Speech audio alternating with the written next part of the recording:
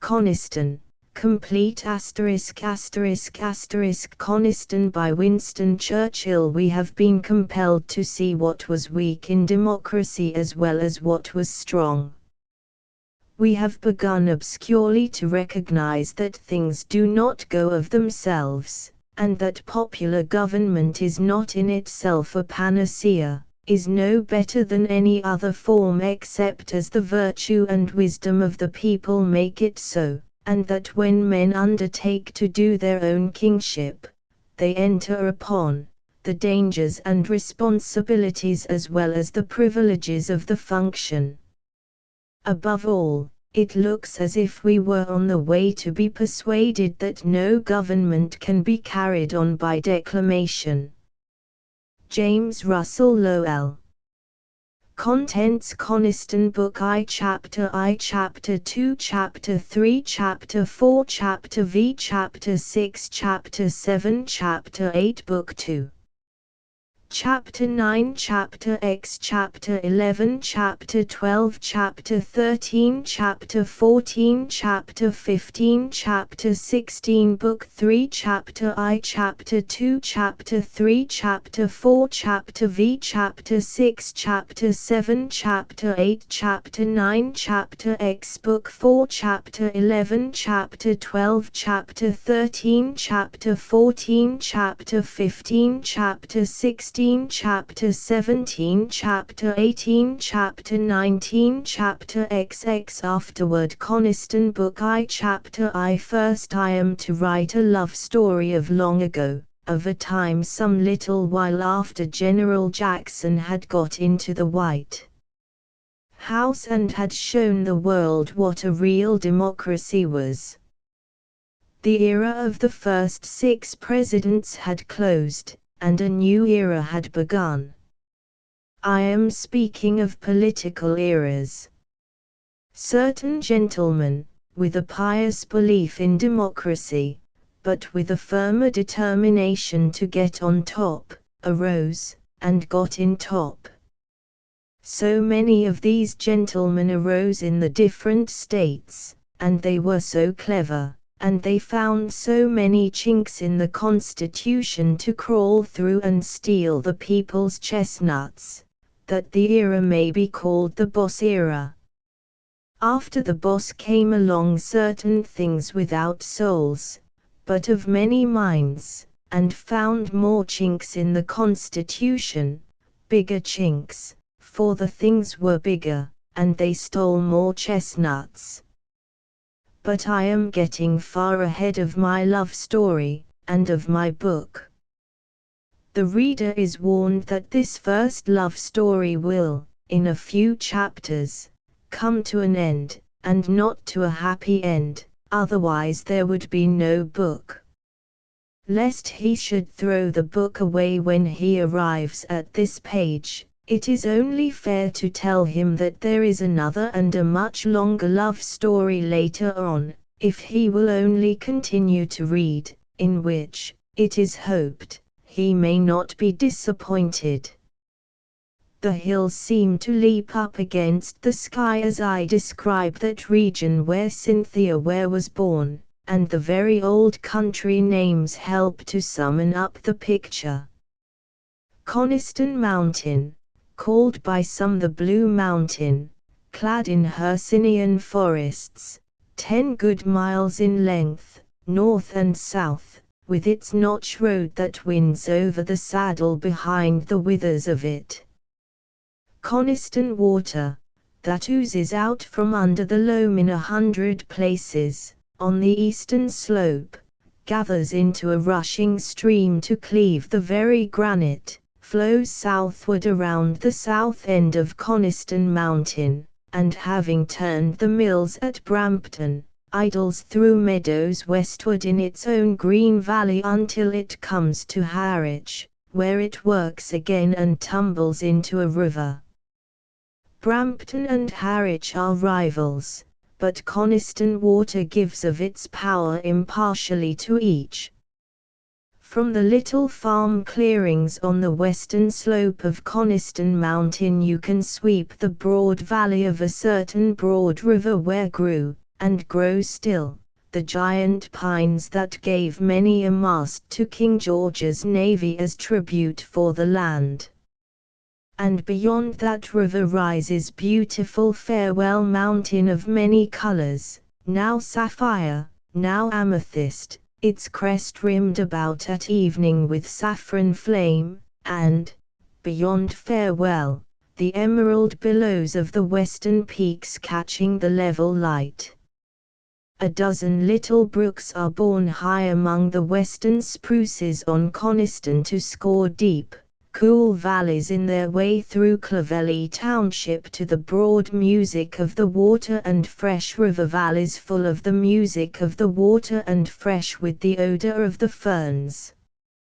To this day the railroad has not reached Coniston village, nay, nor Coniston Flat, 4 miles nearer Brampton. The village lies on its own little shelf under the forest-clad slope of the mountain, and in the midst of its dozen houses is the green triangle where the militia used to drill on June days. At one end of the triangle is the great pine mast that graced no frigate of George's, but flew the stars and stripes on many a Liberty Day.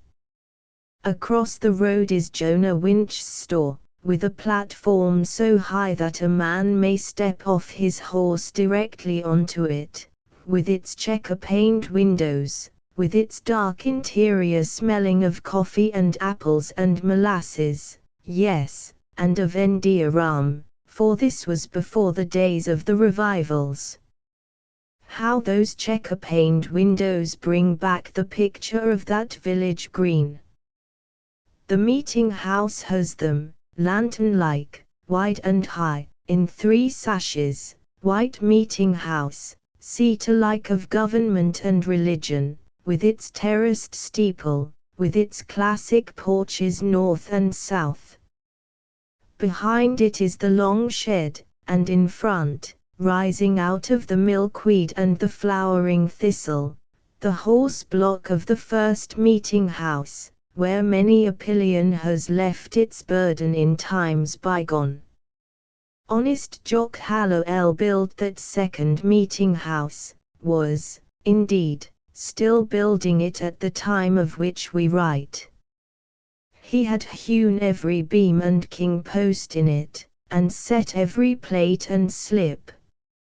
And Jock Hallowell is the man who, unwittingly starts this chronicle. At noon, on one of those madcap April days of that Coniston country, Jock descended from his work on the steeple to perceive the ungainly figure of Jethro Bass coming toward him across the green. Jethro was about 30 years of age, and he wore a coonskin cap even in those days, and trousers tacked into his boots. He carried his big head bent forward, a little to one aid, and was not, at first sight, a prepossessing-looking person. As our story largely concerns him and we must get started somehow, it may as well be to fix a little attention on him. "Hi-ho," said Jock, rubbing his hands on his leather apron. "How be you, Jock?" said Jethro, stopping.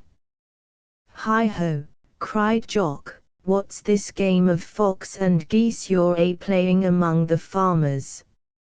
"See callate to git the steeple done before frost?" inquired Jethro, without so much as a smile. "Be build it tight, Jock, be build it tight." "Guess he'll build his end tight, whatever it is," said Jock, looking after him as Jethro made his way to the little tannery nearby. Let it be known that there was such a thing as social rank in Coniston, and something which, for the sake of an advantageous parallel, we may call an established church. Coniston was a congregational town still, and the deacons and dignitaries of that church were likewise the pillars of the state. Not many years before the time of which we write actual disestablishment had occurred, when the town ceased, as a town, to pay the salary of priest where, as the minister was called. The father of Jethro Base, Nathan the courier, had once, in a youthful lapse, permitted a Baptist preacher to immerse him in Coniston water. This had been the extent of Nathan's religion. Jethro had none at all, and was, for this and other reasons, somewhere near the bottom of the social scale. "Fox and geese," repeated Jock, with his eyes still on Jethro's retreating back. The builder of the meeting house rubbed a great, brown arm, scratched his head, and turned and came face to face with Cynthia Ware, in a poke bonnet. Contrast is a favorite trick of authors, and no greater contrast is to be had in Coniston than that between Cynthia Ware and Jethro Base. In the first place, Cynthia was the minister's daughter, and 21. I can summon her now under the great maples of the village street, a virginal figure, grey eyes that kindled the face shaded by the poke bonnet, and up you went above the clouds. "What about fox and geese, Jock?" said Cynthia. "Jethro Base," said Jock, who, by reason of his ability, was a privileged character. "Mark my words, Cynthy, Jethro Base is an all-fired sight smarter that folks in this town think he be. They don't take notice of him, because he don't say much, and stutters. He hain't been educated a great deal, but I wouldn't be afeard to warrant he'd make a racket in the world some of these days." "Jock Hallowell," cried Cynthia, the grey beginning to dance, "I suppose you think Jethro's going to be president?" "All right," said Jock, "you can laugh." "Ever talked with Jethro?" "I've hardly spoken 2 words to him in my life," she replied. And it was true. Although the little white parsonage was scarce 200 yards from the tannery house. "Jethro's never ailed much," Jock remarked, having reference to Cynthia's proclivities for visiting the sick. "I've seed a good many different men in my time, and I tell you, Cynthia Ware, that Jethro's got a kind of power you don't often come across. Folks don't suspicion it." In spite of herself, Cynthia was impressed by the ring of sincerity in the builder's voice. Now that she thought of it, there was rugged power in Jethro's face, especially when he took off the coonskin cap. She always nodded a greeting when she saw him in the tannery yard or on the road, and sometimes he nodded back, but oftener he had not appeared to see her. She had thought this failure to nod stupidity, but it might after all be abstraction. "What makes you think he has ability?" she asked, picking flowers from a bunch of arbutus she held. "He's rich, for one thing," said Jock. He had not intended a dissertation on Jethro Base, but he felt bound to defend his statements. "Rich? Wall, he hain't poor. He's got as many as 30 mortgages round among the farmers, some on land, and some on cattle." "How did he make the money?" demanded Cynthia, in surprise. "Hides and woolen bark, turned 'em over and swep in. Gets a load, and Leman Hull drives him down to Boston with that 6-horse team. Leman gets drunk, Jethro keeps sober and saves. Jock began to fashion some wooden pegs with his adze, for nails were scarce in those days. Still Cynthia lingered, picking flowers from the bunch. "What did you mean by fox and geese, Jock?" she said presently. Jock laughed. He did not belong to the establishment, but was a universalist. Politically he admired General Jackson. "What'd you say if Jethro was chairman of the next Board of Selectmen?" he demanded. No wonder Cynthia gasped. Jethro Bass, chairman of the board, in the honored seat of Deacon Moses Hatch, the perquisite of the church in Coniston. The idea was heresy. As a matter of fact, Jock himself uttered it as a playful exaggeration. Certain nonconformist farmers, of whom there were not a few in the town, had come into Jonah Winch's store that morning, and Jabez Miller, who lived on the north slope, had taken away the breath of the orthodox by suggesting that Jethro Bass be nominated for town office. Jock Hallowell had paused once or twice on his work on the steeple to look across the treetops at Coniston shouldering the sky. He had been putting 2 and 2 together, and now he was merely making 5 out of it, instead of 4. He remembered that Jethro Bass had for some years been journeying through the town, baying his hides and wool, and collecting the interest on his mortgages. Cynthia would have liked to reprove Jock Hallowell, and tell him there were some subjects which should not be joked about. Jethro Bass, chairman of the Board of Selectmen. "Well, here comes young Moses, I do believe," said Jock, gathering his pegs into his apron and preparing to ascend once more. "Callated he'd spring up pretty soon."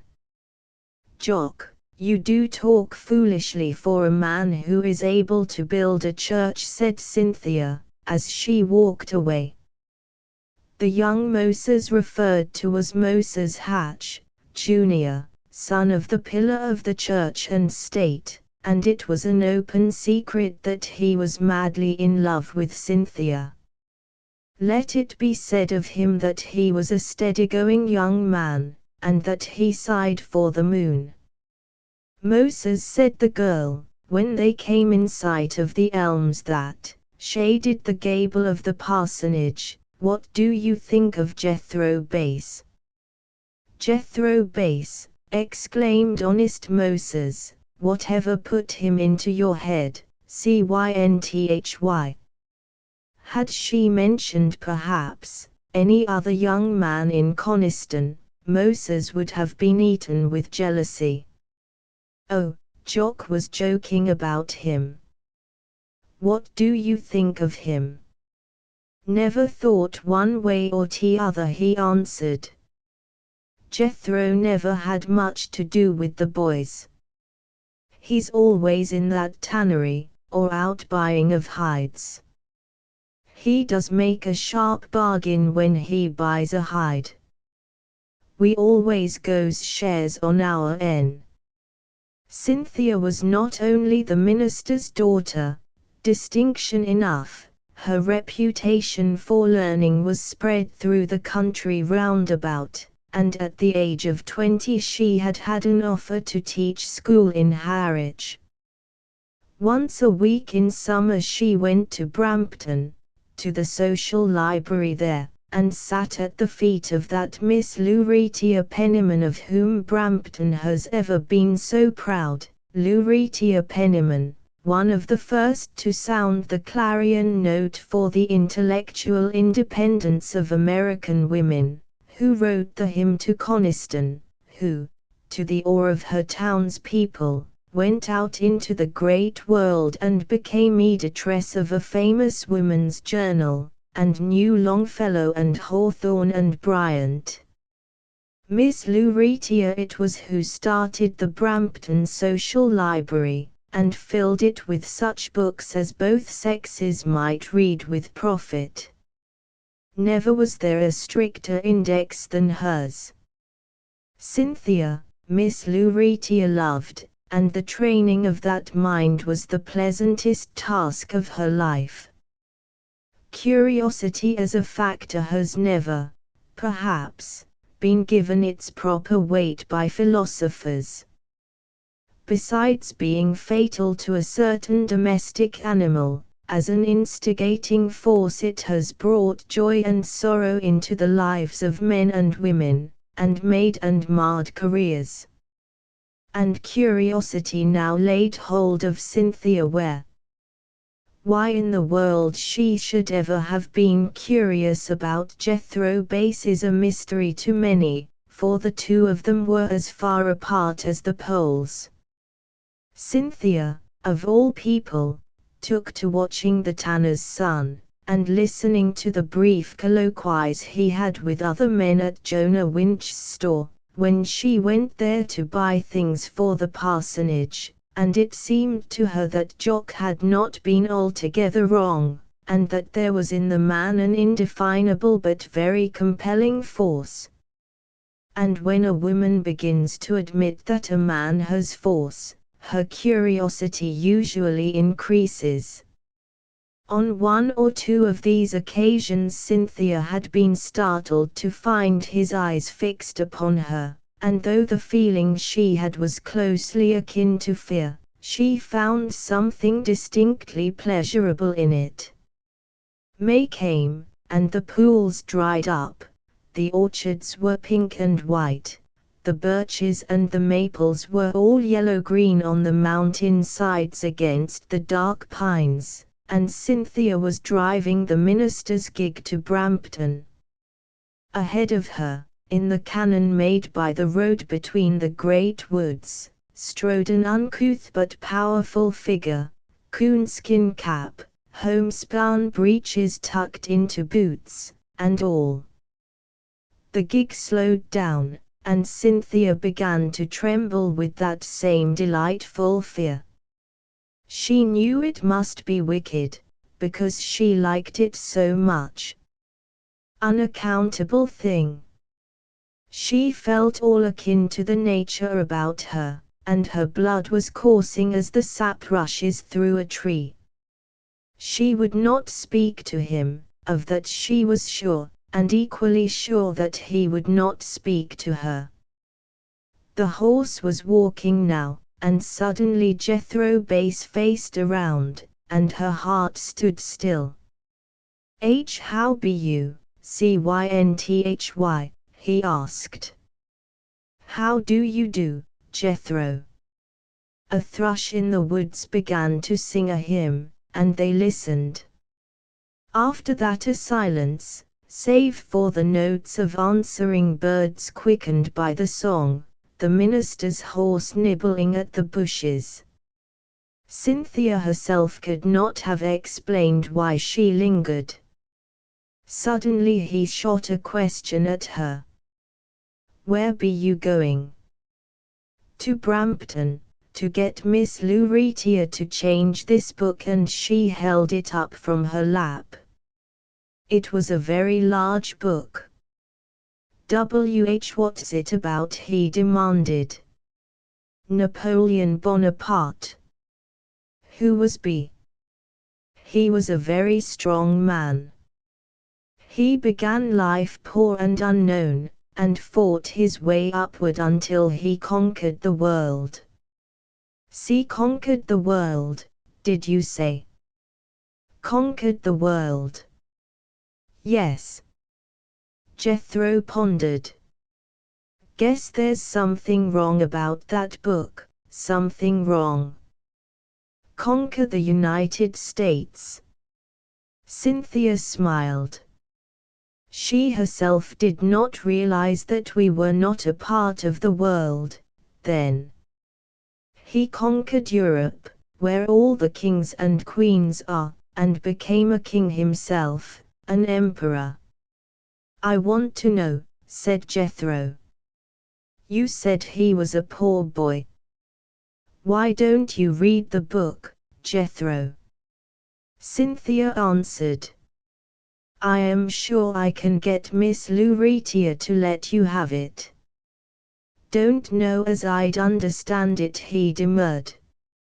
I'll try to explain what you don't understand, said Cynthia, and her heart gave a bound at the very idea.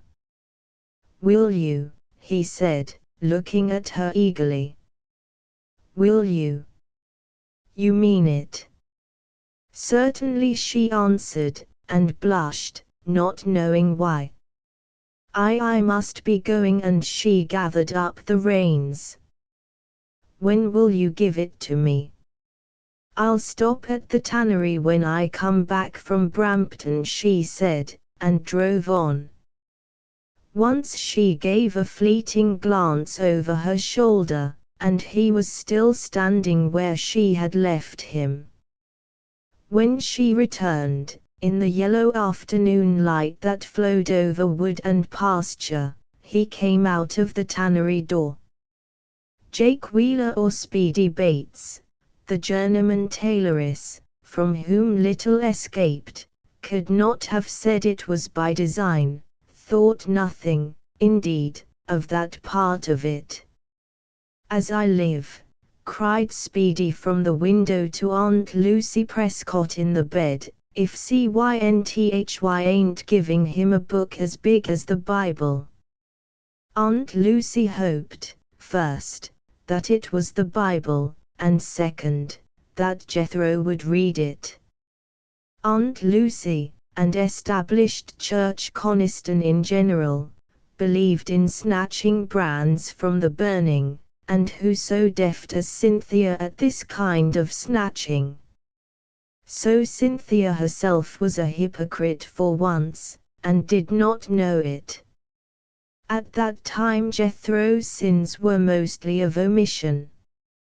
As far as rum was concerned, he was a creature after Aunt Lucy's own heart, for he never touched it. True, gaunt Deacon I.A. Perkins, tithing man, had once chided him for breaking the Sabbath, shooting at a fox.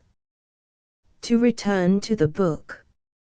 As long as he lived, Jethro looked back to the joy of the monumental task of mastering its contents.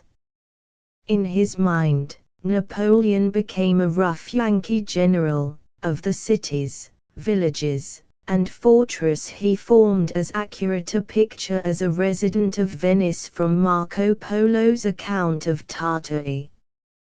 Jethro had learned to read, after a fashion, to write, add, multiply, and divide. He knew that George Washington and certain barefooted companions had forced a proud Britain to her knees, and much of the warring in the book took color from Captain Timothy Prescott's stories of General Stark and his campaigns, heard at Jonah Winch's store. What Paris looked like, or Berlin, or the Hospice of St. Bernard, though imaged by a winter Coniston, troubled Jethro not at all. The thing that stuck in his mind was that Napoleon, for a considerable time, at least, compelled men to do his bidding. Constitutions crumble before the strong. Not that Jethro philosophized about constitutions. Existing conditions presented themselves, and it occurred to him that there were crevices in the town system, and ways into power through the crevices for men clever enough to find them. A week later, and in these same great woods on the way to Brampton, Cynthia overtook him once more. It was characteristic of him that he plunged at once into the subject uppermost in his mind. Not a very big place, this Corsica, not a very big place. A little island in the Mediterranean, said Cynthia. Country folks, the Bonapartes, country folks. Cynthia laughed. I suppose you might call them so, she said. They were poor, and lived out of the world. He was a smart man. But he found things going his way. Didn't have to move 'em. Not at first, she admitted, but he had to move mountains later. How far have you read? One thing that helped him, said Jethro, in indirect answer to this question. He got a smart woman for his wife, a smart woman. Cynthia looked down at the reins in her lap, and she felt again that wicked stirring within her, incredible stirring of minister's daughter for tanner's son. Coniston believes, and always will believe, that the social bars are strong enough. So Cynthia looked down at the reins. Poor Josephine, she said, I always wish he had not cast her off. See, cast her off, said Jethro. Cast her off. Why did he do that? After a while, when he got to be emperor, he needed a wife who would be more useful to him. Josephine had become a drag. He cared more about getting on in the world than he did about his wife. Jethro looked away contemplatively. Wasn't he the woman to blame any, he said. Read the book, and you'll see, retorted Cynthia, flicking her horse, which started at all gates down the road. Jethro stood in his tracks, staring, but this time he did not see her face above the hood of the gig. Presently he trudged on, head downward, pondering upon another problem than Napoleon's. Cynthia, at length, arrived in Brampton Street, in a humour that puzzled the good Miss Lucretia sorely. Chapter 2. The sun had dropped behind the mountain, leaving Coniston in amethystine shadow, and the last bee had flown homeward from the apple blossoms in front of Aunt Lucy Prescott's window, before Cynthia returned. Aunt Lucy was Cynthia's grandmother, and 89 years of age. Still she sat in her window beside the lilac bush, lost in memories of a stout, rosy lass who had followed a stalwart husband up a broad river into the wilderness some 70 years agone in Indian days, Wethersfield massacre days. That lass was Aunt Lucy herself, and in just such a May had Timothy's axe rung through the Coniston forest and reared the log cabin, where 6 of her children were born.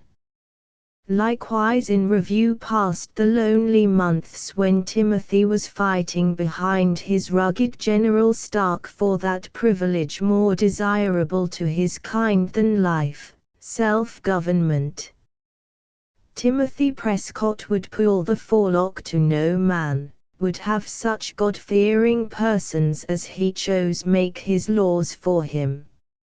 Honest Captain Timothy and his Stark heroes, Aunt Lucy and her memories, have long gone to rest.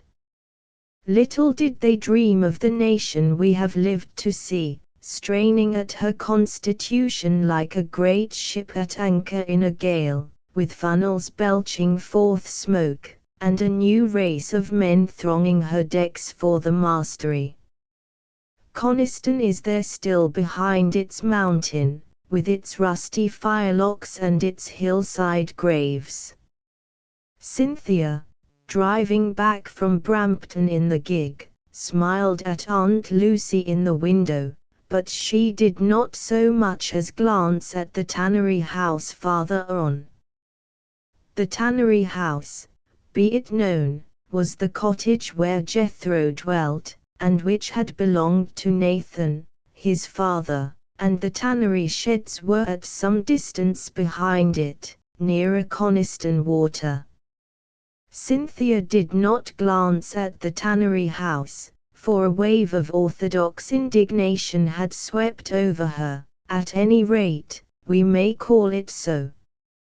In other words, she was angry with herself, pitied and scorned herself, if the truth be told, for her actions, an inevitable mood. In front of the minister's barn under the elms on the hill, Cynthia pulled the harness from the tired horse with an energy that betokened activity of mind. She was not one who shrank from self-knowledge, and the question put itself to her, whither was this matter tending? The fire that is in strong men has ever been a lure to women, and many, meaning to play with it, have been burnt thereby since the world began. But to turn the fire to some use, to make the world better for it or stranger for it, that were an achievement indeed. The horse munching his hay, Cynthia lingered as the light fainted above the ridge, with the thought that this might be woman's province, and Miss Lucretia Penniman might go on leading her women regiments to no avail. Nevertheless, she was angry with Jethro, not because of what he had said, but because of what he was. The next day is Sunday, and there is mild excitement in Coniston. For Jethro Bass, still with the coonskin cap, but in a brass-buttoned coat secretly purchased in Brampton, appeared at meeting. It made no difference that he entered quietly, and sat in the rear slip. Orthodox Coniston knew that he was behind them. Good Mr. Ware knew it, and changed a little his prayers and sermon. Cynthia knew it, grew hot and cold by turns under her poke bonnet. Was he not her brand, and would she not get the credit of snatching him? How willingly, then, would she have given up that credit to the many who coveted it, if it were a credit? Was Jethro at meeting for any religious purpose? Jethro's importance to Coniston lay in his soul, and that soul was numbered at present 99th. When the meeting was over, Aunt Lucy Prescott hobbled out at an amazing pace to advise him to read chapter 7 of Matthew, but he had vanished, via the horse sheds, if she had known it, and along Coniston Water to the house by the tannery, where he drew breath in a state of mind not to be depicted. He had gazed at the back of Cynthia's poke bonnet for 2 hours, but he had an uneasy feeling that he would have to pay a price. The price was paid, in part, during the next 6 days. To do Jethro's importance absolute justice, he did inspire fear among his contemporaries, and young men and women did not say much to his face. What they did say gave them little satisfaction. Grim Deacon Ia stopped him as he was going to buy hides, and would have prayed over him if Jethro had waited. Dear Aunt Lucy did pray, but in private. In 6 days Orthodox Coniston came to the conclusion that this 99th soul were better left to her who had snatched it, Cynthia Ware. As for Cynthia, nothing was farther from her mind. Unchristian as was the thought, if this thing she had awakened could only have been put back to sleep again, she would have thought herself happy. But would she have been happy? When Moses Hatch congratulated her, with more humor than sincerity, he received the greatest scare of his life. Yet in those days she welcomed Moses's society as she never had before, and Coniston, including Moses himself, began thinking of a wedding. Another Saturday came, and no, Cynthia went to Brampton. Jethro may or may not have been on the road. Sunday, and there was Jethro on the back seat in the meeting house. Sunday noon, over his frugal dinner, the minister mildly remonstrates with Cynthia for neglecting one who has shown signs of grace, citing certain failures of others of his congregation. Cynthia turns scarlet, leaving the minister puzzled and a little uneasy. Monday, Miss Lucretia Penniman, alarmed, comes to Coniston to inquire after Cynthia's health. Cynthia drives back with her as far as Four Corners, talking literature and the advancement of women, returns on foot, thinking of something else, when she discerns a figure seated on a log by the roadside, bent as in meditation.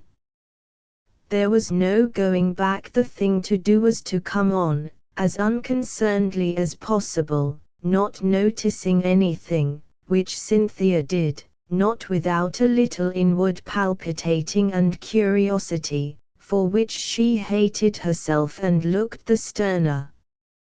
The figure unfolded itself, like a jack from a box. You say the women want he any to blame, want he any to blame.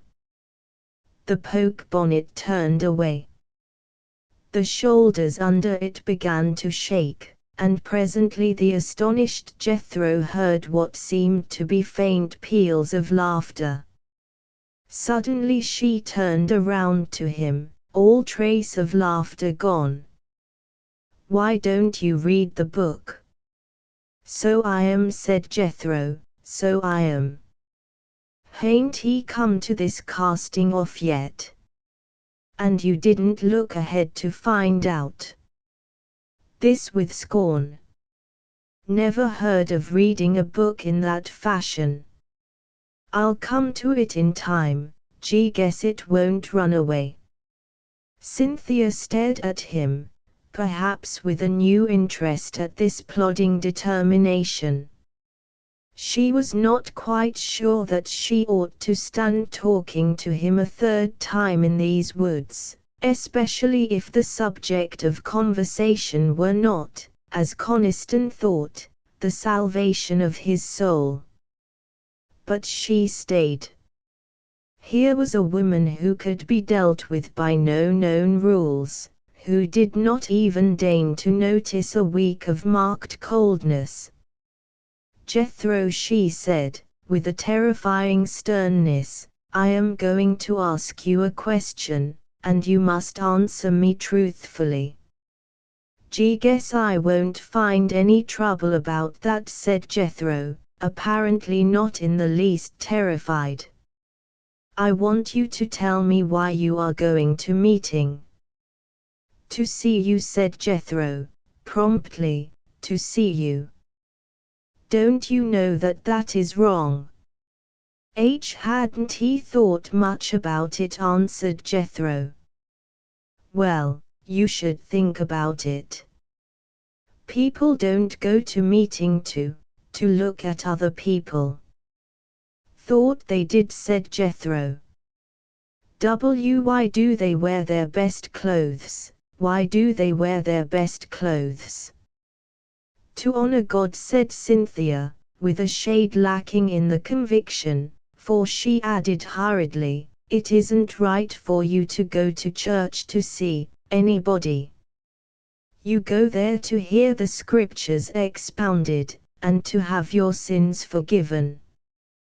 Because I lent you that book, and you come to meeting, people think I'm converting you." "So you be," replied Jethro, and this time it was he who smiled, "so you be." Cynthia turned away, her lips pressed together. How to deal with such a man? Wondrous notes broke on the stillness. The thrush was singing his hymn again, only now it seemed a paean. High in the azure a hawk wheeled, and floated. "Couldn't you see I was very angry with you?" saw you was going with Moses Hatch more than common." Cynthia drew breath sharply. This was audacity, and yet she liked it. "I am very fond of Moses," she said quickly. "You always was charitable, Cynthia," said he. "Haven't I been charitable to you?" she retorted. "Guess it has been charity," said Jethro. He looked down at her solemnly, thoughtfully, no trace of anger in his face, turned, and without another word strode off in the direction of Coniston Flat. He left a tumultuous Cynthia, amazement and repentance struggling with anger, which forbade her calling him back, pride in her answering to pride in him, and she rejoicing fiercely that he had pride. Had he but known it, every step he took away from her that evening was a step in advance, and she gloried in the fact that he did not once look back.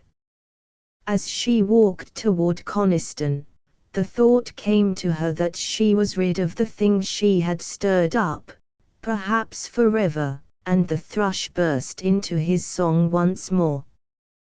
That night, after Cynthia's candle had gone out, when the minister sat on his doorsteps looking at the glory of the moon on the mountain forest, he was startled by the sight of a figure slowly climbing toward him up the slope. A second glance told him that it was Jethro's. Vaguely troubled, he watched his approach, for good priests were, while able to obey one half the scriptural injunction, had not the wisdom of the serpent, and women, as typified by Cynthia, were a continual puzzle to him. That very evening, Moses Hatch had called, had been received with more favor than usual, and suddenly packed off about his business. Seated in the moonlight, the minister wondered vaguely whether Jethro Bass were troubling the girl. And now Jethro stood before him, holding out a book. Rising, Mr. Ware bade him good evening, mildly and cordially. "Come to leave this book for Cynthia, said Jethro. Mr. Ware took it, mechanically. "Have you finished it?" he asked kindly. "All I want," replied Jethro, "all I want." He turned, and went down the slope. Twice the words rose to the minister's lips to call him back, and were suppressed. Yet what to say to him if he came? Mr. Ware sat down again, sadly wondering why Jethro Bass should be so difficult to talk to. The parsonage was of only one story, with a steep, sloping roof. On the left of the doorway was Cynthia's room, and the minister imagined he heard a faint, rustling noise at her window. Presently he arose, barred the door, could be heard moving around in his room for a while, and after that all was silent save for the mournful crying of a whippoorwill in the woods. Then a door opened softly. A white vision stole into the little entry lighted by the fan window, above, seized the book and stole back. Had the minister been a prying man about his household, he would have noticed next day that Cynthia's candle was burned down to the socket. He saw nothing of the kind. He saw, in fact, that his daughter flitted about the house singing, and he went out into the sun to drop potatoes. No sooner had he reached the barn than this singing ceased. But how was Mr. Ware to know that? Twice Cynthia, during the week that followed, got halfway down the slope of the parsonage hill, the book under her arm, on her way to the tannery, twice went back, tears of humiliation and self-pity in her eyes at the thought that she should make advances to a man, and that man the tanner's son. Her household work done, a longing for further motion seized her, and she walked out under the maples of the village street. Let it be understood that Coniston was a village, by courtesy, and its shaded road a street. Suddenly, there was the tannery, Jethro standing in front of it, contemplative. Did he see her? Would he come to her? Cynthia, seized by a panic of shame, flew into Aunt Lucy Prescott's, sat through half an hour of torture while Aunt Lucy talked of redemption of sinners, during 10 minutes of which Jethro stood, still contemplative. What tumult was in his breast, or whether there was any tumult, Cynthia knew not. He went into the tannery again, and though she saw him twice later in the week, he gave no sign of seeing her. On Saturday Cynthia bought a new bonnet in Brampton, Sunday morning put it on, suddenly remembered that one went to church to honor God, and wore her old one, walked to meeting in a flutter of expectancy not to be denied, and would have looked around had that not been a cardinal sin in Coniston. No Jethro. General opinion, had she waited to hear it among the horse sheds or on the green, that Jethro's soul had slid back into the murky regions, from which it were folly for even Cynthia to try to drag it. Chapter 3 To prove that Jethro's soul had not slid back into the murky regions, and that it was still indulging in flights, it is necessary to follow him, for a very short space, to Boston. Jethro himself went in Le Man Hull's 6-horse team with a load of his own merchandise, hides that he had tanned, and other country produce. And they did not go by the way of Truro Pass to the capital, but took the state turnpike over the ranges, where you can see for miles and miles and miles on a clear summer day across the trembling floors of the forest tops to lonely Sentinel Mountains 80 miles away. No one takes the state turnpike nowadays except crazy tourists who are willing to risk their necks and their horses' legs for the sake of scenery. The tough little Morgans of that time, which kept their feet like cats, have all but disappeared, but there were places on that road where Le Man Hull put the shoes under his wheels for 4 miles at a stretch. He was not a companion many people would have chosen with whom to enjoy the beauties of such a trip, and nearly everybody in Coniston was afraid of him. Jethro Bass would sit silent on the seat for hours and, it is a fact to be noted that when he told Le Man to do a thing, Le Man did it, not, perhaps, without cursing and grumbling.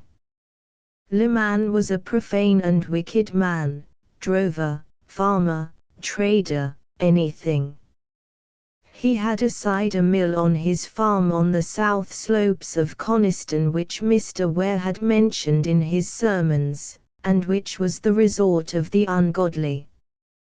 The cider was not so good as Squire Northcote's, but cheaper. Jethro was not afraid of Le Man, and he had a mortgage on the 6-horse team, and on the farm and the cider mill. After 6 days, Jethro and Le Man drove over Charlestown Bridge and into the crooked streets of Boston, and at length arrived at a drover's hotel, or lodging house that did not, we may be sure, front on Mount Vernon Street or face the Mall.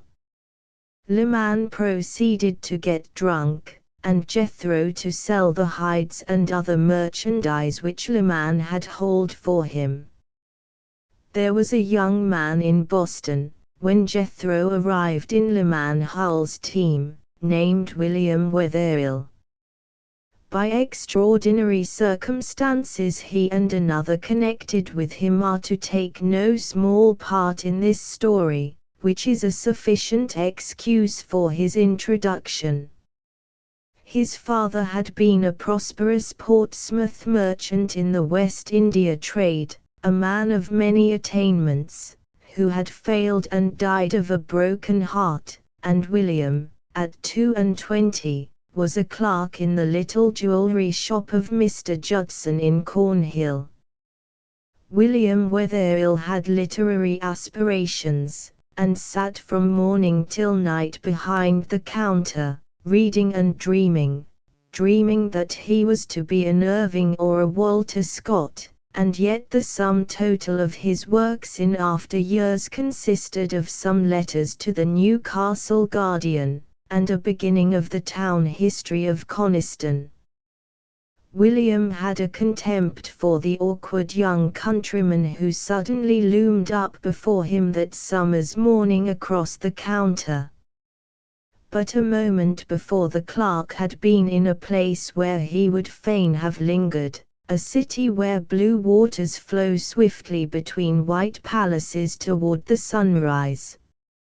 And I have fitted up some chambers there looking toward the golden eastern air, and level with the living winds, which flow like waves above the living waves below. Little did William Wetherill guess, when he glanced up at the intruder, that he was looking upon one of the forces of his own life.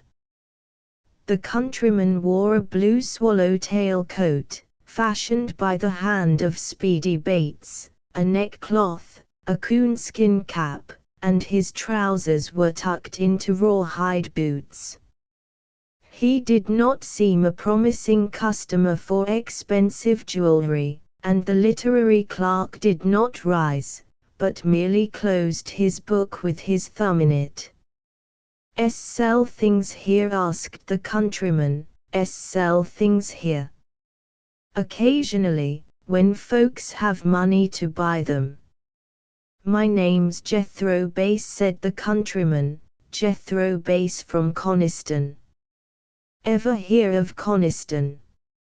Young Mr. Wetherill never had, but many years afterward he remembered his name, heaven knows why. Jethro Bass. Perhaps it had a strange ring to it. Folks told me to be careful," was Jethro's next remark. He did not look at the clerk, but kept his eyes fixed on the things within the counter. "Somebody ought to have come with you," said the clerk, with a smile of superiority. "Don't he know much about city ways?" "Well," said the clerk, beginning to be amused, "a man has to keep his wits about him." Even then Jethro spared him a look, but continued to study the contents of the case. "What can I do for you, Mr. Bass?" "We have some really good things here. For example, this Swiss watch, which I will sell you cheap, for $150. $150, $150. Wetherill nodded. Still the countryman did not look up. Folks told me to be careful," he repeated without a smile. He was looking at the lockets, and finally pointed a large finger at one of them, the most expensive, by the way. What do ye get for that?" he asked. $20, the clerk promptly replied. 30 was nearer the price, but what did it matter? How much for that?" he said, pointing to another. The clerk told him. He inquired about them all, deliberately repeating the sums, considering with so well-feigned an air of a purchaser that Mr. Wetherill began to take a real joy in the situation. For trade was slack in August, and diversion scarce. Finally he commanded that the case be put on the top of the counter, and Wetherill humoured him. Whereupon he picked up the locket he had first chosen. It looked very delicate in his huge, rough hand, and Wetherill was surprised that the eyes of Mr. Bass had been caught by the most expensive, for it was far from being the showiest. $20, he asked. We may as well call it that, laughed Wetherill. It's not too good for CYNTHY, he said. Nothing's too good for CYNTHY, answered Mr. Wetherill, mockingly, little knowing how he might come to mean it. Jethro Bass paid no attention to this speech. Pulling a great cowhide wallet from his pocket, still holding the locket in his hand, to the amazement of the clerk he counted out $20 and laid them down. Gee, guess I'll take that one, gee, guess I'll take that one, he said. Then he looked at Mr. Wetherill for the first time. Hold, cried the clerk, more alarmed than he cared to show, that's not the price. Did you think I could sell it for that price? Want that the price you fixed? You simpleton, retorted Wetherill, with a conviction now that he was calling him the wrong name.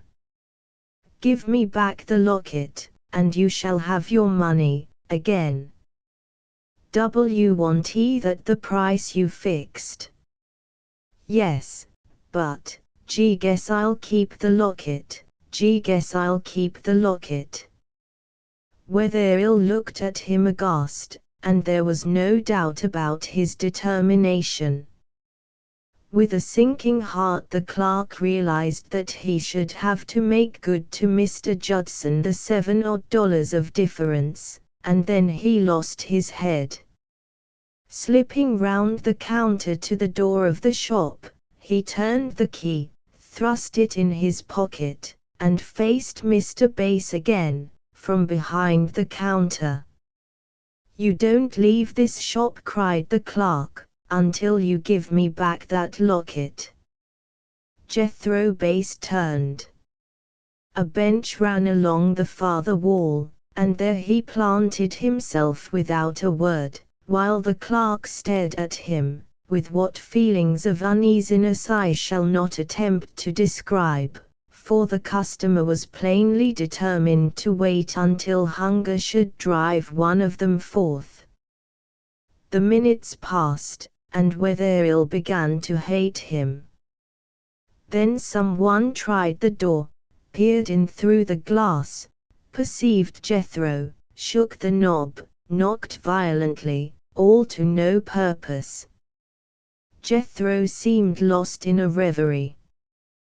This has gone far enough, said the clerk, trying to keep his voice from shaking. It is beyond a joke.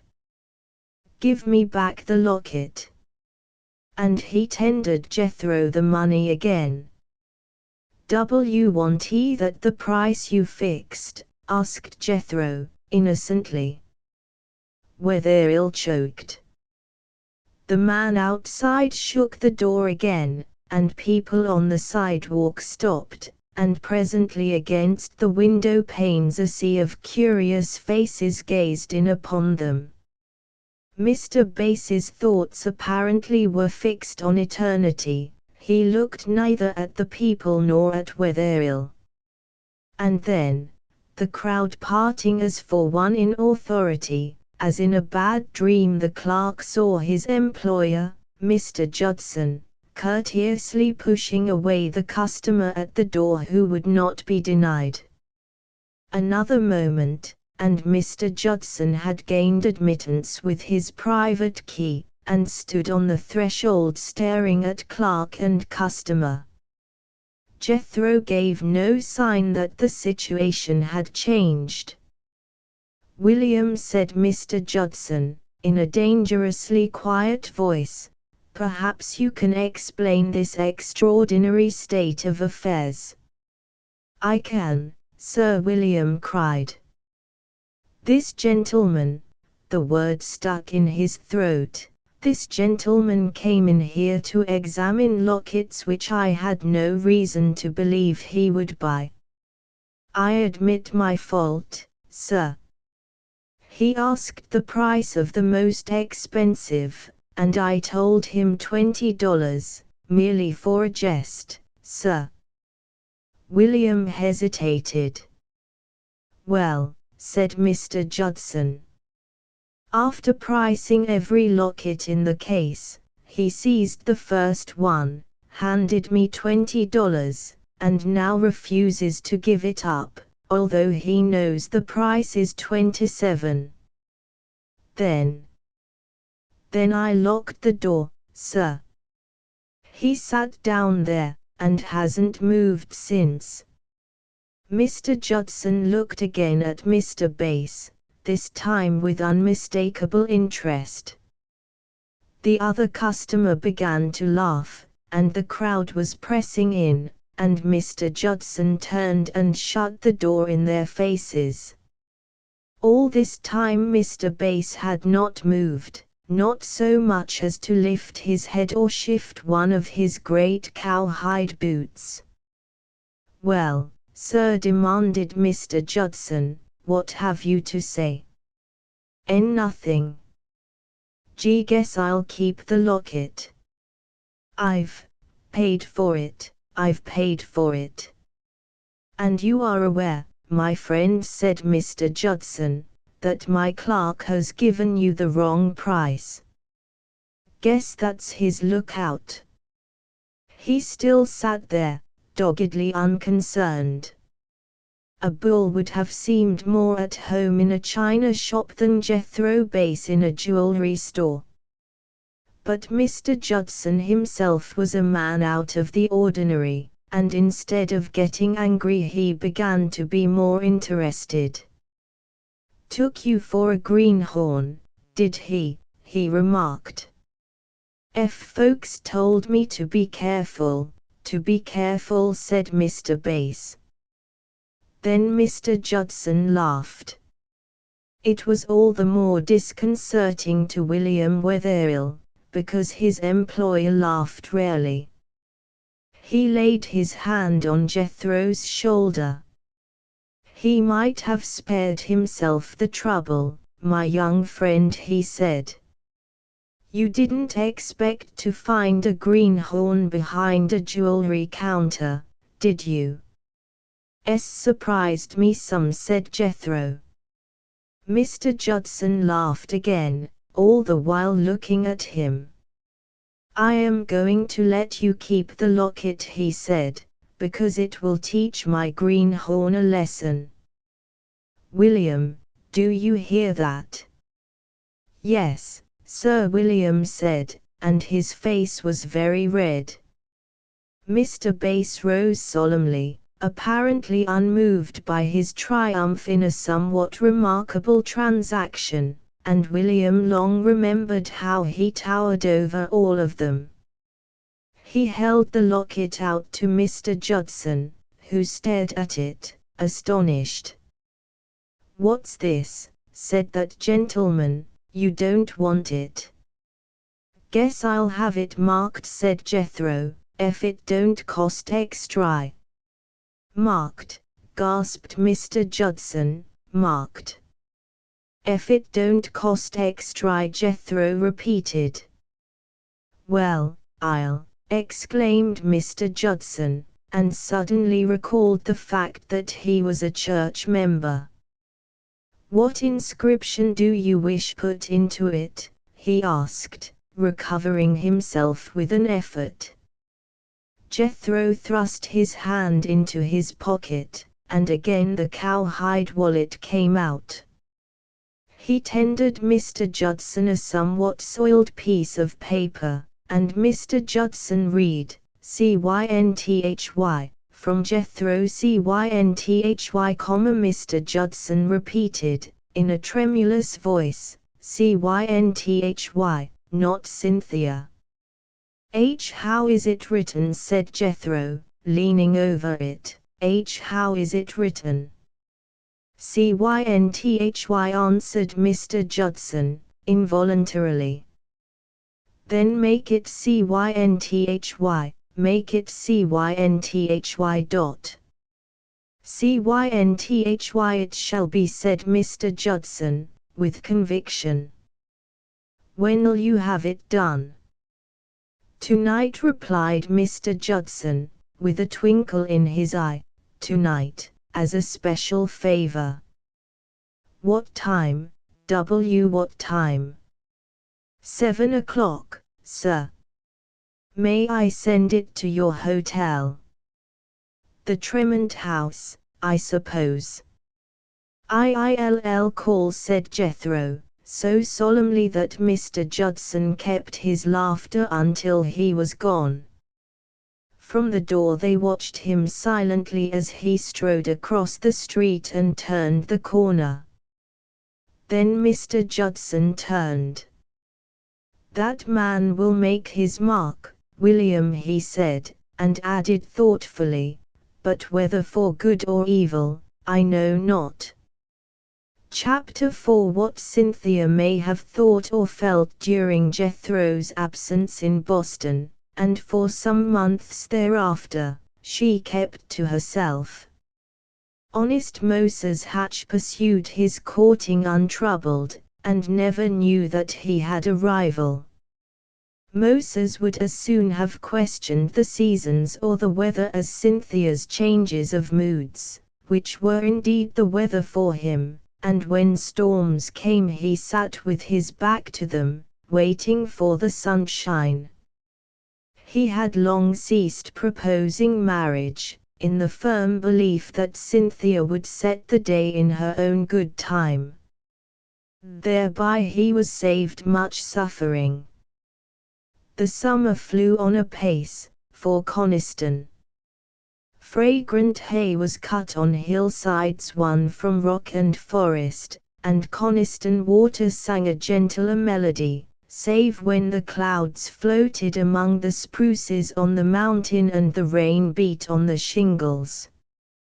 During the still days before the turn of the year, days of bending fruit boughs, crab apples glistening red in the soft sunlight, rumor came from Brampton to wrinkle the forehead of Moses Hatch as he worked among his father's orchards. The rumor was of a Mr. Isaac Dudley Worthington, a name destined to make much rumor before it was to be carved on the marble. Isaac D. Worthington, indeed, might by a stretch of the imagination be called the pioneer of all the genus to be known in the future as city folks, who were, 2 generations later, to invade the country like a devouring army of locusts. At that time a stranger in Brampton was enough to set the town agog.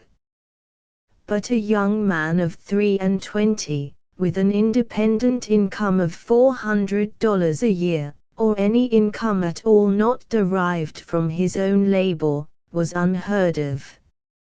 It is said that when the stage from over Truro Gap arrived in Brampton Street 100 eyes gazed at him unseen, from various ambushes, and followed him up the walk to Silas Wheelock's, where he was to board. In half an hour Brampton knew the essentials of Isaac Worthington's story, and Sam Price was on his way with it to Coniston for distribution at Jonah Winch's store.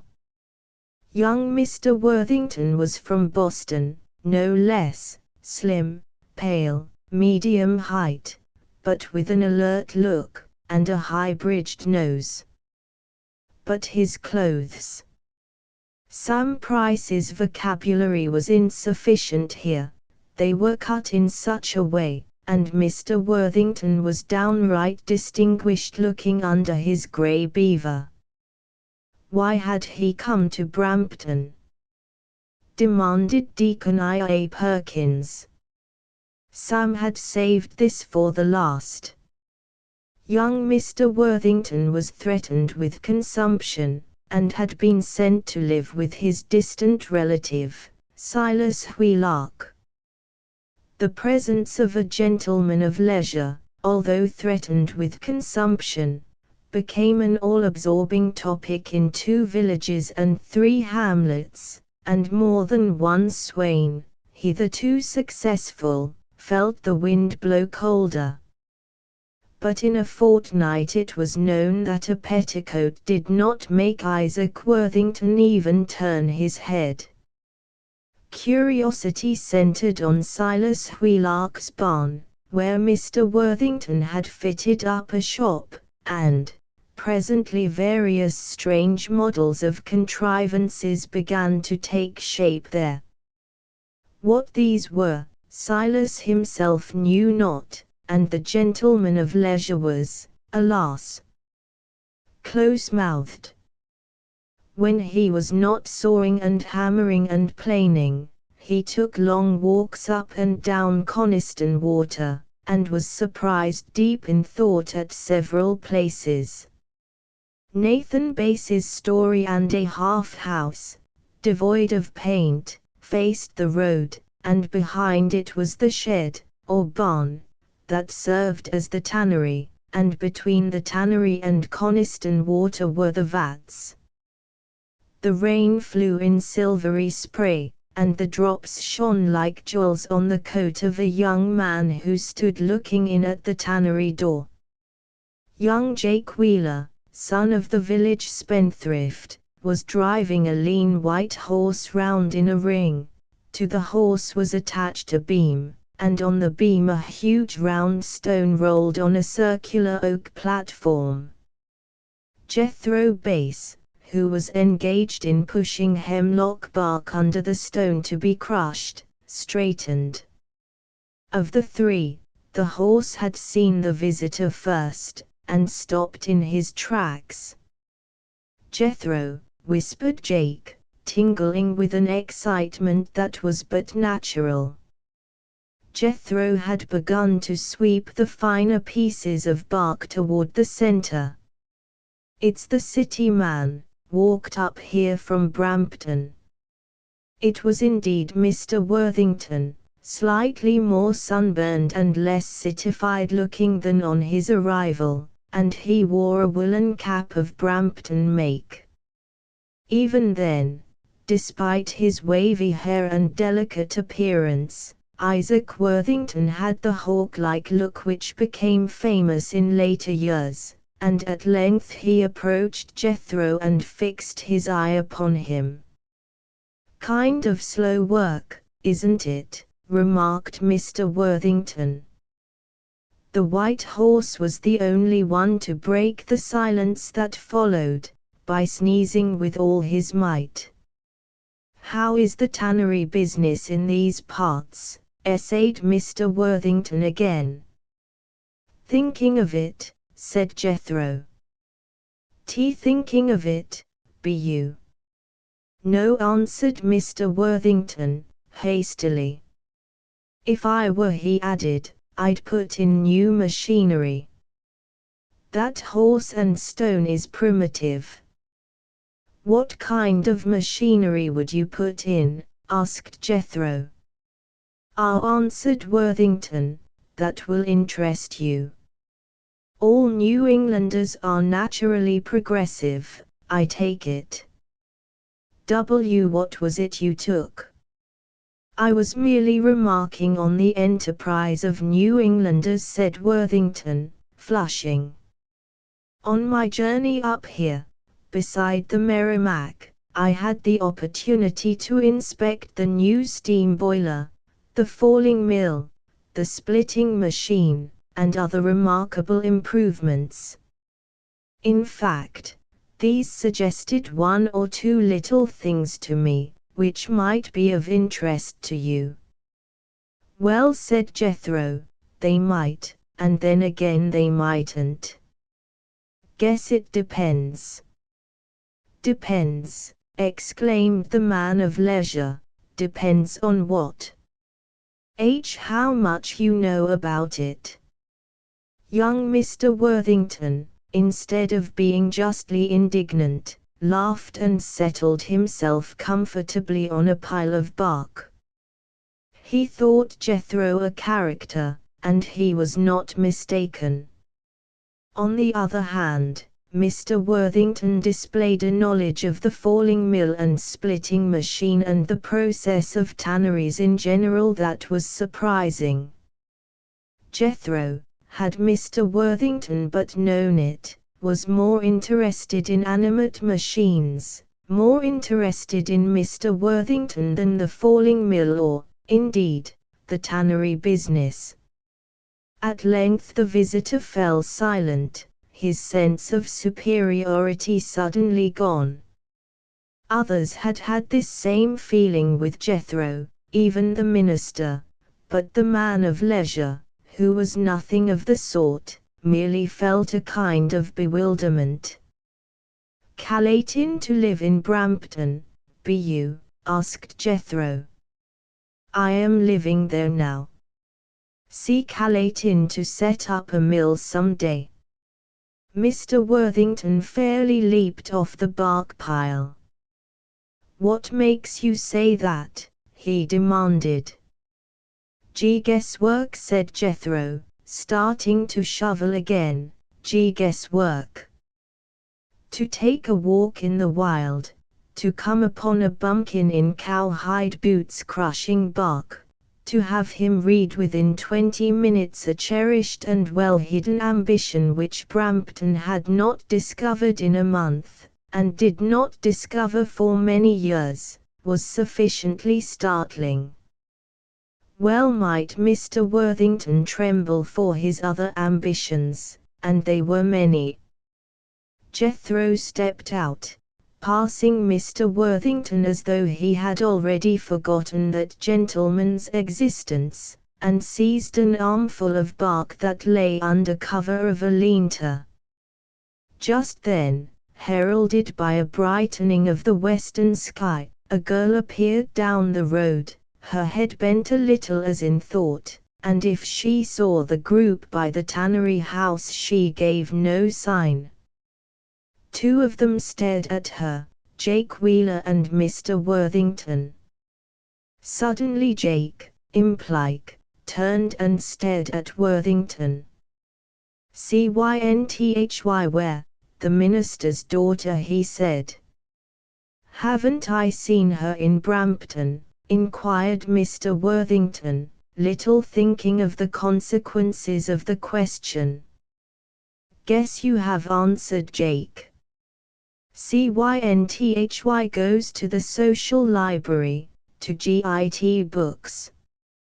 She knows more than the minister himself, a sight more."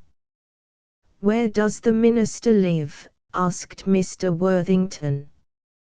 Jake pulled him by the sleeve toward the road, and pointed to the low gable of the little parsonage under the elms on the hill beyond the meeting house. The visitor gave a short glance at it, swung around and gave a longer glance at the figure disappearing in the other direction. He did not suspect that Jake was what is now called a news agency. Then Mr. Worthington turned to Jethro, who was stooping over the bark. "If you come to Brampton, call and see me," he said. "You'll find me at Silas Wheelock's." He got no answer, but apparently expected none, and he started off down the Brampton road in the direction Cynthia had taken. "That makes another," said Jake, significantly, "and Speedy Bates says he never looks at women. Godfrey, I wish I could see Moses now." Mr. Worthington had not been quite ingenuous with Jake. To tell the truth, he had made the acquaintance of the social library and Miss Lucretia, and that lady had sung the praises of her favorite. Once out of sight of Jethro, Mr. Worthington quickened his steps, past the store, where he was remarked by two of Jonah's customers, and his blood leaped when he saw the girl in front of him, walking faster now.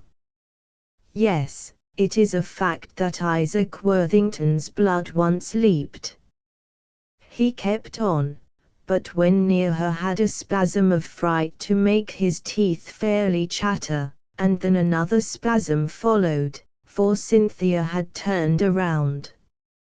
"How do you do, Mr. Worthington?" she said, dropping him a little courtesy. Mr. Worthington stopped in his tracks, and it was some time before he remembered to take off his woolen cap and sweep the mud with it. "You know my name," he exclaimed. "It is known from Tarleton Four Corners to Harwich," said Cynthia, "all that distance." "To tell the truth," she added, "those are the boundaries of my world." And Mr. Worthington being still silent, "How do you like being a big frog in a little pond?" "If it were your pond, Miss Cynthia," he responded gallantly, "I should be content to be a little frog." "Would you?" she said. "I don't believe you." This was not subtle flattery, but the truth. Mr. Worthington would never be content to be a little anything. So he had been judged twice in an afternoon, once by Jethro and again by Cynthia. "Why don't you believe me?" he asked ecstatically. "A woman's instinct, Mr. Worthington, has very little reason in it."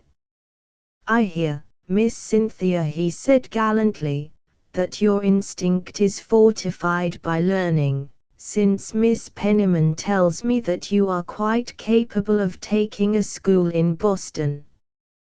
"Then I should be doubly sure of your character," she retorted with a twinkle. "Will you tell my fortune?" he said gaily.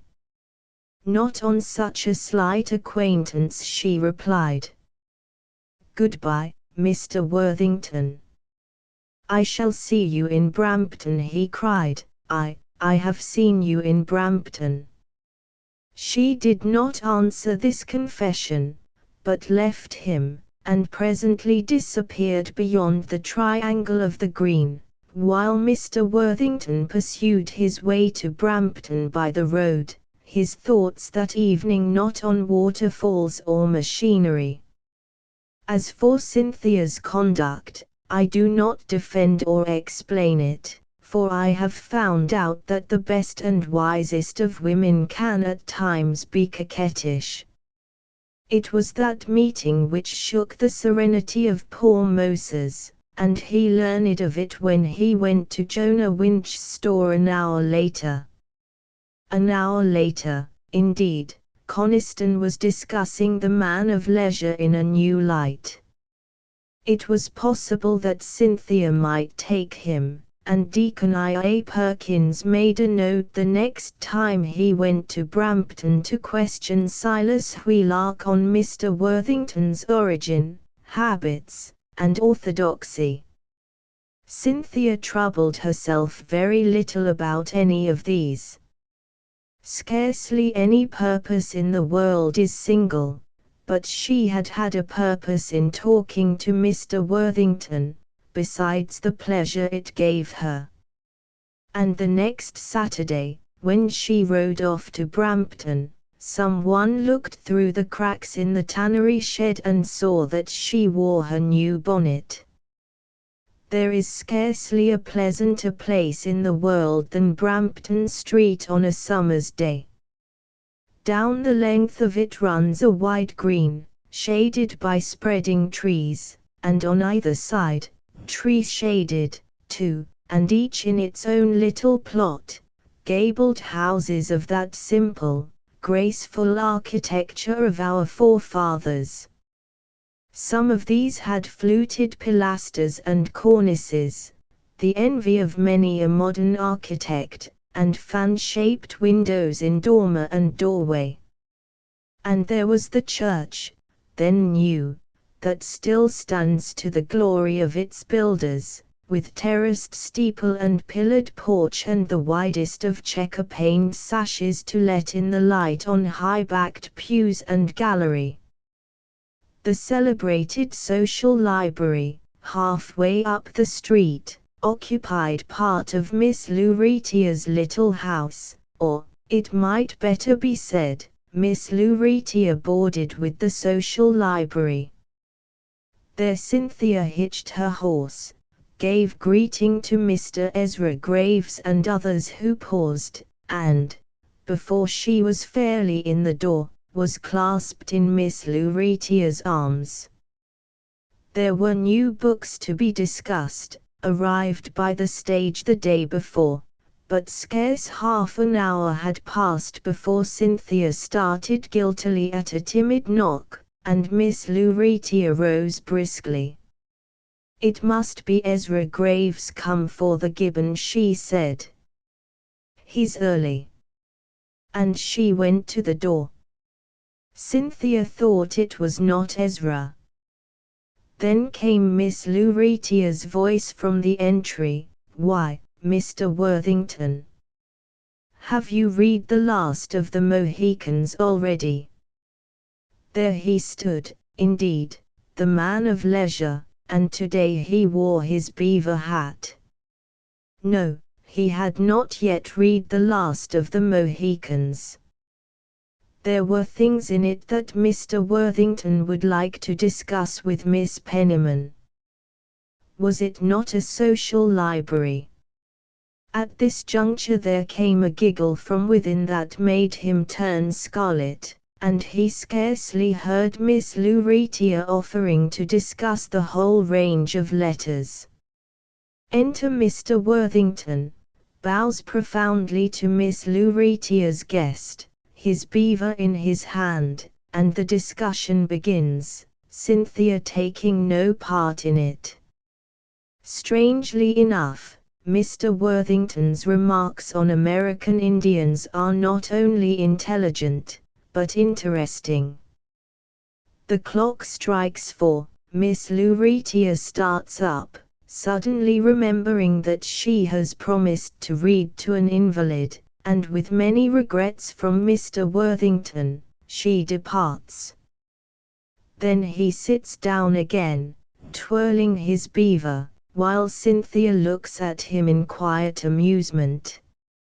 "I shall walk to Coniston again, next week," he announced. "What an energetic man," said Cynthia. "I want to have my fortune told." "I hear that you walk a great deal," she remarked, "up and down Coniston Water. I shall begin to think you romantic, Mr. Worthington, perhaps a poet." "I don't walk up and down Coniston Water for that reason," he answered earnestly. "Might I be so bold as to ask the reason?" she ventured. "Great men have their weaknesses. And many, close-mouthed with their own sex, will tell their cherished hopes to a woman, if their interests are engaged." With a bas-relief of Isaac Worthington in the town library today, his own library, and a full-length portrait of him in the capital of the state, who shall deny this title to greatness? He leaned a little toward her, his face illumined by his subject, which was himself. "I will confide in you," he said, "that some day I shall build here in Brampton a woolen mill which will be the best of its kind. If I gain money, it will not be to hoard it or to waste it. I shall try to make the town better for it, and the state, and I shall try to elevate my neighbors. Cynthia could not deny that these were laudable ambitions. "Something tells me," he continued, "that I shall succeed. And that is why I walk on Coniston water, to choose the best site for a dam. I am honored by your secret, but I feel that the responsibility you repose in me is too great," she said. "I can think of none in whom I would rather confide," said he. "And am I the only one in all Brampton, Harwich, and Coniston who knows this?" she asked. Mr. Worthington laughed. "The only one of importance," he answered. "This week, when I went to Coniston, I had a strange experience. I left the brook at a tannery, and a most singular fellow was in the shed shoveling bark. I tried to get him to talk, and told him about some new tanning machinery I had seen. Suddenly he turned on me and asked me if I was calatin to set up a mill. He gave me a queer feeling." "Do you have many such odd characters in Coniston, Miss Cynthia?" "You're not going?" Cynthia had risen, and all of the laughter was gone from her eyes. What had happened to make her grow suddenly grave, Isaac Worthington never knew. "I have to get my father's supper," she said. He, too, rose, puzzled and disconcerted at this change in her. "And may I not come to Coniston?" he asked. "My father and I should be glad to see you, Mr. Worthington," she answered. He untied her horse and essayed one more topic. "You are taking a very big book," he said. "May I look at the title?" She showed it to him in silence. It was The Life of Napoleon Bonaparte. Chapter V. Isaac Worthington came to Coniston not once, but many times, before the snow fell, and afterward, too, in Silas Wheelark's yellow sleigh through the great drifts under the pines, the chestnut Morgan trotting to one side in the tracks. On one of these excursions he fell in with that singular character of a bumpkin who had interested him on his first visit, in coonskin cap and overcoat and mittens. Jethro Bass was plodding in the same direction, and Isaac Worthington, out of the goodness of his heart, invited him into the sleigh. He was scarcely prepared for the bumpkin's curt refusal, but put it down to native boorishness, and thought no more about it then. What troubled Mr. Worthington infinitely more was the progress of his suit, for it had become a snit, though progress is a wrong word to use in connection with it. So far had he got, not a great distance, and then came to what he at length discovered was a wall, and apparently impenetrable. He was not even allowed to look over it. Cynthia was kind, engaging, even mirthful, at times, save when he approached it, and he became convinced that a certain sorrow lay in the forbidden ground. The nearest he had come to it was when he mentioned again, by accident, that Life of Napoleon. That Cynthia would accept him, nobody doubted for an instant. It would be madness not to.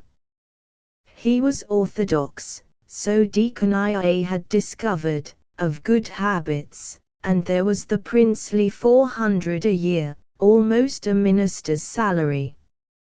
Little people guessed that there was no love-making, only endless discussions of books beside the great center chimney, and discussions of Isaac Worthington's career. It is a fact, for future consideration, that Isaac Worthington proposed to Cynthia Ware, although neither Speedy Bates nor Deacon I.A. Perkins heard him do so. It had been very carefully prepared, that speech, and was a model of proposals for the rising young men of all time. Mr. Worthington preferred to offer himself for what he was going to be, not for what he was. He tendered to Cynthia a note for a large amount, payable in some 20 years, with interest.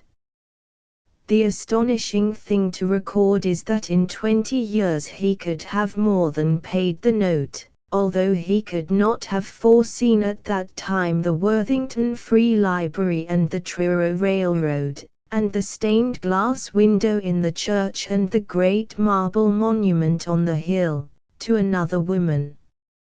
All of these things, and more, Cynthia might have had if she had only accepted that promise to pay. But she did not accept it. He was a trifle more robust than when he came to Brampton in the summer, but perhaps she doubted his promise to pay. It may have been guessed, although the language we have used has been purposely delicate, that Cynthia was already in love with somebody else.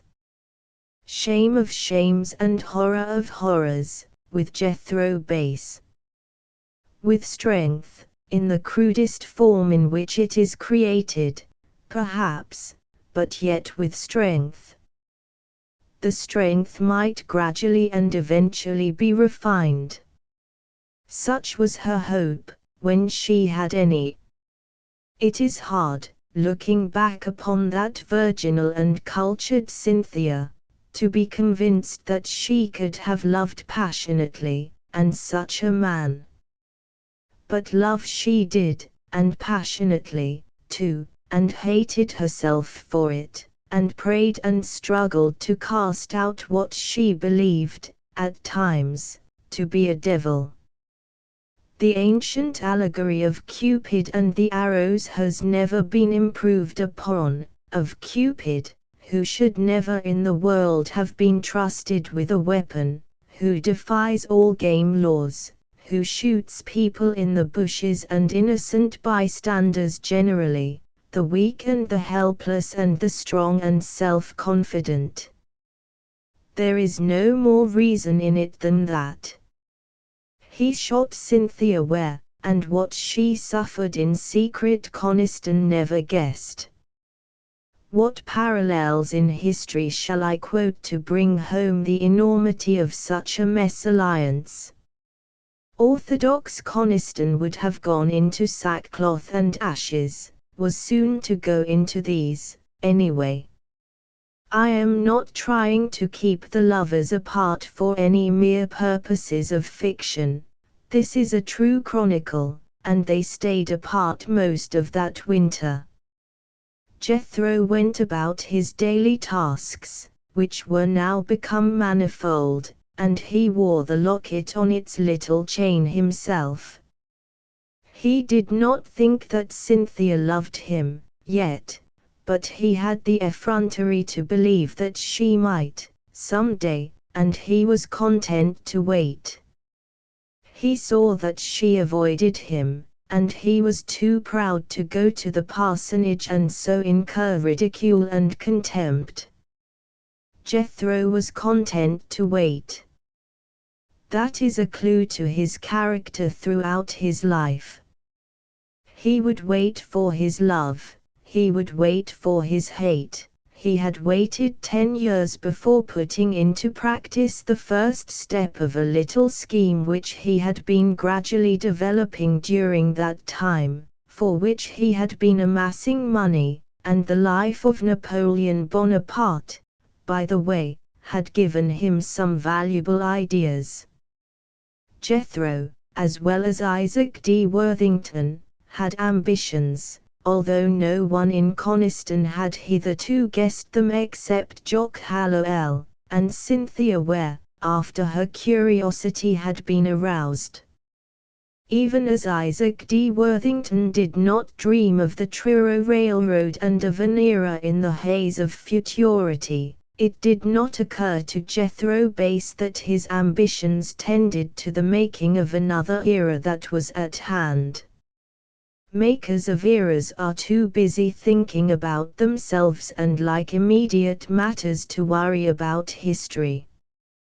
Jethro never heard the expression about cracks in the Constitution and would not have known what it meant. He merely had the desire to get on top. But with established church Coniston tight in the saddle, in the person of Moses Hatch, Sr., how was he to do it?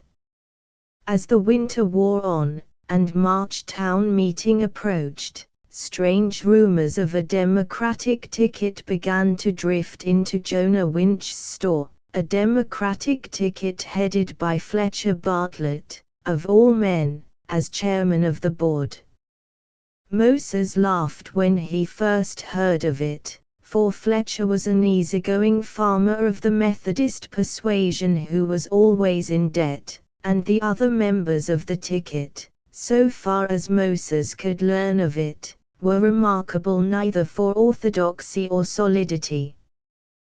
The rumors persisted, and still Moses laughed, for the senior selectman was a big man with flesh on him, who could laugh with dignity. Moses said Deacon Lysander Richardson as they stood on the platform of the store one sunny Saturday in February, "Somebody's put Fletcher up to this. He ain't he got sense enough to act that independent all by himself."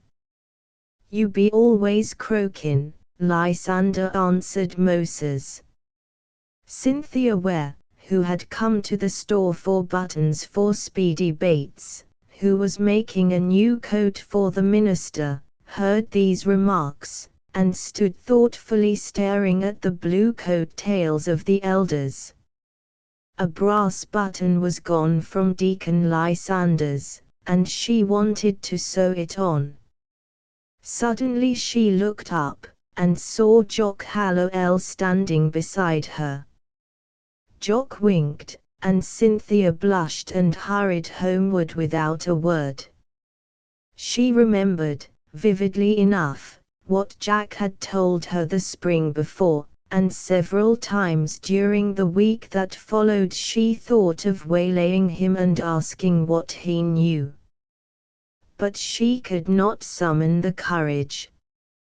As a matter of fact, Jock knew nothing, but he had a theory. He was a strange man, Jock, who whistled all day on roof and steeple and meddled with nobody's business, as a rule. What had impelled him to talk to Cynthia in the way he had must remain a mystery. Meanwhile the disquieting rumors continued to come in. Jabez Miller, on the North Slope, had told Samuel Todd, who told Ephraim Williams, that he was going to vote for Fletcher. Moses Hatch hitched up his team and went out to see Jabez, spent an hour in general conversation, and then plumped the question, taking, as he said, that means of finding out. Jabez hemmed and hawed, said his farm was mortgaged, spoke at some length about the American citizen, however humble, having a right to vote as he chose.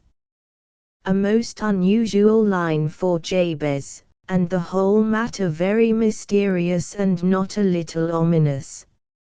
Moses drove homeward that sparkling day, shutting his eyes to the glare of the ice crystals on the pines, and thinking profoundly. He made other excursions, enough to satisfy himself that this disease, so new and unheard of, the right of the unfit to hold office, actually existed. Where the germ began that caused it, Moses knew no better than the deacon, since those who were suspected of leanings toward Fletcher Bartlett were strangely secretive. The practical result of Moses's profound thought was a meeting, in his own house, without respect to party, Democrats and Whigs alike, opened by a prayer from the minister himself. The meeting, after a futile session, broke up dismally. Sedition and conspiracy existed, a chief offender and mastermind there was, somewhere. But who was he? Good Mr. Ware went home, troubled in spirit, shaking his head. He had a cold, and was not so strong as he used to be, and should not have gone to the meeting at all. At supper, Cynthia listened with her eyes on her plate while he told her of the affair. "Somebody's behind this, Cynthia," he said. "It's the most astonishing thing in my experience that we cannot discover who has incited them. All the unattached people in the town seem to have been organized." Mr. Ware was wont to speak with moderation even at his own table. He said unattached, not ungodly. Cynthia kept her eyes on her plate, but she felt as though her body were afire. Little did the minister imagine, as he went off to write his sermon, that his daughter might have given him the clue to the mystery. Yes, Cynthia guessed, and she could not read that evening because of the tumult of her thoughts. What was her duty in the matter? To tell her father her suspicions. They were only suspicions, after all, and she could make no accusations. And Jethro? Although she condemned him, there was something in the situation that appealed to a most reprehensible sense of humor. Cynthia caught herself smiling once or twice, and knew that it was wicked. She excused Jethro, and told herself that, with his lack of training, he could know no better. Then an idea came to her, and the very boldness of it made her grow hot again. She would appeal to him, tell him that that power he had over other men could be put to better and finer uses. She would appeal to him, and he would abandon the matter. That the man loved her with the whole of his rude strength she was sure, and that knowledge had been the only salve to her shame. So far we have only suspicions ourselves, and, strange to relate, if we go around Coniston with Jethro behind his little red Morgan, we shall come back with nothing but suspicions. They will amount to convictions, yet we cannot prove them. The reader very naturally demands some specific information. How did Jethro do it? I confess that I can only indicate in a very general way. I can prove nothing. Nobody ever could prove anything against Jethro Bass. Bring the following evidence before any grand jury in the country, and see if they don't throw it out of court. Jethro, in the course of his weekly round of strictly business visits throughout the town, drives into Samuel Todd's farmyard, and hitches on the sunny side of the red barns. The town of Coniston, it must be explained for the benefit of those who do not understand the word town in the New England senses, was a tract of country about 10 miles by 10. The most thickly settled portion of which was the village of Coniston, consisting of 12 houses. Jethro drives into the barnyard, and Samuel Todd comes out. He is a little man, and has a habit of rubbing the sharp ridge of his nose. "How be you, Jethro, says Samuel. Killed the brindle Thursday. Finest hide you ever seed. G going to town meeting Tuesday. G going to town meeting Tuesday, Samuel, says Jethro. I was callate into, Jethro. Democrat, hain't ye, Democrat. Callate to be. How much store do ye set by that hide? Samuel rubs his nose. Then he names a price that the hide might fetch, under favorable circumstances. In Boston, Jethro does not wince. Who do ye callate to vote for, Samuel? Samuel rubs his nose. Here they was going to put up Fletcher and Amos Cuthbert, and Sam Price for moderator. What a convenient word is they when used politically. Hain't he made up my mind, clear, says Samuel. See coming by the tannery after town meeting, inquired Jethro, casually. Don't know but what I kin. Fetch the hide, fetch the hide. And Jethro drives off, with Samuel looking after him, rubbing his nose. No bill, says the jury, if you can get Samuel into court. But you can't. Even Moses Hatch can get nothing out of Samuel, who then talks Jacksonian principles and the rights of an American citizen. Let us pursue this matter a little farther, and form a committee of investigation. Where did Mr. Todd learn anything about Jacksonian principles? From Mr. Samuel Price, whom they have spoken of for moderator. And where did Mr. Price learn of these principles? Anyone in Coniston will tell you that Mr. Price makes a specialty of orators and oratory, and will hold forth at the drop of a hat in Jonah Winch's store or anywhere else. Who is Mr. Price? He is a tall, sallow young man of 28, with a wedge-shaped face, a bachelor and a Methodist, who farms in a small way on the southern slope, and saves his money. He has become almost insupportable since they have named him for moderator. Get Mr. Sam Price into court. Here is a man who assuredly knows who they are. If we are not much mistaken, he is their mouthpiece. Get Anil into court. There is only one man in town who can hold Anil, and he isn't on the jury. Mr. Price will talk plentifully, in his nasal way, but he won't tell you anything.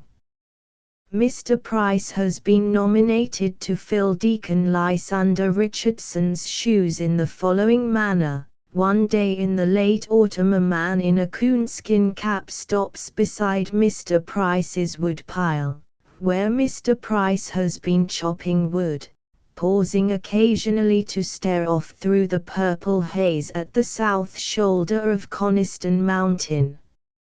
How be you, Jethro, says Mr. Price, nasally.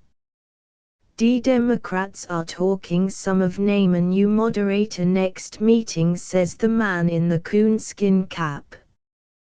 Want to know, ejaculates Mr. Price, dropping the axe and straightening up in amazement. For Mr. Price's ambition soared no higher, and he had made no secret of it. Wall. How do you hear that, Jethro? Here heard it round, some. The Democrat, hain't he you, Democrat? Always callate to be. Jacksonian Democrat. Guess I be. Silence for a while, that Mr. Price may feel the gavel in his hand, which he does. Know somewhat about Jacksonian principles, don't ye? Know somewhat. Callate to, says Mr. Price, proudly. Talk 'em up, Sam, talk 'em up. See canvas, Sam. With these words of brotherly advice Mr. Bass went off down the road, and Mr. Price chopped no more wood that night, but repeated to himself many times in his nasal voice, "I want to know." In the course of the next few weeks various gentlemen mentioned to Mr. Price that he had been spoken of for moderator, and he became acquainted with the names of the other candidates on the same mysterious ticket who were mentioned.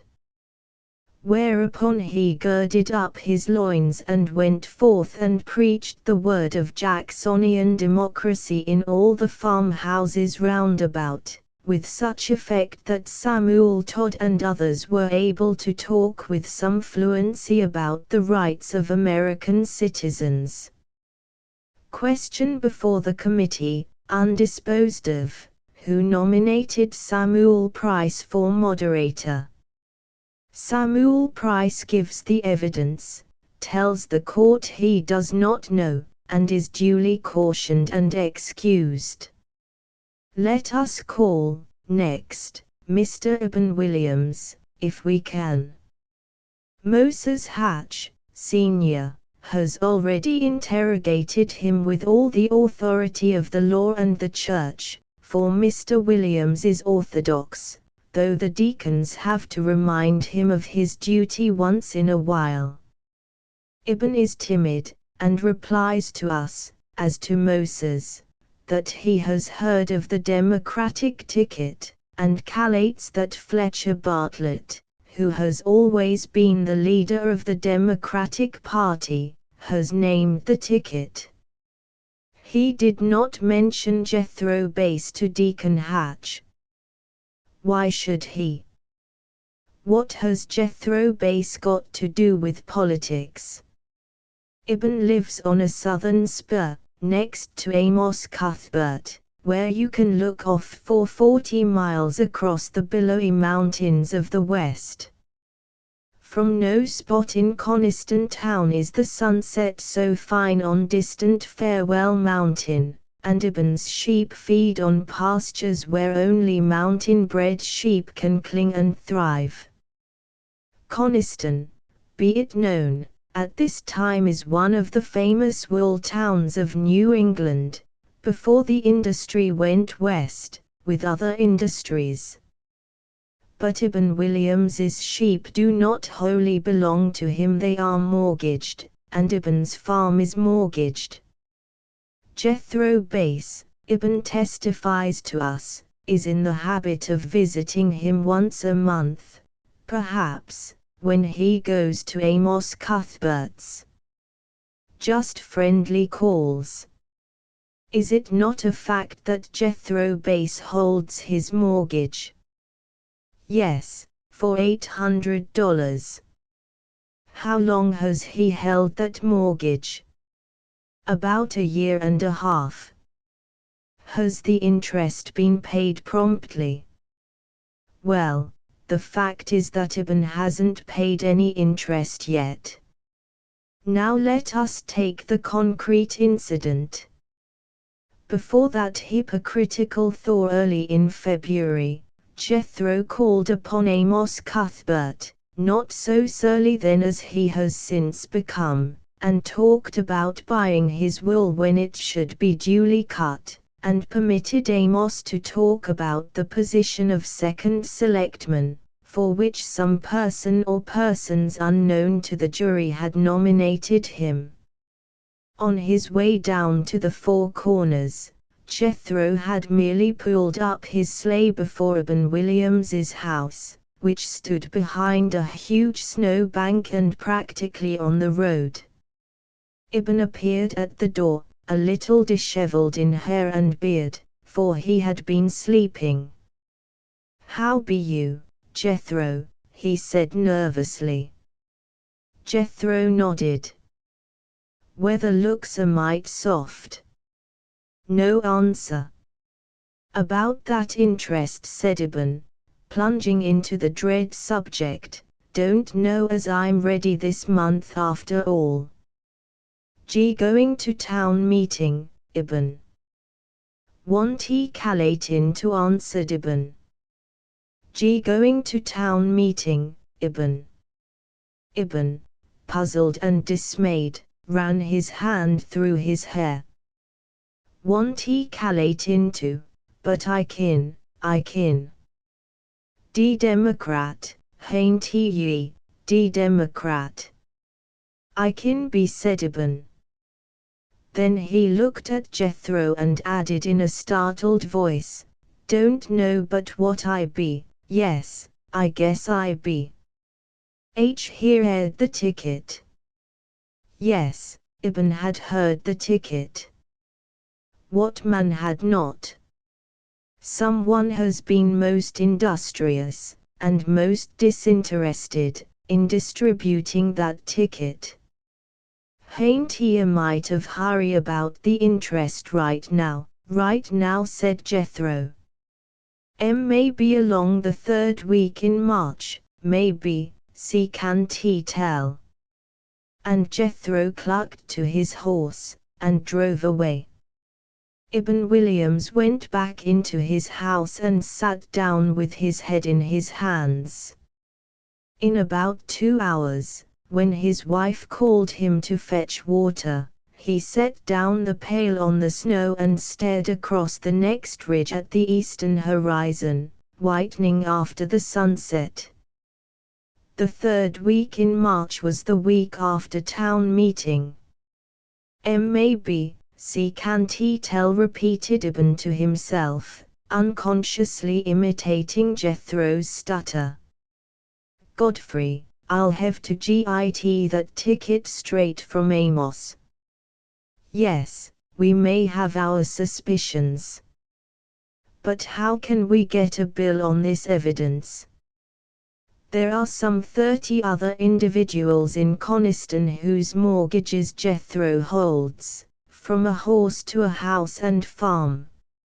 It is not likely that they will tell Beacon Hatch, or us, that they are going to town meeting and vote for that fatherless ticket because Jethro Base wishes them to do so. And Jethro has never said that he wishes them to. If so, where are your witnesses? Have we not come back to our starting point, even as Moses Hatch drove around in a circle?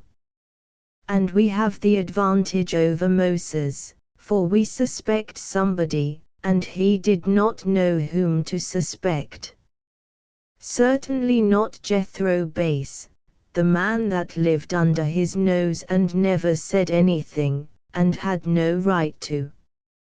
Jethro Base had never taken any active part in politics, though some folks had heard, in his rounds on business, that he had discussed them, and had spread the news of the infamous ticket without a parent.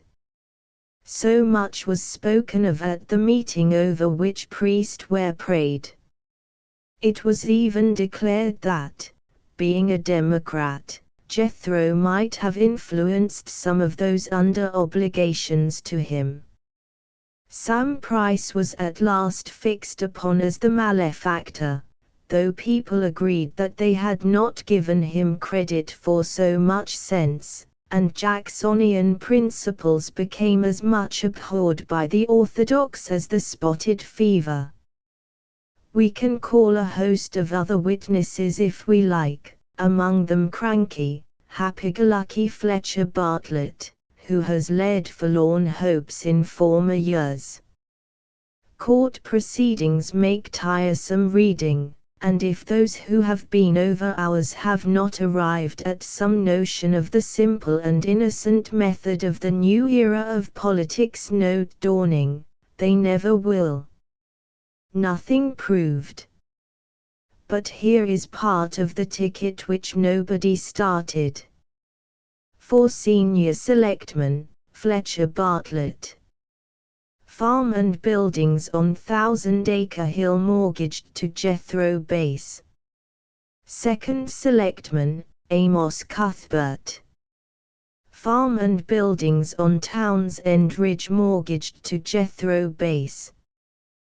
Third Selectman, Chester Perkins. Sop of some kind to the established church party. Horse and cow mortgaged to Jethro Bass, though his father, the tithing man, doesn't know it. Moderator, Samuel Price. Natural ambition, Dove of oratory and Jacksonian principles, etc., etc. The notes are mine, not Moses's. Strange that they didn't occur to Moses.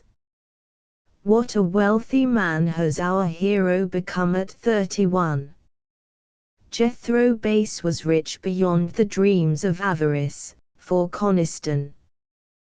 Truth compels me to admit that the sum total of all his mortgages did not amount to $9,000, but that was a large sum of money for Coniston in those days, and even now. Nathan Bass had been a saving man, and had left to his son one half of this fortune. If thrift and the ability to gain wealth be qualities for a hero, Jethro had them, in those days. The Sunday before March meeting, it blew bitter cold, and priest Ware, preaching in mittens, denounced sedition in general. Underneath him, on the first landing of the high pulpit, the deacons sat with knitted brows, and the keynote from Isaiah Prescott's pitch pipe sounded like mournful echo of the mournful wind without.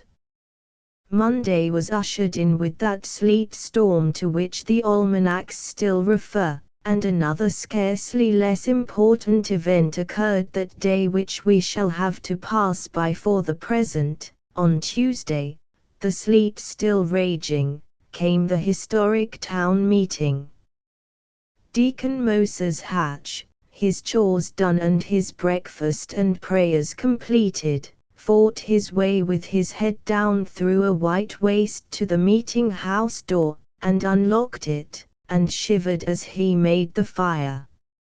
It was certainly not good election weather, thought Moses, and others of the orthodox persuasion, high in office, were of the same opinion as they stood with parted coat-tails before the stove. Whoever had stirred up and organized the hordes, whoever was the author of that ticket of the discontented, had not counted upon the sleet.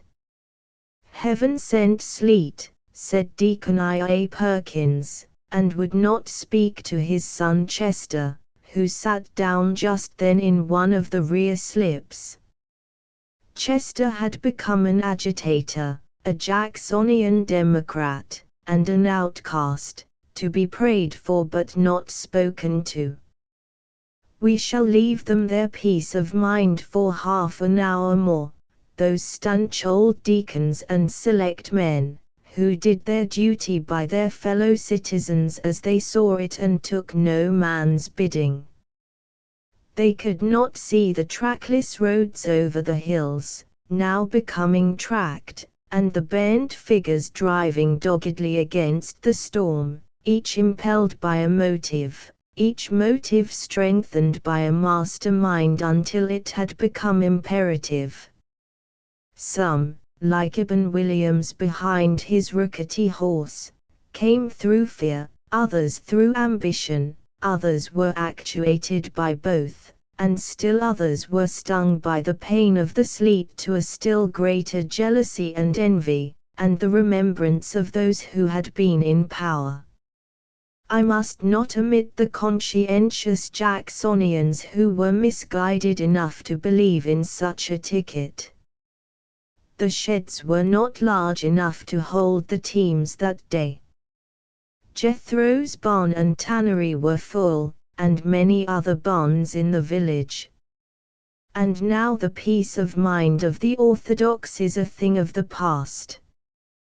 Deacon Lysander Richardson, the moderator, sits aghast in his high place as they come trooping in, men who have not been to town meeting for 10 years. Deacon Lysander, with his white band of whiskers that goes around his neck like a 16th century ruff under his chin, will soon be a memory. Now enters one, if Deacon Lysander had known it, symbolic of the new era. One who, though his large head is bent, towers over most of the men who make way for him in the aisle, nodding but not speaking, and takes his place in the chair under the platform on the right of the meeting pause under one of the high, three-part windows. That chair was always his in future years, and there he sat afterward, silent, apparently taking no part. But not a man dropped a ballot into the box whom Jethro Bass did not see and mark. And now, when the meeting house is crowded as it has never been before, when Jonah Winch has arranged his dinner booth in the corner, Deacon Lysander raps for order and the minister prays. They proceed, first, to elect a representative to the General Court. The Jacksonians do not contest that seat, this year, and Isaiah Prescott, 14th child of Timothy, the stark hero, father of a young Ephraim whom we shall hear from later, is elected. And now for a sensation, now for disorder and misrule. Gentlemen, says Deacon Lysander, you will prepare your ballots for the choice of the first selectman. The Whigs have theirs written out, Deacon Moses Hatch. But who has written out these others that are being so assiduously passed around? Sam Price, perhaps, for he is passing them most assiduously. And what name is written on them? Fletcher Bartlett, of course, that was on the ticket. Somebody is tricked again. That is not the name on the ticket. Look over Sarah Price's shoulder and you will see the name, Jethro Bass. It bursts from the lips of Fletcher Bartlett himself, of Fletcher, inflammable as gunpowder. Gentlemen, I withdraw as your candidate, and nominate a better and an abler man, Jethro Bass. Jethro Bass for chairman of the selectmen. The cry is taken up all over the meeting house, and rises high above the hiss of the sleet on the great windows. Somebody's got on the stove, to add to the confusion and horror. The only man in the whole place who is not excited is Jethro Bass himself, who sits in his chair regardless of those pressing around him. Many years afterward he confessed to someone that he was surprised, and this is true. Fletcher Bartlett had surprised and tricked him, but was forgiven. 40 men are howling at the moderator, who is pounding on the table with a blacksmith's blows. Squire Asa Northcutt, with his arms fanning like a windmill from the edge of the platform, at length shouts down everybody else, down to a hum. Some listen to him, hear the words infamous outrage, if Jethro Bass is elected selectman, Coniston will never be able to hold up her head among her sister towns for very shame. Momentary blank, for somebody has got on the stove again, a scuffle going on there. I see it all now, says the squire, marvel of perspicacity. Jethro Bass has debased and debauched this town, blank again, and the squire points a finger of rage and scorn at the unmoved offender in the chair. He has bought and intimidated men to do his bidding. He has sinned against heaven, and against the spirit of that most immortal of documents, blank again. Most unfortunate blank, for this is becoming oratory, but somebody from below has seized the squire by the leg. Squire Northcote is too dignified and elderly a person to descend to rough and tumble, but he did get his leg liberated and kicked Fletcher Bartlett in the face. Oh, Coniston, that such scenes should take place in your town meeting. By this time another is orating, Mr. Sam Price, Jackson Democrat. There was no shorthand reporter in Coniston in those days, and it is just as well, perhaps, that the accusations and recriminations should sink into oblivion. At last, by mighty efforts of the peace-loving in both parties, something like order is restored. The ballots are in the box, and Deacon Lysander is counting them, not like another moderator I have heard of, who spilled the votes on the floor until his own man was elected. No. Had they registered his own death sentence, the deacon would have counted them straight, and needed no town clerk to verify his figures. But when he came to pronounce the vote, shame and sorrow and mortification overcame him. Coniston, his native town, which he had served and revered, was dishonored, and it was for him, Lysander Richardson, to proclaim her disgrace. The deacon choked, and tears of bitterness stood in his eyes, and there came a silence only broken by the surging of the sleet as he rapped on the table. 75 votes have been cast for Jethro Bass, 63 for Moses Hatch. Necessary for a choice, 70, and Jethro Bass is elected senior selectman. The deacon sat down, and men say that a great sob shook him, while Jacksonian democracy went wild, not looking into future years to see what they were going wild about. Jethro Bass, chairman of the Board of Selectmen, in the honored place of Deacon Moses Hatch. Bourbon royalists never looked with greater abhorrence on the Corsican adventurer and usurper of the throne than did the orthodox in Coniston on this tanner, who had earned no right to aspire to any distinction, and who by his wiles had acquired the highest office in the town government. Fletcher Bartlett as a leader of the irresponsible opposition, would have been calamity enough.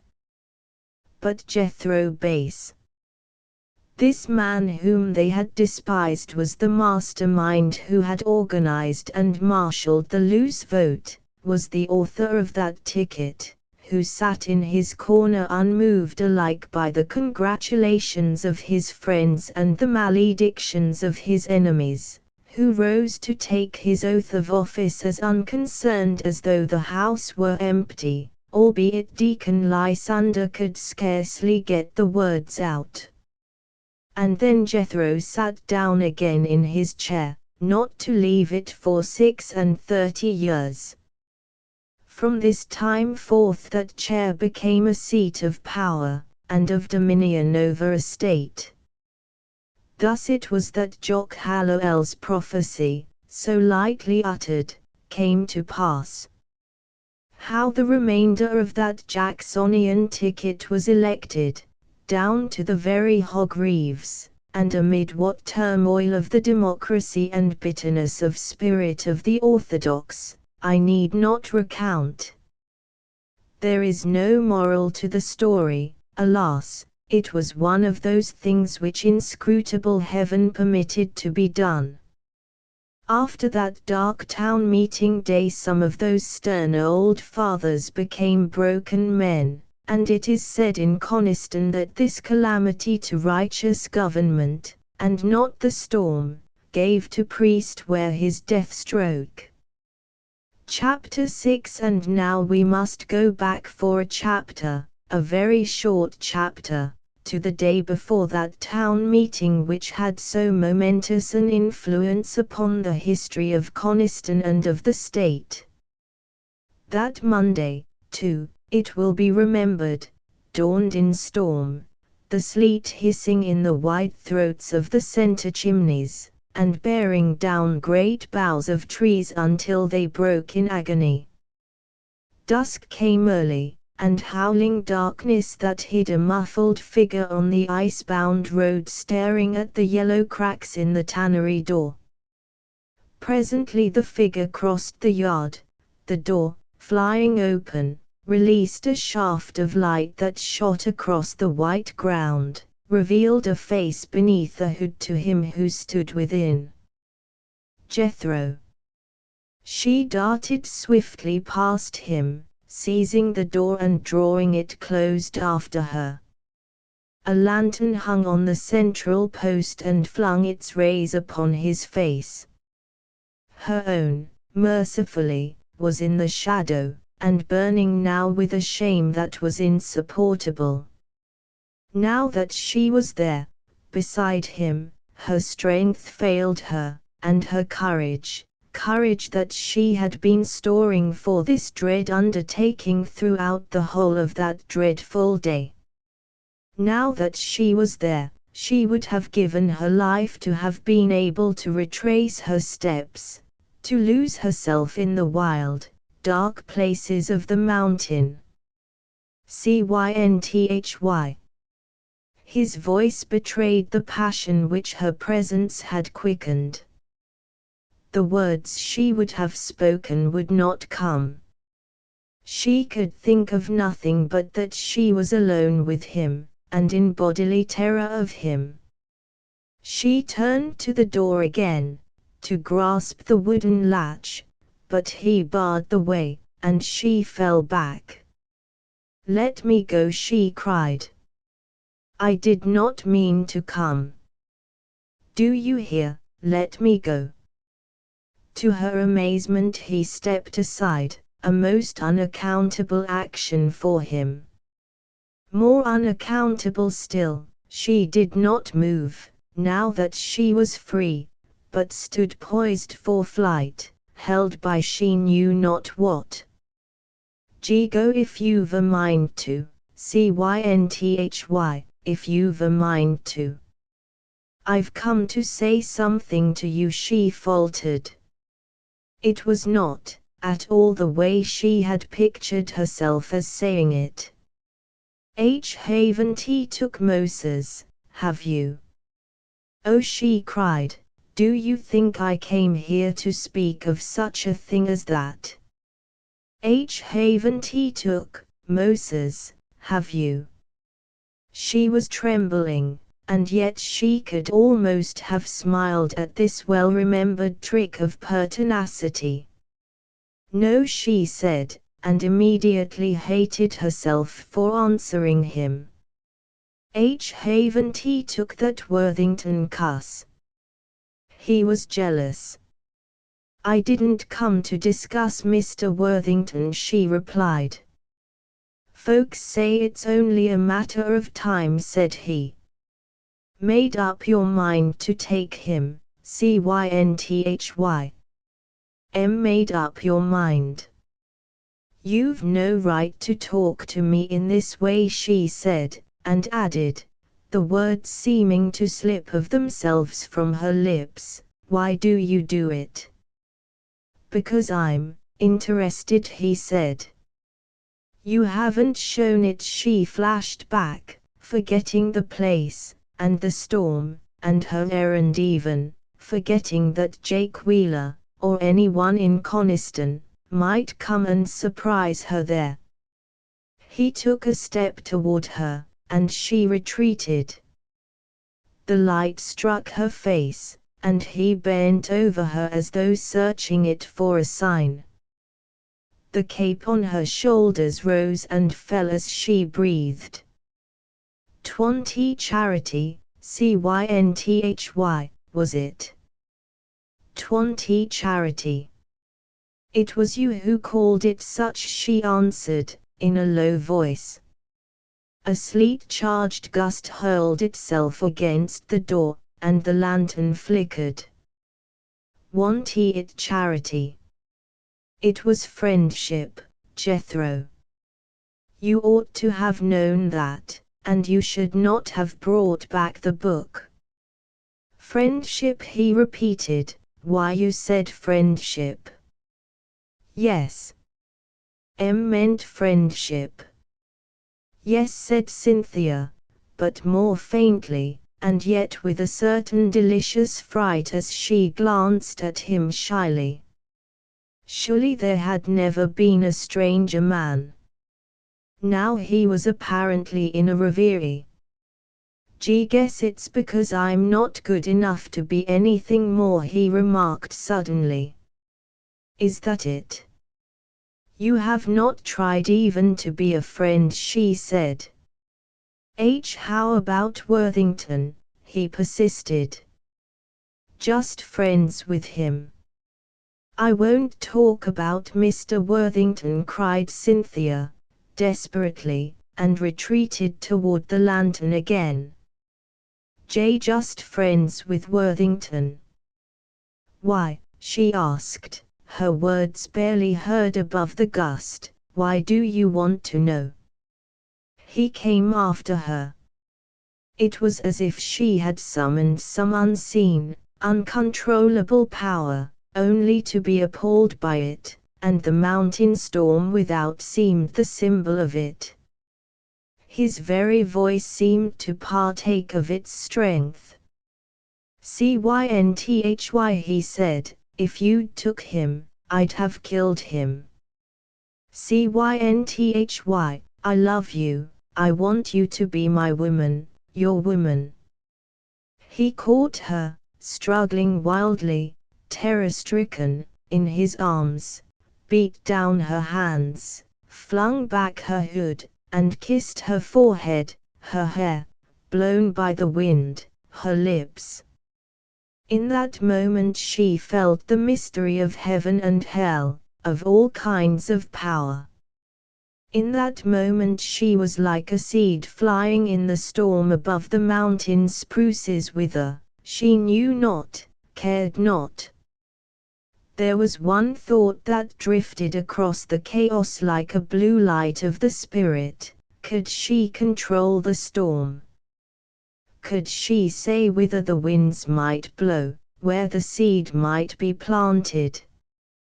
Then she found herself listening, struggling no longer, for he held her powerless. Strangest of all, most hopeful of all, his own mind was working, though his soul rocked with passion. "Cynthy, ever since we stopped that day on the road in Northcote's woods, I've thought of nothing but to marry you, marry you. Then you give me that book. I hain't had much education, but it come across me if you was to help me that way, and when I seed you with Worthington, I could have killed him easy as breakin' bark." "Hush, Jethro." She struggled free and leaped away from him, panting, while he tore open his coat and drew forth something which gleamed in the lantern's rays, a silver locket. Cynthia scarcely saw it. Her blood was throbbing in her temples, she could not reason, but she knew that the appeal for the sake of which she had stooped must be delivered now. "Jethro," she said, "do you know why I came here, why I came to you?" "No," he said. "No, wanted me, didn't you?" "Wanted me, I wanted you, Cynthy. I would never have come to you for that," she cried, never. Love me, Cynthy, love me, don't you? How could he ask, seeing that she had been in his arms, and had not fled? And yet she must go through with what she had come to do, at any cost. Jethro, I have come to speak to you about the town meeting tomorrow. He halted as though he had been struck, his hand tightening over the locket. Town meeting. Yes. All this new organization is your doing, she cried. Do you think that I am foolish enough to believe that Fletcher Bartlett or Sam Price planned this thing? No, Jethro. I know who has done it, and I could have told them if they had asked me.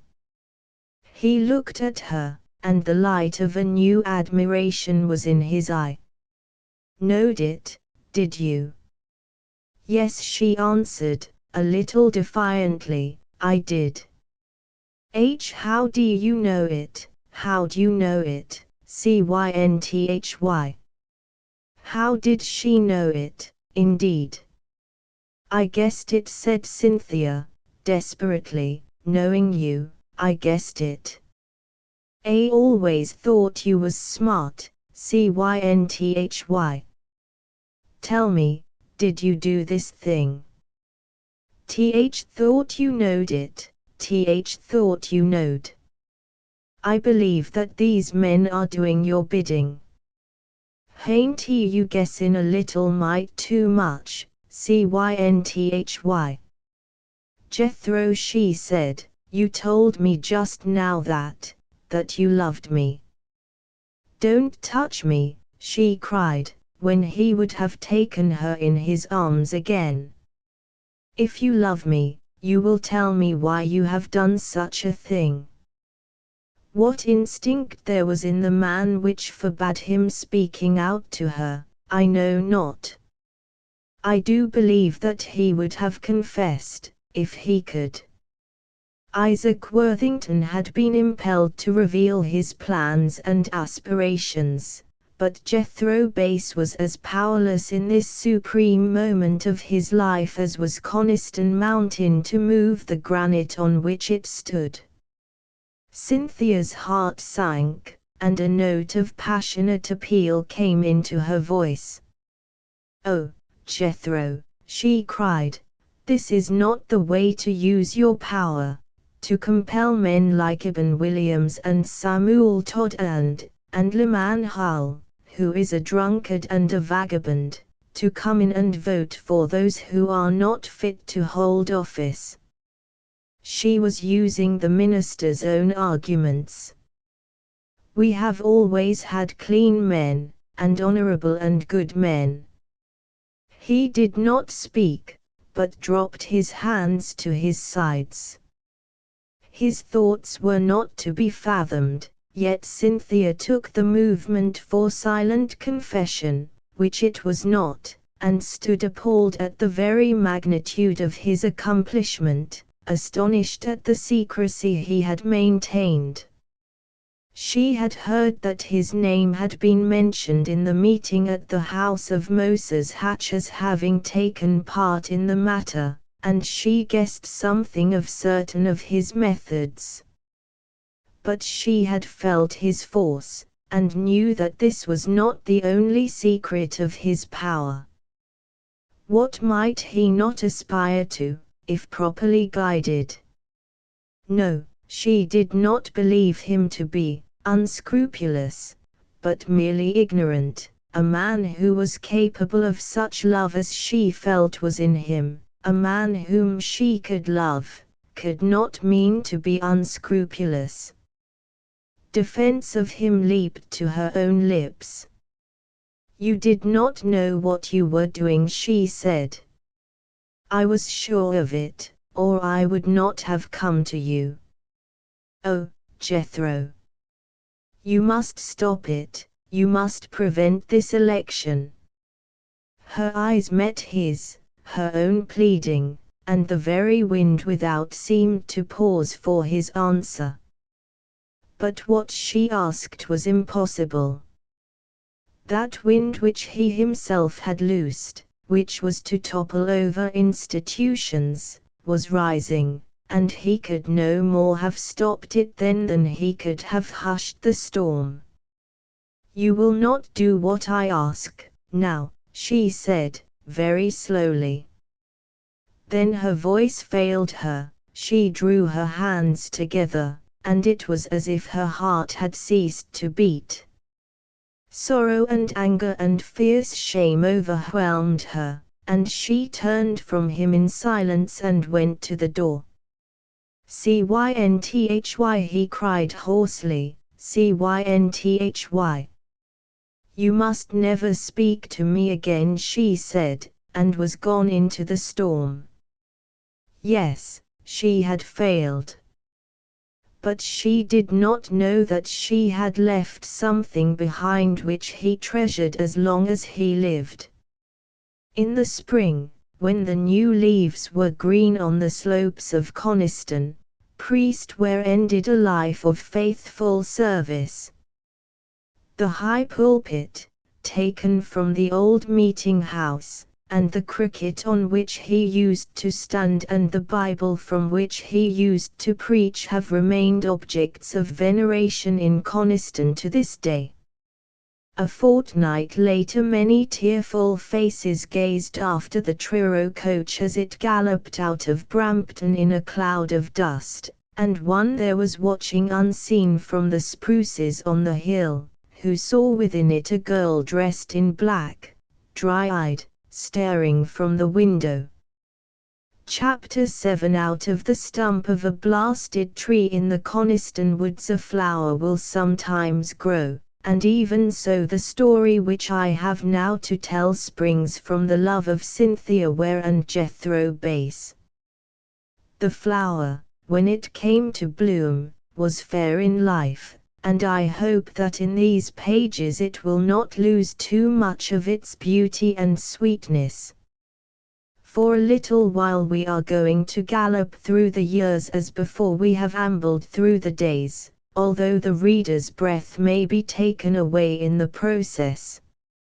How Cynthia Ware went over the Truro Pass to Boston, and how she became a teacher in a high school there, largely through the kindness of that Miss Lucretia Penniman of whom we have spoken, who wrote in Cynthia's behalf to certain friends she had in that city, how she met one William Wetherill, no longer a clerk in Mr. Judson's jewelry shop, but a newspaper man with I know not what ambitions, and limitations in strength of body and will, how, many years afterward, she nursed him tenderly through a sickness and married him, is all told in a paragraph.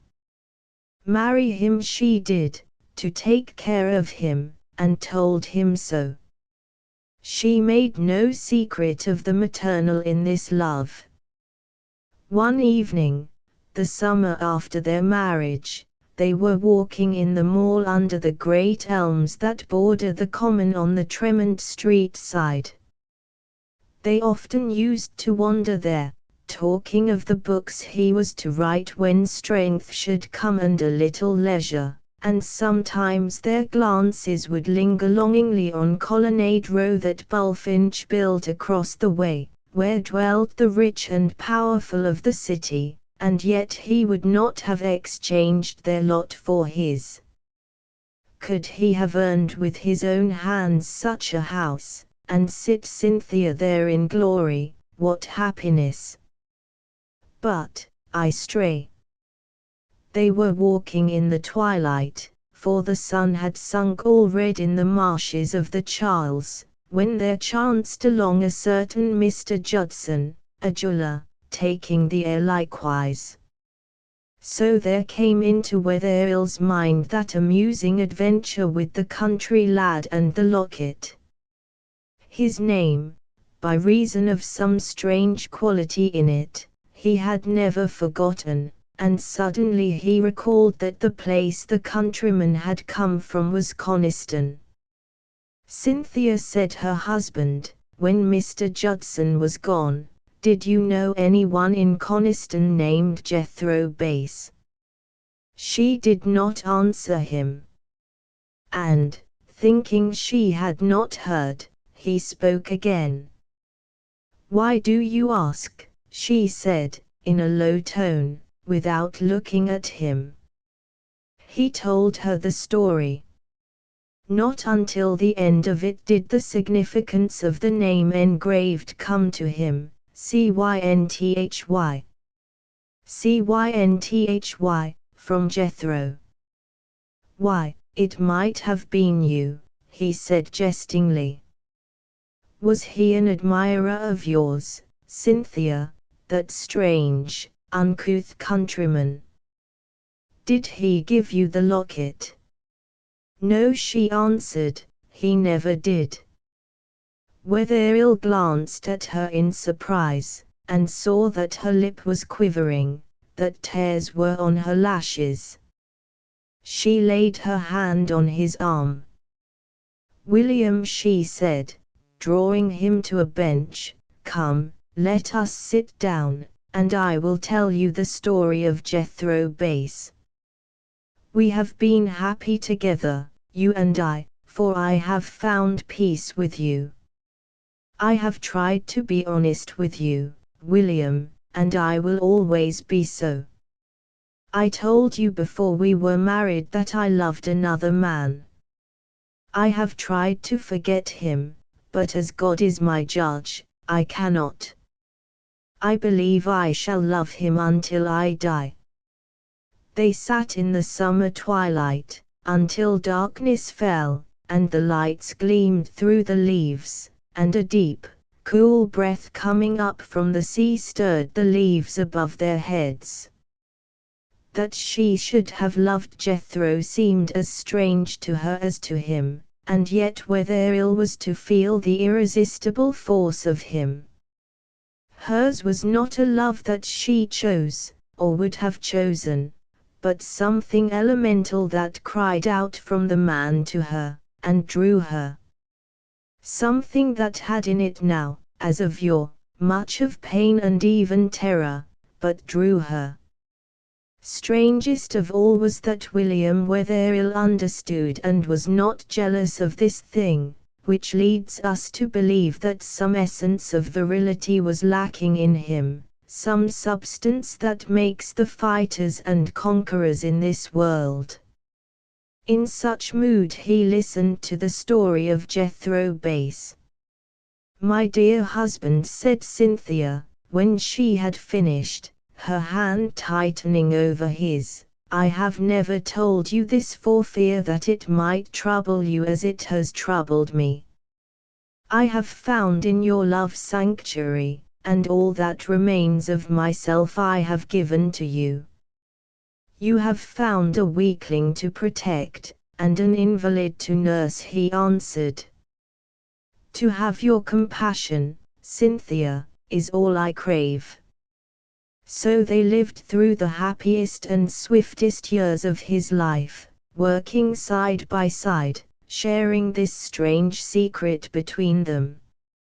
And after that night Cynthia talked to him often of Coniston, until he came to know the mountain that lay along the western sky, and the sweet hillsides by Coniston water under the blue haze of autumn, and clothed in the colors of spring, the bright blossoms of thorn and apple against the tender green of the woods and fields. So he grew to love the simple people there, but little did he foresee that he was to end his life among them.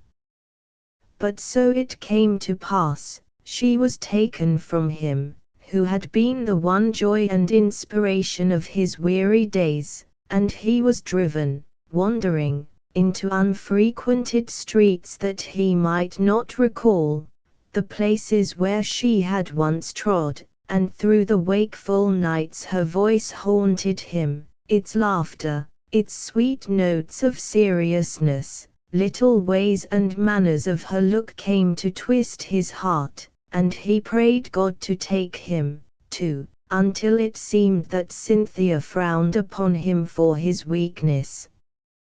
One mild Sunday afternoon, he took little Cynthia by the hand and led her, toddling, out into the sunny common, where he used to walk with her mother, and the infant prattle seemed to bring, at last, a strange peace to his storm-tossed soul. For many years these Sunday walks in the common were Wetherell's greatest pleasure and solace, and it seemed as though little Cynthia had come into the world with an instinct, as it were, of her mission that lent to her infant words a sweet gravity and weight. Many people used to stop and speak to the child, among them a great physician whom they grew to know. He was there every Sunday, and at length it came to be a habit with him to sit down on the bench and take Cynthia on his knee, and his stern face would soften as he talked to her. One Sunday when Cynthia was 8 years old he missed them, and the next, and at dusk he strode into their little lodging behind the hill and up to the bedside. He glanced at Wetherell, patting Cynthia on the head the while, and bade her cheerily to go out of the room.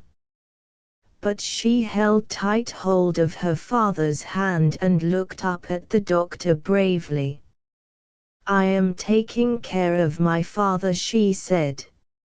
"So you shall, little woman," he answered. "I would that we had such nurses as you at the hospital.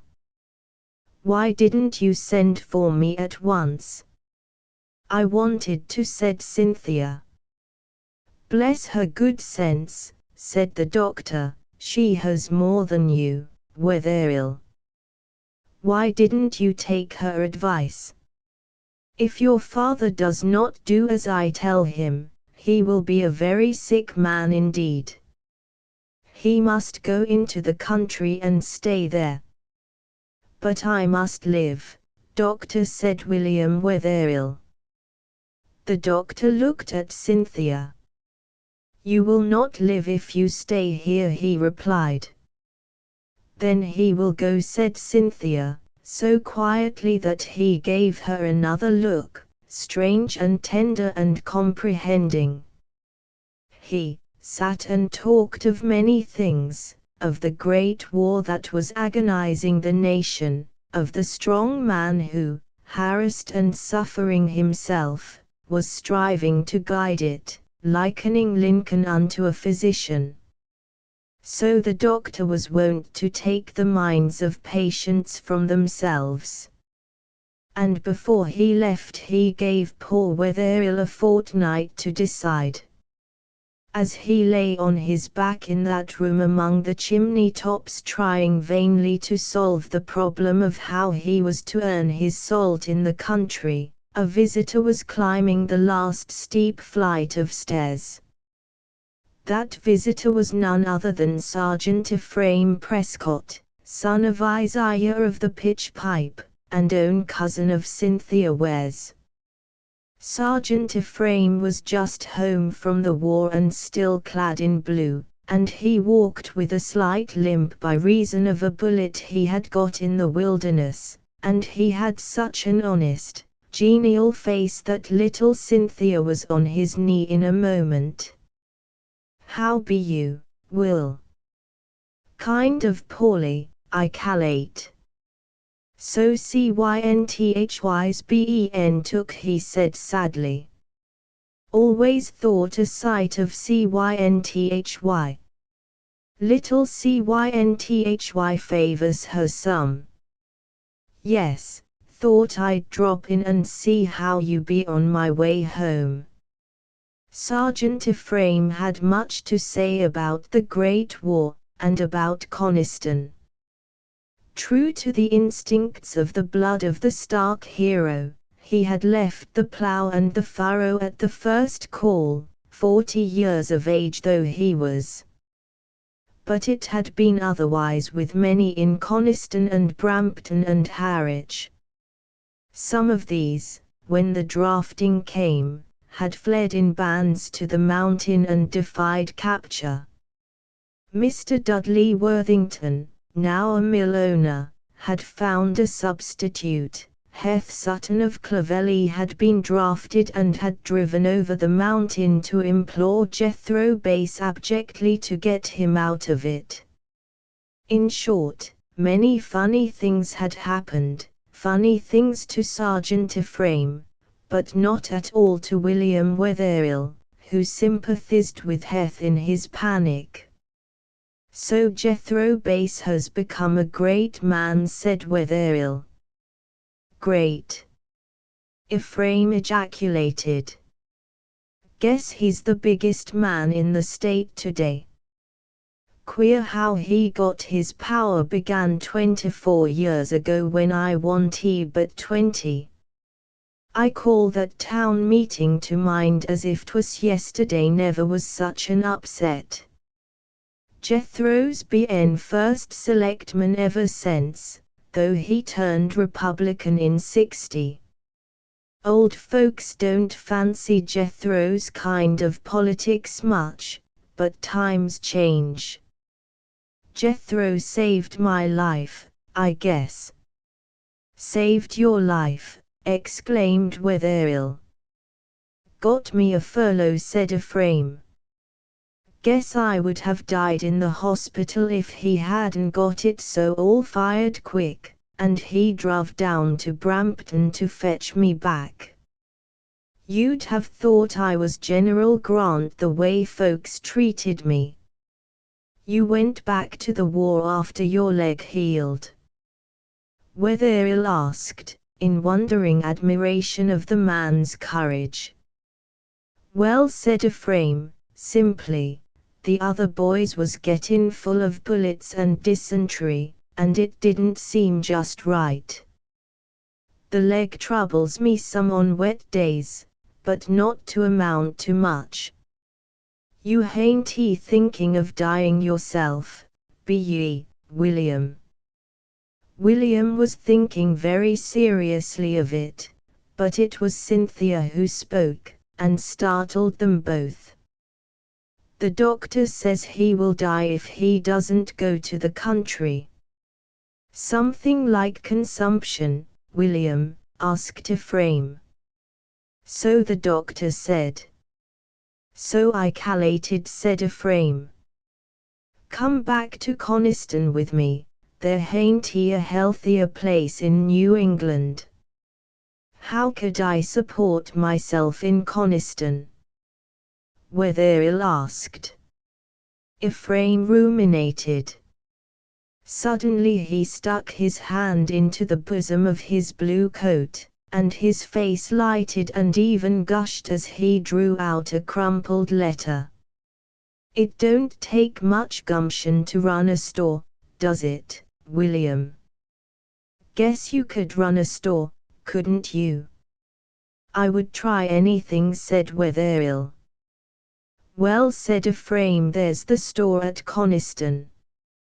With folks going west, and all that, nobody seems to want it much."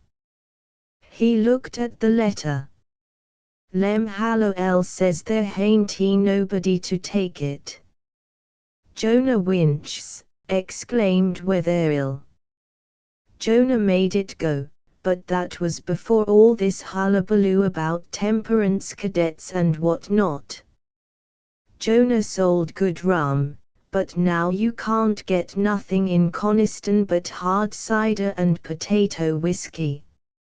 Still, it's the place for somebody without much get-up, and he eyed his cousin by marriage.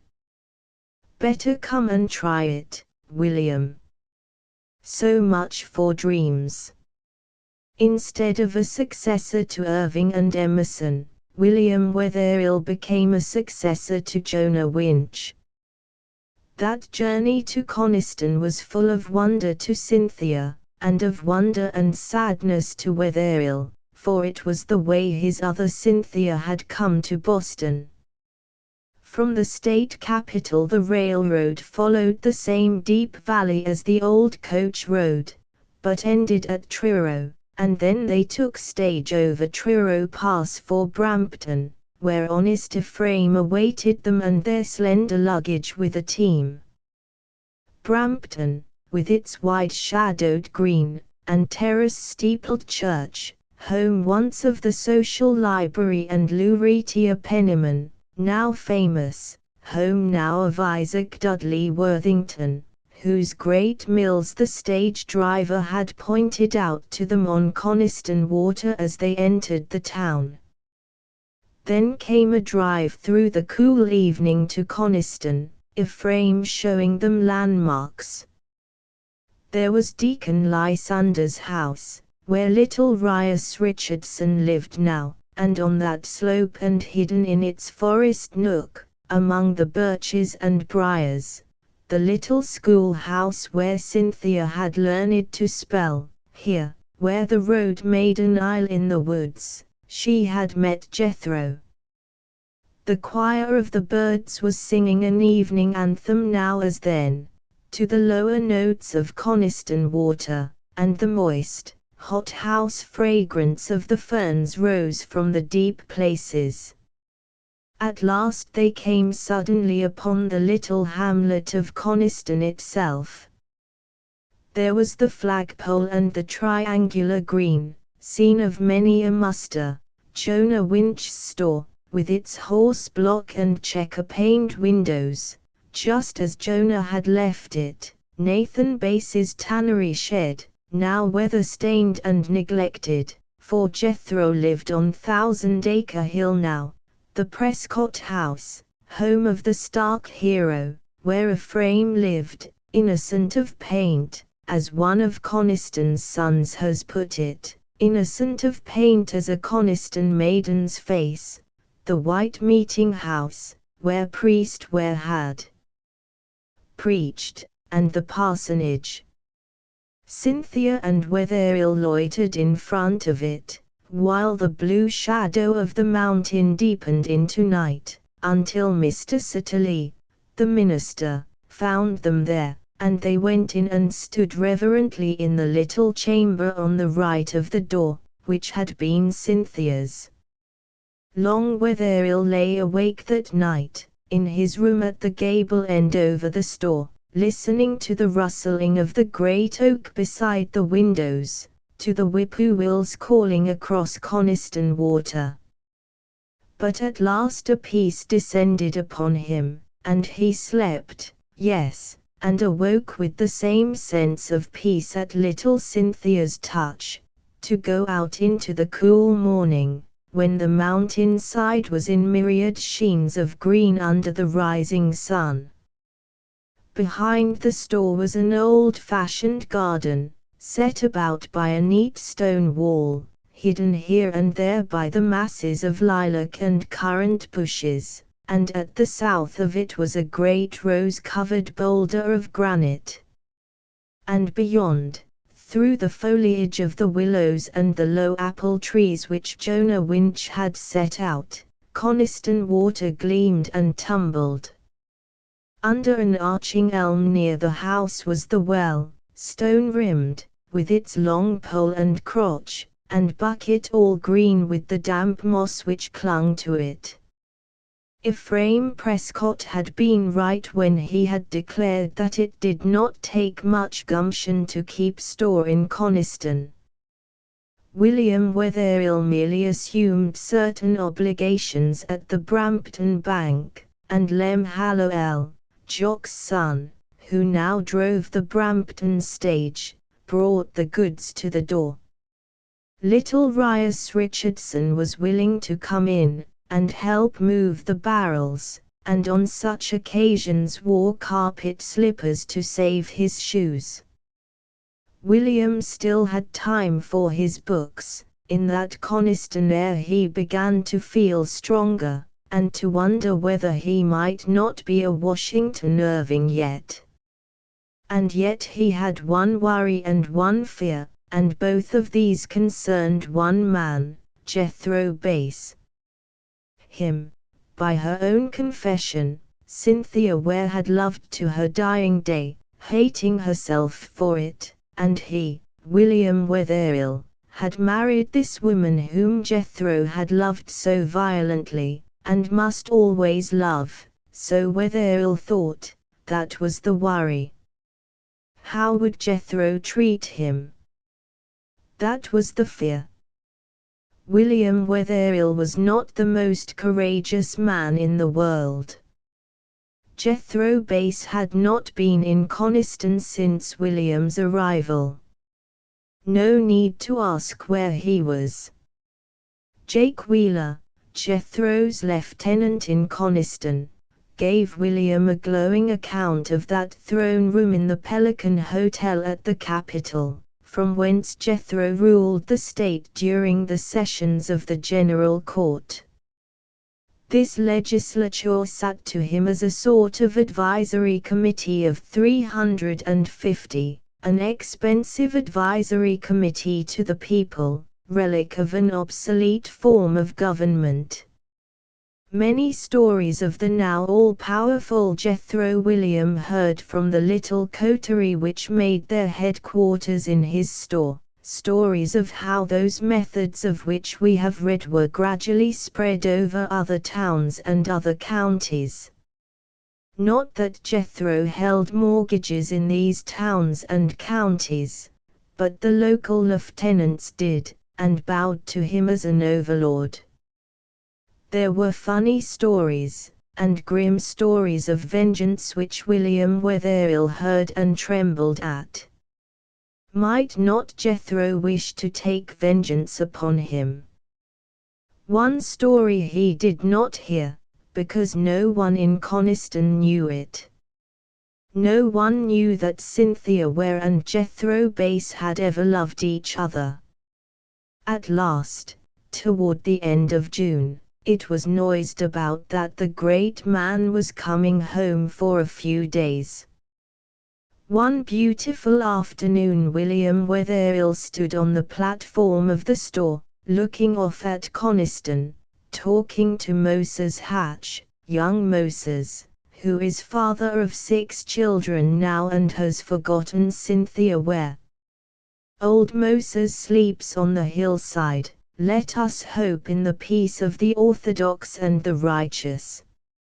A cloud of dust arose above the road to the southward, and out of it came a country wagon drawn by a fat horse, and in the wagon the strangest couple Wetherill had ever seen. The little woman who sat retiringly at one end of the seat was all in brilliant colors from bonnet to flounce, like a paroquet, red and green predominating.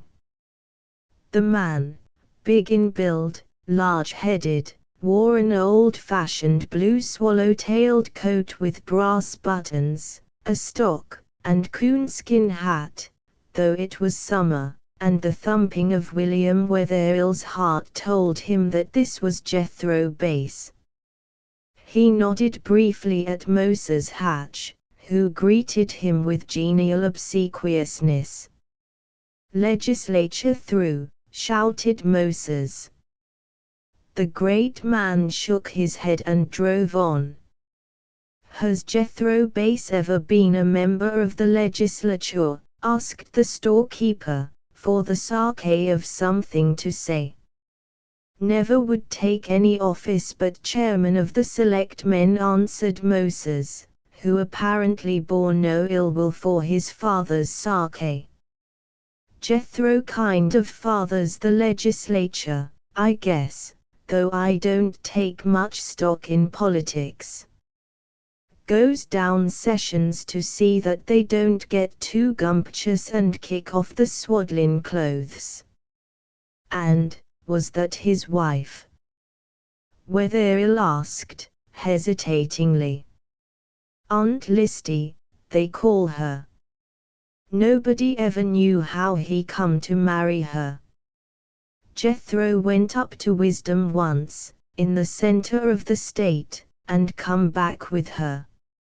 Funny place to bring a wife from, Wisdom. Funnier place to bring Listy from.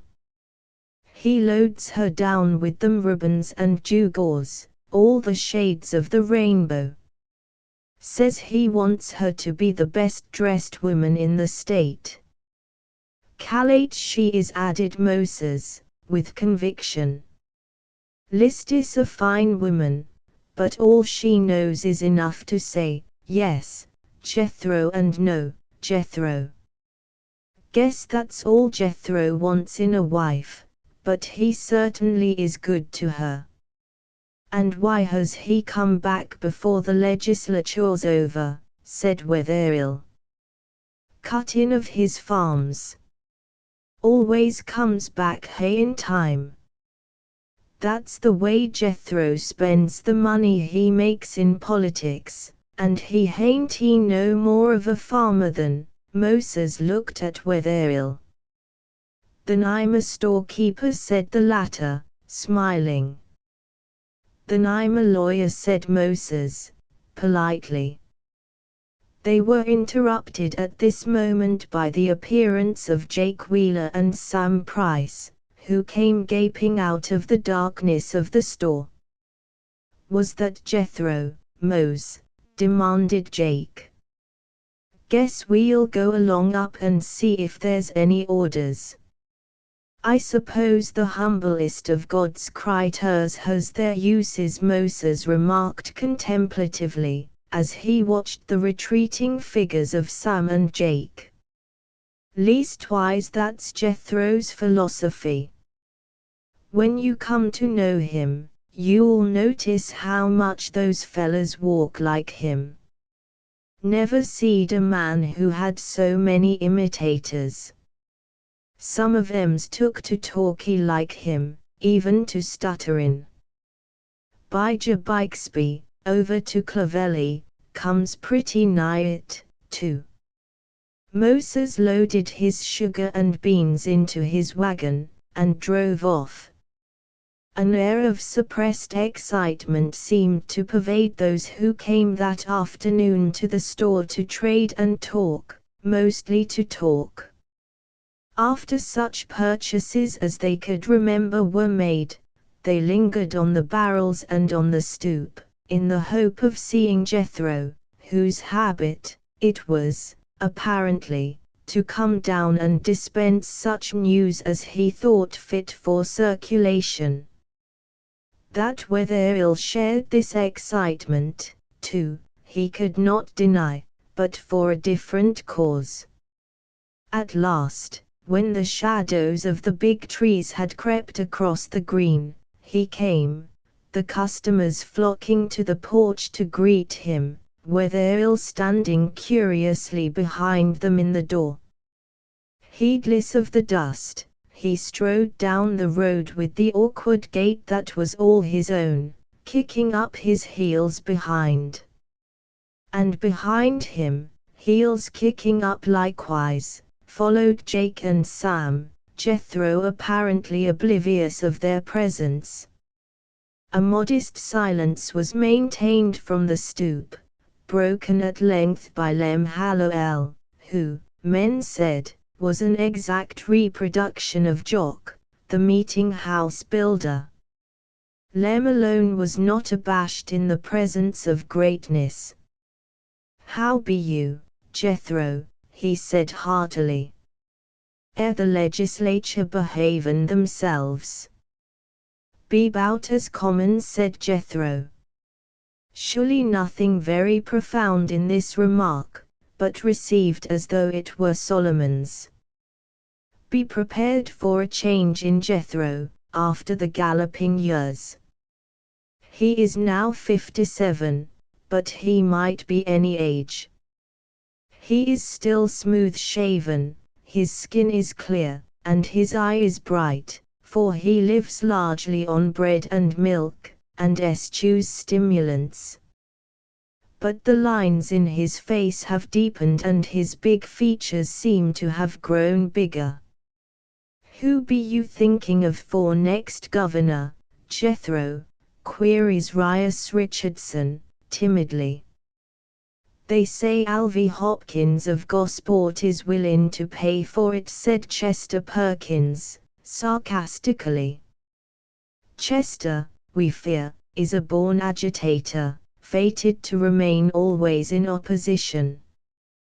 He is still a Democrat, and Jethro, as is well known, has extended the mortgage so as to include Chester's farm. Wouldn't give a red brook seedling for Alvy, ejaculated the nasal Mr. Price. Don't he like red brook seedlings, Sam? Don't he like 'em, said Jethro. He had parted his blue coat tails and seated himself on the stoop, his long legs hanging over it. Never seed a man who had a good word to say for 'em, said Mr. Price, with less conviction. Done well on mine, said Jethro, done well. I was satisfied with my red brook seedlings. Mr. Price's sallow face looked as if he would have contradicted another man. How was that, Jethro? Piped up Jake Wheeler, voicing the general desire. Jethro looked off into the blue space beyond the mountain line. Got mine when they first come round, seed cost me considerable. Raised more than 100 bushels. Listy put some of 'em on the table, then gave some to my old host Tom. Tom said, "Hain't he I always been a good beast, Jethro? Hain't he I carried you faithful, summer and winter, for a good many years? And now you give me red brook seedlings." Here everybody laughed, and stopped abruptly, for Jethro still looked contemplative. "Give some of 'em to the hogs. Wouldn't he touch 'em?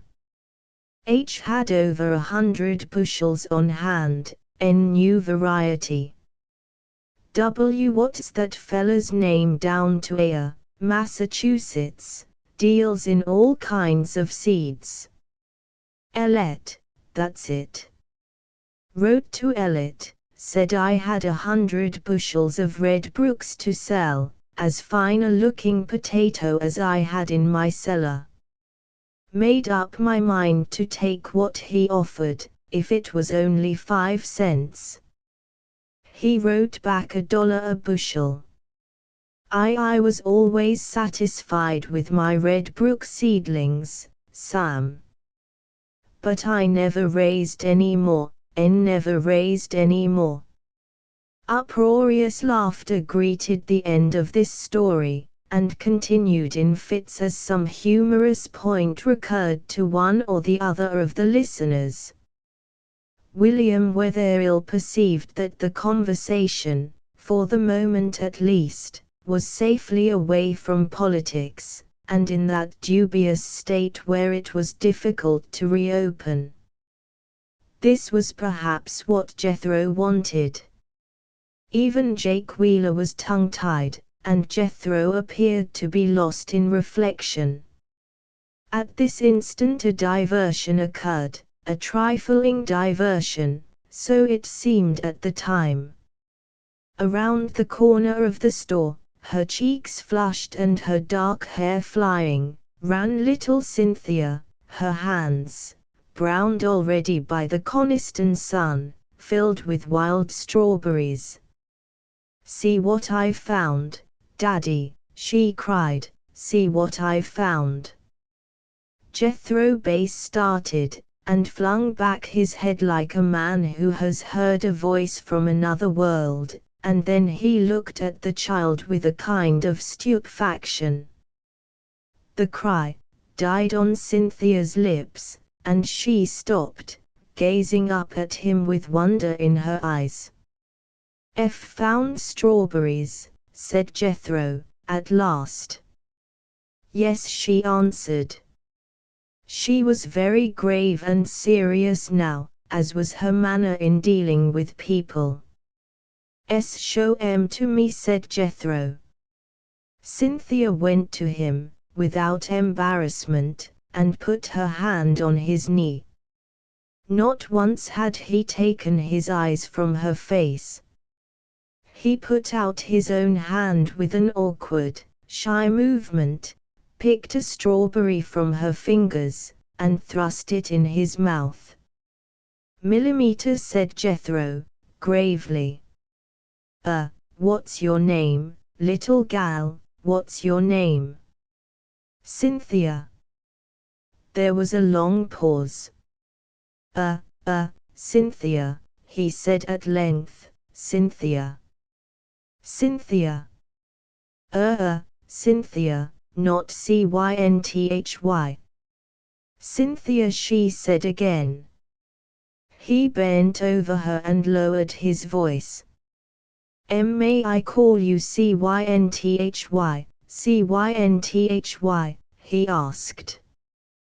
"Why, yes," answered Cynthia, looking up to her father and then glancing shyly at Jethro.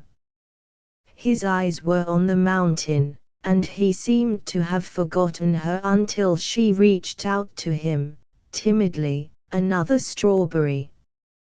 He seized her little hand instead and held it between his own, much to the astonishment of his friends. "Whose little gal be you?" he asked. "Dad's." "She's Will Wetherell's daughter," said Lem Hallowell. "He's took on the store. Will," he added, turning to Wetherell, "let me make you acquainted with Jethro Bass." Jethro rose slowly, and towered above Wetherell on the stoop. There was an inscrutable look in his black eyes, as of one who sees without being seen. Did he know who William Wetherell was? If so, he gave no sign, and took Wetherell's hand limply.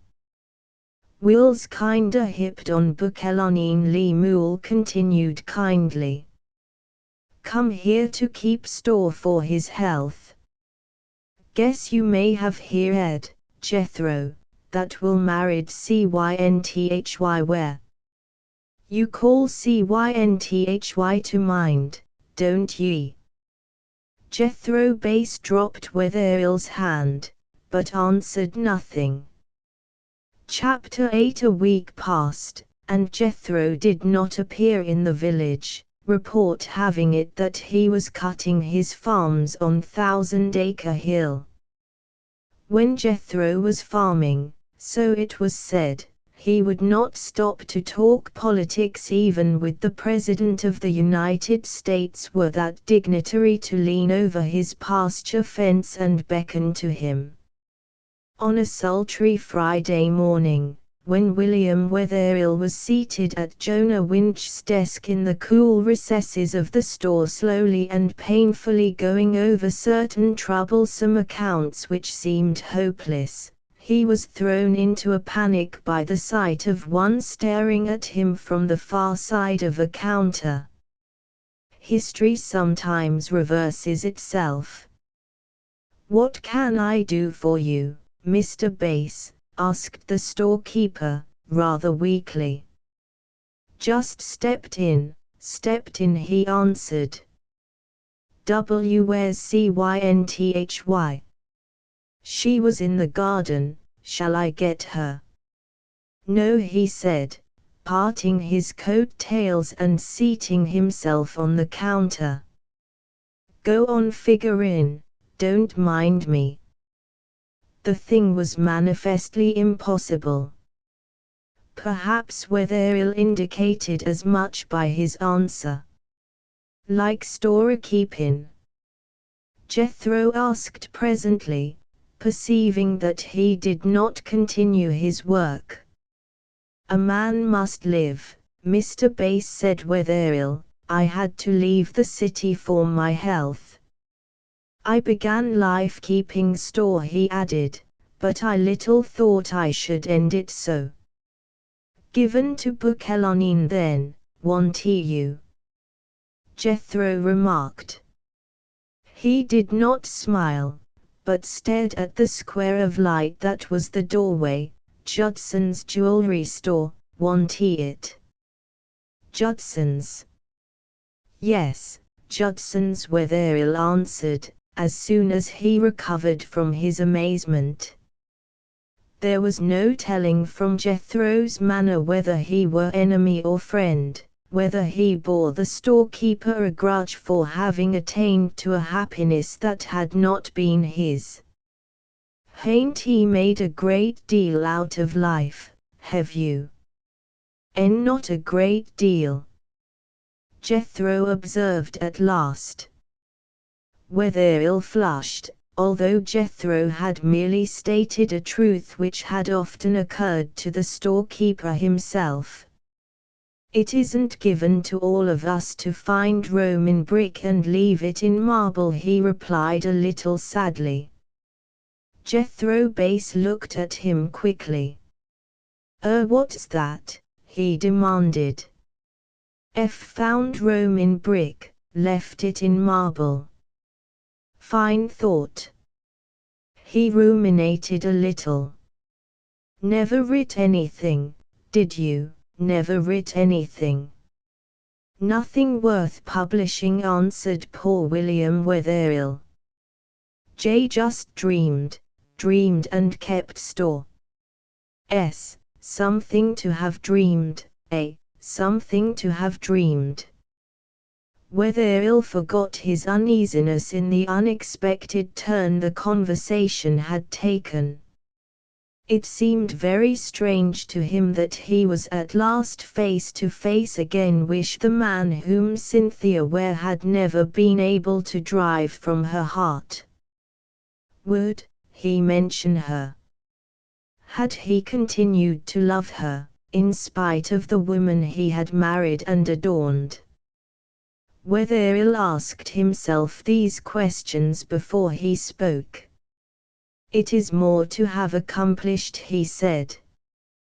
"Something to have dreamed," repeated Jethro, rising slowly from the counter. He went toward the doorway that led into the garden, and there he halted and stood listening. "Ccynthy," he said, "Ccynthy." Wetherill dropped his pen at the sound of the name on Jethro's lips.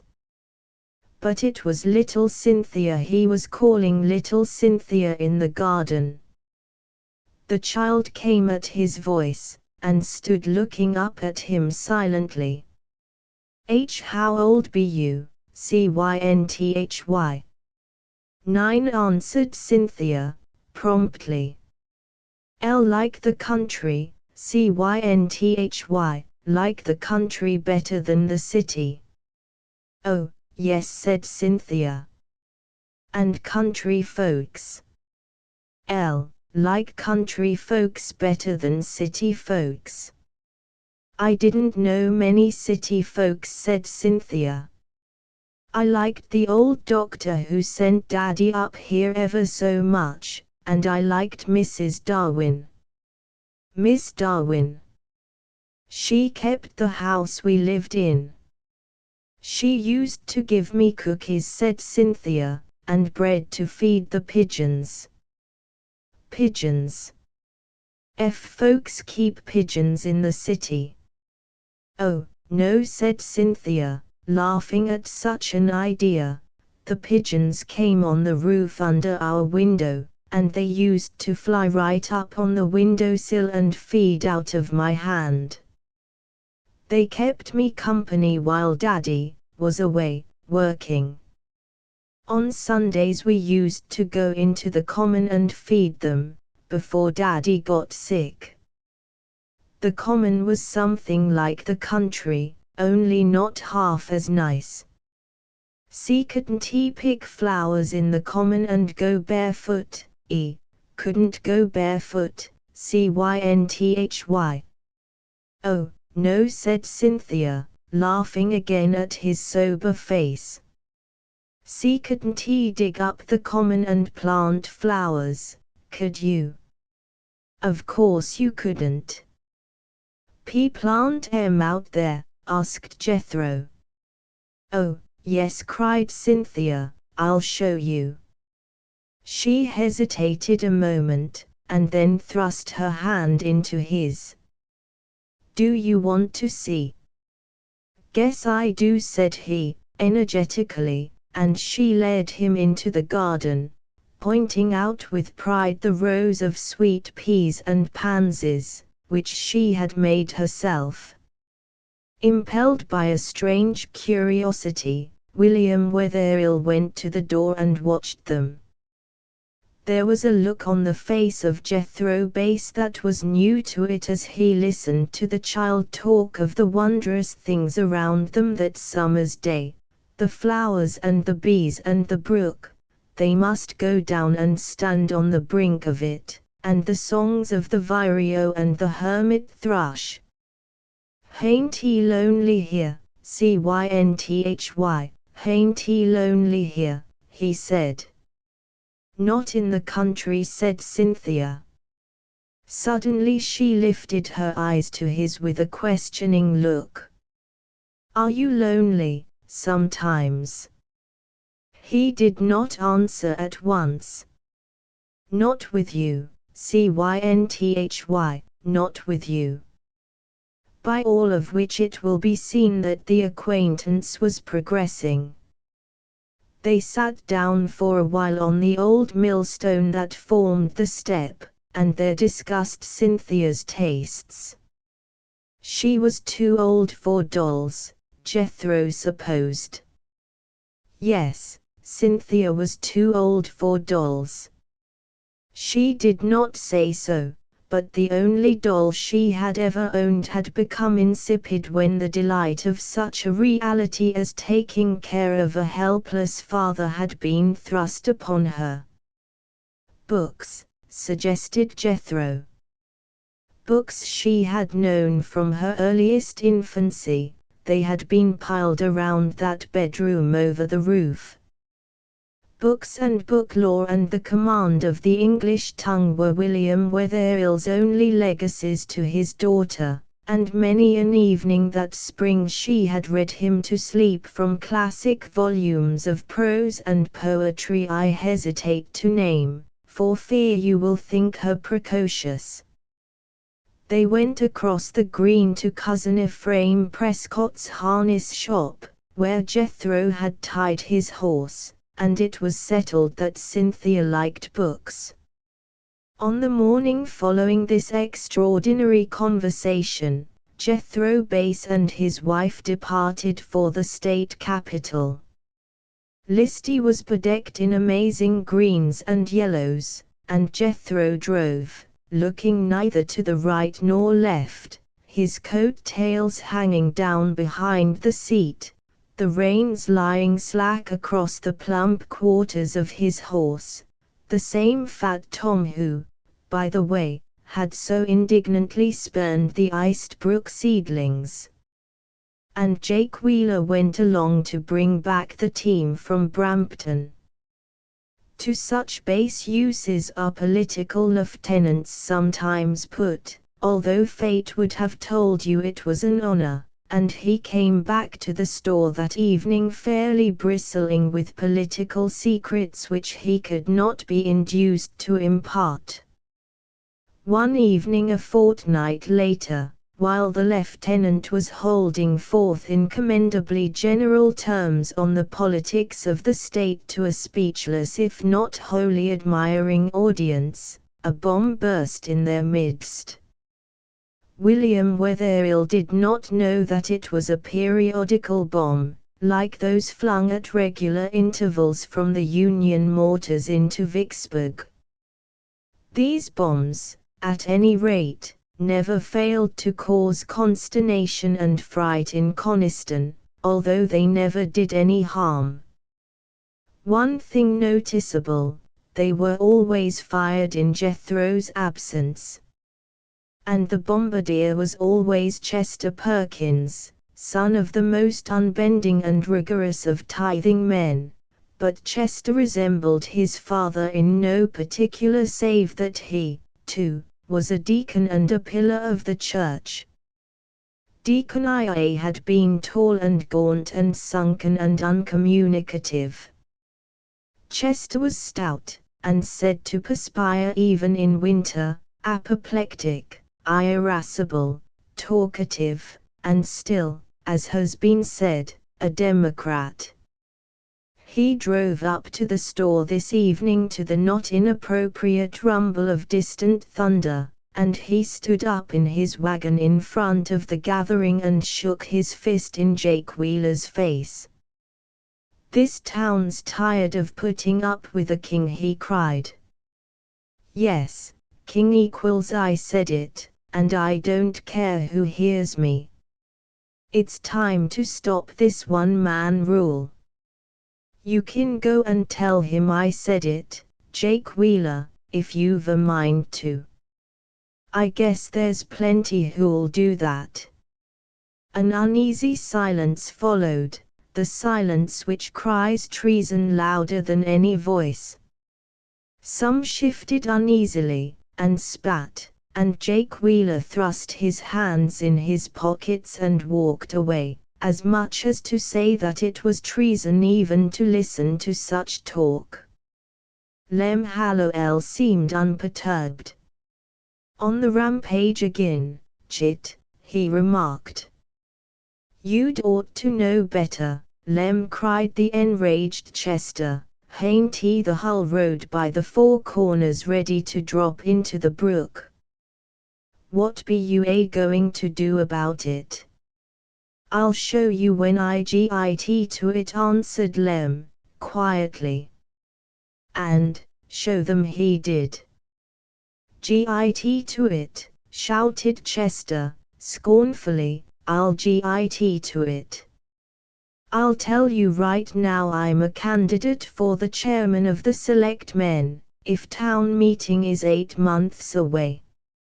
And, Sam Price, I'll expect the Democrats to git into line."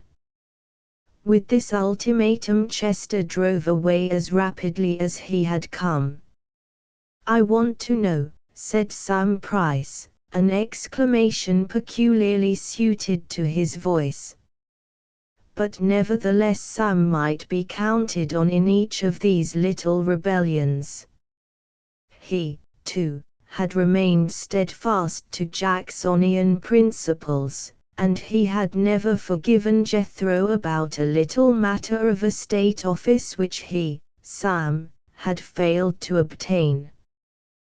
Before he went to bed Jake Wheeler had written a letter which he sent off to the state capitol by the stage the next morning.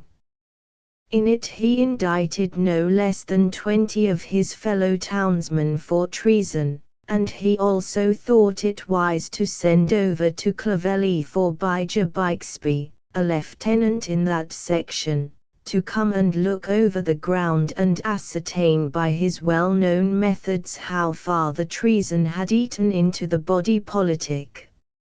Such was Jake's ordinary procedure when the bombs were fired, for Mr. Wheeler was nothing if not cautious. 3 mornings later, a little after 7 o'clock, when the storekeeper and his small daughter were preparing to go to Brampton upon a very troublesome errand, Chester Perkins appeared again.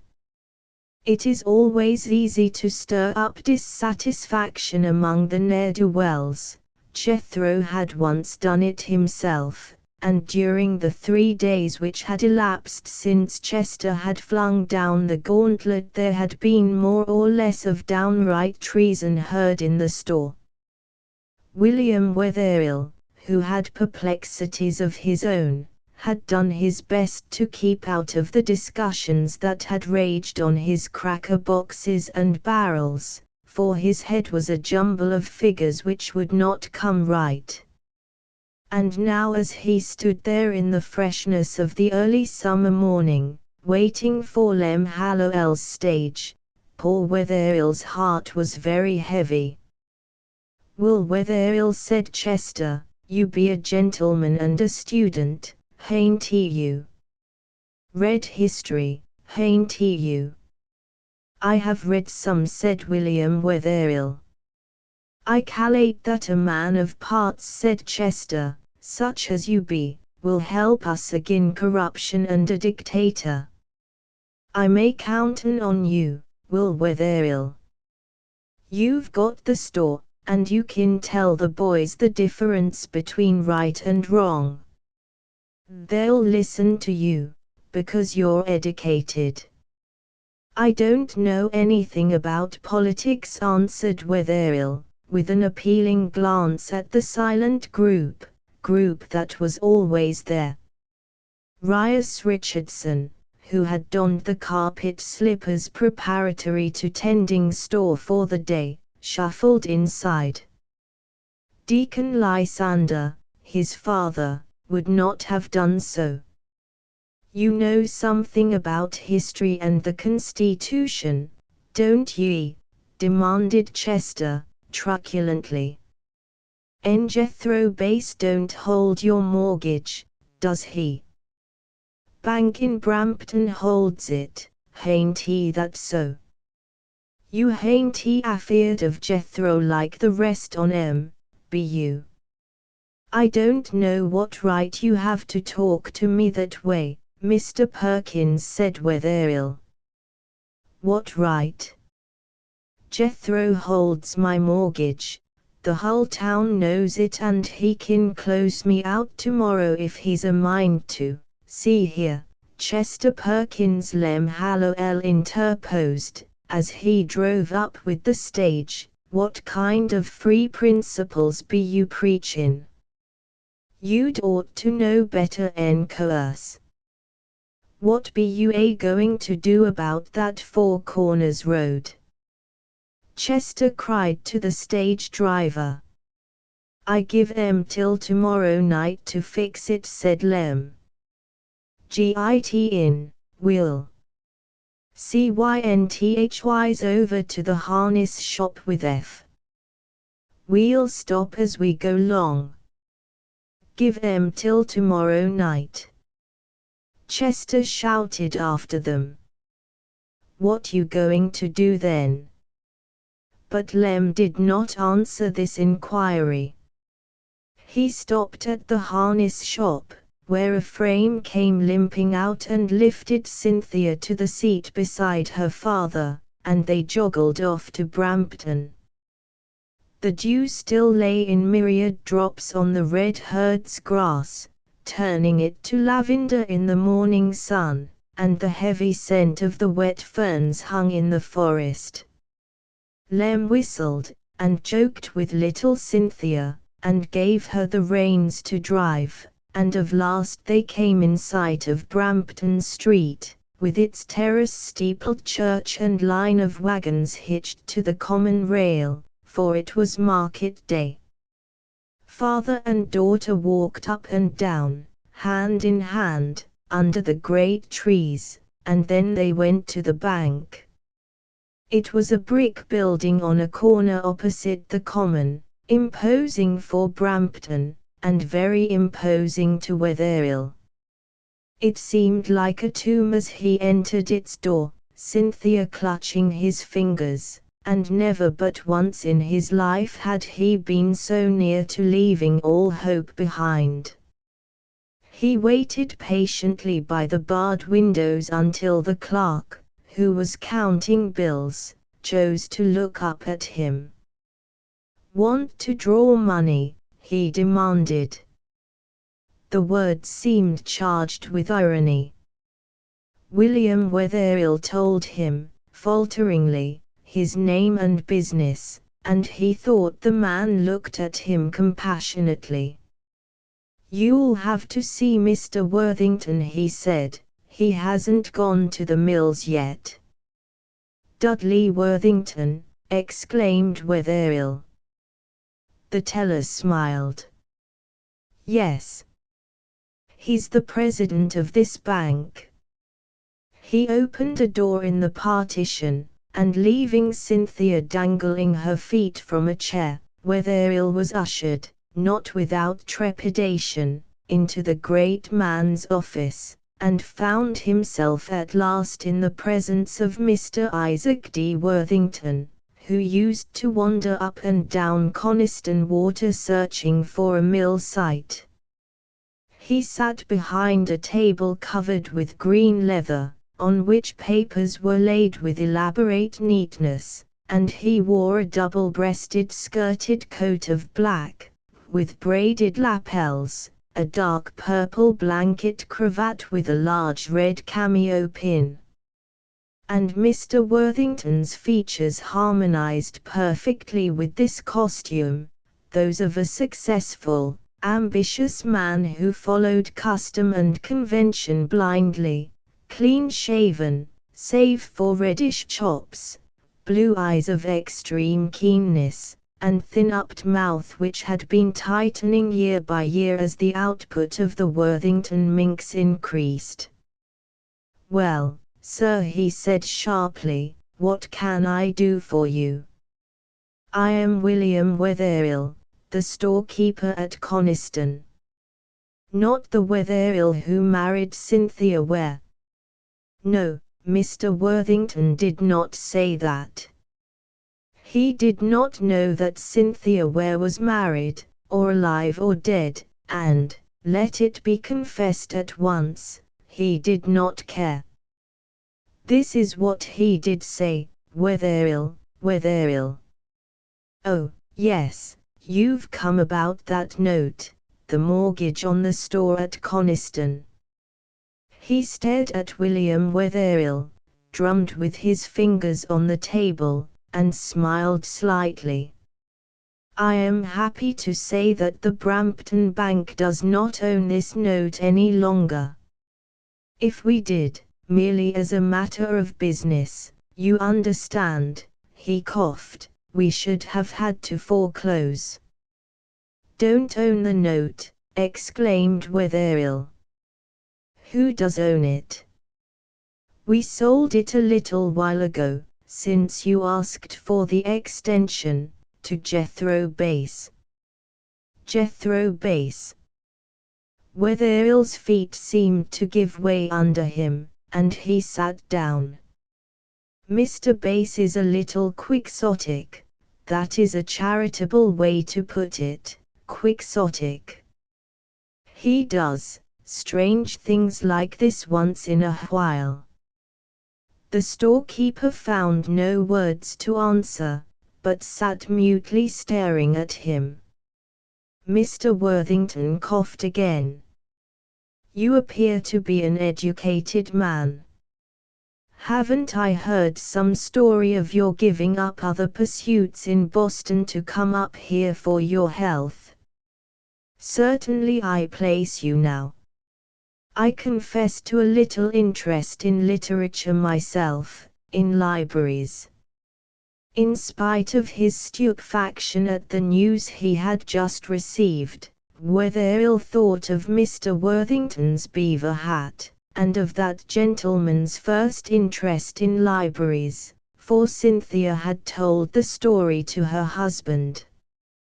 "It is perhaps an open secret," continued Mr. Worthington, "that in the near future I intend to establish a free library in Brampton.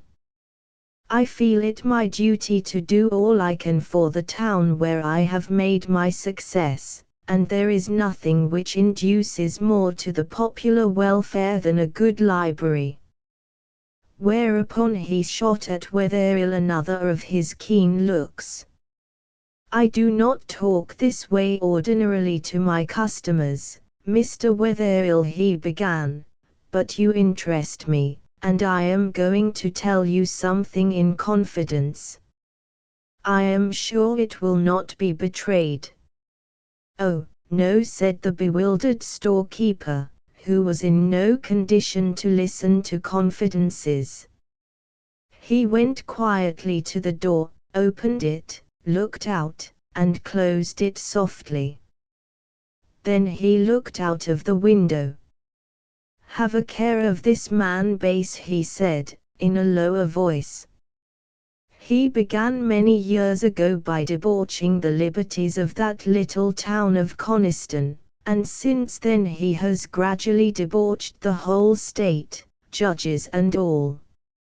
If I have a case to try," he spoke now with more intensity and bitterness, "concerning my mills, or my bank, Before I get through I find that rascal mixed up in it somewhere, and unless I arrange matters with him, He paused abruptly, his eyes going out of the window, pointing with a long finger at a grizzled man crossing the street with a yellow and red horse blanket thrown over his shoulders. That man, Judge Baker, holding court in this town now, Bason's body and soul. And the horse blanket?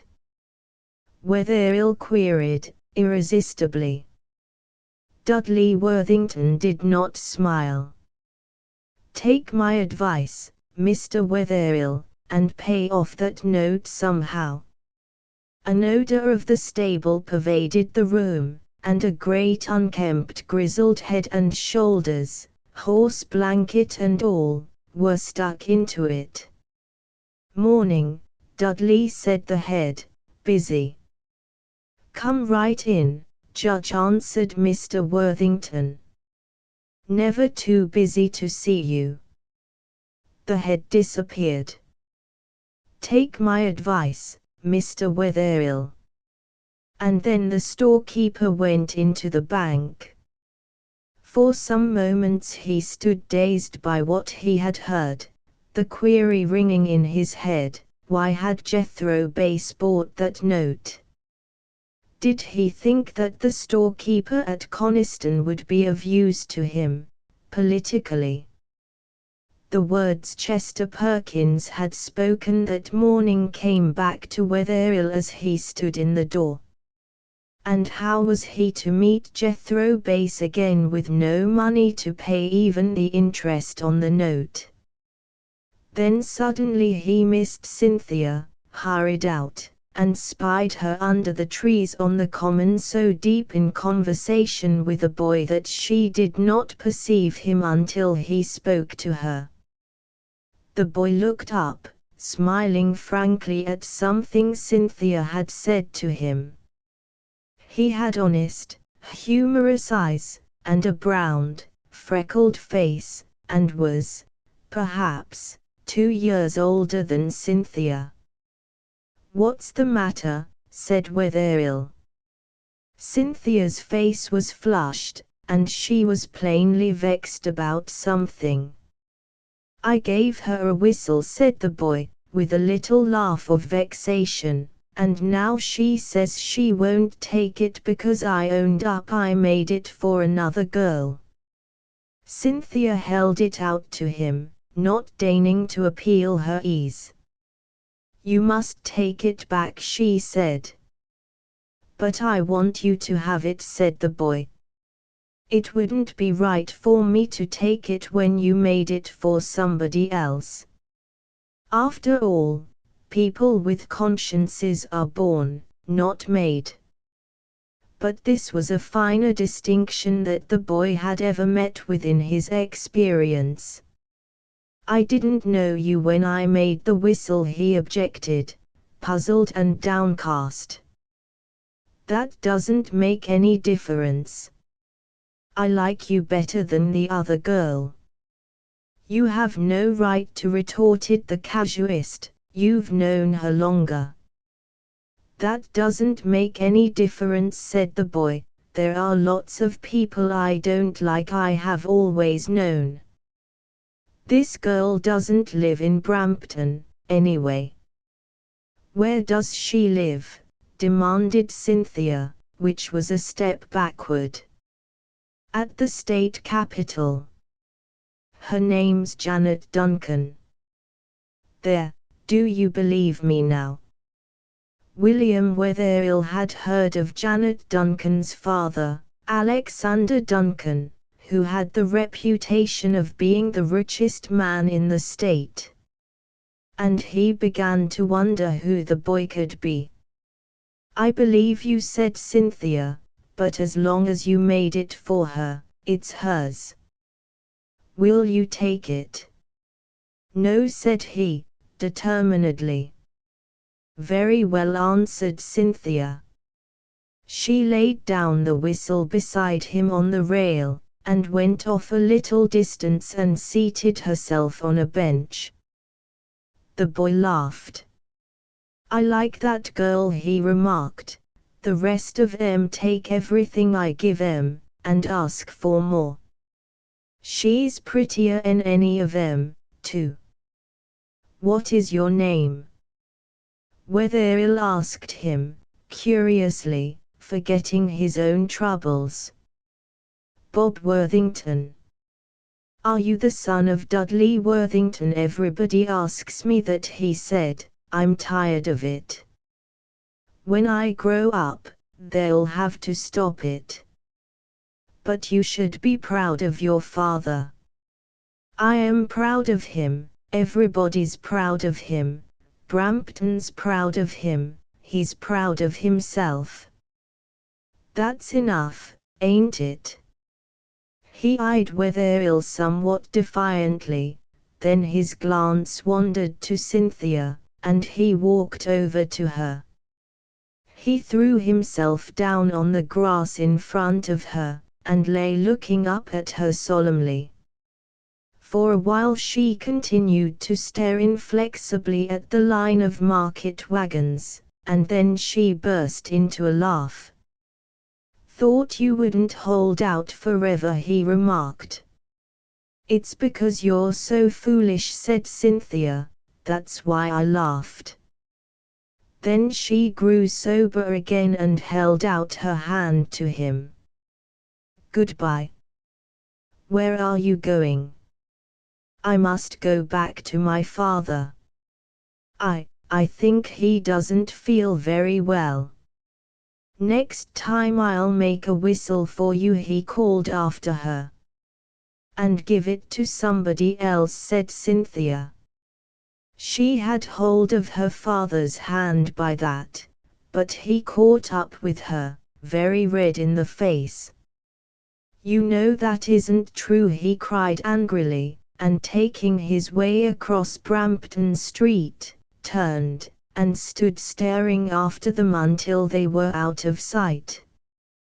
"Do you like him, Daddy?" asked Cynthia. William Wetherill did not answer. He had other things to think about. "Daddy?" "Yes." "Does your trouble feel any better?" "Some, Cynthia. But you mustn't think about it." "Daddy, why don't you ask Uncle Jethro to help you?" At the name Wetherill started as if he had had a shock. "What put him into your head, Cynthia?" he asked sharply.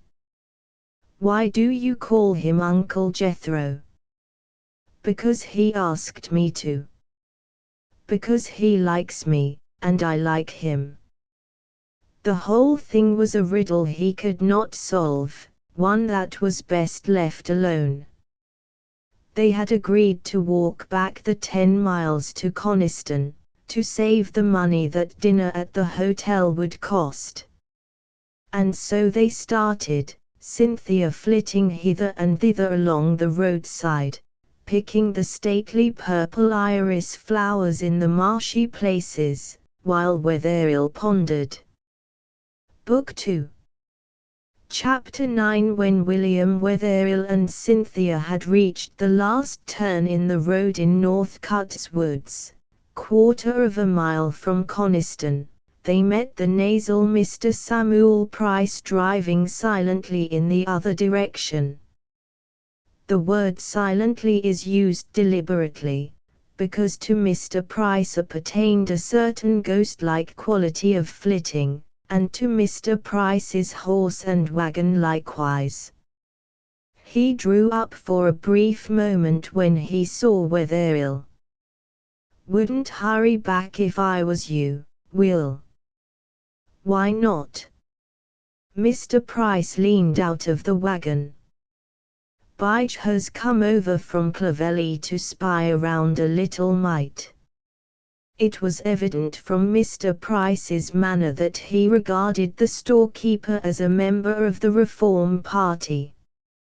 "What did he say, Daddy?" asked Cynthia, as Wetherill stood staring after the flitting buggy in bewilderment.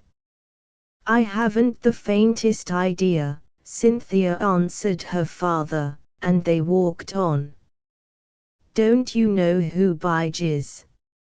No, said her father, and I don't care. It was almost criminal ignorance for a man who lived in that part of the country not to know Bijah Bixby of Clovelly, who was paying a little social visit to Coniston that day on his way home from the state capital, tending, as it were, Jethro's flock. Still, Wetherill must be excused because he was an impractical literary man with troubles of his own. But how shall we chronicle Bijah's rank and precedence in the Jethro army, in which there are neither shoulder straps nor annual registers? To designate him as the chamberlain of that hill Raja, the Honourable Heth Sutton, would not be far out of the way. The Honourable Heth, whom we all know and whom we shall see presently, is the man of substance and of broad acres in Clovelly. Bijah merely owns certain mortgages in that town, but he had created the Honourable Heth, politically, as surely as certain prime ministers we could name have created their sovereigns. The Honourable Heth was Bijah's creation, and a grand creation he was, as no one will doubt when they see him. Bijah, as he will not hesitate to tell you, took Heth down in his pocket to the legislature, and has more than once delivered him, in certain blocks of 5 and 10, and 4 and 20, for certain considerations. The ancient song of sixpence applies to Bijah, but his pocket was generally full of proxies instead of rye, and the Honourable Heth was frequently one of the 4 and 20 blackbirds. In short, Bijah was the working bee, and the Honourable Heth the ornamental drone.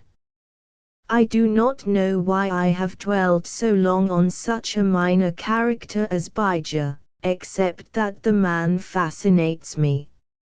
Of all the lieutenants in the state, his manners bore the closest resemblance to those of Jethro Base. When he walked behind Jethro in the corridors of the Pelican, kicking up his heels behind, he might have been taken for Jethro's shadow. He was of a good height and size, smooth-shaven, with little eyes that kindled, and his mouth moved not at all when he spoke. Unlike Jethro, he used tobacco. When Bijah had driven into Coniston village and hitched his wagon to the rail, he went direct to the store. Chester Perkins and others were watching him with various emotions from the stoop, and Bijah took a seat in the midst of them, characteristically engaging in conversation without the usual conventional forms of greeting, as if he had been there all day. How much did you get for your wool, Chester? How much? Guess you ain't here to talk about wool, Bijah said Chester, red with anger. Kind of neglectin' the farm lately, I hear, observed Bijah.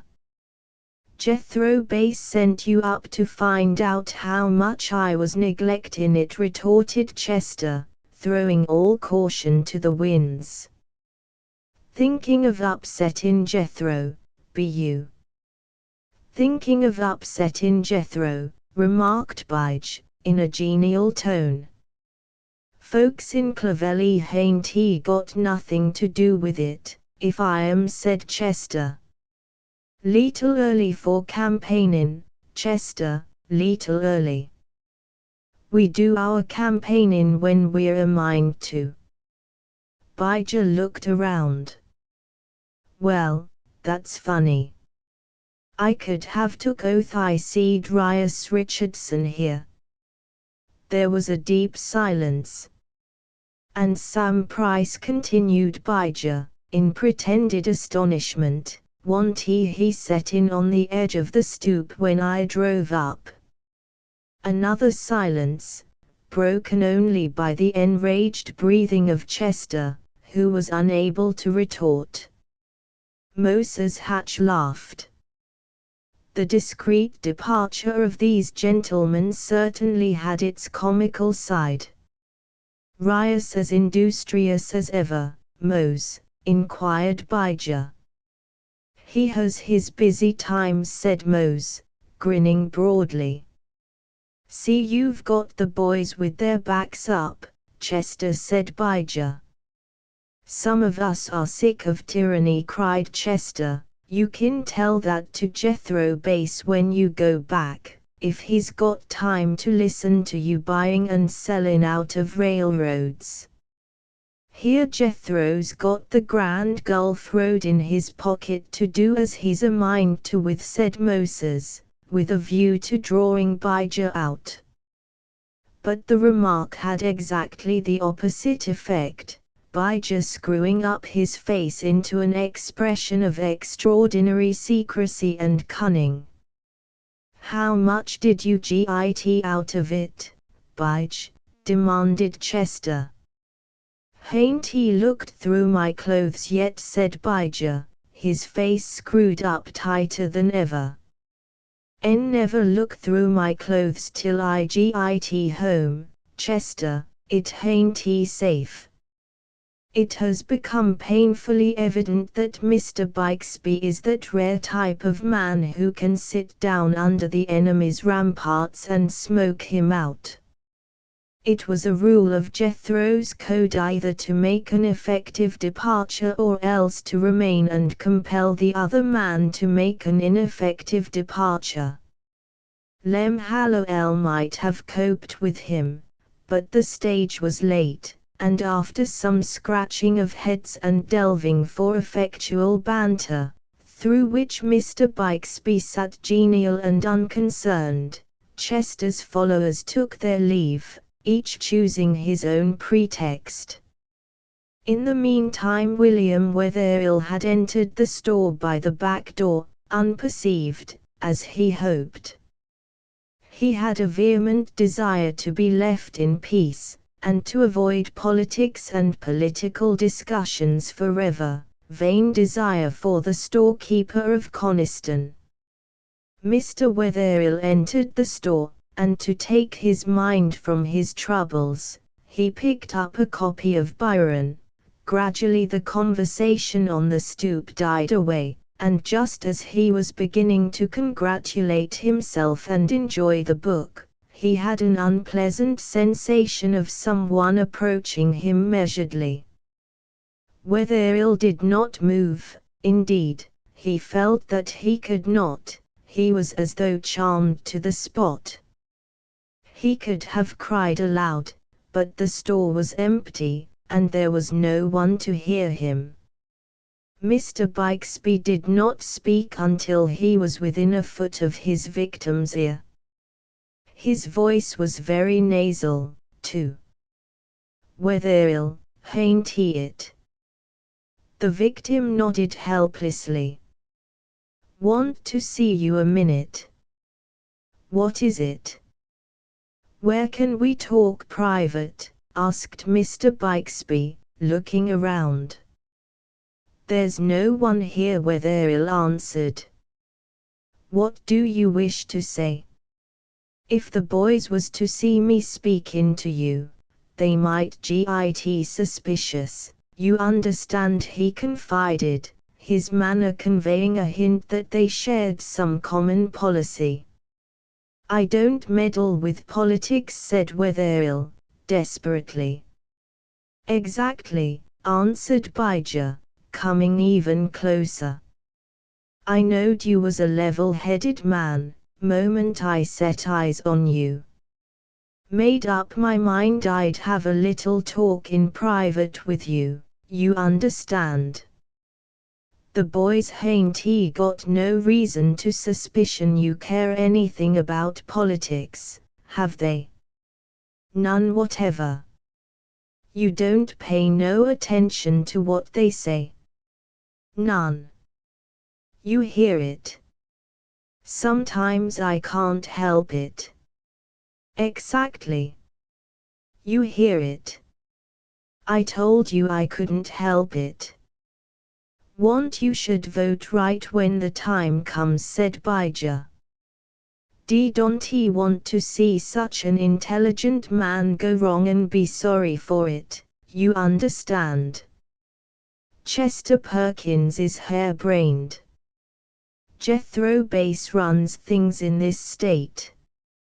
Mr. Bixby, you understand, said Bijah, screwing up his face. Guess your watch is coming out. He tucked it back caressingly, and started for the door, the back door. Involuntarily Wetherill put his hand to his pocket, felt something crackle under it, and drew the something out. To his amazement it was a $10 bill. Here, he cried so sharply in his fright that Mr. Bixby turned around. Wetherill ran after him. Take this back. Guess you got me, said Bijah. What is it? This money is yours, cried Wetherill, so loudly that Bijah started and glanced at the front of the store.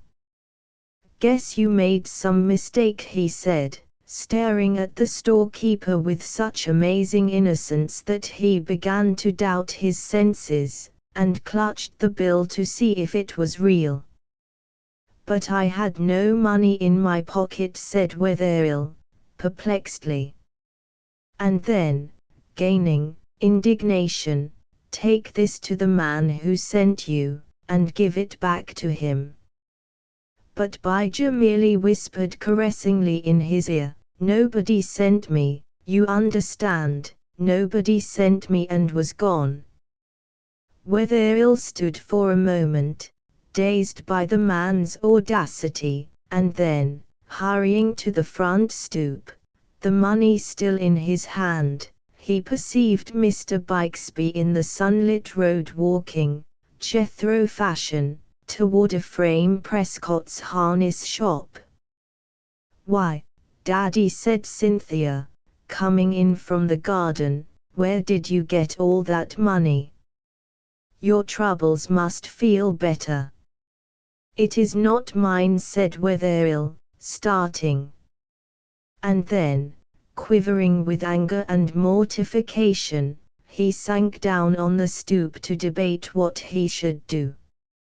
Is it somebody else's? Asked the child, presently. Yes. Then why don't you give it back to them, Daddy? How was Wetherill to know, in his fright, that Mr. Bixby had for once indulged in an overabundance of zeal in Jethro's behalf? He went to the door, laughter came to him across the green from the harness shop, and his eye following the sound, fastened on Bijah seated comfortably in the midst of the group there. Bitterly the storekeeper comprehended that, had he possessed courage, he would have marched straight after Mr. Bixby and confronted him before them all with the charge of bribery. The blood throbbed in his temples, and yet he sat there, trembling, despising himself, repeating that he might have had the courage if Jethro Bass had not bought the mortgage.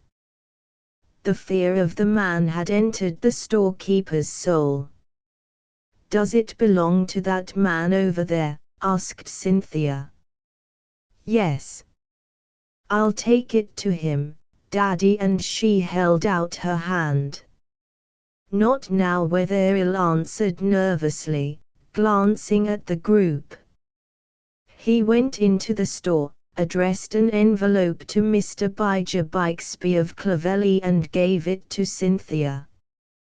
When he comes back for his wagon, hand it to him, he said, feeling that he would rather, at that moment, face the devil himself than Mr. Bixby. Half an hour later, Cynthia gave Mr. Bixby the envelope as he unhitched his horse, and so deftly did Bijah slip it into his pocket, that he must certainly have misjudged its contents. None of the loungers at Ephraim's remarked the transaction. If Jethro had indeed instructed Bijah to look after his flock at Coniston, it was an ill-conditioned move, and some of the flock resented it when they were quite sure that Bijah was climbing the notch road toward Clovelly. The discussion, from which the storekeeper was providentially omitted, was in full swing when the stage arrived, and Lem Hallowell's voice silenced the uproar. It was Lem's boast that he never had been and never would be a politician. "Why don't you folks quit railin' against Jethro and do something?" he said. "Bige turns up here, and you all scatter like a flock of crows. I'm tired of markin' complaints about that Brampton road, and today the hull side of it give way, and put me in the ditch. Sure as the sun rises tomorrow, I'm going to make trouble for Jethro." "What be you going to do, Lem?" "Indict the town," replied Lem, vigorously. "Who is the town?" "Jethro, hain't he?" "Who has charge of the highways?" "Jethro Bass, chairman of the selectmen. I've spoke to him, time and again, about that piece, and he hain't done nothing. Tonight I go to Harwich and git the court to appoint an agent to repair that road, and the town'll have to pay the bill." The boldness of Lem's intention for the moment took away their breaths, and then the awe-stricken hush which followed his declaration was broken by the sound of Chester's fist hammering on the counter. "That's the spirit," he cried. "I'll go along with you, Lem." "No, you won't," said Lem. "You'll stay right where you be." "Chester wants to get credit for the move," suggested Sam Price, slyly. "It's a lie," Sam Price shouted Chester. "What made you sneak off when Bixby come?" "Didn't sneak off," retorted Sam, indignantly, through his nose. "Forgot them eggs I left to home." "Sam," said Lem, with a wink at Moses Hatch, "you hitch up your horse and fetch me over to Harwich to get that indictment. Might get a chance to see that lady."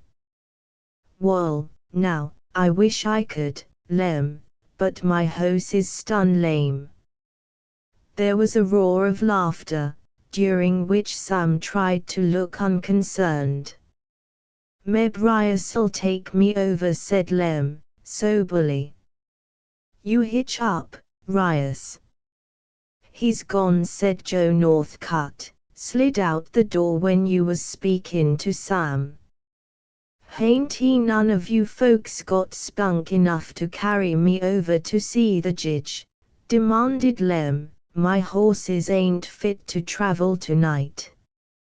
Another silence followed, and Lem laughed contemptuously but good-naturedly, and turned on his heel. "Guess I'll walk, then," he said. "You kin have my white horse," Lem said Moses Hatch. "All right," said Lem, "I'll come round and hitch up soon's I get my supper." An hour later, when Cynthia and her father and Millicent Skinner, who condescended to assist in the work and cooking of Mr. Wetherell's household, were seated at supper in the little kitchen behind the store, the head and shoulders of the stage driver were thrust in at the window, his face shining from its evening application of soap and water. He was making eyes at Cynthia. "Want to go to Harwich, Will?" he asked. William set his cup down quickly. You hain't afeard, be you, he continued. Most folks that hasn't went west or died is afeard of Jethro Bass. Daddy isn't afraid of him, and I'm not, said Cynthia. That's right, Cynthy, said Lem, leaning over and giving a tug to the pigtail that hung down her back. There hain't nothing to be afeard of. I like him, said Cynthia, he's very good to me. You stick to him, Cynthy, said the stage driver. Ready, Will. It may readily be surmised that Mr. Wetherill did not particularly wish to make this excursion, the avowed object of which was to get Mr. Bass into trouble. But he went, and presently he found himself jogging along on the mountain road to Harwich. From the crest of Townsend Ridge they looked upon the western peaks tossing beneath a golden sky. The spell of the evening's beauty seemed to have fallen on them both, and for a long time Lem spoke not a word, and nodded smilingly but absently to the greetings that came from the farm doorways. Will, he said at last, you acted sensible. There's no mite of use of your getting mixed up in politics. You're too good for 'em. Too good, exclaimed the storekeeper. You're educated, Lem replied, with a tactful attempt to cover up a deficiency. You're a gentleman, if you do keep store. Lemuel apparently thought that gentlemen and politics were contradictions.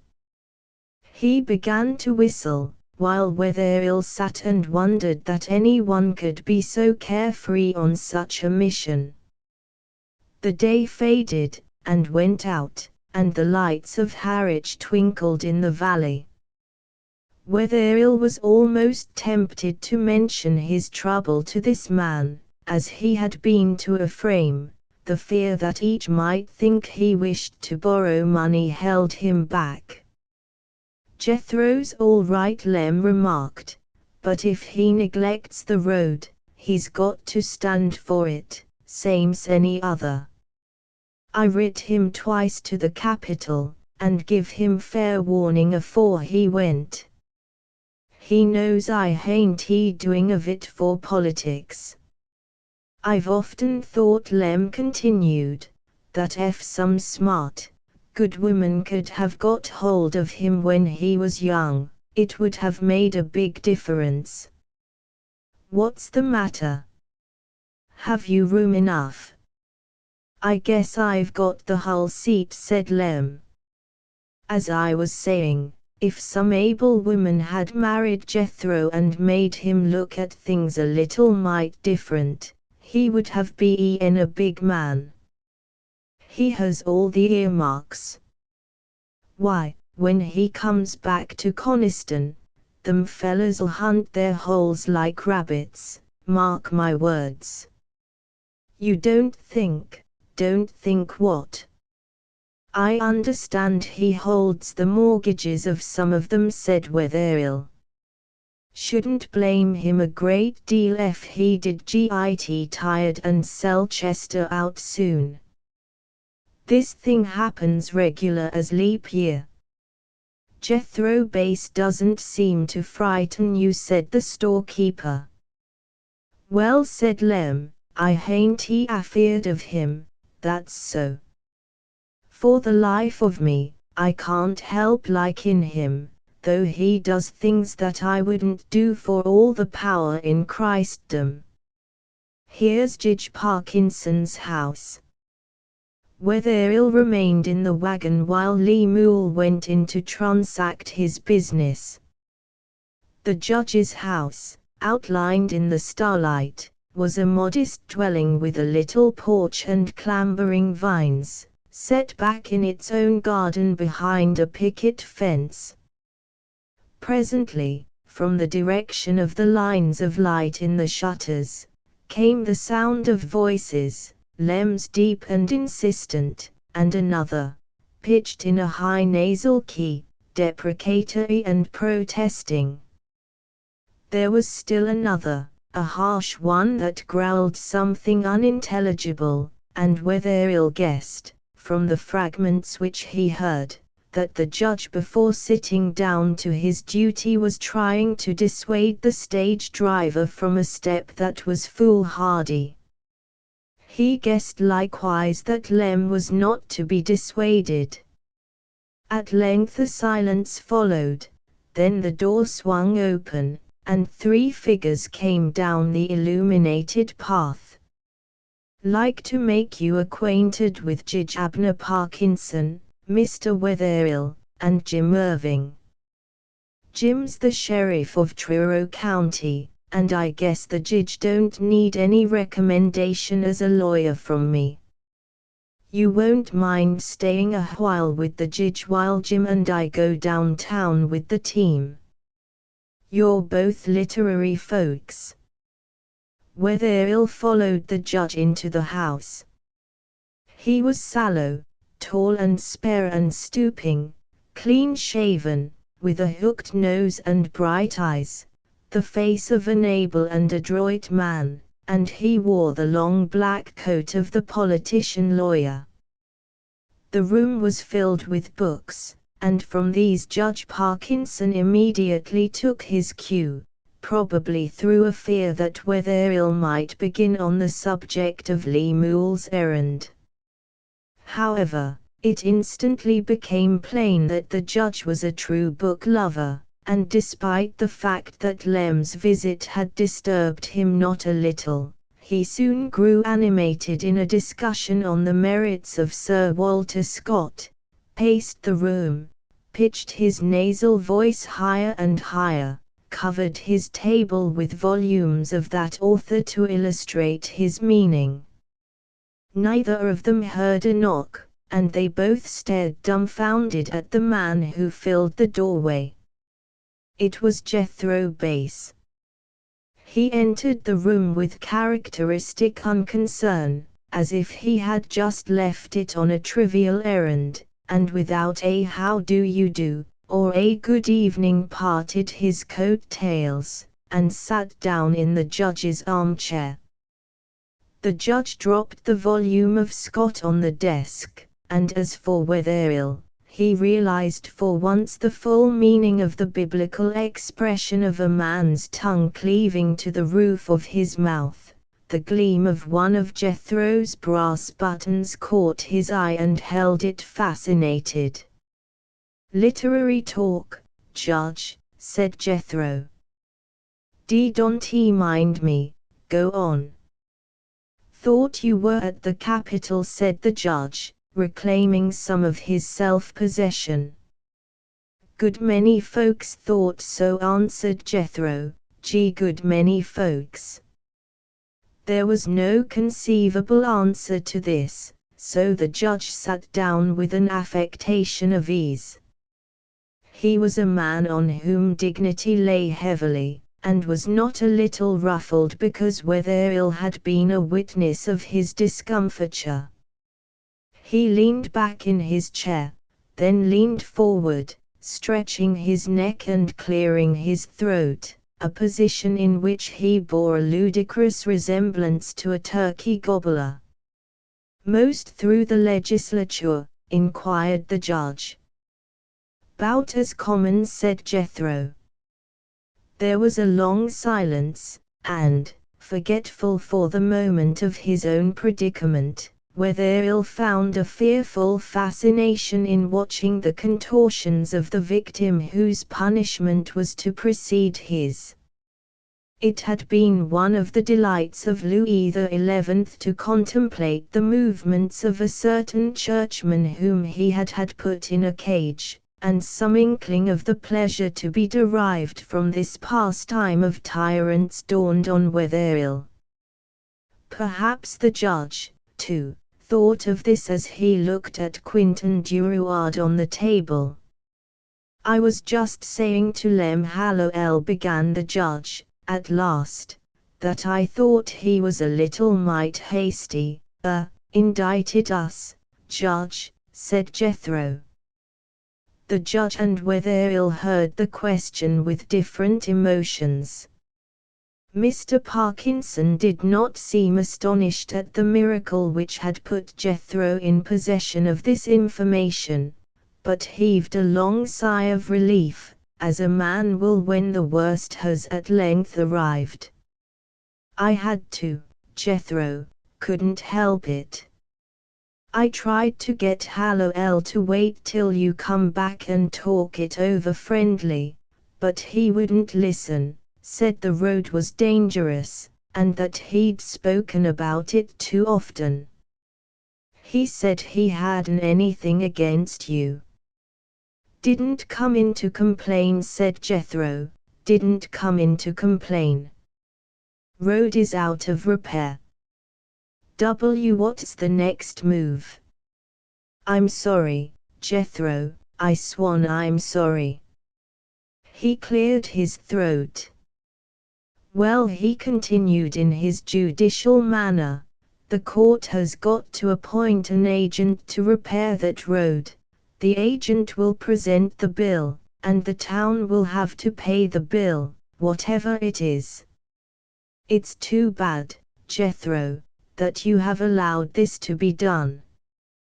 You say you've got to appoint an agent? Yes, I'm sorry, have you appointed one?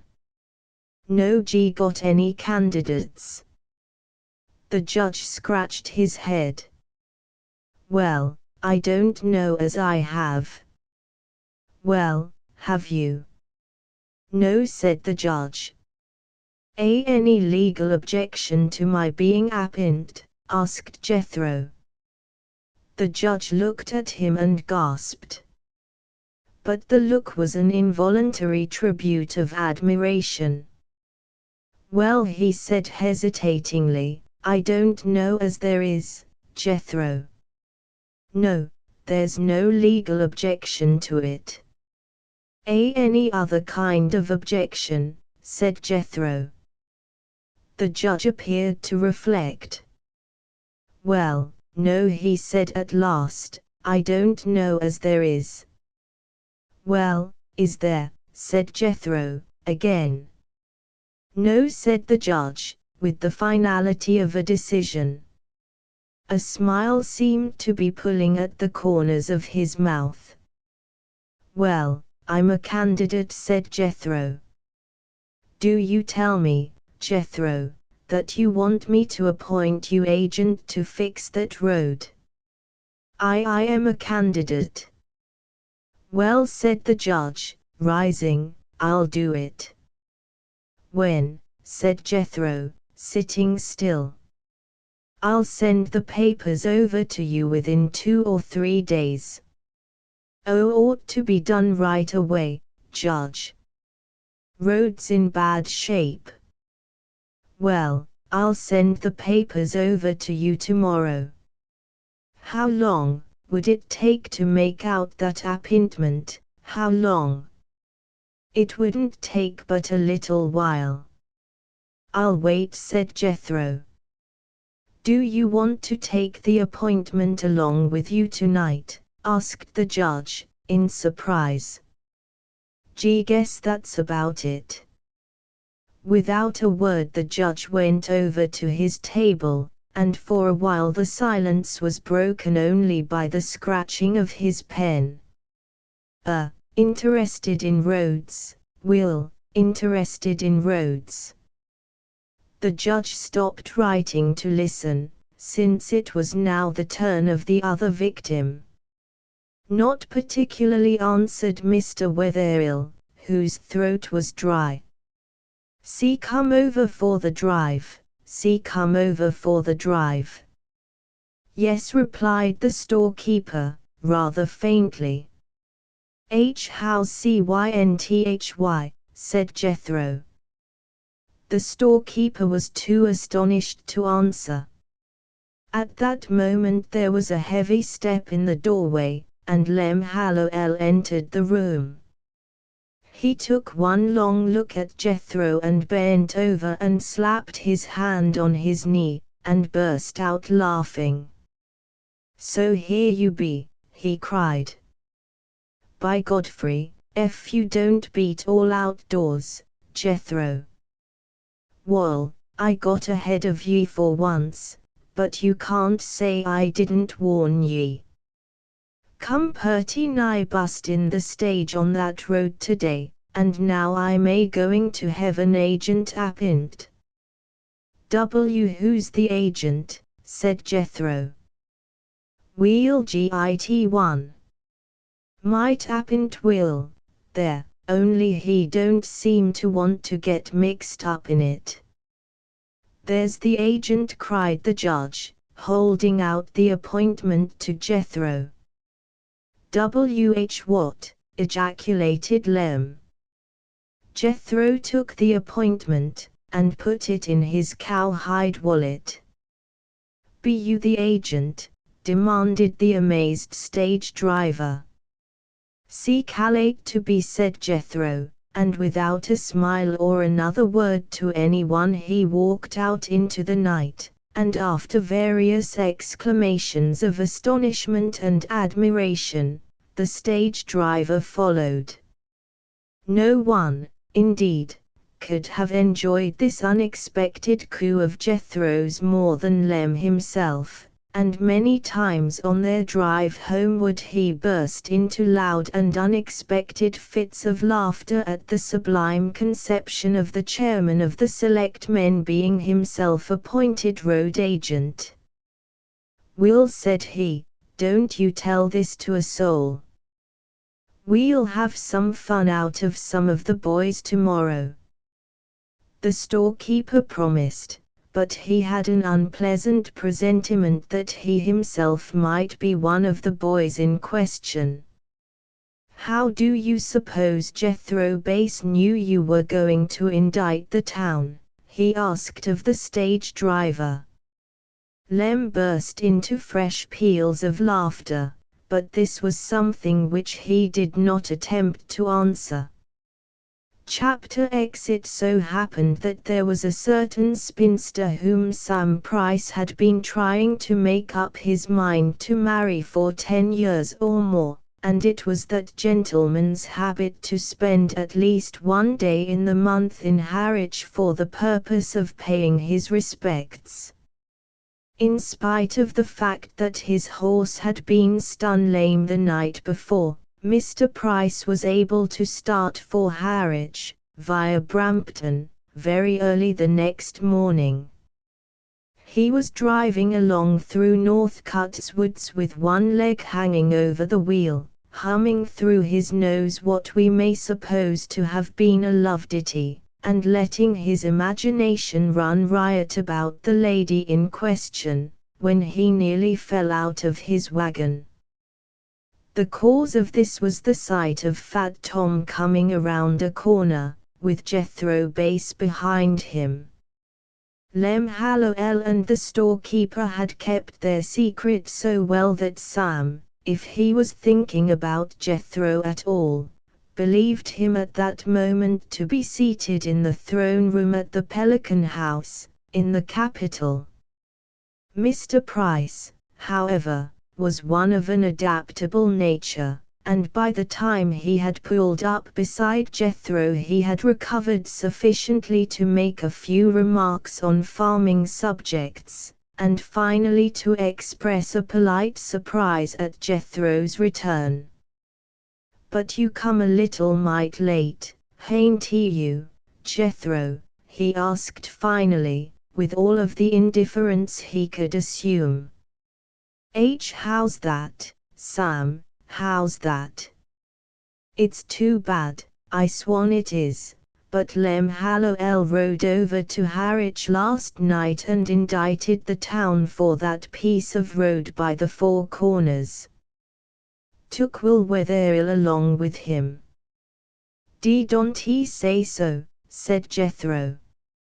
"I calate he done it," responded Sam, pulling a long face. "The court'll have to send an agent to do the job," and I guess you'll have to foot the bill, Jethro. See court LL have to appoint an agent. I calate. You a candidate, Sam, you a candidate. Don't know but what I be, answered the usually wary Mr. Price. G going to Harwich, hain't he you? Meb I be, and meb I hain't he, said Sam, not able to repress a self-conscious snicker. Might as well be you as anybody, Sam, said Jethro, as he drove on. It was not strange that the idea, thus planted, should grow in Mr. Price's favor as he proceeded. He had been surprised at Jethro's complaisance, and he wondered whether, after all, he had done well to help Chester stir people up at this time. When he reached Harwich, instead of presenting himself promptly at the spinster's house, he went first to the office of Judge Parkinson, as became a prudent man of affairs. Perhaps there is no need to go into the details of Mr. Price's discomfiture on the occasion of this interview. The judge was by nature of a sour disposition, but he haw-hawed so loudly as he explained to Mr. Price the identity of the road agent that the judge of probate in the next office thought his colleague had gone mad. Afterward Mr. Price stood for some time in the entry, where no one could see him, scratching his head and repeating his favorite exclamation, "I want to know." It has been ascertained that he omitted to pay his respects to the spinster on that day. Simon Johnson carried the story back to Coniston, where it had the effect of eliminating Mr. Price from local politics for some time to come. That same morning Chester Perkins was seen by many driving wildly about from farm to farm, supposedly haranguing his supporters to make a final stand against the tyrant, but by noon it was observed by those naturalists who were watching him that his activity had ceased. Chester arrived at dinner time at Joe Northcott's, whose land bordered on the piece of road which had caused so much trouble, and Joe and half a dozen others had been at work there all morning under the road agent whom Judge Parkinson had appointed. Now Mrs. Northcott was Chester's sister, a woman who in addition to other qualities possessed the only sense of humor in the family. She ushered the unsuspecting Chester into the kitchen, and there, seated beside Joe and sipping a saucer of very hot coffee, was Jethro Bass himself. Chester halted in the doorway, his face brick red, words utterly failing him, while Joe sat horror-stricken, holding aloft on his fork a smoking potato. Jethro continued to sip his coffee. "Be busy times, Chester," he said, "be busy times." Chester choked. Where were the burning words of denunciation which came so easily to his tongue on other occasions? It is difficult to denounce a man who insists upon drinking coffee. "Set right down, Chester," said Mrs. Northcott, behind him. Chester sat down, and to this day he cannot account for that action. Once seated, habit asserted itself, and he attacked the boiled dinner with a ferocity which should have been exercised against Jethro. "I suppose the stores down to the Capitol is finer than ever," Mr. Bass remarked Mrs. Northcott. "So-so, Miss Northcott, so-so. I was there 10 years ago," remarked Mrs. Northcott, with a sigh of reminiscence, "and I never see such fine silks and bonnets in my life." Now I've often wanted to ask you, did you buy that bonnet with the trembly jet things for Miss Bass? That bonnet come out full better 'en I expected, answered Jethro, modestly. You have got taste in women's fixin's, Mr. Bass. Strange. Now I wouldn't let Joe choose my things for worlds. So the dinner progressed, Joe with his eyes on his plate, Chester silent, but bursting with anger and resentment, until at last Jethro pushed back his chair, and said good day to Mrs. Northcott and walked out. Chester got up instantly and went after him, and Joe, full of forebodings, followed his brother-in-law. Jethro was standing calmly on the grass plot, whittling a toothpick. Chester stared at him a moment, and then strode off toward the barn, unhitched his horse and jumped in his wagon. Something prompted him to take another look at Jethro, who was still whittling. "See, carry me down to the road, Chester, see, carry me down to the road," said Jethro. Joe Northcott's knees gave way under him, and he sat down on a sugar kettle. Chester tightened up his reins so suddenly that his horse reared, while Jethro calmly climbed into the seat beside him and they drove off. It was some time before Joe had recovered sufficiently to arise and repair to the scene of operations on the road. It was Joe who brought the astounding news to the store that evening. Chester was Jethro's own candidate for senior selectman. Jethro himself had said so, that he would be happy to abdicate in Chester's favor, and make it unanimous, Chester having been a candidate so many times, and disappointed. "Who's Chester?" said Lem Hallowell. Joe pulled a long face. "Just come from his house, and he done a lick of work since noontime. Jest sets in a corner, won't talk, won't eat, jest sets there." Lem sat down on the counter and laughed until he was forced to brush the tears from his cheeks at the idea of Chester Perkins being Jethro's candidate. Where was reform now? If Chester were elected, it would be in the eyes of the world as Jethro's man. No wonder he sat in a corner and refused to eat. "Guess you'll catch it next, Will, for going over to Harwich with Lem," Joe remarked playfully to the storekeeper, as he departed. These various occurrences certainly did not tend to allay the uneasiness of Mr. Wetherill. The next afternoon, at a time when a slack trade was slackest, he had taken his chair out under the apple tree and was sitting with that same volume of Byron in his lap, but he was not reading. The humorous aspects of the doings of Mr. Bass did not particularly appeal to him now, and he was, in truth, beginning to hate this man whom the fates had so persistently intruded into his life. William Wetherill was not, it may have been gathered, what may be called vindictive. He was a sensitive, conscientious person whose life should have been in the Vale, and yet at that moment he had a fierce desire to confront Jethro Bass and destroy him. Yes, he felt equal to that. Shocks are not very beneficial to sensitive natures.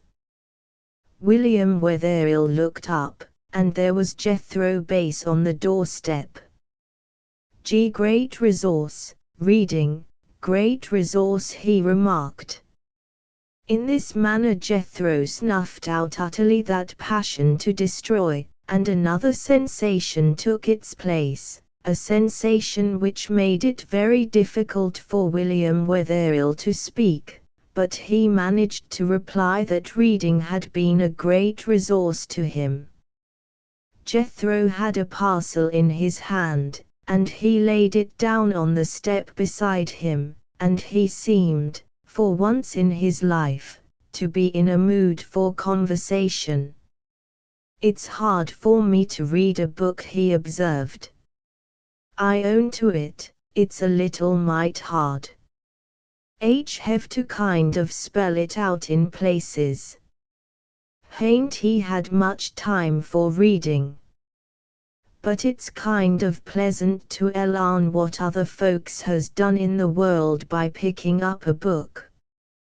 Takes your mind off things, don't it?" Wetherill felt like saying that his reading had not been able to do that lately. Then he made the plunge, and shuddered as he made it. "Mr. Bass, I have been waiting to speak to you about that mortgage." Yes," he answered, without moving his head, about the mortgage. "Mr. Worthington told me that you had bought it." Yes, I did. "I'm afraid you will have to foreclose," said Wetherill. "I cannot reasonably ask you to defer the payments any longer." "If I foreclose it, what will you do?" he demanded abruptly. There was but one answer: Wetherill would have to go back to the city and face the consequences. He had not the strength to earn his bread on a farm. "If I'd been in any hurry for the money, guess I'd notified you," said Jethro. "I think you had better foreclose, Mr. Bass," Wetherill answered. "I can't hold out any hopes to you that it will ever be possible for me to pay it off. It's only fair to tell you that." "Well," he said, with what seemed a suspicion of a smile, "I don't know but what that's about as honest an answer as I ever got." "Why did you do it?" Wetherill cried, suddenly goaded by another fear. "Why did you buy that mortgage?" But this did not shake his composure. Have a little habit of collecting 'em," he answered, "same as you do books. Guess some of 'em hain't as valuable." William Wetherill was beginning to think that Jethro knew something also of such refinements of cruelty as were practiced by Caligula. He drew forth his cowhide wallet and produced from it a folded piece of newspaper which must, Wetherill felt sure, contain the mortgage in question. "There's one power I always wished I had," he observed, "the power to make folks see some things as I see 'em. I was across the water tonight, on my hill farm, when the sun set, and the sky up there above the mountain was all golden bars, and the river all a-flamin' purple, just as if it had been dyed by some of them Greek gods you're reading about. Now if I could put them things on paper, I wouldn't care a haycock to be president." "No, sir." The storekeeper's amazement as he listened to this speech may be imagined. Was this Jethro Bass? If so, here was a side of him the existence of which no one suspected. Wetherill forgot the matter in hand. "Why don't you put that on paper?" he exclaimed. Jethro smiled, and made a deprecating motion with his thumb. "Sometimes when I hain't busy, I drop into the state library at the Capitol and enjoy myself. It's like going to another world without any folks to bother you. There's books I'd like to talk to you about, sometime. But I thought you told me you didn't read much, Mr. Bass. He made no direct reply, but unfolded the newspaper in his hand, and then Wetherill saw that it was only a clipping. H happened to run across this in a newspaper. If this hain't he this county, I want he born and raised here. If it hain't he Coniston Mountain about 7 o'clock of a June evening, I never saw Coniston Mountain. Listen to this. Whereupon he read, with a feeling which Wetherill had not supposed he possessed, an extract, and as the storekeeper listened his blood began to run wildly. At length Jethro put down the paper without glancing at his companion. "There's something about that fetches you spinning through the air," he said slowly. She showed it to Jim Willard, editor of the Newcastle Guardian. What do you think he said?" "I don't know," said Wetherill, in a low voice. Willard said, "Bass, wish you'd find me that man. I'll give him $5 every week for a letter like that." $5 a week." He paused, folded up the paper again and put it in his pocket, took out a card and handed it to Wetherill. "James G. Willard, editor. Newcastle Guardian." "That's his address," said Jethro. Guess you'll know what to do with it." $5 a week, $5 a week." "How did you know I wrote this article?" said Wetherill, as the card trembled between his fingers. Note the place was Coniston seen from the east. Note there wa'n't anyone is Brampton or Harwich could have done it. She guessed the rest, guessed the rest. Wetherill could only stare at him like a man who, with the halter about his neck, has been suddenly reprieved. But Jethro Bass did not appear to be waiting for thanks. He cleared his throat, and had Wetherill not been in such a condition himself, he would actually have suspected him of embarrassment. Wetherill." "Yes." "Want he say nothing about the mortgage, pay it when you can." This roused the storekeeper to a burst of protest, but he stemmed it. "Hain't he got the money, have you?" "No, but, if I needed money, do ye suppose I'd bought the mortgage?" "No," answered the still bewildered Wetherill, "of course not." There he stuck, that other suspicion of political coercion suddenly rising uppermost. Could this be what the man meant? Wetherill put his hand to his head, but he did not dare to ask the question. Then Jethro Bass fixed his eyes upon him. "Hain't he never mixed any in politics, have you never mixed any?" Wetherill's heart sank. "No," he answered. "Don't he, take my advice, don't he?" "What?" cried the storekeeper, so loudly that he frightened himself. "Don't he?" repeated Jethro, imperturbably. There was a short silence, the storekeeper being unable to speak. Coniston Water, at the foot of the garden, sang the same song, but it seemed to Wetherill to have changed its note from sorrow to joy.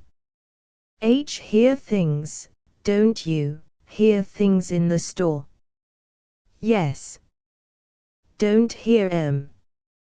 Keep out of politics, stick to storekeeping and literature." Jethro got to his feet and turned his back on the storekeeper and picked up the parcel he had brought. "Ccynthy well?" he inquired. I'll call her," said Wetherill, huskily. She was down by the brook when you came." But Jethro Base did not wait. He took his parcel and strode down to Coniston Water, and there he found Cynthia seated on a rock with her toes in a pool. "How be you, Cynthhy?" said he, looking down at her. "I'm well, Uncle Jethro," said Cynthia. "I remembered what I told you to call me, have you?" said Jethro, plainly pleased. That's right. Cynthhy. Cynthia looked up at him inquiringly. Said you liked books, didn't you? Said you liked books. Yes, I do, she replied simply, very much. He undid the wrapping of the parcel, and there lay disclosed a book with a very gorgeous cover. He thrust it into the child's lap. "It's Robinson Crusoe," she exclaimed, and gave a little shiver of delight that made ripples in the pool. Then she opened it, not without awe, for William Wetherill's hooks were not clothed in this magnificent manner. "It's full of pictures," cried Cynthia. "See, there he is making a ship." "Why you read it, Cynthhy?" asked Jethro, a little anxiously. No, Cynthia hadn't. "I'll like it, Cynthhy, I'll like it," said he, not quite so anxiously. Cynthia looked up at him with a puzzled expression. "Fetched it up from the capital for you, Cynthhy, for you." "For me?" A strange thrill ran through Jethro Base as he gazed upon the wonder and delight in the face of the child. "Fetched it for you, Cynthhy." For a moment Cynthia sat very still, and then she slowly closed the book and stared at the cover again, Jethro looking down at her the while. To tell the truth, she found it difficult to express the emotions which the event had summoned up. "Thank you, Uncle Jethro," she said. Jethro, however, understood. He had, indeed, never failed to understand her from the beginning. He parted his coat-tails and sat down on the rock beside her, and very gently opened the book again, to the first chapter. "Going to read it, Cynthhy?" "Oh, yes," she said, and trembled again. Read it to me." So Cynthia read Robinson Crusoe to him while the summer afternoon wore away, and the shadows across the pool grew longer and longer. Chapter 11. Thus William Wetherill became established in Coniston, and was started at last, poor man, upon a life that was fairly tranquil. Lem Hallowell had once covered him with blushes by unfolding a newspaper in the store and reading an editorial beginning, "We publish today a new and attractive feature of The Guardian, a weekly contribution from a correspondent whose modesty is to be compared only with his genius as a writer.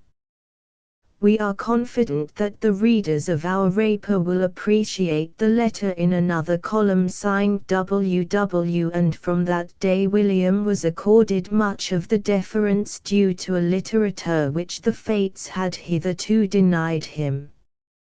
Indeed, during the 6 years which we are about to skip over so lightly, he became a marked man in Coniston, and it was voted in town's meeting that he be entrusted with that most important of literary labours, the town history of Coniston. During this period, too, there sprang up the strangest of intimacies between him and Jethro Bass. Surely no more dissimilar men than these have ever been friends, and that the friendship was sometimes misjudged was one of the clouds on William Wetherell's horizon. As the years went on he was still unable to pay off the mortgage, and sometimes, indeed, he could not even meet the interest, in spite of the princely sum he received from Mr. Willard of the Guardian. This was one of the clouds on Jethro's horizon, too, if men had but known it, and he took such moneys as Wetherell insisted upon giving him grudgingly enough. It is needless to say that he refrained from making use of Mr. Wetherell politically, although no poorer vessel for political purposes was ever constructed. It is quite as needless to say, perhaps, that Chester Perkins never got to be chairman of the Board of Selectmen. After Aunt Listy died, Jethro was more than ever to be found, when in Coniston, in the garden or the kitchen behind the store. Yes, Aunt Listy is dead. She has flitted through these pages as she flitted through life itself, arrayed by Jethro like the rainbow, and quite as shadowy and unreal. There is no politician of a certain age in the state who does not remember her walking, clad in dragonfly colors, through the streets of the capital on Jethro's arm, or descending the stairs of the Pelican House to supper. None of Jethro's detractors may say that he ever failed in kindness to her, and he loved her as much as was in his heart to love any woman after Cynthia Ware. As for Aunt Listy, she never seemed to feel any resentment against the child Jethro brought so frequently to Thousand Acre Hill. Poor Aunt Listy! Some people used to wonder whether she ever felt any emotion at all. But I believe that she did, in her own way. It is a well-known fact that Mr. Bijah Bixby came over from Clovelly, to request the place of superintendent of the funeral, a position which had already been filled. A special office, too, was created on this occasion for an old supporter of Jethro's, Senator Peleg Hartington of Brampton. He was made chairman of the bearers, of whom Ephraim Prescott was one. After this, as we have said, Jethro was more than ever at the store, or rather in that domestic domain behind it which Wetherell and Cynthia shared with Miss Millicent Skinner. Moses Hatch was wont to ask Cynthia how her daddies were. It was he who used to clear out the road to the little schoolhouse among the birches when the snow almost buried the little village, and on sparkling mornings after the storms his oxen would stop to breathe in front of the store, a cluster of laughing children clinging to the snowplow and tumbling over good-natured Moses in their frolics. Cynthia became a country girl, and grew long and lithe of limb, and weather-burnt, and acquired an endurance that spoke wonders for the life-giving air of Coniston. But she was a serious child, and Wetherell and Jethro sometimes wondered whether she was ever a child at all. When Ibn Hatch fell from the lumber pile on the ice, it was she who bound the cut in his head, and when Tom Richardson unexpectedly embraced the schoolhouse stove, Cynthia, not Miss Rebecca Northcutt, took charge of the situation. It was perhaps inevitable, with such a helpless father, that the girl should grow up with a sense of responsibility, being what she was. Did William Wetherill go to Brampton? Cynthia examined his apparel, and he was marched shamefacedly back to his room to change. Did he read too late at night? Some unseen messenger summoned her out of her sleep, and he was packed off to bed. Miss Millicent Skinner, too, was in a like mysterious way compelled to abdicate her high place in favor of Cynthia, and Wetherill was utterly unable to explain how this miracle was accomplished. Not only did Millicent learn to cook, but Cynthia, at the age of 14, had taught her. Some wit once suggested that the national arms of the United States should contain the emblem of crossed frying pans, and Millicent was in this respect a true American. When Wetherill began to suffer from her pies and doughnuts, the revolution took place, without stampeding, or recriminations, or trouble of any kind. One evening he discovered Cynthia, decked in an apron, bending over the stove, and Millicent looking on with an expression that was, for Millicent, benign. This was to some extent explained, a few days later, when Wetherill found himself gazing across the counter at the motherly figure of Mrs. Moses Hatch, who held the well-deserved honor of being the best cook in Coniston. "Hain't he had so much stomach trouble lately, Will?" she remarked. "No," he answered, surprised. "Cynthia is learning to cook." "Guess she is," said Mrs. Moses. "That gal is worth any 7 grown-up women in town. And she was 4 nights settin' in my kitchen before I knowed what she was up to." "So you taught her, Amanda?" "I taught her some. She callated that Millie was killin' you, and I guess she was."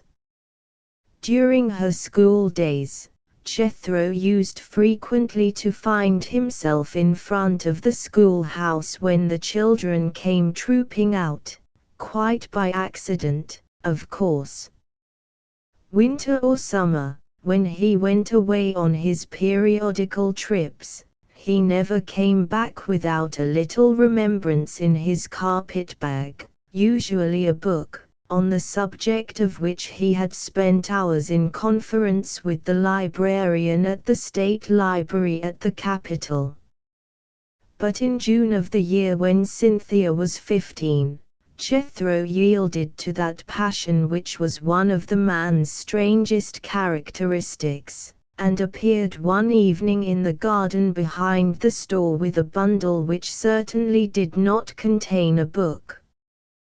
With all the gravity of a ceremony he took off the paper, and held up in relief against the astonished Cynthia a length of cardinal cloth. William Wetherill, who was looking out of the window, drew his breath, and even Jethro drew back with an exclamation at the change wrought in her. But Cynthia snatched the roll from his hand and wound it up with a feminine deftness. "What's the matter, Cynthy?" "Oh, I can't wear that, Uncle Jethro," she said. "Can't he wear it?" "Why not?" Cynthia sat down on the grassy mound under the apple tree and clasped her hands across her knees. She looked up at him and shook her head. "Don't you see that I couldn't wear it, Uncle Jethro?" "Why not?" he demanded. "Change it if you've a mind to have green." She shook her head, and smiled at him a little sadly. Took me a full hour to choose that, Cynthy," said he. Had to go to Boston, so I got it there.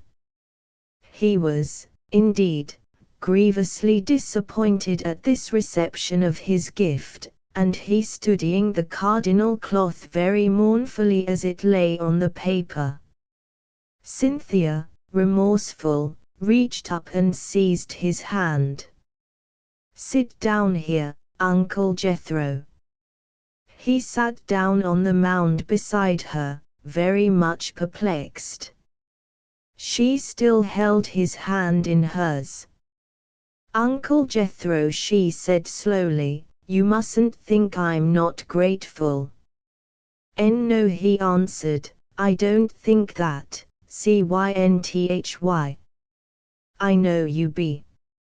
I am grateful, I'm very grateful for everything you give me, although I should love you just as much if you didn't give me anything." She was striving very hard not to offend him, for in some ways he was as sensitive as Wetherill himself.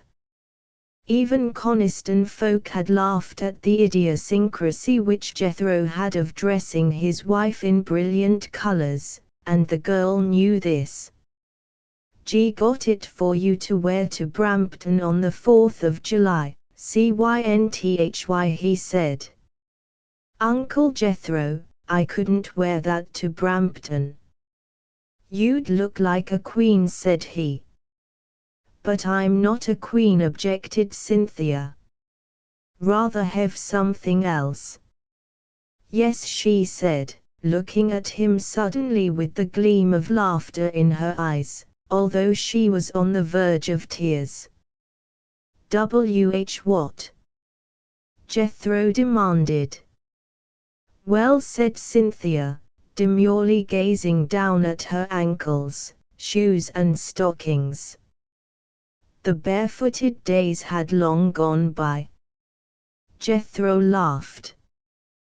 Perhaps some inkling of her reasons came to him, for he had a strange and intuitive understanding of her.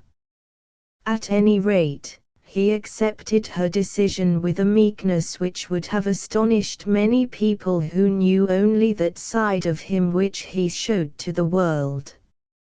Gently she released her hand, and folded up the bundle again and gave it to him. "Be better keep it, hadn't you?" "No, you keep it. And I will wear it for you when I am rich, Uncle Jethro." Jethro did keep it, and in due time the cardinal cloth had its uses. But Cynthia did not wear it on the 4th of July. That was a great day for Brampton, being not only the nation's birthday, but the 100th year since the adventurous little band of settlers from Connecticut had first gazed upon Coniston water at that place. Early in the morning wagon loads began to pour into Brampton Street from Harwich, from Coniston, from Tarleton Four Corners, and even from distant Clovelly, and Brampton was banner hung for the occasion, flags across the stores, across the dwellings, and draped along the whole breadth of the meeting house. But for sheer splendor the newly built mansion of Isaac D. Worthington outshone them all. Although its owner was a professed believer in Republican simplicity, no such edifice ornamented any town to the west of the state capital. Small wonder that the way in front of it was blocked by a crowd lost in admiration of its Gothic proportions.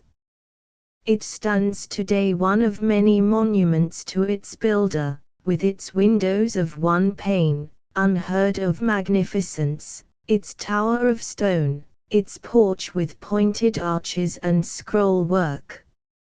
No fence divides its grounds from the public walk, and on the smooth-shaven lawn between the ornamental flower beds and the walk stand two stern mastiffs of iron, emblematic of the solidity and power of their owner. It was as much to see this house as to hear the oratory that the countryside flocked to Brampton that day. All the day before Cynthia and Milly, and many another housewife, had been making wonderful things for the dinners they were to bring, and stowing them in the great basket ready for the early morning start. At 6 o'clock Jethro's three-seated farm wagon was in front of the store. Cousin Ephraim Prescott, in a blue suit and an army felt hat with a cord, got up behind, a little stiffly by reason of that wilderness bullet, and there were also William Wetherill and Lem Hallowell, his honest face shining, and Sue, his wife, and young Sue and Jock and Lillian, all a-quiver with excitement in their Sunday best. And as they drove away there trotted up behind them Moses and Armandi Hatch, with their farm team, and all the little Hatches, Ibn and George and Judy and Lisa. As they jogged along they drank in the fragrance of the dew-washed meadows and the pines, and a great blue heron stood knee-deep on the far side of Deacon Lysander's old mill pond, watching them philosophically as they passed. It was 8 o'clock when they got into the press of Brampton Street, and there was a hush as they made their way slowly through the throng, and many a stare at the curious figure in the old-fashioned blue swallowtail and brass buttons and tall hat, driving the farm wagon. Husbands pointed him out to their wives, young men to sisters and sweethearts, some openly, some discreetly. "There goes Jethro Bass," and some were bold enough to say, "Howdy, Jethro." Jake Wheeler was to be observed in the crowd ahead of them, hurried for once out of his Jethro step, actually running toward the tavern, lest such a one arrive unheralded. Commotion is perceived on the tavern porch, Mr. Sherman, the proprietor, bustling out, Jake Wheeler beside him, a chorus of "How be you, Jethros," from the more courageous there, but the farm team jogs on, leaving a discomfited gathering, into the side street, up an alley, and into the cool, ammonia-reeking sheds of lank Jim Sanborn's livery stable. No obsequiousness from lank Jim, who has the traces slipped and the reins festooned from the bits almost before Jethro has lifted Cynthia to the floor. Jethro, walking between Cynthia and her father, led the way, Ephraim, Lem, and Sue Hallowell following, the children, in unwanted shoes and stockings, bringing up the rear. The people parted, and presently they found themselves opposite the new scrolled bandstand among the trees, where the Harwich band in glittering gold and red had just been installed. The leader, catching sight of Jethro's party, and of Ephraim's cord army hat, made a bow, waved his baton, and they struck up marching through Georgia. It was, of course, not dignified to cheer, but I think that the blood of every man and woman and child ran faster with the music, and so many of them looked at Cousin Ephraim that he slipped away behind the line of wagons. So the day began. "Just to think of being that rich, Will," exclaimed Amanda Hatch to the storekeeper, as they stood in the little group which had gathered in front of the first citizen's new mansion. "I own it scares me. Think how much that house must have cost, and even them dogs," said Amanda, staring at the mastiffs with awe. "They tell me he has a grand piano from New York, and guests from Boston Railroad presidents. I call Isaac Worthington to mind when he wanted but a slip of a boy with a cough, running after Cynthy where. She glanced down at Cynthia with something of compassion. Just to think, child, he might have been your father. I'm glad he isn't, said Cynthia, hotly. Of course, replied the good-natured and well-intentioned Amanda. I'd sooner have your father than Isaac Worthington. But I was only thinking how nice it would be to be rich. Just then one of the glass-paneled doors of this house opened, and a good-looking lad of 17 came out. That's Bob Worthington, said Amanda, determined that they should miss nothing. My, it wasn't he but the other day when he put on long pants. It won't be a great while before he'll go into the mills and get all that money. Guess he'll marry some city person. He'd ought to take you, Cynthy. I don't want him, said Cynthia, the color flaming into her cheeks. And she went off across the green in search of Jethro. There was a laugh from the honest country folk who had listened. Bob Worthington came to the edge of the porch and stood there, frankly scanning the crowd, with an entire lack of self-consciousness. Some of them shifted nervously, with the New Englander's dislike of being caught in the act of sightseeing. What in the world is he staring at me for, said Amanda, backing behind the bulkier form of her husband. As I live, I believe he's coming here. Young Mr. Worthington was, indeed, descending the steps and walking across the lawn toward them, nodding and smiling to acquaintances as he passed. To Wetherell's astonishment, he made directly for the place where he was standing and held out his hand. How do you do, Mr. Wetherell, he said. Perhaps you don't remember me, Bob Worthington. I can't say that I should have known you, answered the storekeeper. They were all absurdly silent, thinking of nothing to say and admiring the boy because he was at ease. I hope you have a good seat at the exercises, he said, pressing Wetherell's hand again, and before he could thank him, Bob was off in the direction of the bandstand. One thing, remarked Amanda, he ain't much like his dad. You'd never catch Isaac Worthington being that common.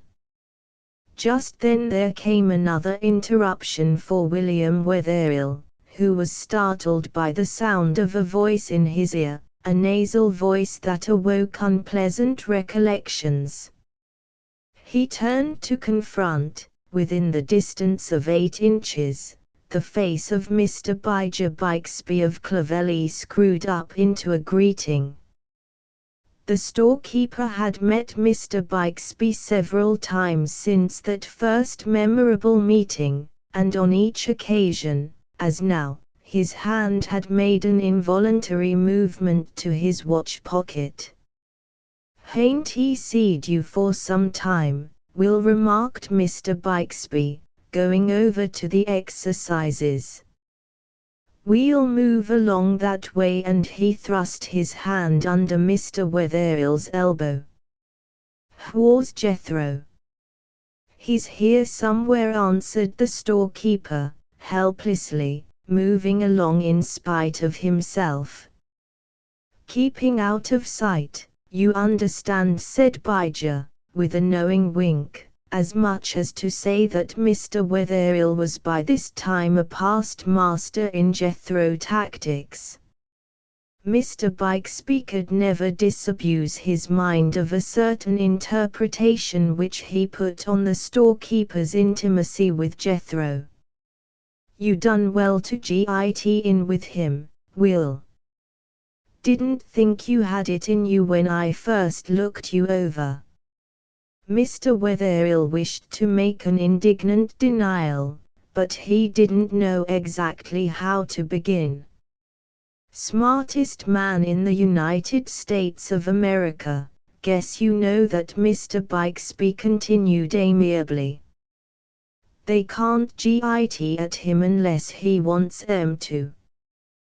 There's a railroad president at Isaac Worthington's who'd like to git at him today. Guess you know that, Steve Merrill. Mr. Wetherill didn't know, but he was given no time to say so. Steve Merrill, of the Grand Gulf and Northern. He ain't here to see Worthington, he's here to see Jethro, when Jethro's a mind to. Guess you understand. I know nothing about it, answered Wetherill, shortly. Mr. Bixby gave him a look of infinite admiration, as though he could not have pursued any more admirable line. I know Steve Merrill better than I know you, said Mr. Bixby, and he knows me. Whenever he sees me at the state capitol he says, "How be you, Bige?" just as natural as if I was a railroad president, and slaps me on the back. When be you going to the Capitol, Will? You'd ought to come down and be thar with the boys on this Truro bill. You could reach some on 'em the rest of us couldn't git at. William Wetherill avoided a reply to this very pointed inquiry by escaping into the meeting house, where he found Jethro and Cynthia and Ephraim already seated halfway up the aisle. On the platform, behind a bank of flowers, are the velvet-covered chairs which contain the dignitaries of the occasion. The chief of these is, of course, Mr. Isaac Worthington, the one with the hawk-like look, sitting next to the Reverend Mr. Sweet, who is rather pudgy by contrast. On the other side of Mr. Sweet, next to the parlor organ and the quartet, is the genial little railroad president Mr. Merrill, batting the flies which assail the unprotected crown of his head, and smiling benignly on the audience. Suddenly his eye becomes fixed, and he waves a fat hand vigorously at Jethro, who answers the salute with a nod of unwonted cordiality for him. Then comes a hush, and the exercises begin. There is a prayer, of course, by the Reverend Mr. Sweet, and a rendering of "My Country and I Would Not Change My Lot" and other choice selections by the quartet, and an original poem recited with much feeling by a lady admirer of Miss Lucretia Penniman, and the hymn to Coniston declaimed by Mr. Gamaliel Ives, president of the Brampton Literary Club. But the crowning event is, of course, the oration by Mr. Isaac D. Worthington, the first citizen, who is introduced under that title by the chairman of the day, and as the benefactor of Brampton, who has bestowed upon the town the magnificent gift which was dedicated such a short time ago, the Worthington Free Library. Mr. Isaac D. Worthington stood erect beside the table, his hand thrust into the opening of his coat, and spoke at the rate of 108 words a minute, for exactly 1 hour. He sketched with much skill the creed of the men who had fought their way through the forests to build their homes by Coniston water, who had left their clearings to risk their lives behind Stark and Ethan Allen for that creed. He paid a graceful tribute to the veterans of the Civil War, scattered among his hearers, a tribute, by the way, which for some reason made Ephraim very indignant. Mr. Worthington went on to outline the duty of citizens of the present day, as he conceived it, and in this connection referred, with becoming modesty, to the Worthington Free Library. He had made his money in Brampton, and it was but right that he should spend it for the benefit of the people of Brampton. The library, continued Mr. Worthington when the applause was over, had been the dream of a certain delicate youth who had come, many years ago, to Brampton for his health. It is a curious fact, by the way, that Mr. Worthington seldom recalled the delicate youth now, except upon public occasions. Yes, the dream of that youth had been to benefit in some way that community in which circumstances had decreed that he should live, and in this connection it might not be out of place to mention a bill then before the legislature of the state, now in session. If the bill became a law, the greatest modern factor of prosperity, the railroad, would come to Brampton. The speaker was interrupted here by more applause. Mr. Worthington did not deem it dignified or necessary to state that the railroad to which he referred was the Truro Railroad, and that he, as the largest stockholder, might indirectly share that prosperity with Brampton. That would be wandering too far from his subject, which, it will be recalled, was civic duties. He took a glass of water, and went on to declare that he feared, sadly feared, that the ballot was not held as sacred as it had once been. He asked the people of Brampton, and of the state, to stop and consider who in these days made the laws and granted the franchises. Whereupon he shook his head very slowly and sadly, as much as to imply that, if the Truro Bill did not pass, the corruption of the ballot was to blame. No, Mr. Worthington could think of no better subject on this birthday of independence than a recapitulation of the creed of our forefathers, from which we had so far wandered. In short, the first citizen, as became him, had delivered the first reform speech ever heard in Brampton, and the sensation which it created was quite commensurate to the occasion.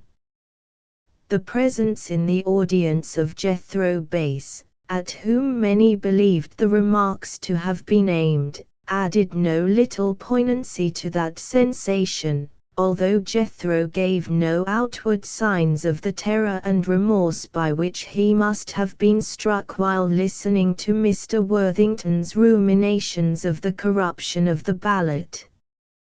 Apparently unconscious of the eyes upon him, he walked out of the meeting-house with Cynthia by his side, and they stood waiting for Wetherill and Ephraim under the maple tree there. The beribboned members of the Independence Day Committee were now on the steps, and behind them came Isaac Worthington and Mr. Merrill. The people, scenting a dramatic situation, lingered. Would the mill owner speak to the boss? The mill owner, with a glance at the boss, did nothing of the kind, but immediately began to talk rapidly to Mr. Merrill. That gentleman, however, would not be talked to, but came running over to Jethro and seized his hand, leaving Mr. Worthington to walk on by himself. Jethro, cried the little railroad president, upon my word. Well, well. And Miss Jethro, he took off his hat to Cynthia, well, well. Didn't know you had a girl, Jethro. Wish she was mine, Steve, said Jethro. She's a good deal to me as it is. Hain't he you, Cynthy? Yes, said Cynthia. Well, well, said Mr. Merrill, staring at her. "You'll have to look out for her someday. Keep the boys away from her, eh?" "Upon my word." "Well, Jethro," said he, with a twinkle in his eye, "are you going to reform? I'll bet you've got an annual over my road in your pocket right now." "Enjoy the speech markin', Steve?" inquired Mr. Bass, solemnly. Mr. Merrill winked at Jethro, and laughed heartily. "Keep the boys away from her, Jethro," he repeated, laying his hand on the shoulder of the lad who stood beside him. "It's a good thing Bob's going off to Harvard this fall. Seems to me I heard about some cutting up at Andover, eh, Bob?" Bob grinned, showing a line of very white teeth. Mr. Merrill took Jethro by the arm and led him off a little distance, having a message of some importance to give him, the purport of which will appear later. And Cynthia and Bob were left face to face. Of course Bob could have gone on, if he had wished it. "Don't remember me, do you?" he said. "I do now," said Cynthia, looking at him rather timidly through her lashes. Her face was hot, and she had been very uncomfortable during Mr. Merrill's remarks. Furthermore, Bob had not taken his eyes off her. "I remembered you right away," he said reproachfully. "I saw you in front of the house this morning, and you ran away." "I didn't run away," replied Cynthia, indignantly. "It looked like it, to me," said Bob. "I suppose you were afraid I was going to give you the whistle." Cynthia bit her lip, and then she laughed. Then she looked around to see where Jethro was, and discovered that they were alone in front of the meeting house. Ephraim and her father had passed on while Mr. Merrill was talking. "What's the matter?" asked Bob. "I'm afraid they've gone," said Cynthia. "I ought to be going after them. They'll miss me." "Oh, no, they won't," said Bob, easily. "Let's sit down under the tree. They'll come back." Whereupon he sat down under the maple. But Cynthia remained standing, ready to fly. She had an idea that it was wrong to stay, which made it all the more delightful. "Sit down," Cynthia said he. She glanced down at him, startled. He was sitting, with his legs crossed, looking up at her intently. "I like that name," he observed. "I like it better than any girl's name I know. Do be good-natured and sit down." And he patted the ground close beside him. She laughed again. The laugh had in it an exquisite note of shyness, which he liked. "Why do you want me to sit down?" she asked suddenly. "Because I want to talk to you."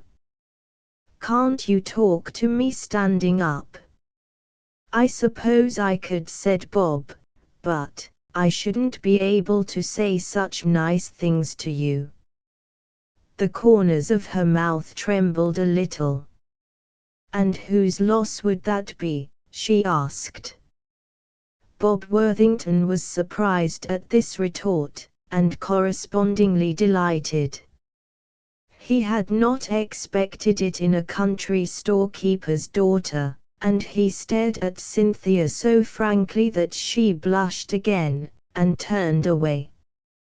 He was a young man who, it may be surmised, had had some experience with the other sex at Andover and elsewhere. He had not spent all of his life in Brampton. I've often thought of you since that day when you wouldn't take the whistle, he declared. What are you laughing at? I'm laughing at you, said Cynthia, leaning against the tree, with her hands behind her. You've been laughing at me ever since you've stood there, he said, aggrieved that his declarations should not be taken more seriously. What have you thought about me? She demanded. She was really beginning to enjoy this episode. Well, he began, and hesitated, and broke down and laughed. Cynthia laughed with him. I can tell you what I didn't think, said Bob. What? Asked Cynthia, falling into the trap. I didn't think you'd be so good-looking, said he, quite boldly. And I didn't think you'd be so rude, responded Cynthia. But though she blushed again, she was not exactly displeased. What are you going to do this afternoon? He asked. Let's go for a walk. I'm going back to Coniston. Let's go for a walk now, said he, springing to his feet. Come on. Cynthia looked at him and shook her head smilingly. Here's Uncle Jethro, exclaimed Bob. Is he your uncle? Oh, no, not really. But he's just the same. He's very good to me. I wonder whether he'd mind if I called him Uncle Jethro, too, said Bob, and Cynthia laughed at the notion. This young man was certainly very comical, and very frank. Goodbye, he said, I'll come to see you some day in Coniston. Chapter 12. That evening, after Cynthia had gone to bed, William Wetherill sat down at Jonah Winch's desk in the rear of the store to gaze at a blank sheet of paper until the Muses chose to send him subject matter for his weekly letter to the Guardian. The window was open, and the cool airs from the mountain spruces mingled with the odors of cornmeal and kerosene and calico print. Jethro Bass, who had supped with the storekeeper, sat in the wooden armchair silent, with his head bent. Sometimes he would sit there by the hour while Wetherill wrote or read, and take his departure when he was so moved without saying good night. Presently Jethro lifted his chin, and dropped it again. There was a sound of wheels without, and, after an interval, a knock at the door. William Wetherill dropped his pen with a start of surprise, as it was late for a visitor in Coniston. He glanced at Jethro, who did not move, and then he went to the door and shot back the great forged bolt of it, and stared out. On the edge of the porch stood a tallish man in a double-breasted frock coat. Mr. Worthington, exclaimed the storekeeper. Mr. Worthington coughed and pulled at one of his mutton chop whiskers, and seemed about to step off the porch again. It was, indeed, the first citizen and reformer of Brampton. No wonder William Wetherill was mystified. "Can I do anything for you?" he asked. "Have you missed your way?" Wetherill thought he heard him muttering, "No, no," and then he was startled by another voice in his ear. It was Jethro who was standing beside him. "Gee, guess he hain't missed his way a great deal." Come in, come in." Mr. Worthington took a couple of steps forward. "I understood that you were to be alone," he remarked, addressing Jethro with an attempted severity of manner. "Didn't say so, didn't he say so?" "Did I?" answered Jethro. "Very well," said Mr. Worthington, "any other time will do for this little matter." Good night," said Jethro, shortly, and there was the suspicion of a gleam in his eye as Mr. Worthington turned away. The mill owner, in fact, did not get any farther than the edge of the porch before he wheeled again. "The affair which I have to discuss with you is of a private nature, Mr. Bass," he said. "So I calculated," said Jethro. "You may have the place to yourselves, gentlemen," Wetherill put in uneasily, and then Mr. Worthington came as far as the door, where he stood looking at the storekeeper with scant friendliness. Jethro turned to Wetherill. "You a politician, Will?" he demanded. "No," said Wetherill. "You a businessman?" "No," he said again. "You ever tell folks what you hear other people say?" "Certainly not," the storekeeper answered. "I'm not interested in other people's business." "Exactly," said Jethro. "Guess you'd better stay." "But I don't care to stay," Wetherill objected. "Stay to oblige me, stay to oblige me?" he asked. "Well, yes, if you put it that way," Wetherill said, beginning to get some amusement out of the situation. He did not know what Jethro's object was in this matter, perhaps others may guess. Mr. Worthington, who had stood by with ill-disguised impatience during this colloquy, broke in. "It is most unusual, Mr. Bass, to have a third person present at a conference in which he has no manner of concern. I think on the whole, since you have insisted upon my coming to you, hain't he insisted that I know of," said Jethro. "Well," said Mr. Worthington, "never mind that. Perhaps it would be better for me to come to you some other time, when you are alone." In the meantime Wetherill had shut the door, and they had gradually walked to the rear of the store. Jethro parted his coat tails, and sat down again in the armchair.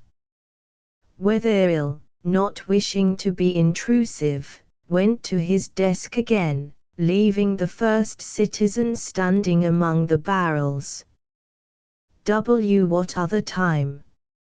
Jethro asked. "Any other time," said Mr. Worthington. "What other time?" "Tomorrow night," suggested Mr. Worthington, striving to hide his annoyance. "Be busy tomorrow night," said Jethro. "You know that what I have to talk to you about is of the utmost importance," said Worthington. "Let us say Saturday night." "Be busy Saturday night," said Jethro. "Meet you tomorrow." "What time?" "Noon," said Jethro. "Noon." "Where?" asked Mr. Worthington, dubiously.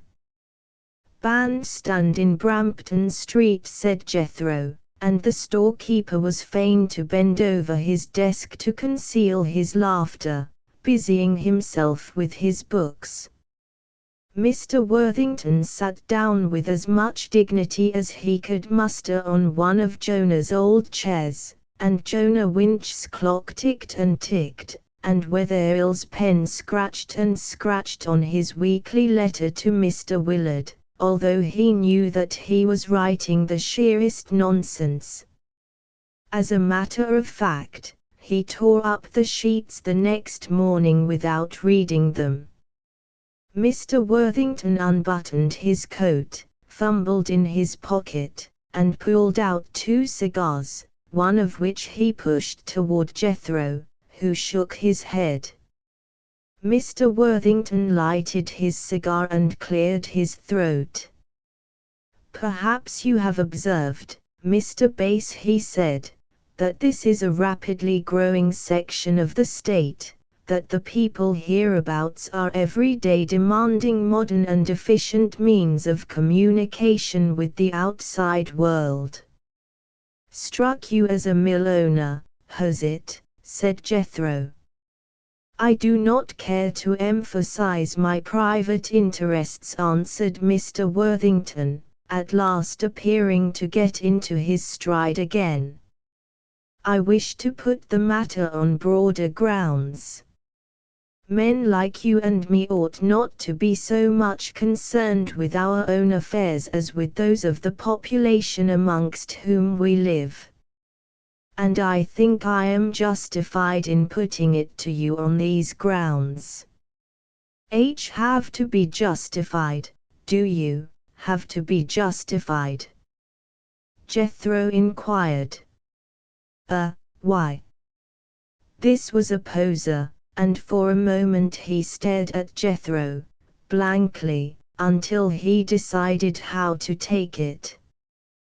Then he crossed his legs and blew smoke toward the ceiling. It is certainly fairer to everybody to take the broadest view of a situation, he remarked. I am trying to regard this from the aspect of a citizen, and I am quite sure that it will appeal to you in the same light. If the spirit which imbued the founders of this nation means anything, Mr. Bass, it means that the able men who are given a chance to rise by their own efforts must still retain the duties and responsibilities of the humblest citizens. That, I take it, is our position, Mr. Bass, yours and mine. Mr. Worthington had uncrossed his legs, and was now by the inspiration of his words impelled to an upright position. Suddenly he glanced at Jethro, and started, for Jethro had sunk down on the small of his back, his chin on his chest, in an attitude of lassitude if not of oblivion. There was a silence perhaps a little disconcerting for Mr. Worthington, who chose the opportunity to relight his cigar. Got through, said Jethro, without moving. Got through. Through, echoed Mr. Worthington. Through what? Through Sunday school, said Jethro. Worthington dropped his match and stamped on it, and Wetherill began to wonder how much the man would stand. It suddenly came over the storekeeper that the predicament in which Mr. Worthington found himself, whatever it was, must be a very desperate one. He half rose in his chair, sat down again, and lighted another match. Director in the Truro Road, hain't you, Mr. Worthington? Asked Jethro, without looking at him. Yes. Principal stockholder, ain't you? Yes, but that is neither here nor there, sir. Road don't pay, our road don't pay, does it? It certainly does not. W would pay if it went to Brampton and Harwich. Mr. Bass, the company consider that they are pledged to the people of this section to get the road through. I am not prepared to say whether the road would pay, but it is quite likely that it would not. Charitable organization, said Jethro, from the depths of his chair. The pioneers in such matters take enormous risks for the benefit of the community, sir.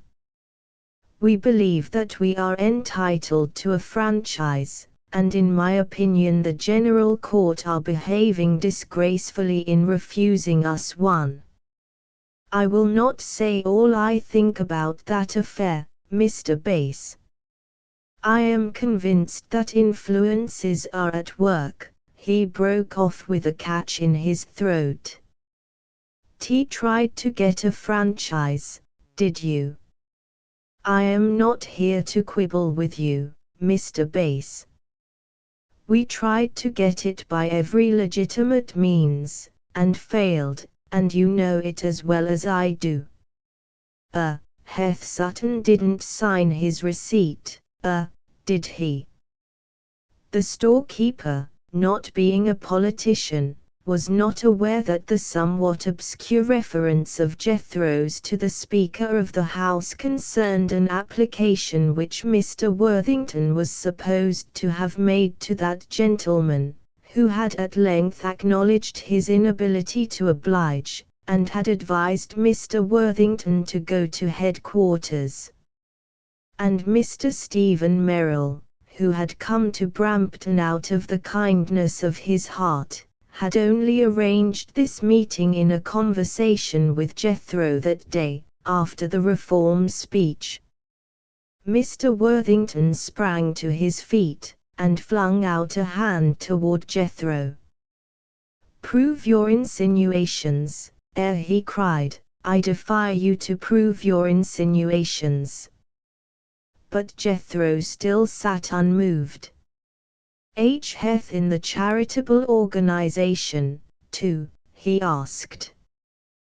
"People told me I was a fool to believe in honesty, but I thought better of the lawmakers of my state. I'll tell you plainly what they said to me, sir. They said, 'Go to Jethro Bass.' Well, so you have, hain't you? So you have." "Yes, I have. I've come to appeal to you in behalf of the people of your section to allow that franchise to go through the present legislature." Come to appeal, have you? Come to appeal?" "Yes," said Mr. Worthington, sitting down again. "I have come tonight to appeal to you in the name of the farmers and merchants of this region, your neighbors, to use your influence to get that franchise.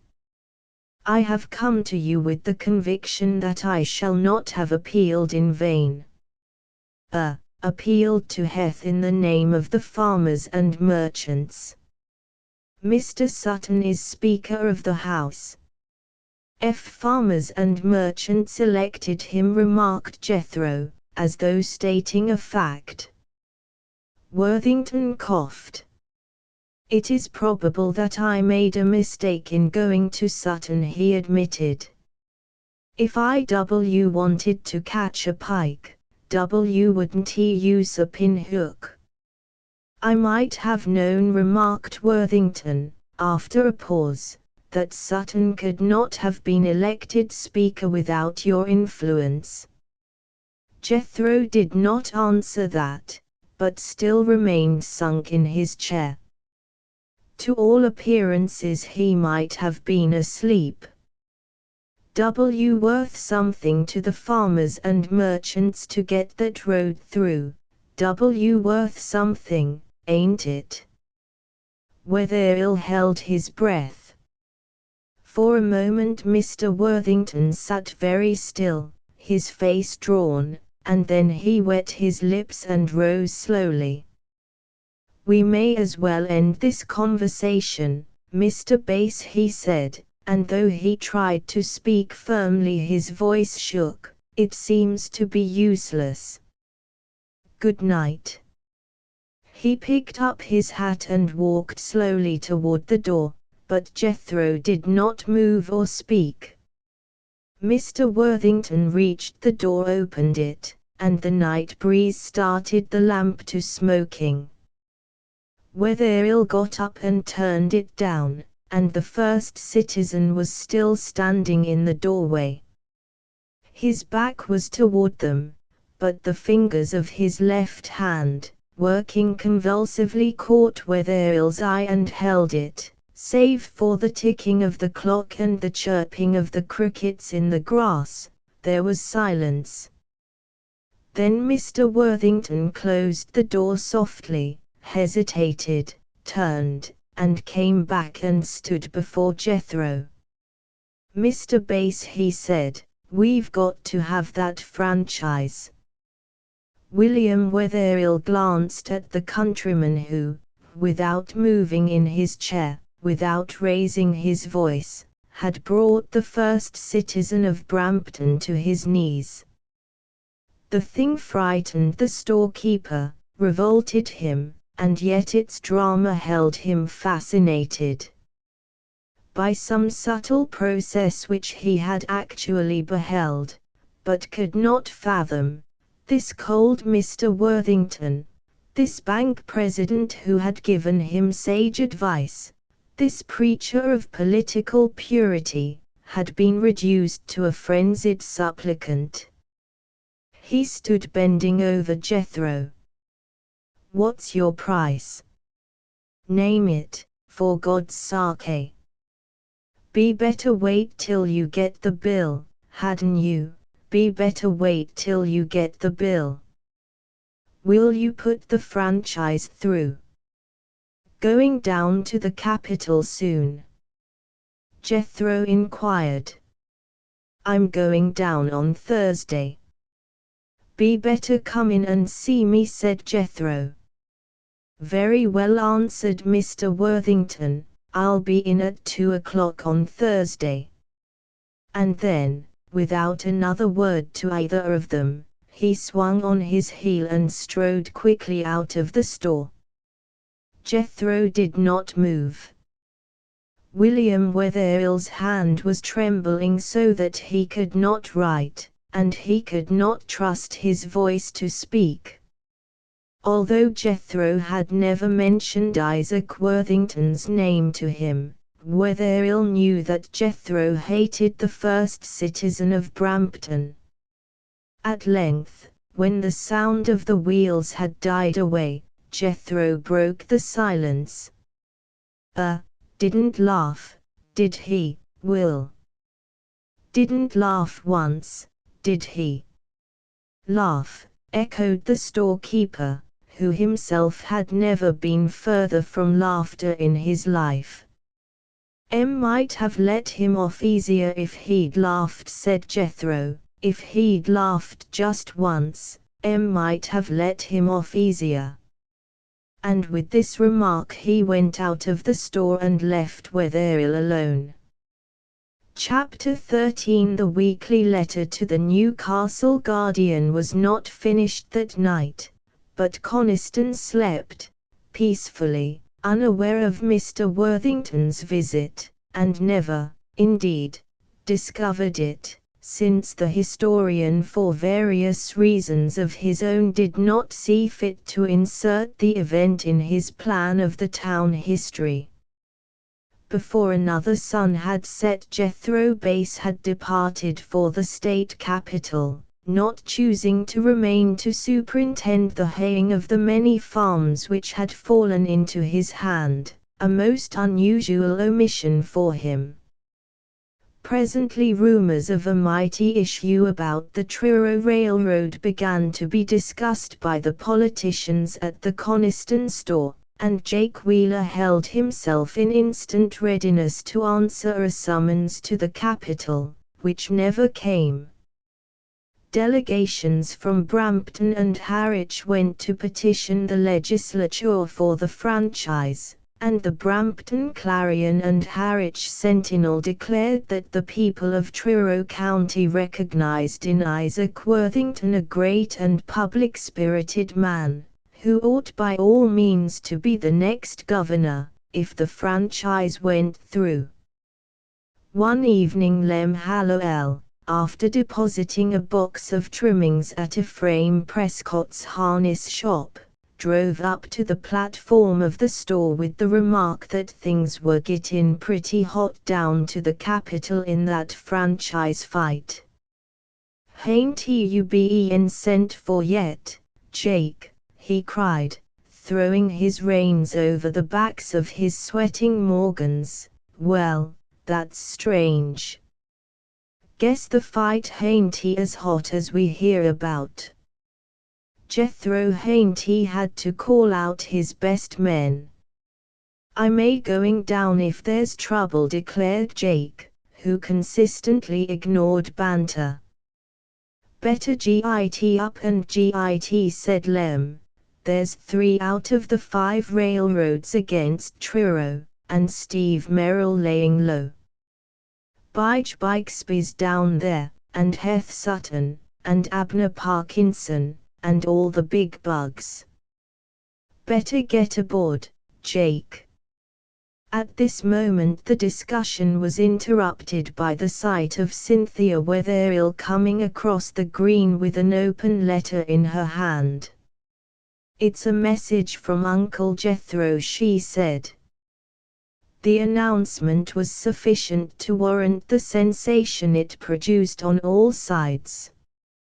"Tinty, a letter from Jethro, is it?" exclaimed Sam Price, overcome by a pardonable curiosity. For it was well known that one of Jethro's fixed principles in life was embodied in his own motto: "Don't write, send." "It's very funny," answered Cynthia, looking down at the paper with a puzzled expression. "Dear Cynthia, Judge Bass wished me to say to you that he would be pleased if you and Will would come to the capital and spend a week with him at the Pelican House, and see the sights. The judge says Rias Richardson will tend store. Yours truly, P. Hartington." "That's all," said Cynthia, looking up. For a moment you could have heard a pine needle drop on the stoop. Then Rias thrust his hands in his pockets and voiced the general sentiment. "Well, I'll be gold-earned," said he.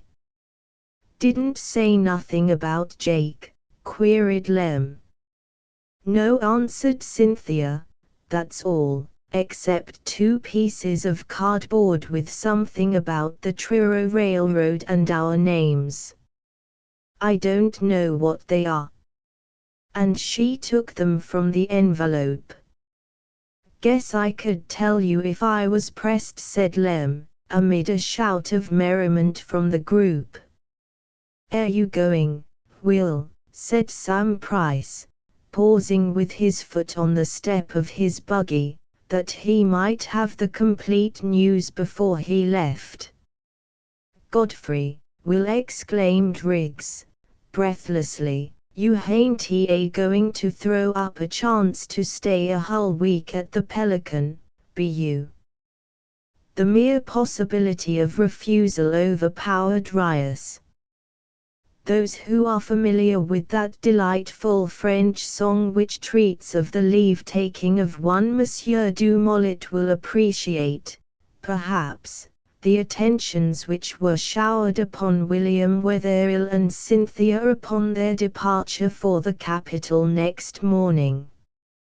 Although Mr. Wetherill had at one time been actually a resident of Boston, he received quite as many cautions from his neighbors as Monsieur du Mollet. Billets d'ours and pistols were, of course, not mentioned, but it certainly behooved him, when he should have arrived at that place of intrigues, to be on the lookout for cabals. They took the stagecoach from Brampton over the pass, picturesque stagecoach with its apple-green body and leather springs, soon to be laid away forever if the coveted Truro franchise bill becomes a law, stagecoach which pulls up defiantly beside its own rival at Truro Station, where our passengers take the train down the pleasant waterways and past the little white villages among the fruit trees to the capital. The thrill of anticipation was in Cynthia's blood, and the flush of pleasure on her cheeks, when they stopped at last under the sheds. The conductor snapped his fingers and cried, "This way, Judge," and there was Jethro in his swallow-tailed coat and stovepipe hat awaiting them. He seized Wetherill's carpet bag with one hand and Cynthia's arm with the other, and shouldered his way through the people, who parted when they saw who it was. "Uncle Jethro," cried Cynthia, breathlessly, "I didn't know you were a judge." "What are you judge of?" "Judge of clothes, Cynthy. Don't you wish you had the red cloth to wear here?" "No, I don't," said Cynthia. "I'm glad enough to be here without it." "Glad to have you in any fixins, Cynthy," he said, giving her arm a little squeeze, and by that time they were up the hill and William Wetherill quite winded. For Jethro was strong as an ox, and Cynthia's muscles were like an Indian's. They were among the glories of Main Street now. The capital was then, and still remains, a typically beautiful New England city, with wide streets shaded by shapely maples and elms, with substantial homes set back amidst lawns and gardens. Here on Main Street were neat brick business buildings and banks and shops, with the park-like grounds of the capital farther on, and everywhere, from curb to doorway, were knots of men talking politics, broad-faced, sunburned farmers in store clothes, with beards that hid their shirt fronts, keen-featured, sallow, country lawyers in long black coats crumpled from much sitting on the small of the back, country storekeepers with shrewd eyes, and local proprietors and manufacturers. "Uncle Jethro, I didn't know you were such a great man," she said. How did ye find out, Cynthy? "The way people treat you here." "I knew you were great, of course," she hastened to add. How do they treat me?" he asked, looking down at her. "You know," she answered. "They all stop talking when you come along and stare at you." "But why don't you speak to them?" Jethro smiled and squeezed her arm again, and then they were in the corridor of the famous Pelican Hotel, hazy with cigar smoke and filled with politicians. Some were standing, hanging onto pillars, gesticulating. Some were ranged in benches along the wall, and a chosen few were in chairs grouped around the spittoons. Upon the appearance of Jethro's party, the talk was hushed, the groups gave way, and they accomplished a kind of triumphal march to the desk. The clerk, descrying them, desisted abruptly from a conversation across the cigar counter, and with all the form of a ceremony dipped the pen with a flourish into the ink and handed it to Jethro. "Your rooms are ready, Judge," he said. As they started for the stairs, Jethro and Cynthia leading the way, Wetherill felt a touch on his elbow and turned to confront Mr. Bijah Bixby, at very close range, as usual. Come down at last, Will," he said. "Thought ye would. Need everybody this time, you understand." "I came on pleasure," retorted Mr. Wetherill, somewhat angrily. Mr. Bixby appeared hugely to enjoy the joke. "So I cal'lated," he cried, still holding Wetherill's hand in a mild, but persuasive grip. "So I cal'lated. Guess I done you an injustice, Will." "How's that?"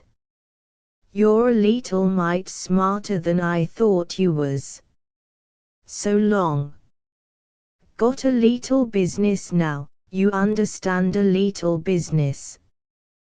Was it possible, indeed, for the simple-minded to come to the capital and not become involved in cabals? With some misgivings William Wetherill watched Mr. Bixby disappear among the throng, kicking up his heels behind, and then went upstairs. On the first floor Cynthia was standing by an open door. "Dad," she cried, "come and see the rooms Uncle Jethro's got for us." She took Wetherill's hand and led him in. "See the lace curtains, and the chandelier, and the big bureau with the marble top." Jethro had parted his coat-tails and seated himself enjoyably on the bed.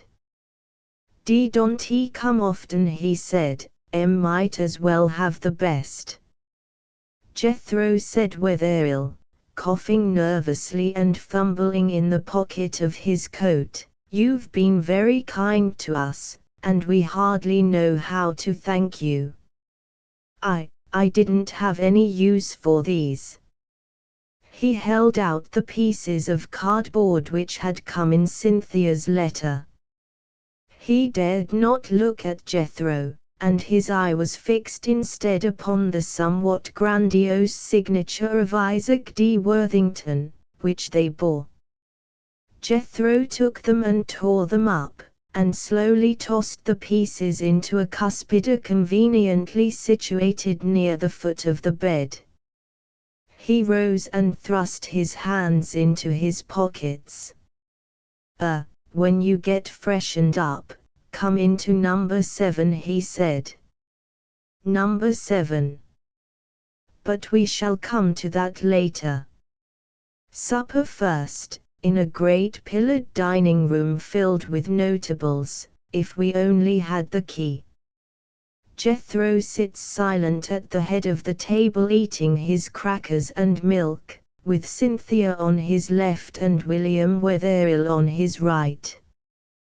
Poor William, greatly embarrassed by his sudden projection into the limelight, is helpless in the clutches of a lady waitress who is demanding somewhat fiercely that he make an immediate choice from a list of dishes which she is shooting at him with astonishing rapidity.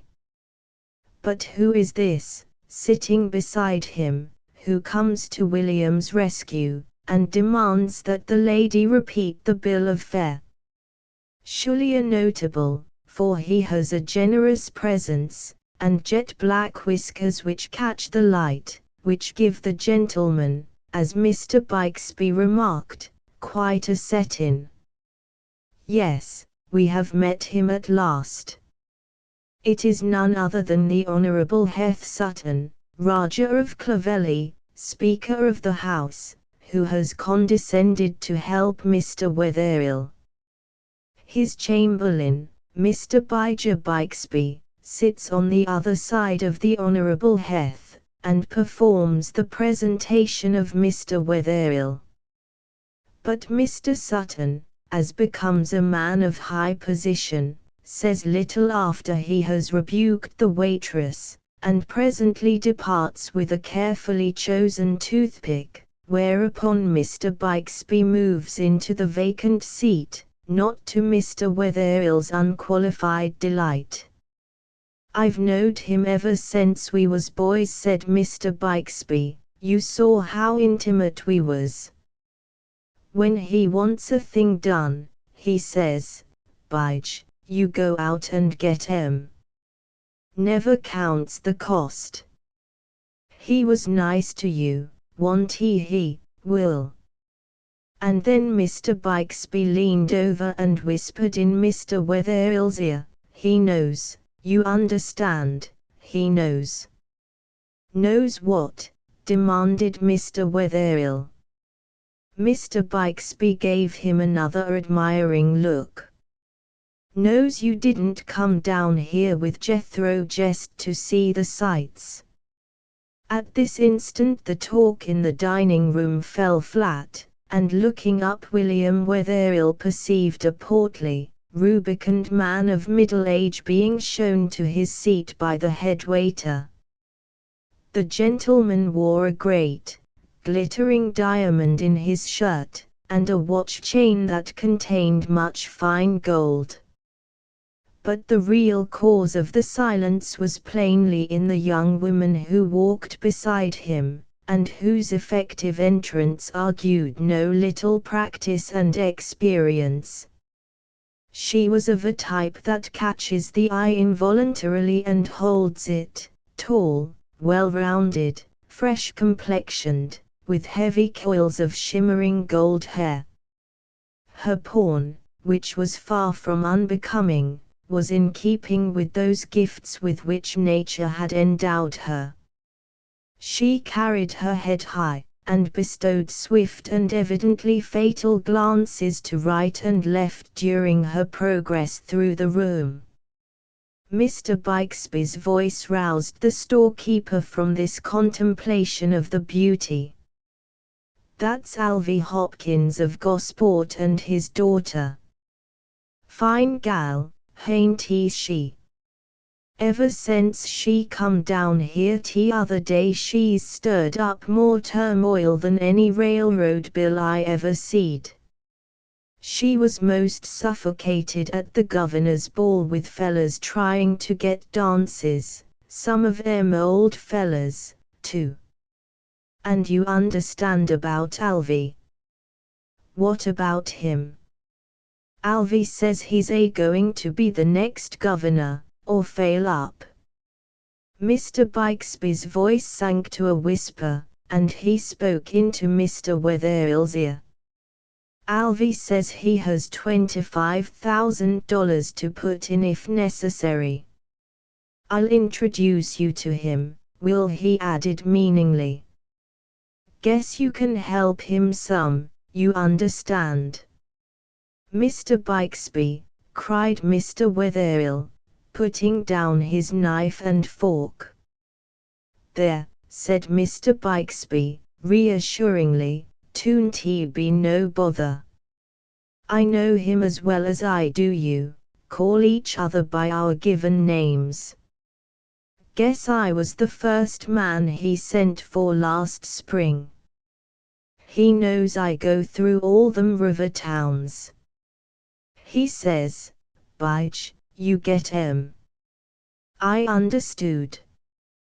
William Wetherell began to realize the futility of trying to convince Mr. Bixby of his innocence in political matters, and glanced at Jethro. "You wouldn't think he was listening, would you, Will?" Mr. Bixby remarked. "Listening? Ears are sharp as a dog's. Calate he can hear as far as the governor's table, and he don't look as if he knows anything. One way he built up his power, listening when they're talking sly out there in the rotunda. They're almighty surprised when they learn he knows what they're up to.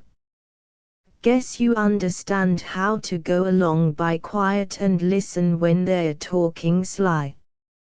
"I never did such a thing in my life," cried William Wetherell, indignantly aghast.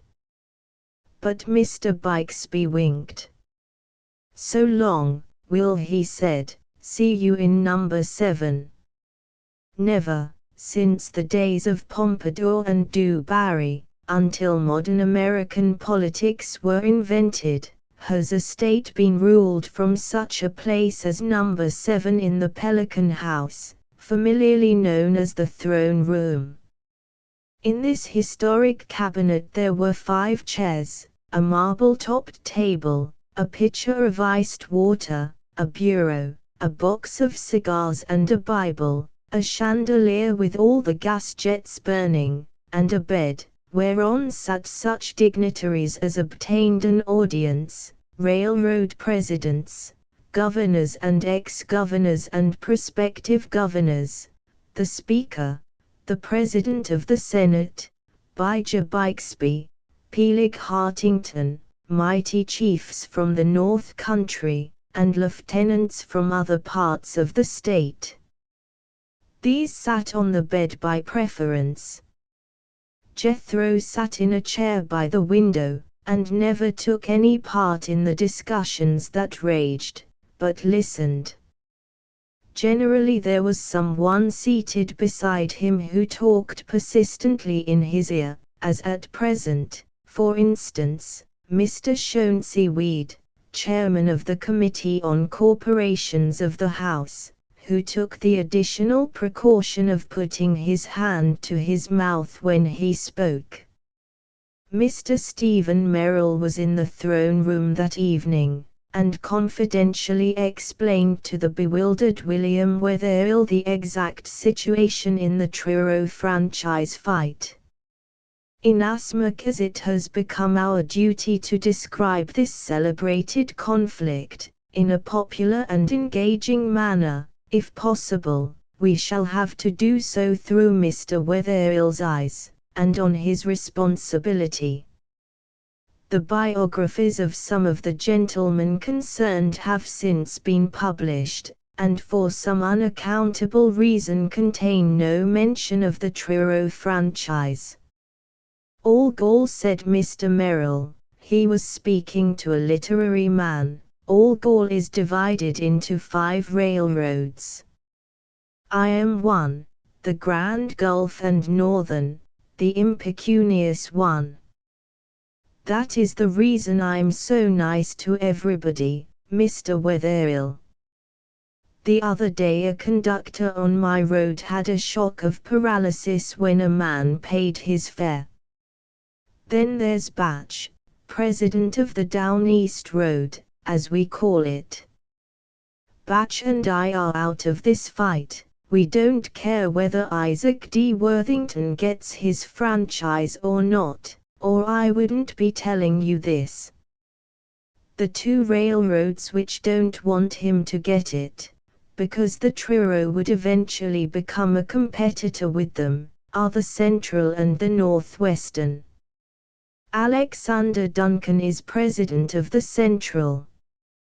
Alexander Duncan, exclaimed Wetherill. He's the richest man in the state, isn't he? Yes, said Mr. Merrill, and he lives in a big square house right here in the capital. He ain't a bad fellow, Duncan. You'd like him. He loves books. I wish you could see his library. I'm afraid there's not much chance of that, answered Wetherill.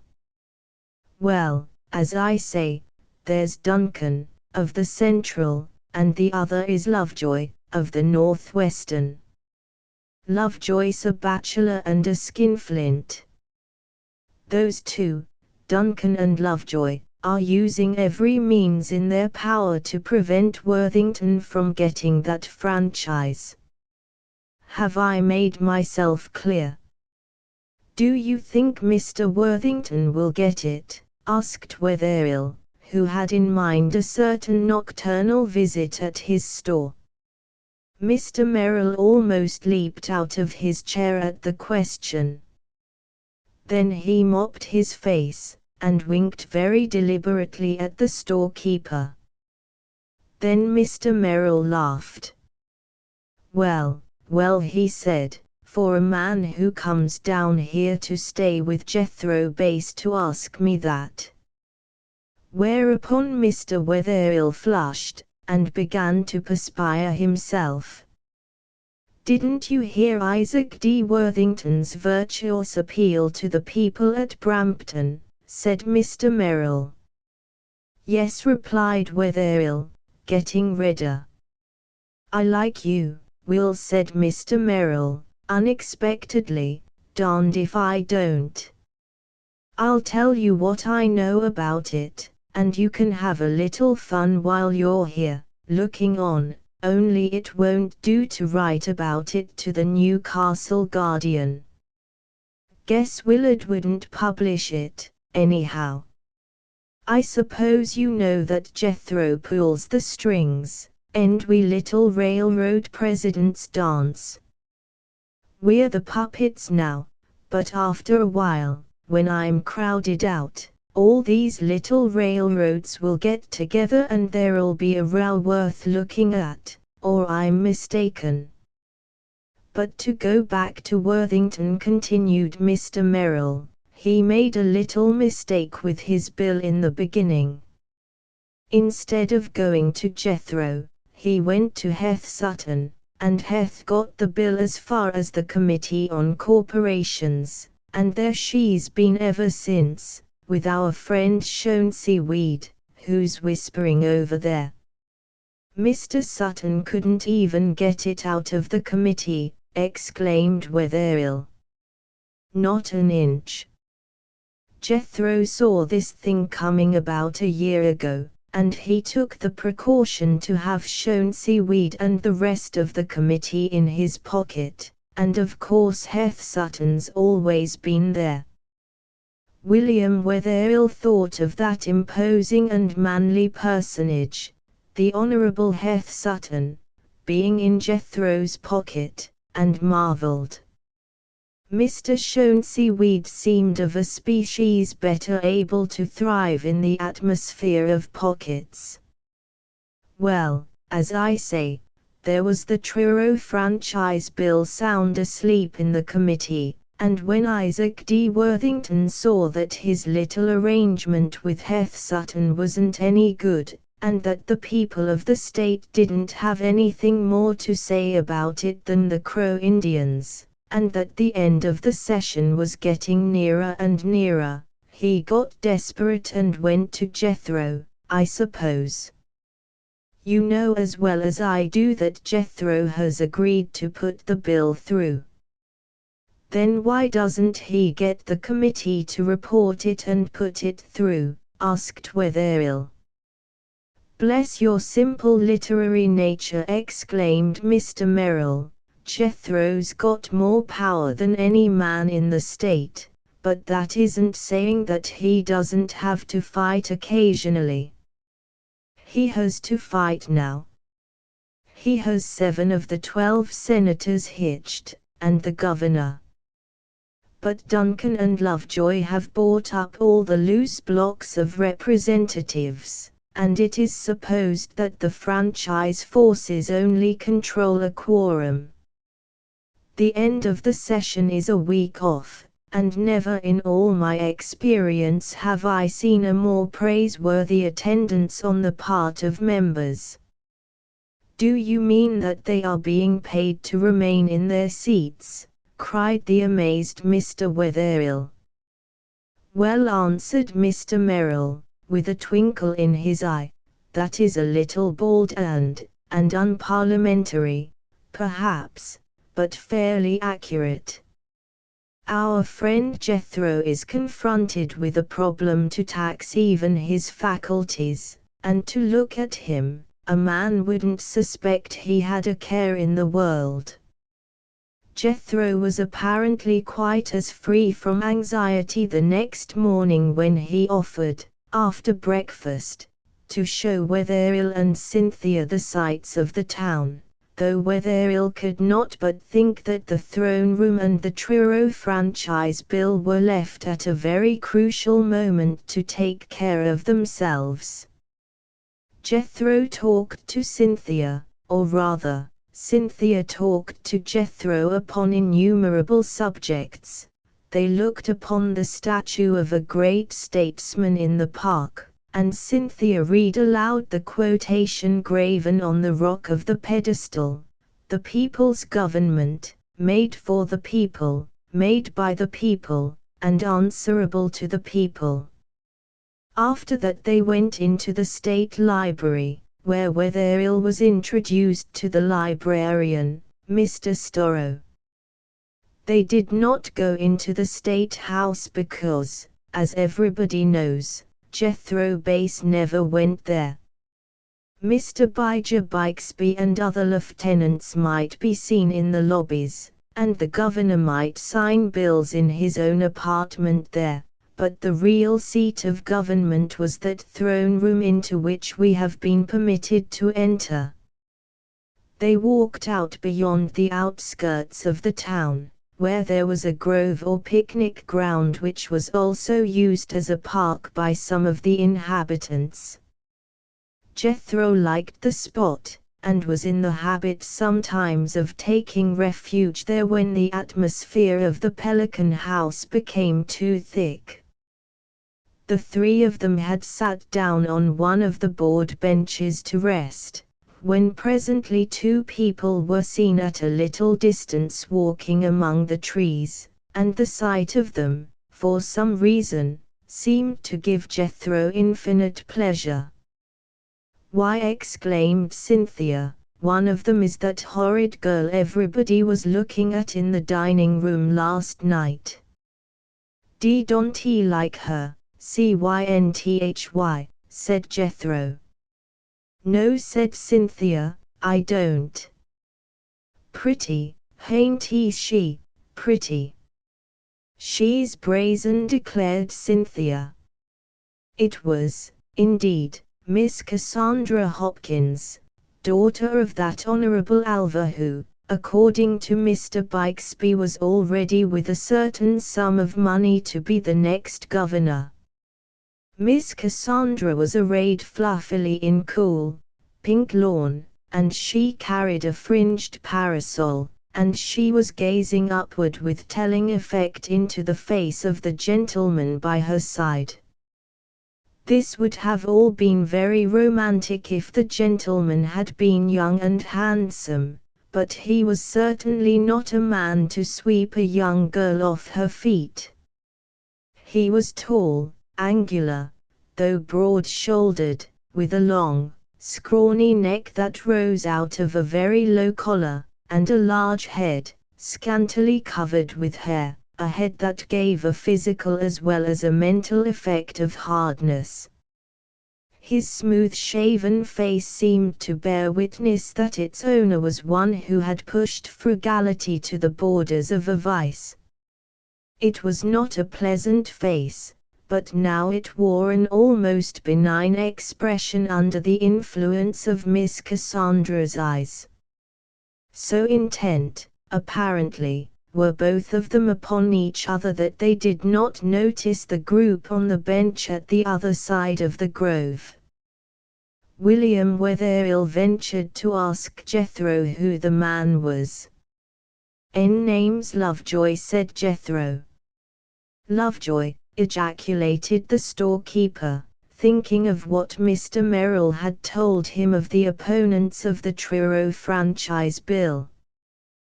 "President of the Northwestern Railroad." Jethro gave his friend a shrewd look. "Gee, gettin' posted, ain't you, Will?" he said. "Is she going to marry that old man?" asked Cynthia. Jethro smiled a little. "Gee, guess not," said he, "gee, guess not, if the old man can help it. Nobody's married him yet, and ain't he likely to?" Jethro was unusually silent on the way back to the hotel, but he did not seem to be worried or displeased. He only broke his silence once, in fact, when Cynthia called his attention to a large poster of some bloodhounds on a fence, announcing the fact in red letters that Uncle Tom's Cabin would be given by a certain traveling company at the Opera House the next evening.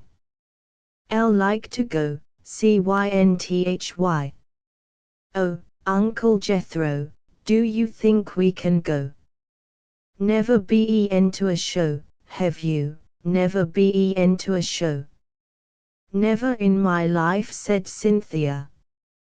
"We'll all go," said Jethro, and he repeated it once or twice as they came to Main Street, seemingly greatly tickled at the prospect.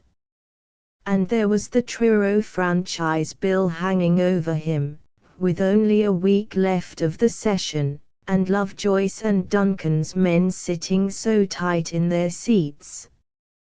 William Wetherill could not understand it. Chapter 14. Half an hour later, when Mr. Wetherill knocked timidly at number 7, drawn thither by an irresistible curiosity, The door was opened by a portly person who wore a shining silk hat and ample gold watch chain. The gentleman had, in fact, just arrived, but he seemed perfectly at home as he laid down his hat on the marble-topped bureau, mopped his face, took a glass of iced water at a gulp, chose a cigar, and sank down gradually on the bed. Mr. Wetherill recognized him instantly as the father of the celebrated Cassandra. "Well, Jethro," said the gentleman, "I've got to come into the throne room once a day anyhow, just to make sure you don't forget me, eh?" "Alvy," said Jethro, "I want you to shake hands with a particular friend of mine, Mr. Will Wetherill of Coniston." Will, the Honourable Alvy Hopkins of Gosport." Mr. Hopkins rose from the bed as gradually as he had sunk down upon it, and seized Mr. Wetherill's hand impressively. His own was very moist. "Heard you was in town, Mr. Wetherill," he said heartily. "If Jethro calls you a particular friend, it means something, I guess." "It means something to me, anyhow." "Well, hain't he a politician?" said Jethro. Alvy." "Hello," said Mr. Hopkins. Well, don't talk." "If Jethro had been real tactful," said the Honourable Alvy, sinking down again, "he'd have introduced me as the next governor of the state. Everybody knows I want to be governor. Everybody knows I've got $20,000 in the bank to pay for that privilege. Everybody knows I'm going to be governor if Jethro says so." William Wetherill was a little taken aback at this ingenuous statement of the gentleman from Gosport. He looked out of the window through the foliage of the park, and his eye was caught by the monument there in front of the State House, and he thought of the inscription on the base of it, "The People's Government." The Honourable Alva had not mentioned the people, undoubtedly. "Yes, Mr. Wetherill, $20,000. He sighed. "Time was when a man could be governor for 10. Those were the good old days, eh, Jethro?" "Alvy, Uncle Tom's cabin's coming to town tomorrow." "You don't tell me," said the Honourable Alva, acquiescing cheerfully in the change of subject. "We'll go." "Pleased to have you, too, Mr. Wetherill." "Alvy," said Jethro, again, "Uncle Tom's cabin comes to town tomorrow." Mr. Hopkins stopped fanning himself, and glanced at Jethro questioningly. "Alvy, that give you an idea?" said Jethro, mildly. Mr. Wetherill looked blank. It gave him no idea whatsoever, except of Little Eva and the bloodhounds. For a few moments the Honourable Alva appeared to be groping, too, and then his face began to crease into a smile of comprehension. "By Godfrey, Jethro, but you are smart," he exclaimed, with involuntary tribute. "You mean buy up the theatre? See calate you'll find it's bought up." "You mean pay for it," said Mr. Hopkins. "You've guessed it, Alvy, you've guessed it." Mr. Hopkins gazed at him in admiration, leaned out of the perpendicular, and promptly drew from his trousers pocket a roll of stupendous proportions. Wetting his thumb, he began to push aside the top bills. "How much is it?" he demanded. But Jethro put up his hand. "No hurry, Alvy, in no hurry. H. Honorable Alvy Hopkins of Gosport, P. Patron of the theatre. Hain't he the first time you've been a patron, Alvy? Jethro, said Mr. Hopkins, solemnly, putting up his money. I'm much obliged to you. I'm free to say I'd never have thought of it. If you ain't the all-firedest smartest man in America today, I don't accept any, even General Grant, then I ain't the next governor of this state. Whereupon he lapsed into an even more expressive silence, his face still glowing. Alvy, said Jethro presently, what's the name of your gal? Well, said Mr. Hopkins, I guess you've got me. We did christen her Lily, but she didn't turn out exactly Lily. She ain't the type, said Mr. Hopkins, slowly, not without a note of regret, and lapsed into silence. What did you say her name was, Alvy? I guess her name's Cassandra, said the Honorable Alva. See Cassandry. Well, you see, he explained a trifle apologetically, she's kind of taken some matters in her own hands, my gal. Didn't like Lily, and it didn't seem to fit her anyway, so she called herself Cassandra. Read it in a book. It means, inspirer of love or some such poetry, but I don't deny that it goes with her better than Lily would. She's a good deal of a gal, Alvy, fine appearin' gal, Alvy. Upon my word, Jethro, I didn't know you ever looked at a woman. But I suppose you couldn't help looking at my gal. She does seem to draw men's eyes as if she was magnetized some way. Mr. Hopkins did not speak as though this quality of his daughter gave him unmixed delight.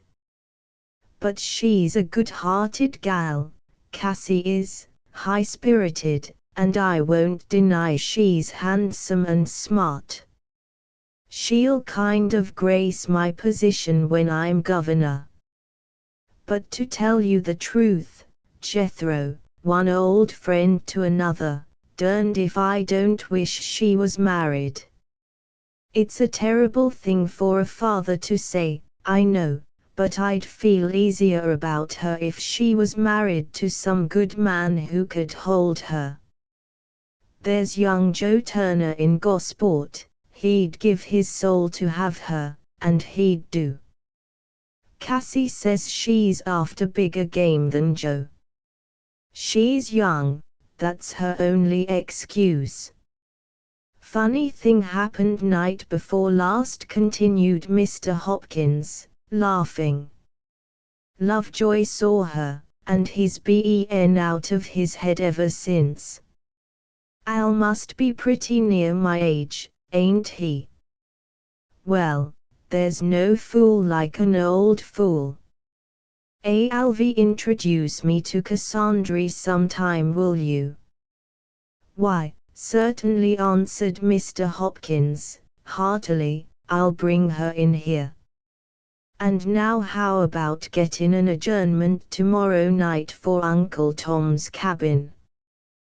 These night sessions kind of interfere.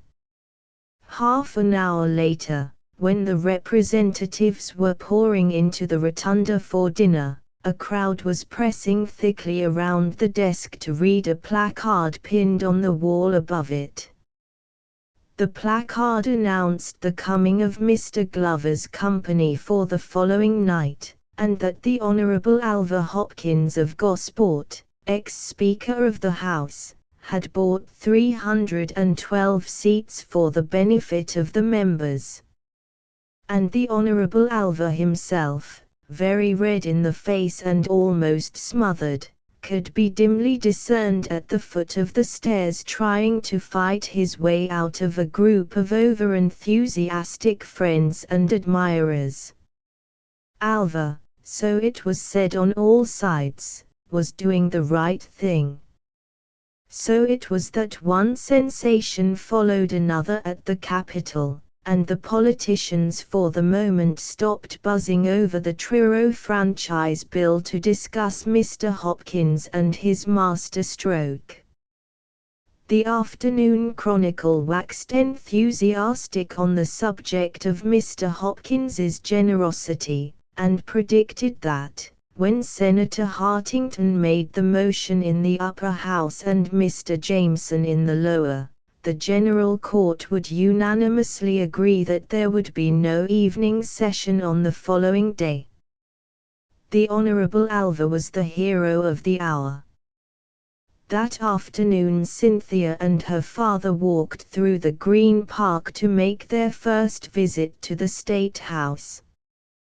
They stood hand in hand on the cool, marble-paved floor of the corridor, gazing silently at the stained and battered battle flags behind the glass, and Wetherill seemed to be listening again to the appeal of a great president to a great country in the time of her dire need, the soul calling on the body to fight for itself.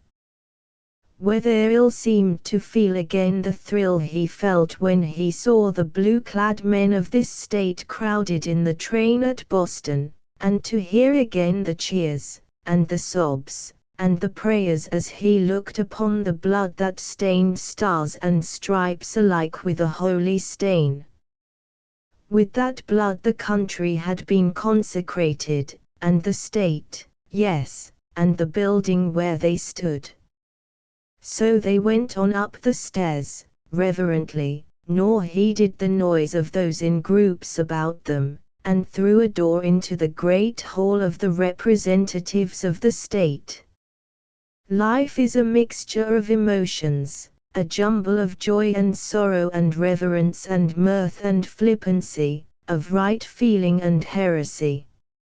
In the morning William Wetherill had laughed at Mr. Hopkins and the $20,000 he had put in the bank to defraud the people, but now he could have wept over it, and as he looked down upon the 300 members of that house, he wondered how many of them represented their neighbors who supposedly had sent them here, and how many Mr. Lovejoy's railroad, Mr. Worthington's railroad, or another man's railroad.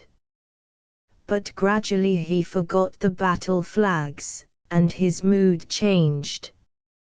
Perhaps the sight of Mr. Speaker Sutton towering above the House, the very essence and bulk of authority, brought this about.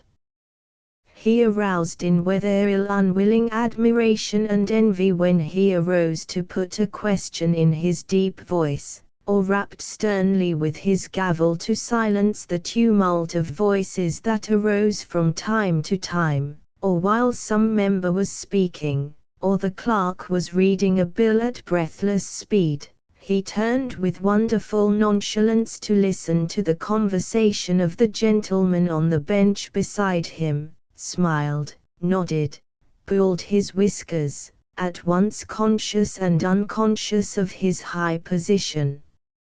And, most remarkable of all to the storekeeper, not a man of the 300, however obscure, could rise that the speaker did not instantly call him by name.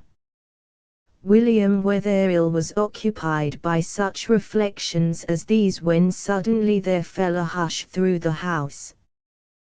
The clerk had stopped reading, the speaker had stopped conversing, and, seizing his gavel, looked expectantly over the heads of the members and nodded. A sleek, comfortably dressed male arose smilingly in the middle of the house, and subdued laughter rippled from seat to seat as he addressed the chair. Mr. Jameson of Wantage. Mr. Jameson cleared his throat impressively and looked smilingly about him. "Mr. Speaker and gentlemen of the House," he said, "if I desired to arouse the enthusiasm, the just enthusiasm, of any gathering in this House, or in this city, or in this state, I should mention the name of the Honorable Alva Hopkins of Gosport. I think I am right." Mr. Jameson was interrupted, as he no doubt expected, by applause from floor and gallery. He stood rubbing his hands together, and it seemed to William Wetherill that the speaker did not rap as sharply with his gavel as he had upon other occasions.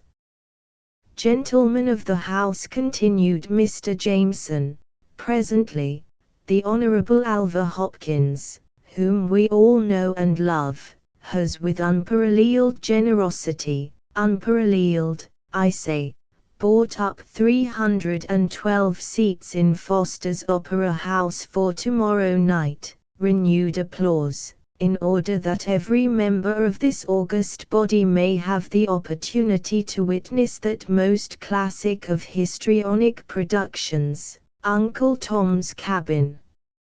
Loud applause, causing the speaker to rap sharply. "That we may show a proper appreciation of this compliment, I move you, Mr. Speaker, that the House adjourn not later than 6 o'clock tomorrow, Wednesday evening, not to meet again until Thursday morning." Mr. Jameson of Wantage handed the resolution to a page and sat down amidst renewed applause. Mr. Wetherill noticed that many members turned in their seats as they clapped, and glancing along the gallery he caught a flash of red and perceived the radiant Miss Cassandra herself leaning over the rail, her hands clasped in ecstasy. Mr. Lovejoy was not with her. He evidently preferred to pay his attentions in private. "There she is again," whispered Cynthia, who had taken an instinctive and extraordinary dislike to Miss Cassandra. Then Mr. Sutton rose majestically to put the question. "Gentlemen, are you ready for the question?" he cried. "All those in favor of the resolution of the gentleman from Wantage, Mr. Jameson." The speaker stopped abruptly. The legislators in the front seats swung around, and people in the gallery craned forward to see a member standing at his seat in the extreme rear of the hall. He was a little man in an ill-fitting coat, his wizened face clean-shaven save for the broom-shaped beard under his chin, which he now held in his hand. His thin, nasal voice was somehow absurdly penetrating as he addressed the chair. Mr. Sutton was apparently, for once, taken by surprise, and stared a moment, as though racking his brain for the name.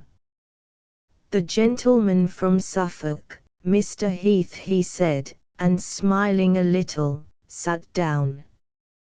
The gentleman from Suffolk, still holding on to his beard, pitched in without preamble. "We farmers on the back seats don't often get a chance to be heard, Mr. Speaker," said he, amidst a general tittering from the front seats. "We come down here without any learning of parliamentary law, and before we know what's happened the session's over, and we hain't said nothing." More laughter. "There's been a good many times when I wanted to say something, and this time I made up my mind I was going to, law or no law." Applause, and a general show of interest in the gentleman from Suffolk. "No, Mr. Speaker, I hain't agin Uncle Tom's Cabin. It's a good play, and it's done an almighty lot of good. and I hain't he saying nothing agin Alvy Hopkins nor his munificence.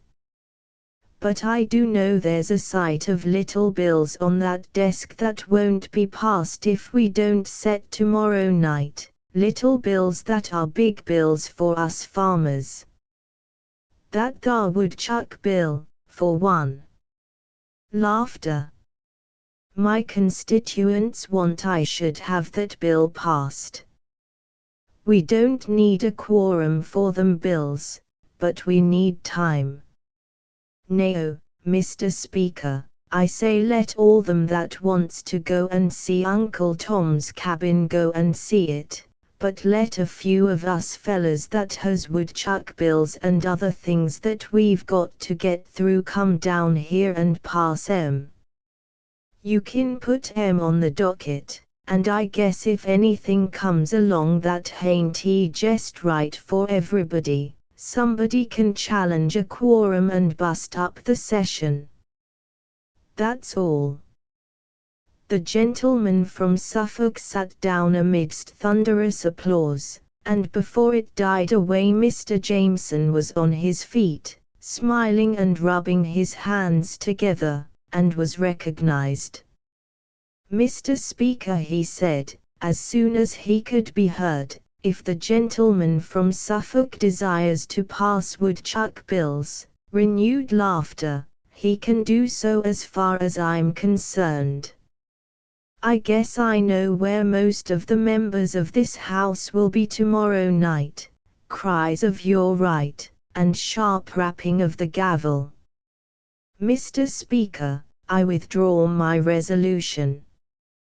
The gentleman from Wantage, said the Speaker, smiling broadly now, withdraws his resolution. As William Wetherill was returning to the Pelican House, pondering over this incident, he almost ran into a distinguished-looking man walking briskly across Main Street. It was Mr. Worthington, said Cynthia, looking after him. But Mr. Worthington had a worried look on his face, and was probably too much engrossed in his own thoughts to notice his acquaintances.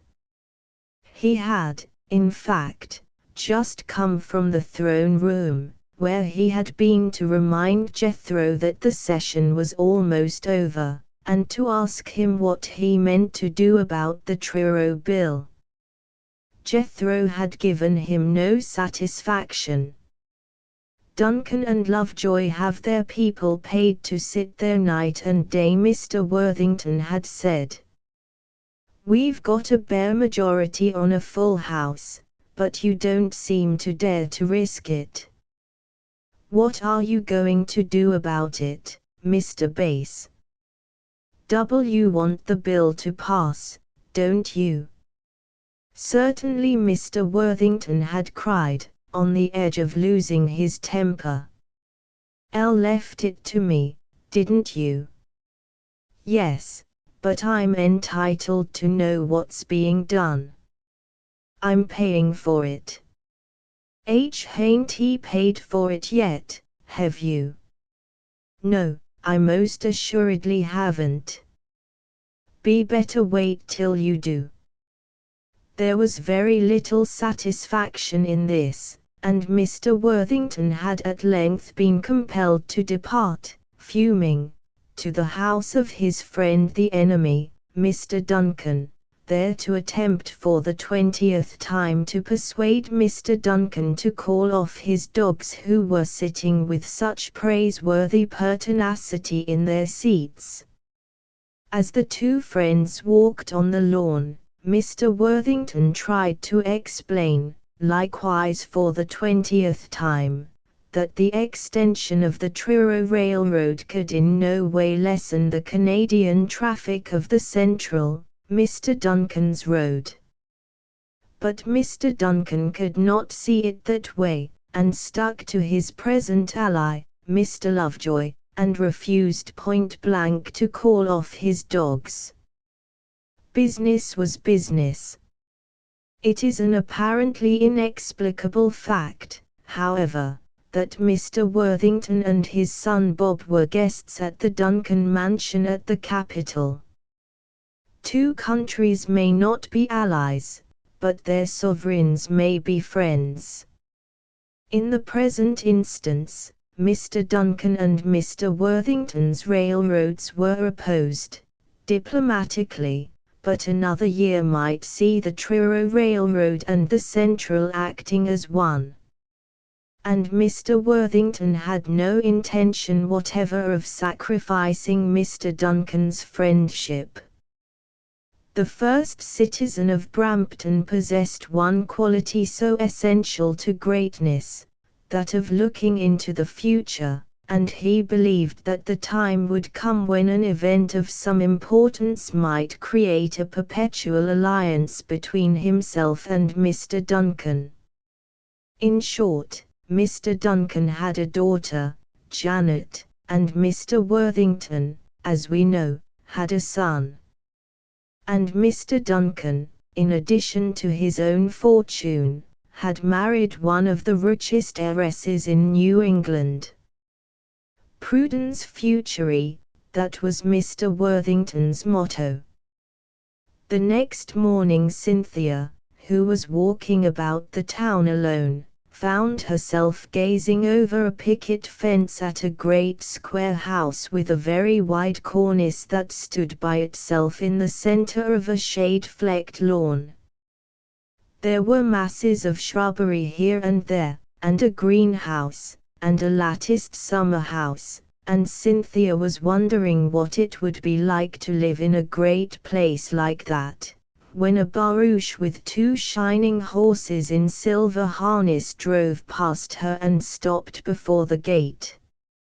4 or 5 girls and boys came laughing out on the porch, and one of them, who held a fishing rod in his hand, Cynthia recognized. Startled and ashamed, she began to walk on as fast as she could in the opposite direction, when she heard the sound of footsteps on the lawn behind her, and her own name called in a familiar voice. At that she hurried the faster, but she could not run, and the picket fence was half a block long, and Bob Worthington had an advantage over her. Of course it was Bob, and he did not scruple to run, and in a few seconds he was leaning over the fence in front of her. Now Cynthia was as red as a peony by this time, and she almost hated him. "Well, of all people, Cynthia Wetherill," he cried, "didn't you hear me calling after you?" "Yes," said Cynthia. "Why didn't you stop?" "I didn't want to," said Cynthia, glancing at the distant group on the porch, who were watching them. Suddenly she turned to him defiantly. "I didn't know you were in that house, or in the capital," she said. "And I didn't know you were," said Bob, upon whose masculine intelligence the meaning of her words was entirely lost. "If I had known it, you can bet I would have looked you up." "Where are you staying?" "At the Pelican House." "What," said Bob, "with all the politicians? How did you happen to go there?" "Mr. Bass asked my father and me to come down for a few days," answered Cynthia, her color heightening again. Life is full of contrasts, and Cynthia was becoming aware of some of them. "Uncle Jethro," said Bob. "Yes, Uncle Jethro," said Cynthia, smiling in spite of herself. He always made her smile. "Uncle Jethro owns the Pelican House," said Bob. "Does he? I knew he was a great man, but I didn't know how great he was until I came down here." Cynthia said this so innocently that Bob repented his flippancy on the spot. He had heard occasional remarks of his elders about Jethro. I didn't mean quite that, he said, growing red in his turn. Uncle Jethro, Mr. Bass, is a great man, of course. That's what I meant. And he's a very good man, said Cynthia, who understood now that he had spoken a little lightly of Jethro, and resented it. I'm sure of it, said Bob, eagerly. Then Cynthia began to walk on, slowly, and he followed her on the other side of the fence. Hold on, he cried, I haven't said half the things I want to say, yet. What do you want to say? Asked Cynthia, still walking. I have to go.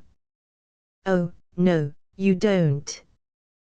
Wait just a minute, won't you? Cynthia halted, with apparent unwillingness, and put out her toe between the pickets.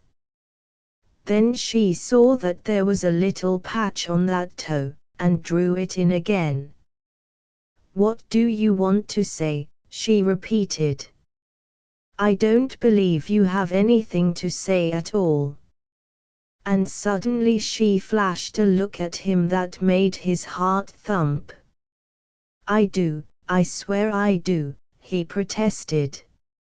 I'm coming down to the Pelican tomorrow morning to get you to go for a walk. Cynthia could not but think that the remoteness of the time he set was scarce in keeping with his ardent tone.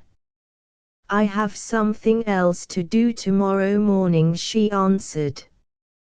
Then I'll come tomorrow afternoon, said Bob, instantly. Who lives here? She asked irrelevantly. Mr. Duncan. I'm visiting the Duncans. At this moment a carryall joined the carriage at the gate. Cynthia glanced at the porch again. The group there had grown larger, and they were still staring. She began to feel uncomfortable again, and moved on slowly. Mayn't I come? Asked Bob, going after her, and scraping the butt of the rod along the palings. Aren't there enough girls here to satisfy you? Asked Cynthia. They're enough, yes, he said, but none of them could hold a candle to you. Cynthia laughed outright. I believe you tell them all something like that, she said. I don't do any such thing, he retorted, and then he laughed himself, and Cynthia laughed again. I like you because you don't swallow everything whole, said Bob, and, well, for a good many other reams. And he looked into her face with such frank admiration that Cynthia blushed and turned away. I don't believe a word you say, she answered, and started to walk off, this time in earnest. Hold on, cried Bob. They were almost at the end of the fence by this, and the pickets were sharp and rather high, or he would have climbed them. Cynthia paused hesitatingly. I'll come at 2 o'clock tomorrow, said he. We're going on a picnic today, to Dalton's Bend, on the river. I wish I could get out of it. Just then there came a voice from the gateway. Bob. Bob Worthington. They both turned involuntarily. A slender girl with light brown hair was standing there, waving at him. Who's that? Asked Cynthia. That, said Bob, in some confusion. Oh, that's Janet Duncan. Goodbye, said Cynthia. I'm coming tomorrow, he called after her, but she did not turn. In a little while she heard the carryall behind her clattering down the street, its passengers laughing and joking merrily. Her face burned, for she thought that they were laughing at her. She wished with all her heart that she had not stopped to talk with him at the palings. The girls, indeed, were giggling as the carryall passed, and she heard somebody call out his name, but nevertheless he leaned out of the seat and waved his hat at her, amid a shout of laughter. Poor Cynthia! She did not look at him. Tears of vexation were in her eyes, and the light of her joy at this visit to the capital flickered, and she wished she were back in Coniston. She thought it would be very nice to be rich, and to live in a great house in a city, and to go on picnics. The light flickered, but it did not wholly go out. If it has not been shown that Cynthia was endowed with a fair amount of sense, many of these pages have been written in vain. She sat down for a while in the park and thought of the many things she had to be thankful for, not the least of which was Jethro's kindness. And she remembered that she was to see Uncle Tom's cabin that evening. Such are the joys and sorrows of 15. Chapter 15. Mr. Amos Cuthbert named it so, our old friend Amos, who lives high up in the ether of Townsend Ridge, and who now represents Coniston in the legislature. He is the same silent, sallow person as when Jethro first took a mortgage on his farm. Only his skin is beginning to resemble dried parchment, and he is a trifle more cantankerous. On the morning of that memorable day when Uncle Tom's cabin came to the capital, Amos had entered the throne room and given vent to his feelings in regard to the gentleman in the back seat who had demanded an evening sitting on behalf of the farmers. "Don't that beat all?" cried Amos. "Let them have their darned woodchuck session, there won't nobody go to it. For cussed, criss-cross contrariness, give me a moss-back Democrat from a one-boss, one-man town like Suffolk. I may going to see the show." "Gee, going to the show, be you, Amos?" said Jethro. "Yes, I be," answered Amos, bitterly. "I hain't a go in neither house tonight." And with this declaration he departed. "I wonder if he really is going?" queried Mr. Merrill, looking at the ceiling. And then he laughed. "Why shouldn't he go?" asked William Wetherill. Mr. Merrill's answer to this question was a wink, whereupon he, too, departed. And while Wetherill was pondering over the possible meaning of these words, the Honorable Alva Hopkins entered, wreathed in smiles, and closed the door behind him. "It's all fixed," he said, taking a seat near Jethro in the window. Seen your gal, Alvy, seen your gal." Mr. Hopkins gave a glance at Wetherill. "Well, don't talk," said Jethro, and resumed his inspection through the lace curtains of what was going on in the street. "Cassandra's got him to go," said Mr. Hopkins. "It's all fixed, as sure as Sunday. If it misses fire, then I'll never mention the governorship again. But if it don't miss fire," and the Honorable Alva leaned over and put his hand on Jethro's knee, "if it don't miss fire, I get the nomination. Is that right?" "Why, you've guessed it, Alvy." "That's all I want to know," declared the Honorable Alva. "When you say that much, you never go back on it. And you can go ahead and give the orders, Jethro. I have to see that the boys get the tickets." Cassandra's got a head on her shoulders, and she kind of wants to be governor, too." He got as far as the door, when he turned and bestowed upon Jethro a glance of undoubted tribute. "You've done a good many smart things," said he, "but I guess you never beat this, and never will." "Hain't he done it yet," Alvy answered Jethro, still looking out through the window curtains at the ever-ganging groups of gentlemen in the street. These groups had a never-ceasing interest for Jethro Bass. Mr. Wetherill didn't talk, but had he been the most incurable of gossips, he felt that he could have done no damage to this mysterious affair, whatever it was. In a certain event, Mr. Hopkins was promised the governorship, so much was plain. And it was also evident that Miss Cassandra Hopkins was in some way to be instrumental. William Wetherill did not like to ask Jethro, but he thought a little of sounding Mr. Merrill, and then he came to the conclusion that it would be wiser for him not to know. "Will," said Jethro, presently, "you know Heth Sutton, Speaker Heth Sutton?" "Yes." Wouldn't mind asking him to step in and see me before the session, if he was coming by, would you?" "Certainly not."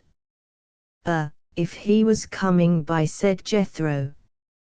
Mr. Wetherill found Mr. Speaker Sutton glued to a pillar in the rotunda below.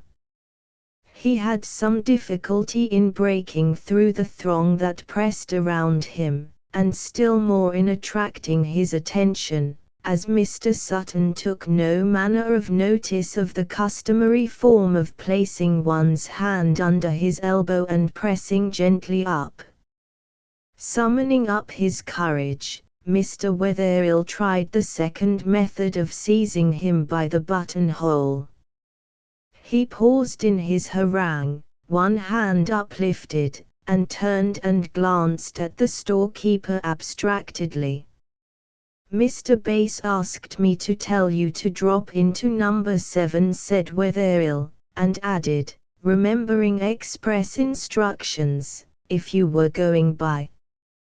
Wetherill had not anticipated the magical effect this usual message would have on Mr. Sutton, nor had he thought that so large and dignified a body would move so rapidly.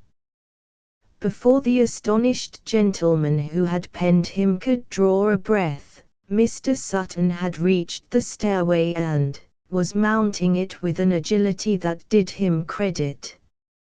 5 minutes later Wetherill saw the speaker descending again, the usually impressive quality of his face slightly modified by the twitching of a smile. Thus the day passed, and the gentlemen of the Lovejoy and Duncan factions sat, as tight as ever in their seats, and the Truro franchise bill still slumbered undisturbed in Mr. Shoneseweed's committee. At supper there was a decided festal air about the dining room of the Pelican House, the little band of agricultural gentlemen who wished to have a session not being patrons of that exclusive hotel. Many of the Solans had sent home for their wives, that they might do the utmost justice to the Honourable Alva's hospitality. Even Jethro, as he ate his crackers and milk, had a new coat with bright brass buttons, and Cynthia, who wore a fresh gingham which Miss Suki Kittredge of Coniston had helped to design, so far relented in deference to Jethro's taste as to tie a red bow at her throat. The middle table under the chandelier was the immediate firmament of Miss Cassandra Hopkins. And there, beside the future governor, sat the president of the Northwestern Railroad, Mr. Lovejoy, as the chief of the revolving satellites. People began to say that Mr. Lovejoy was hooked at last, now that he had lost his head in such an unaccountable fashion as to pay his court in public, and it was very generally known that he was to make one of the Honourable Alva's immediate party at the performance of Uncle Tam's Cabin. Mr. Speaker Sutton, of course, would have to forego the pleasure of the theatre as a penalty of his high position. Mr. Merrill, who sat at Jethro's table next to Cynthia that evening, did a great deal of joking with the Honourable Heth about having to preside over a woodchuck session, which the Speaker, so Mr. Wetherill thought, took in astonishingly good part, and seemed very willing to make the great sacrifice which his duty required of him. After supper Mr. Wetherill took a seat in the rotunda. As an observer of human nature, he had begun to find a fascination in watching the group of politicians there. First of all he encountered Mr. Amos Cuthbert, his little coal-black eyes burning brightly, and he was looking very irritable indeed. "So you're going to the show, Amos," remarked the storekeeper, with an attempt at cordiality. To his bewilderment, Amos turned upon him fiercely. "Who said I was going to the show?" he snapped. "You yourself told me." "You'd ought to know whether I may going or not," said Amos, and walked away. While Mr. Wetherill sat meditating upon this inexplicable retort, a retired, scholarly-looking gentleman with a white beard, who wore spectacles, came out of the door leading from the barber shop and quietly took a seat beside him. The storekeeper's attention was next distracted by the sight of one who wandered slowly but ceaselessly from group to group, kicking up his heels behind, and halting always in the rear of the speakers. Needless to say that this was our friend Mr. Bijah Bixby, who was following out his celebrated tactics of going along by when they were talking sly. Suddenly Mr. Bixby's eye alighted on Mr. Wetherill, who by a stretch of imagination conceived that it expressed both astonishment and approval, although he was wholly at a loss to understand these sentiments. Mr. Bixby winked. Mr. Wetherill was sure of that. But to his surprise, Bijah did not pause in his rounds to greet him. Mr. Wetherill was beginning to be decidedly uneasy, and was about to go upstairs, when Mr. Merrill came down the rotunda whistling, with his hands in his pockets. He stopped whistling when he spied the storekeeper, and approached him in his usual hearty manner. "Well, well, this is fortunate," said Mr. Merrill. "How are you, Duncan? I want you to know Mr. Wetherill. Wetherill writes that weekly letter for the Guardian you were speaking to me about last year. Will, this is Mr. Alexander Duncan, President of the Central." "How do you do, Mr. Wetherill?" said the scholarly gentleman with the spectacles, putting out his hand. "I'm glad to meet you, very glad, indeed. I read your letters with the greatest pleasure." Mr. Wetherill, as he took Mr. Duncan's hand, had a variety of emotions which may be imagined, and need not be set down in particular. "Funny thing," Mr. Merrill continued, "I was looking for you, Duncan. It occurred to me that you would like to meet Mr. Wetherill. I was afraid you were in Boston." "I have just got back," said Mr. Duncan.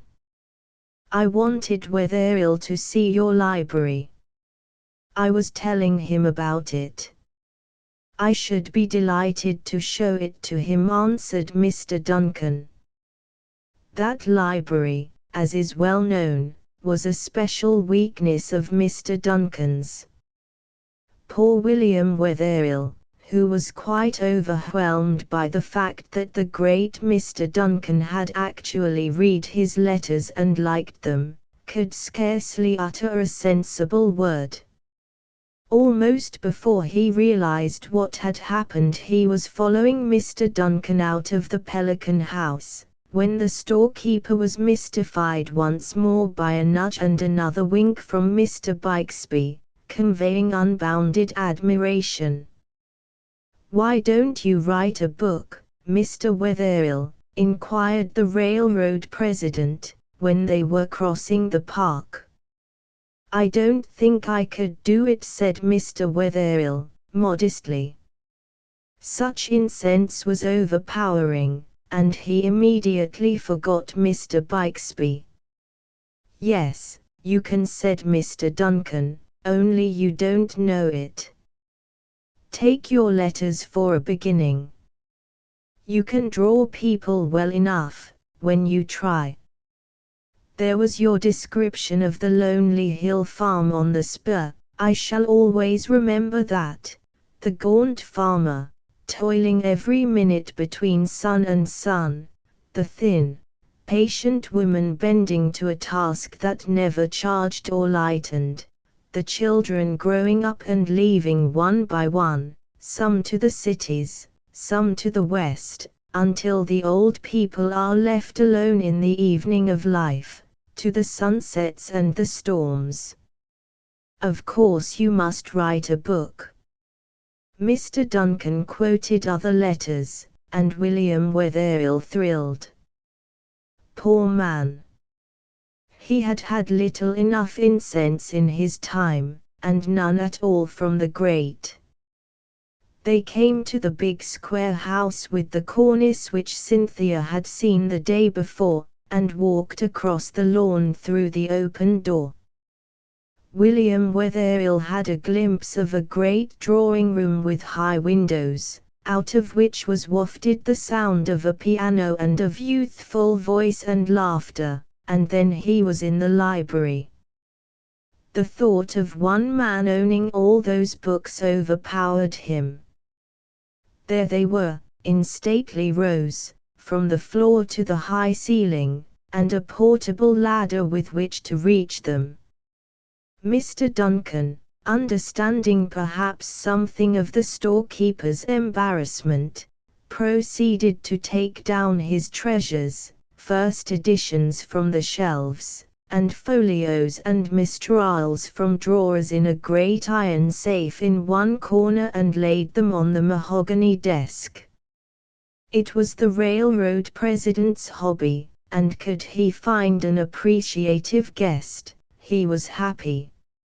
It need scarcely be said that he found William Wetherill appreciative, and possessed of knowledge of Shakespeariana and other matters that astonished his host as well as pleased him. For Wetherill had found his tongue at last. After a while Mr. Duncan drew out his watch and gave a start. "By George," he exclaimed, "it's after 8 o'clock. I'll have to ask you to excuse me tonight, Mr. Wetherill. I'd like to show you the rest of them. Can't you come around tomorrow afternoon?" Mr. Wetherill, who had forgotten his own engagement and Uncle Tom's cabin, said he would be happy to come. And they went out together and began to walk toward the State House. "It isn't often I find a man who knows anything at all about these things," continued Mr. Duncan, whose heart was quite won. "Why do you bury yourself in Coniston?" "I went there from Britain for my health," said the storekeeper. "Jethro Bass lives there, doesn't he?" said Mr. Duncan, with a laugh. "But I suppose you don't know anything about politics." "I know nothing at all," said Mr. Wetherill, which was quite true. He had been in dreamland, but now the fact struck him again, with something of a shock, that this mild-mannered gentleman was one of those who had been paying certain legislators to remain in their seats. Wetherill thought of speaking to Mr. Duncan of his friendship with Jethro Bass, but the occasion passed. "I wish to heaven I didn't have to know anything about politics," Mr. Duncan was saying. "They disgust me. There's a little matter on now, about an extension of the Truro Railroad to Harwich, which wouldn't interest you, but you can't conceive what a nuisance it has been to watch that house day and night, as I've had to. It's no joke to have that townsman of yours, Jethro Bass, opposed to you. I won't say anything against him, for he may be a friend of yours, and I have to use him sometimes myself." Mr. Duncan sighed. "It's all very sordid and annoying. Now this evening, for instance, when we might have enjoyed ourselves with those books, I've got to go to the house, just because some backwoods farmers want to talk about woodchucks." "I suppose it's foolish," said Mr. Duncan, "but Bass has tricked us so often that I've got into the habit of being watchful. I should have been here 20 minutes ago." By this time they had come to the entrance of the State House, and Wetherill followed Mr. Duncan in, to have a look at the woodchuck session himself. Several members hurried by and up the stairs, some of them in their Sunday black, and the lobby above seemed, even to the storekeeper's unpracticed eye, a trifle active for a woodchuck session. Mr. Duncan muttered something, and quickened his gait a little on the steps that led to the gallery. This place was almost empty. They went down to the rail, and the railroad president cast his eye over the house. "Good God," he said sharply, "there's almost a quorum here." He ran his eye over the members. "There is a quorum here."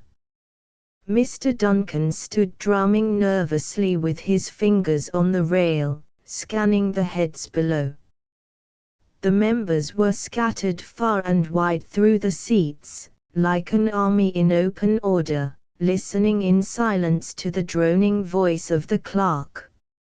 Moths burned in the gas flames, and June bugs hummed in at the high windows and tilted against the walls. Then Mr. Duncan's fingernails whitened as his thin hands clutched the rail, and a sense of a pending event was upon Wetherill. Slowly he realized that he was listening to the speaker's deep voice. The Committee on Corporations, to whom was referred House Bill No. 109, entitled, "An Act to Extend the Truro Railroad to Harwich," having considered the same, report the same with the following resolution: Resolved, that the bill ought to pass. Shown seaweed, for the committee. The Truro franchise. The lights danced, and even a sudden weakness came upon the storekeeper. Jethro's trick.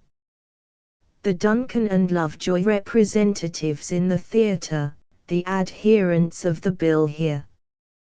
Wetherill saw Mr. Duncan beside him, a tense figure leaning on the rail, calling to someone below.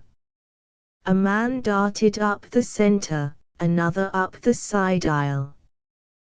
Then Mr. Duncan flashed at William Wetherill from his blue eye such a look of anger as the storekeeper never forgot, and he, too, was gone. Tingling and perspiring, Wetherill leaned out over the railing as the speaker rapped calmly for order. Hysteric laughter, mingled with hoarse cries, ran over the house, but the Honourable Heth Sutton did not even smile. A dozen members were on their feet shouting to the chair. One was recognised, and that man Wetherill perceived with amazement to be Mr. Jameson of Wantage, adherent of Jethro's, he who had moved to adjourn for Uncle Tom's cabin. A score of members crowded into the aisles, but the speaker's voice again rose above the tumult. The doorkeepers will close the doors. Mr. Jameson of Wantage moves that the report of the committee be accepted, and on this motion a roll call is ordered. The doorkeepers, who must have been inspired, had already slammed the doors in the faces of those seeking wildly to escape. The clerk already had the little, short-legged desk before him and was calling the roll with incredible rapidity. Bewildered and excited as Wetherill was, and knowing as little of parliamentary law as the gentleman who had proposed the woodchuck session, he began to form some sort of a notion of Jethro's generalship, and he saw that the innocent rural members who belonged to Duncan and Lovejoy's faction had tried to get away before the roll call, destroy the quorum, and so adjourn the House. These, needless to say, were not parliamentarians, either. They had lacked a leader, they were stunned by the suddenness of the onslaught, and had not moved quickly enough. Like trapped animals, they wandered blindly about for a few moments, and then sank down anywhere. Each answered the roll call sullenly, out of necessity, for every one of them was a marked man. Then Wetherill remembered the two members who had escaped, and Mr. Duncan, and fell to calculating how long it would take these to reach Foster's Opera House, break into the middle of an act, and get out enough partisans to come back and kill the bill. Mr. Wetherill began to wish he could witness the scene there, too, but something held him here, shaking with excitement, listening to each name that the clerk called. Would the people at the theatre get back in time? Despite William Wetherill's principles, whatever these may have been, he was so carried away that he found himself with his watch in his hand, counting off the minutes as the roll call went on. Foster's Opera House was some 6 squares distant, and by a liberal estimate Mr. Duncan and his advance guard ought to get back within 20 minutes of the time he left. Wetherill was not aware that people were coming into the gallery behind him. He was not aware that one sat at his elbow until a familiar voice spoke, directly into his ear. Will, held Duncan pretty tight, didn't you? He's a hard one to fool, too. Never suspected a mite, did he? Look out for your watch. Mr. Bixby seized it or it would have fallen. If his life had depended on it, William Wetherill could not have spoken a word to Mr. Bixby then. You done well, Will, sure enough that gentleman continued to whisper. And Alvy's gal done well, too, you understand. I guess she's the only one that ever snarled up Earl Lovejoy so that he didn't know where he was at. But it took a fine, delicate touch for her job and yours, Will. Godfrey, this is the quickest roll call I ever seed. They've got halfway through Truro County. That fellow can talk faster than a sideshow ticket seller at a circus. The clerk was, indeed, performing prodigies of pronunciation. When he reached Wells County, the last, Mr. Bixby so far lost his habitual sang-froid as to hammer on the rail with his fist. "If there hain't a quorum, we're done for," he said. "How much time has gone away?" 20 minutes. "Godfrey, some of them may break loose and git here is 5 minutes. "Break loose?" Wetherill exclaimed involuntarily. Mr. Bixby screwed up his face. "You understand. Accidents is liable to happen." Mr. Wetherill didn't understand in the least, but just then the clerk reached the last name on the roll. An instant of absolute silence, save for the June bugs, followed, while the assistant clerk ran over his figures deftly and handed them to Mr. Sutton, who leaned forward to receive them. 112 gentlemen have voted in the affirmative and 48 in the negative, and the report of the committee is accepted. 10 more and a quorum, ejaculated Mr. Bixby, in a voice of thanksgiving, as the turmoil below began again. It seemed as though every man in the opposition was on his feet and yelling at the chair, some to adjourn, some to indefinitely postpone, some demanding roll calls, others swearing at these, for a division vote would have opened the doors. Others tried to get out, and then ran down the aisles and called fiercely on the Speaker to open the doors, and threatened him. But the Honourable Heth Sutton did not lose his head, and it may be doubted whether he ever appeared to better advantage than at that moment.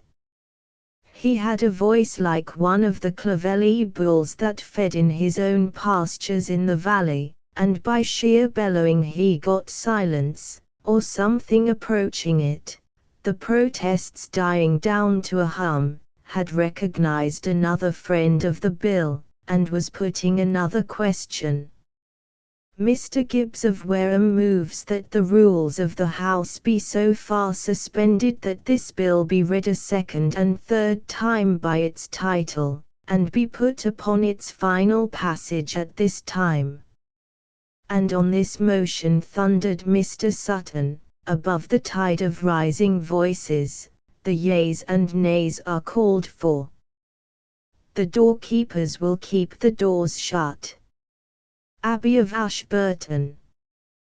The nimble clerk had begun on the roll almost before the Speaker was through, and checked off the name. Bijah Bixby mopped his brow with a blue pocket handkerchief. "My God," he said, "what a risk Jethro's took. They can't git through another roll call. Jest look at Heth. Ain't he carryin' it magnificent? Hain't he as ruffled as I be? I've knowed him ever since he wa'n't no higher 'en that desk. Never would have been in politics if it hadn't been for me. Funny thing, Will, you and I was so excited we never thought to look at the clock. Put up your watch. Godfrey, what's this?" The noise of many feet was heard behind them. Men and women were crowding breathlessly into the gallery. "Didn't take it long to git noised around," said Mr. Bixby. "Say, Will, they're bound to have got at 'em in the theatre. Don't see how they held 'em off, see cussed if I do." The seconds ticked into minutes. The air became stifling, for now the front of the gallery was packed. Now, if ever, the fate of the Truro franchise hung in the balance, and, perhaps, the rule of Jethro Base. And now, as in the distance, came a faint, indefinable stir, not yet to be identified by Wetherell's ears as a sound, but registered somewhere in his brain as a warning note. Bijah Bixby, as sensitive as he, straightened up to listen, and then the whispering was hushed. The members below raised their heads, and some clutched the seats in front of them and looked up at the high windows. Only the speaker sat like a wax statue of himself, and glanced neither to the right nor to the left. "Harkis of Truro," said the clerk. "He's almost to Wells County again," whispered Bijah, excitedly. "I didn't calculate he could do it." "Will." "Yes." "Will, you hear something?" A distant shout floated with the night breeze in at the windows. A man on the floor got to his feet and stood straining. A commotion was going on at the back of the gallery, and a voice was heard crying out, "For the love of God, let me through." Then Wetherell turned to see the crowd at the back parting a little, to see a desperate man in a gorgeous white necktie fighting his way toward the rail. He wore no hat, his collar was wilted, and his normally ashen face had turned white. And, strangest of all, clutched tightly in his hand was a pink ribbon. "It's Earl Lovejoy," said Bijah, laconically. Unmindful of the awe-stricken stares he got from those about him when his identity became known, Mr. Lovejoy gained the rail and shoved aside a man who was actually making way for him. Leaning far out, he scanned the house with inarticulate rage while the roll call went monotonously on. Some of the members looked up at him and laughed. Others began to make frantic signs, indicative of helplessness. Still others telegraphed him obvious advice about reinforcements which, if anything, increased his fury. Mr. Bixby was now fanning himself with the blue handkerchief. "I hear 'em," he said, "I hear 'em, Will." And he did. The unmistakable hum of the voices of many men and the sound of feet on stone flagging shook the silent night without. The clerk read off the last name on the roll.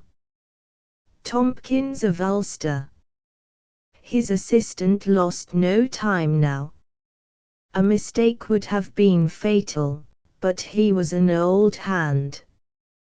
Unmindful of the rumble on the wooden stairs below, Mr. Sutton took the list with an admirable deliberation. 112 gentlemen have voted in the affirmative, 48 in the negative. The rules of the House are suspended, and, the clerk having twice mumbled the title of the bill, the question is, shall the bill pass? As many as are of opinion that the bill pass will say aye, contrary-minded no. Feet were in the house corridor now, and voices rising there, and noises that must have been scuffling, yes, and beating of door panels. Almost every member was standing, and it seemed as if they were all shouting, "Personal privilege, fraud, trickery, open the doors." Bijah was slowly squeezing the blood out of William Wetherell's arm. "The doorkeepers has the keys in their pockets." Mr. Bixby had to shout, for once. Even then the speaker did not flinch. By a seeming miracle he got a semblance of order, recognized his man, and his great voice rang through the hall and drowned all other sounds. "And on this question a roll call is ordered. The doorkeepers will close the doors." Then, as in reaction, the gallery trembled with a roar of laughter. but Mr. Sutton did not smile. The clerk scratched off the names with lightning rapidity, scarce waiting for the answers.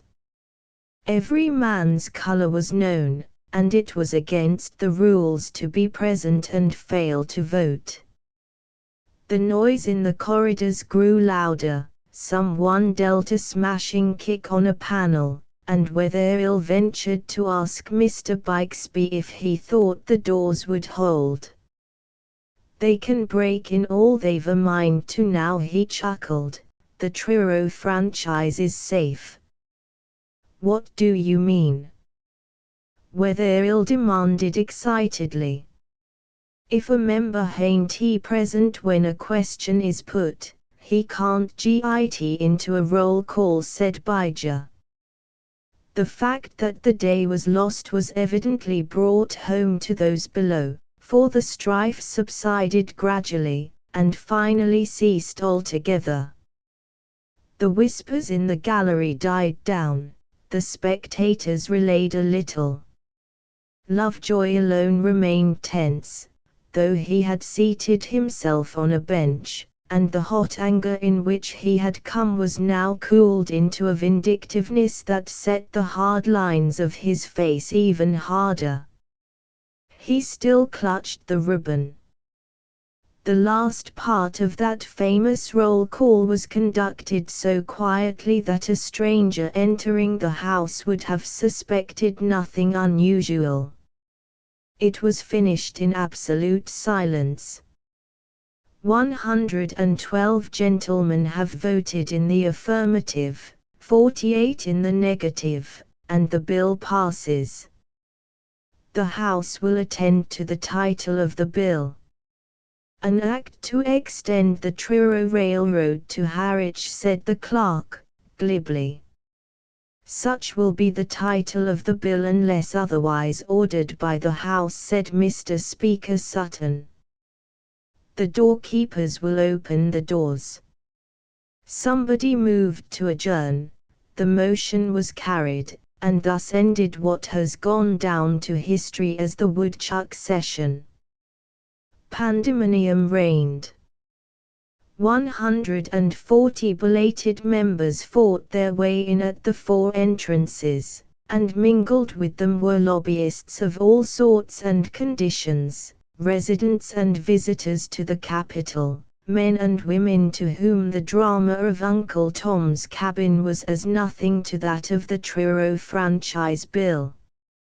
It was a sight to look down upon. Fierce wrangles began in a score of places, isolated personal remarks rose above the din, but your New Englander rarely comes to blows. In other spots men with broad smiles seized others by the hands and shook them violently, while Mr. Speaker Sutton seemed in danger of suffocation by his friends.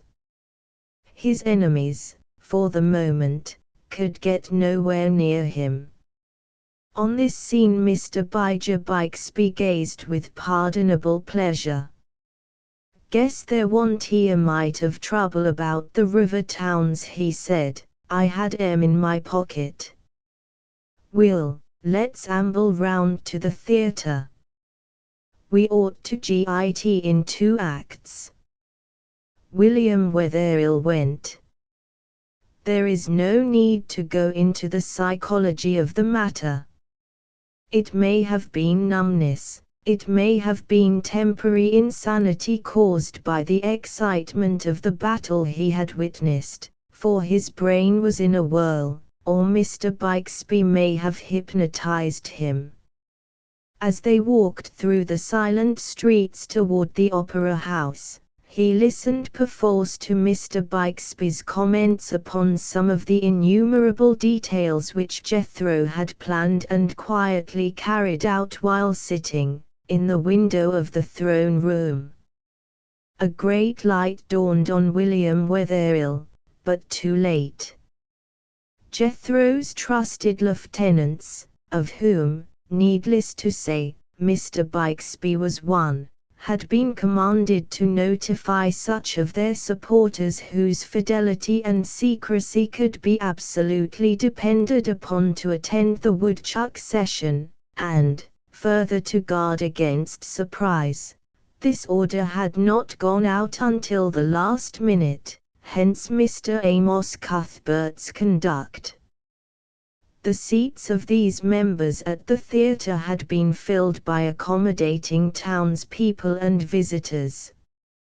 Forestalling a possible vote on the morrow to recall and reconsider, there remained some 60 members whose loyalty was unquestioned, but whose reputation for discretion was not of the best.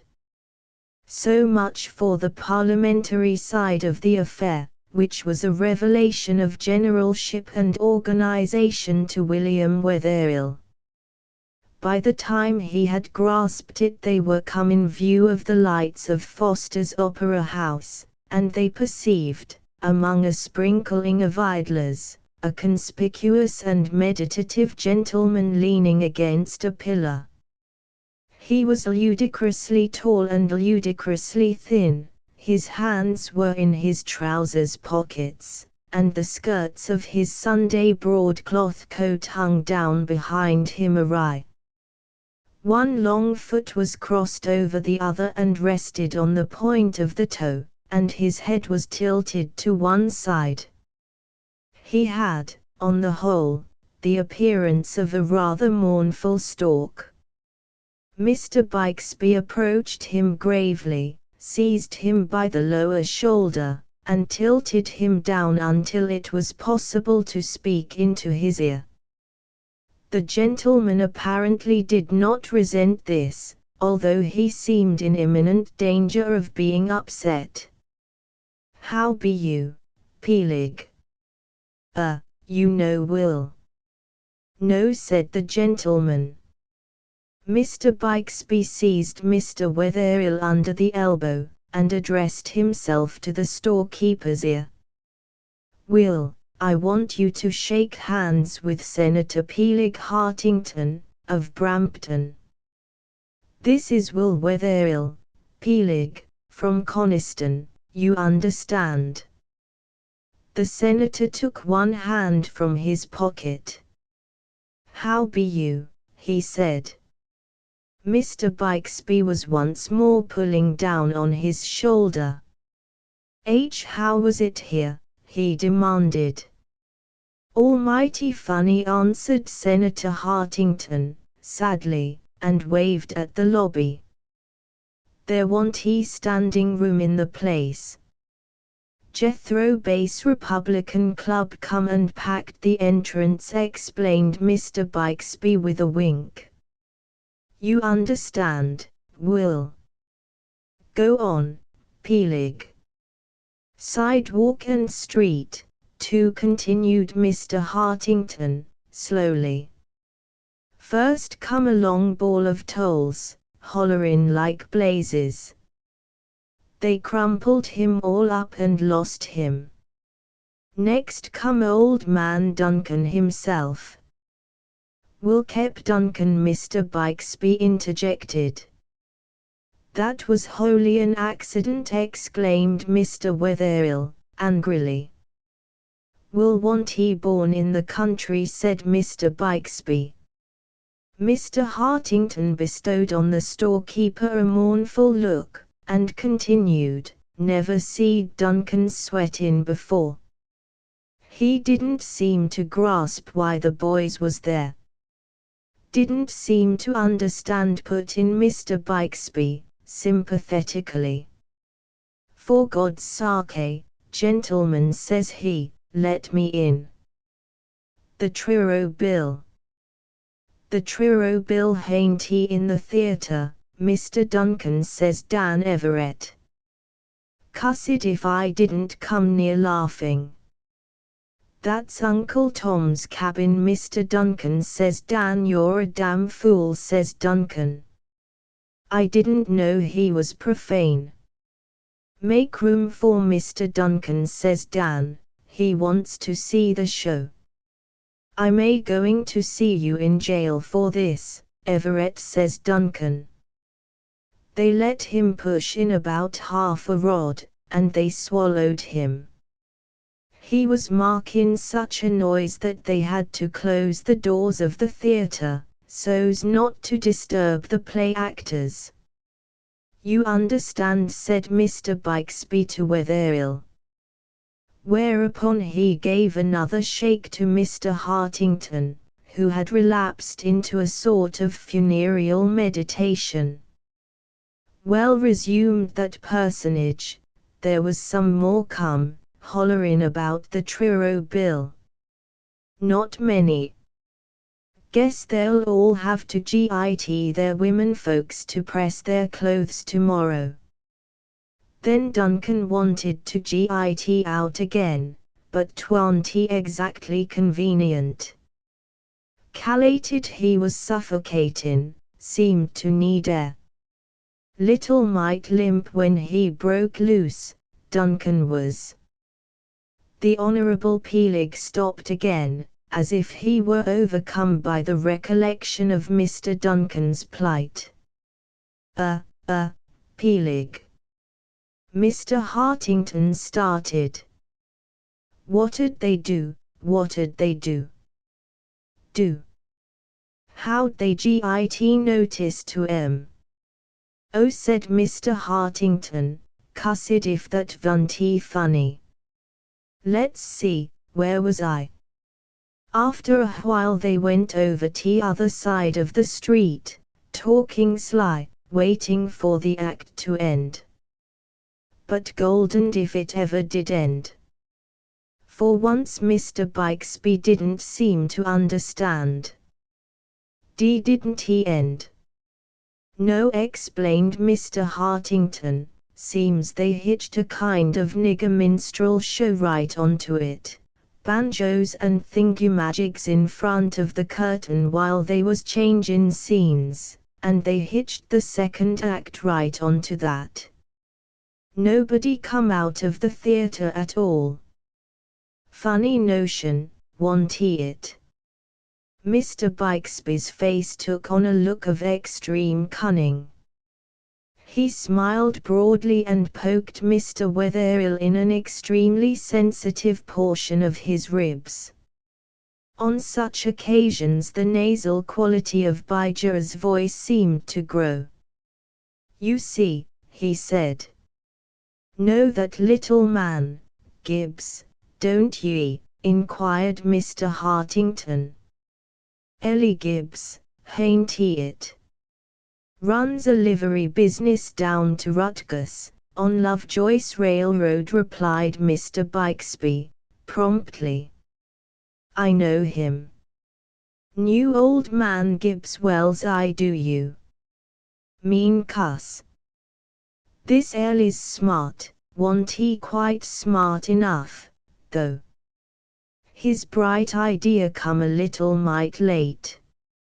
Hunted up old Christie, got the key to his law office right here in the Duncan block, went up through the skylight, clumb down to the roof of Randall's store next door, shinned up the lightning rod on t'other side, and stuck his head plump into the Opera House window.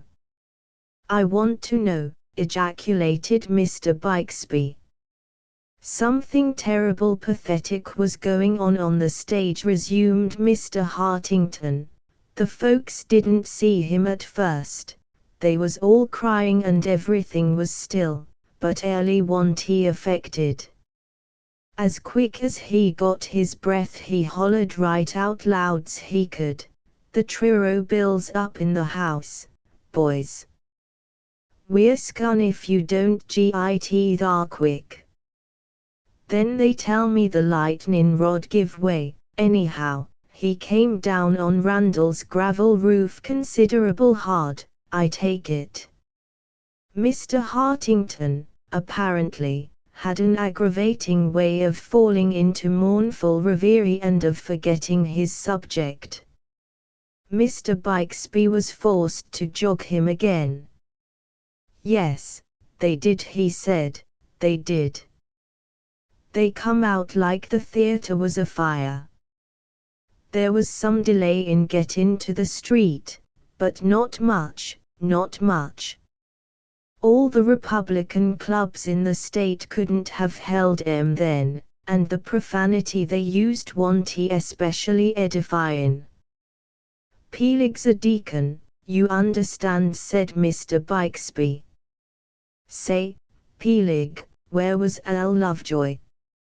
"Lovejoy come along with the first of 'em. Must have hurried some. They tell me he was settin' way down in front alongside of Alvy Hopkins's gal, and when Ellie hollered out she screeched and clutched onto Al, and Al said something he hadn't ought to and tore off one of them pink gewgaws she was covered with. He was the maddest man I ever see. Some of the club was crowded inside, behind the seats, standing up to see the show. Al was so anxious to get through he hit Cy Dudley in the mouth, injured him some, I guess. Pity, wa'n't he it? Cy hain't he in politics, you understand, said Mr. Bixby. Calate Cy paid to get in there, didn't he, Peelig? Calate he did, assented Senator Hartington. A long and painful pause followed. There seemed, indeed, nothing more to be said. The sound of applause floated out of the opera house doors, around which the remaining loiterers were clustered. "Going in, be you, Peelig?" inquired Mr. Bixby. Mr. Hartington shook his head. "Will and me had a notion to see something of the show," said Mr. Bixby, almost apologetically. "I kept my ticket." "Well," said Mr. Hartington, reflectively, "I guess you'll find some of the show left. That hain't been hurt much, so far as I can ascertain." The next afternoon, when Mr. Isaac D. Worthington happened to be sitting alone in the office of the Truro Railroad at the Capitol, there came a knock at the door, and Mr. Bijah Bixby entered. Now, incredible as it may seem, Mr. Worthington did not know Mr. Bixby, or rather, did not remember him. Mr. Worthington had not had at that time much of an experience in politics, and he did not possess a very good memory for faces. Mr. Bixby, who had, as we know, a confidential and winning manner, seated himself in a chair very close to Mr. Worthington, somewhat to that gentleman's alarm. "How be you?" said Bijah. "I've got a little bill here, you understand." Mr. Worthington didn't understand, and he drew his chair away from Mr. Bixby's. "I don't know anything about it, sir," answered the president of the Truro Railroad, indignantly. "This is neither the manner nor the place to present a bill. I don't want to see it." Mr. Bixby moved his chair up again. "Calate, you will want to see this bill, Mr. Worthington," he insisted, not at all abashed. "Jethro Bass sent it, you understand, it's engrossed." Whereupon Mr. Bixby drew from his capacious pocket a roll, tied with white ribbon, and pressed it into Mr. Worthington's hands. It was the Truro Franchise Bill. It is safe to say that Mr. Worthington understood. Chapter 16. There are certain instruments used by scientists so delicate that they have to be wrapped in cotton wool and kept in ductless places, and so sensitive that the slightest shock will derange them. And there are certain souls which cannot stand the jars of life, souls created to register thoughts and sentiments too fine for those of coarser construction. Such was the soul of the storekeeper of Coniston. Whether or not he was one of those immortalized in the famous elegy, it is not for us to say. A celebrated poet who read the letters to the Guardian, at Miss Lucretia Penniman's request, has declared Mr. Wetherill to have been a genius. He wrote those letters, as we know, after he had piled his boxes and rolled his barrels into place, after he had added up the columns in his ledger and recorded, each week, the small but ever-increasing deficit which he owed to Jethro Base. Could he have been removed from the barrels and the ledgers, and the debts and the cares and the implications, what might we have had from his pen? That will never be known. We left him in the lobby of the Opera House, but he did not go in to see the final act of Uncle Tom's Cabin.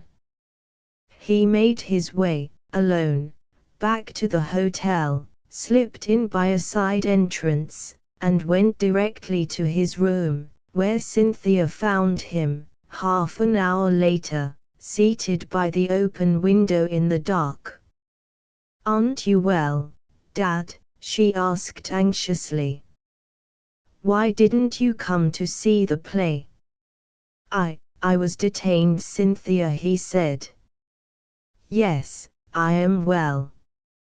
She sat down beside him and felt his forehead and his hands, and the events of the evening which were on her lips to tell him remained unspoken.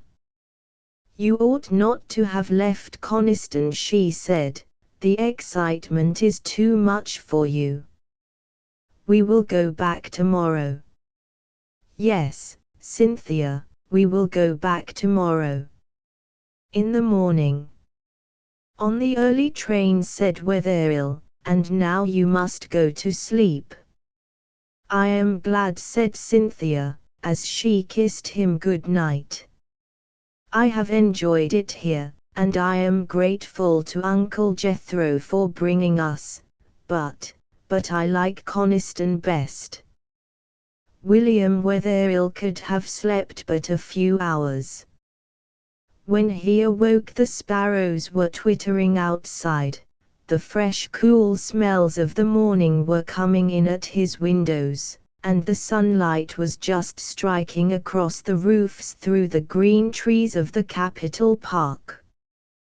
The remembrance of a certain incident of the night before crept into his mind, and he got up, and drew on his clothes and thrust his few belongings into the carpet bag, and knocked on Cynthia's door. She was already dressed, and her eyes rested searchingly on his face. "Dad, you aren't well." "I know it," she said. But he denied that he was not. Her belongings were in a neat little bundle under her arm.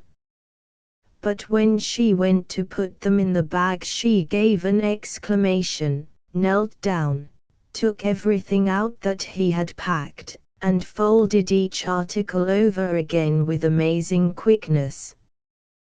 Then she made a rapid survey of the room lest she had forgotten anything, closed the bag, and they went out and along the corridor.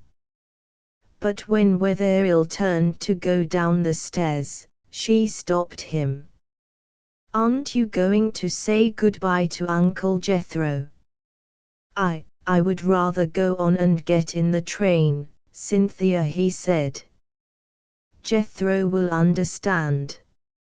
Cynthia was worried, but she did not care to leave him, and she led him, protesting, into the dining room. He had a sinking fear that they might meet Jethro there, but only a few big-boned countrymen were scattered about, attended by sleepy waitresses. Lest Cynthia might suspect how his head was throbbing, Wetherill tried bravely to eat his breakfast. He did not know that she had gone out, while they were waiting, and written a note to Jethro, explaining that her father was ill, and that they were going back to Coniston. After breakfast, when they went to the desk, the clerk stared at them in astonishment. "Going, Mr. Wetherill," he exclaimed. "I find that I have to get back," stammered the storekeeper.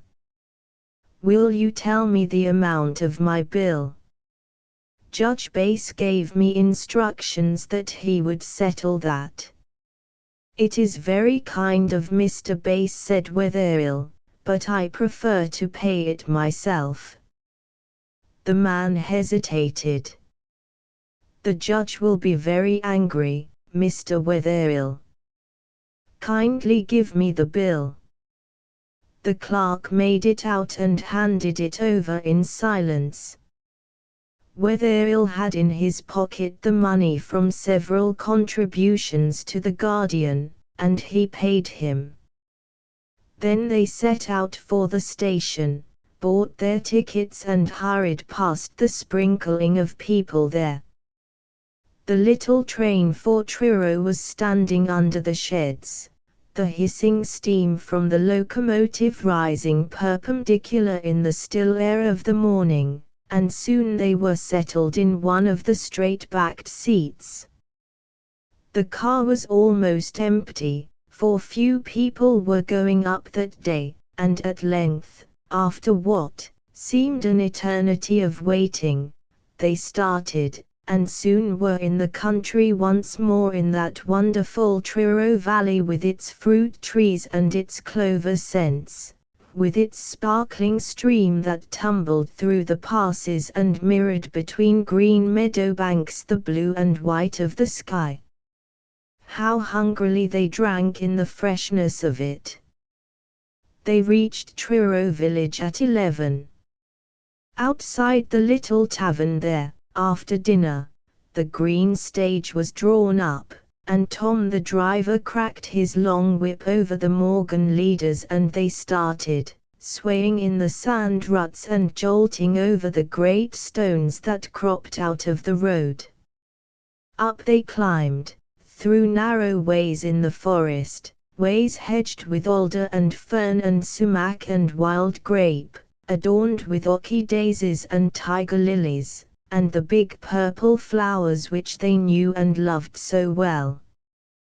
They passed, too, wild lakes overhung with primeval trees, where the iris and the water lily grew among the fallen trunks, and the waterfowl called to each other across the blue stretches. And at length, when the sun was beginning visibly to fall, they came out into an open cut on the western side and saw again the long line of Coniston once more against the sky. "Dad," said Cynthia, as she gazed, "don't you love it better than any other place in the world?" He did. But he could not answer her. An hour later, from the hilltops above Isaac Worthington's mills, they saw the terraced steeple of Brampton Church, and soon the horses were standing with drooping heads and wet sides in front of Mr. Sherman's tavern in Brampton Street, and Lem Hallowell, his honest face aglow with joy, was lifting Cynthia out of the coach as if she were a bundle of feathers. "Upon my word," he cried, "this is a little mite sudden. What's the matter with the capital, Will? Too wicked and sophisticated down thar to suit ye?" By this time, Wetherill, too, had reached the ground, and as Lem Hallowell gazed into his face the laughter in his own died away and gave place to a look of concern. "Don't wonder ye come back," he said, "you're as white as Moses's hose." "He isn't feeling very well, Lem," said Cynthia. "Jest tuckered, that's all," answered Lem. You git him right into the stage, cynthy, I won't be long. Hurry them things off, Tom, he called, and himself seized a huge crate from the back of the coach and flung it on his shoulder. He had his cargo on in a jiffy, clucked to his horses, and they turned into the familiar road to Coniston just as the sun was dipping behind the south end of the mountain. They'll be surprised some, and disappointed some, said Lem, cheerily.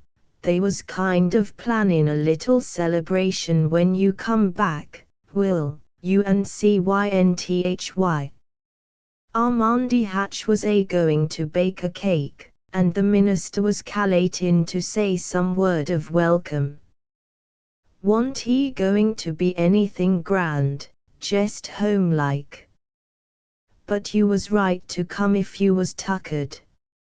I guess cynthy fetched you.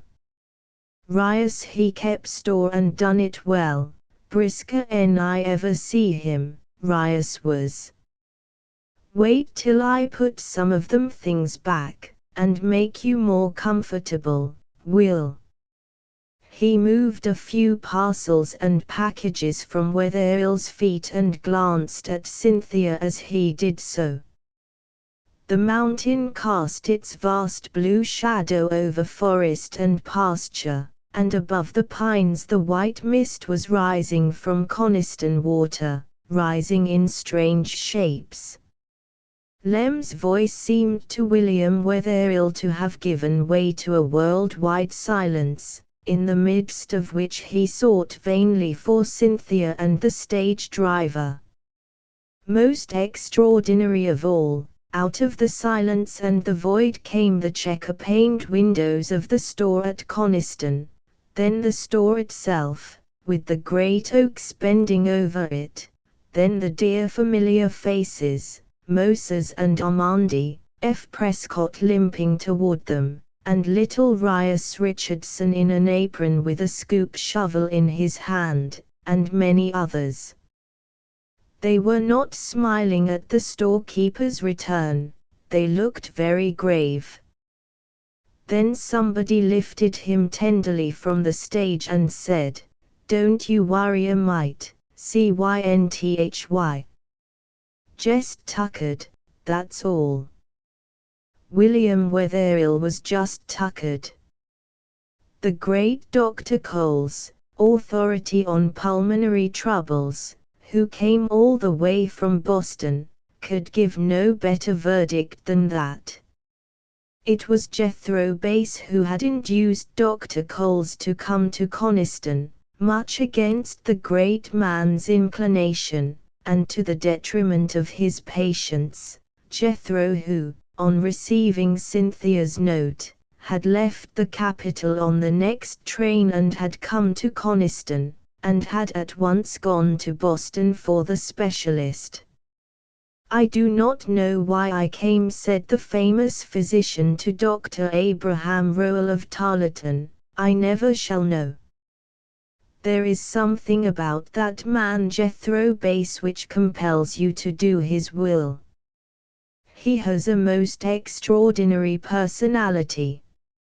"Is this storekeeper a great friend of his?" "The only intimate friend he had in the world," answered Dr. Rowell. "None of us could ever understand it. And as for the girl, Jethro Bass worships her. If nursing could cure him, I'd trust her to do it. She's a natural-born nurse." The two physicians were talking in low tones in the little garden behind the store when Jethro came out of the doorway. "He looks as if he were suffering too," said the Boston physician, and he walked toward Jethro and laid a hand upon his shoulders. "I give him until winter, my friend," said Dr. Coles. Jethro Bass sat down on the doorstep, on that same millstone where he had talked with Cynthia many years before, and was silent for a long while.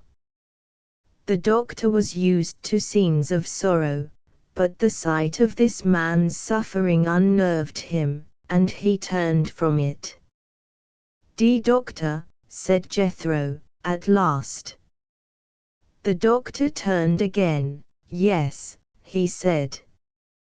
Doctor, if Wetherill hadn't been to the capital, would he have lived, if he hadn't been to the capital?"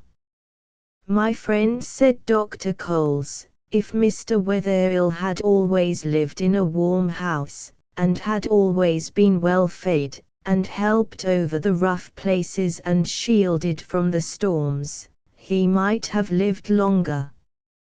It is a marvel to me that he has lived so long." And then the doctor went way back to Boston. Many times in his long professional life had the veil been lifted for him, a little. But as he sat in the train he said to himself that in this visit to the hamlet of Coniston he had had the strangest glimpse of all. William Wetherill rallied, as Dr. Coles had predicted, from that first sharp attack, and one morning they brought up a reclining chair which belonged to Mr. Satterley, the minister, and set it in the window. There, in the still days of the early autumn, Wetherill looked down upon the garden he had grown to love, and listened to the song of Coniston water. There Cynthia, who had scarcely left his side, read to him from Keats and Shelley and Tennyson, yet the thought grew on her that he did not seem to hear. Even that wonderful passage of Milton's, beginning "So sinks the day star in the ocean bed," which he always used to beg her to repeat, did not seem to move him now. The neighbors came and sat with him, but he would not often speak. Cheery Lem Hallowell and his wife, and cousin Ephraim, to talk about the war, hobbling slowly up the stairs, for rheumatism had been added to that trouble of the wilderness bullet now, and Ephraim was getting along in years, and Rias Richardson stole up in his carpet slippers, and Moses, after his chores were done, and Armandi with her cakes and delicacies, which he left untouched, though Armandi never knew it. Yes, and Jethro came. Day by day he would come silently into the room, and sit silently for a space, and go as silently out of it. The farms were neglected now on Thousand Acre Hill. William Wetherill would take his hand, and speak to him, but do no more than that. There were times when Cynthia leaned over him, listening as he breathed to know whether he slept or were awake. If he were not sleeping, he would speak her name. He repeated it often in those days, as though the sound of it gave him comfort, and he would fall asleep with it on his lips, holding her hand, and thinking, perhaps, of that other Cynthia who had tended and nursed and shielded him in other days. Then she would steal down the stairs to Jethro on the doorstep, to Jethro who would sit there for hours at a time, to the wonder and awe of his neighbors.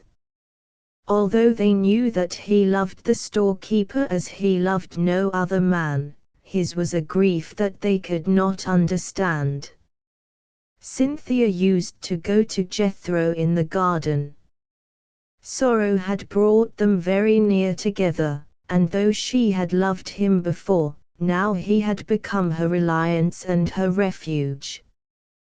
The first time Cynthia saw him, when the worst of the illness had passed and the strange and terrifying apathy had come, she had hidden her head on his shoulder and wept there. Jethro kept that coat, with the tear stains on it, to his dying day, and never wore it again. Sometimes I think if he hadn't gone to the capital, Cynthy, this mightn't have come, he said to her once. But the doctor said that didn't matter, Uncle Jethro, she answered, trying to comfort him. She, too, believed that something had happened at the capital. "En never spoke to you about anything there, En never spoke to you, Cynthia." "No, never," she said. He hardly speaks at all, Uncle Jethro." One bright morning after the sun had driven away the frost, when the sumacs and maples beside Coniston Water were aflame with red, Bias Richardson came stealing up the stairs and whispered something to Cynthia. "Dad," she said, laying down her book, "it's Mr. Merrill. Will you see him?" William Wetherill gave her a great fright. He started up from his pillows, and seized her wrist with a strength which she had not thought remained in his fingers. "Mr. Merrill," he cried, "Mr. Merrill here?" "Yes," answered Cynthia, agitatedly, "he's downstairs, in the store." "Ask him to come up," said Wetherill, sinking back again, "ask him to come up." Cynthia, as she stood in the passage, was of two minds about it. She was thoroughly frightened, and went first to the garden to ask Jethro's advice. But Jethro, so Milly Skinner said, had gone off half an hour before, and did not know that Mr. Merrill had arrived. Cynthia went back again to her father. "Where's Mr. Merrill?" asked Wetherill. "Dad, do you think you ought to see him? He might excite you." "I insist upon seeing him, Cynthia." William Wetherill had never said anything like that before. But Cynthia obeyed him, and presently led Mr. Merrill into the room. The kindly little railroad president was very serious now.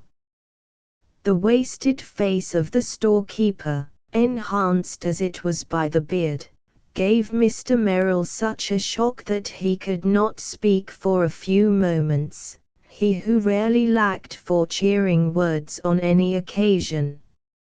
A lump rose in his throat as he went over and stood by the chair and took the sick man's hand. "I am glad you came, Mr. Merrill," said Wetherill, simply, "I wanted to speak to you. Cynthia, will you leave us alone for a few minutes?" Cynthia went, troubled and perplexed, wondering at the change in him. He had had something on his mind, now she was sure of it, something which Mr. Merrill might be able to relieve. It was Mr. Merrill who spoke first when she was gone. "I was coming up to Brampton," he said, "and Tom Collins, who drives the Truro coach, told me you were sick. I had not heard of it." Mr. Merrill, too, had something on his mind, and did not quite know how to go on. There was in William Wetherill, as he sat in the chair with his eyes fixed on his visitor's face, a dignity which Mr. Merrill had not seen before, had not thought the man might possess. "I was coming to see you, anyway," Mr. Merrill said. "I did you a wrong, though as God judges me, I did not think of it at the time. It was not until Alexander Duncan spoke to me last week that I thought of it at all." "Yes," said Wetherill. "You see," continued Mr. Merrill, wiping his brow, for he found the matter even more difficult than he had imagined, "it was not until Duncan told me how you had acted in his library that I guessed the truth, that I remembered myself how you had acted. I knew that you were not mixed up in politics, but I also knew that you were an intimate friend of Jethro's, and I thought that you had been let into the secret of the woodchuck session. I don't defend the game of politics as it is played, Mr. Wetherill, but all of us who are friends of Jethro's are generally willing to lend a hand in any little maneuver that is going on, and have a practical joke when we can. It was not until I saw you sitting there beside Duncan that the idea occurred to me. It didn't make a great deal of difference whether Duncan or Lovejoy got to the house or not, provided they didn't learn of the matter too early, because some of their men had been bought off that day. It suited Jethro's sense of humor to play the game that way, and it was very effective. When I saw you there beside Duncan, I remembered that he had spoken about the Guardian letters, and the notion occurred to me to get him to show you his library. I have explained to him that you were innocent. I hope you haven't been worrying. William Wetherill sat very still for a while, gazing out of the window, but a new look had come into his eyes.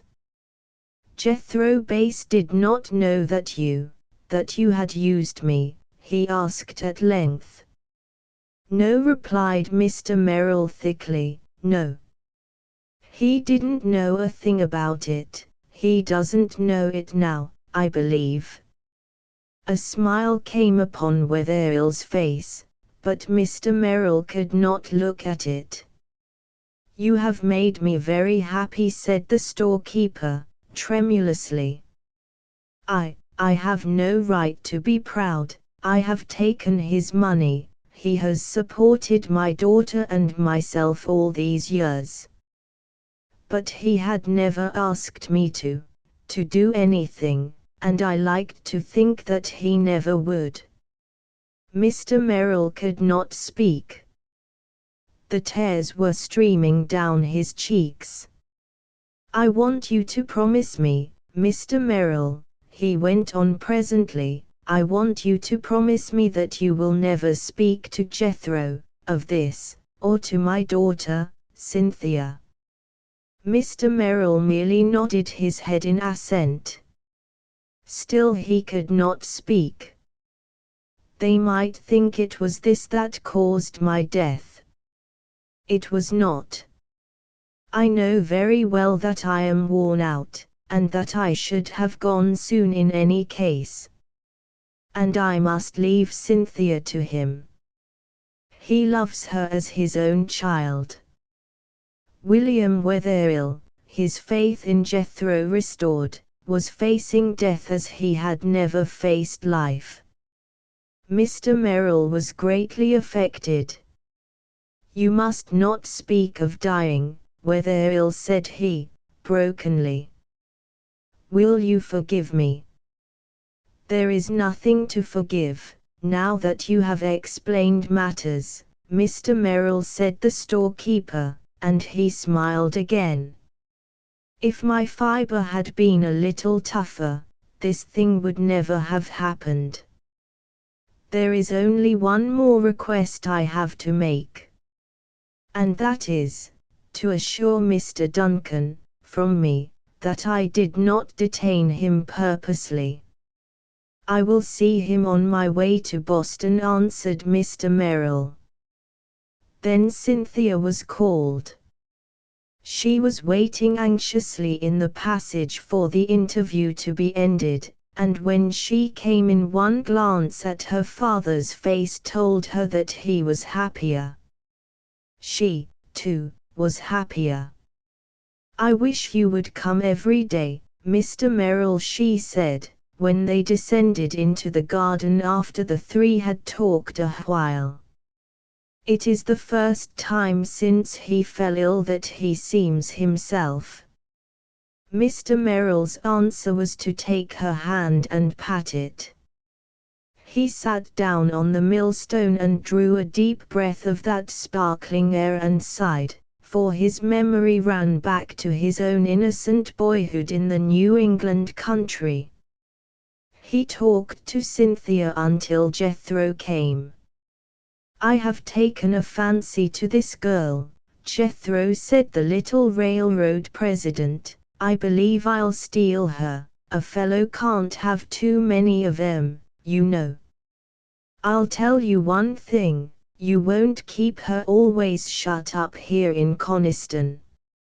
She's much too good to waste on the desert air." Perhaps Mr. Merrill, too, had been thinking of the elegy that morning. "I don't mean to run down Coniston, it's one of the most beautiful places I ever saw. But seriously, Jethro, you and Wetherill ought to send her to school in Boston after a while. She's about the age of my girls, and she can live in my house, ain't I right?"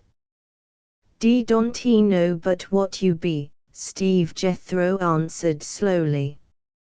"I am right," declared Mr. Merrill. "You'll back me in this, I know it. Why, she's like your own daughter. You remember what I say?" "I mean it. What are you thinking about, Cynthia?" "I couldn't leave Dad and Uncle Jethro," she said. "Why, bless your soul," said Mr. Merrill, "bring Dad along. We'll find room for him. And I guess Uncle Jethro will get to Boston twice a month if you're there." And Mr. Merrill got into the buggy with Mr. Sherman and drove away to Brampton, thinking of many things. "Steve's a good man," said Jethro. "See, come up here from Brampton to see your father, did he?" "Yes," answered Cynthia, "he is very kind." She was about to tell Jethro what a strange difference this visit had made in her father's spirits, but some instinct kept her silent. She knew that Jethro had never ceased to reproach himself for inviting Wetherill to the capital, and she was sure that something had happened there which had disturbed her father and brought on that fearful apathy. But the apathy was dispelled now, and she shrank from giving Jethro pain by mentioning the fact. He never knew, indeed, until many years afterward, what had brought Stephen Merrill to Coniston. When Jethro went up the stairs that afternoon, he found William Wetherill alone, looking out over the garden with a new peace and contentment in his eyes. Jethro drew breath when he saw that look, as if a great load had been lifted from his heart. "Feeling some better today, Will?" he said. "I am well again," Jethro replied the storekeeper, pressing Jethro's hand for the first time in months. "Soon be, Will," said Jethro, "soon be." Wetherill, who was not speaking of the welfare of the body, did not answer. "Jethro," he said presently, "there is a little box lying in the top of my trunk over there in the corner. Will you get it for me?" Jethro rose and opened the rawhide trunk and handed the little rosewood box to his friend. Wetherill took it and lifted the lid reverently, with that same smile on his face and far-off look in his eyes, and drew out a small daguerreotype in a faded velvet frame. He gazed at the picture a long time, and then he held it out to Jethro, and Jethro looked at it, and his hand trembled. It was a picture of Cynthia Ware. And who can say what emotions it awoke in Jethro's heart?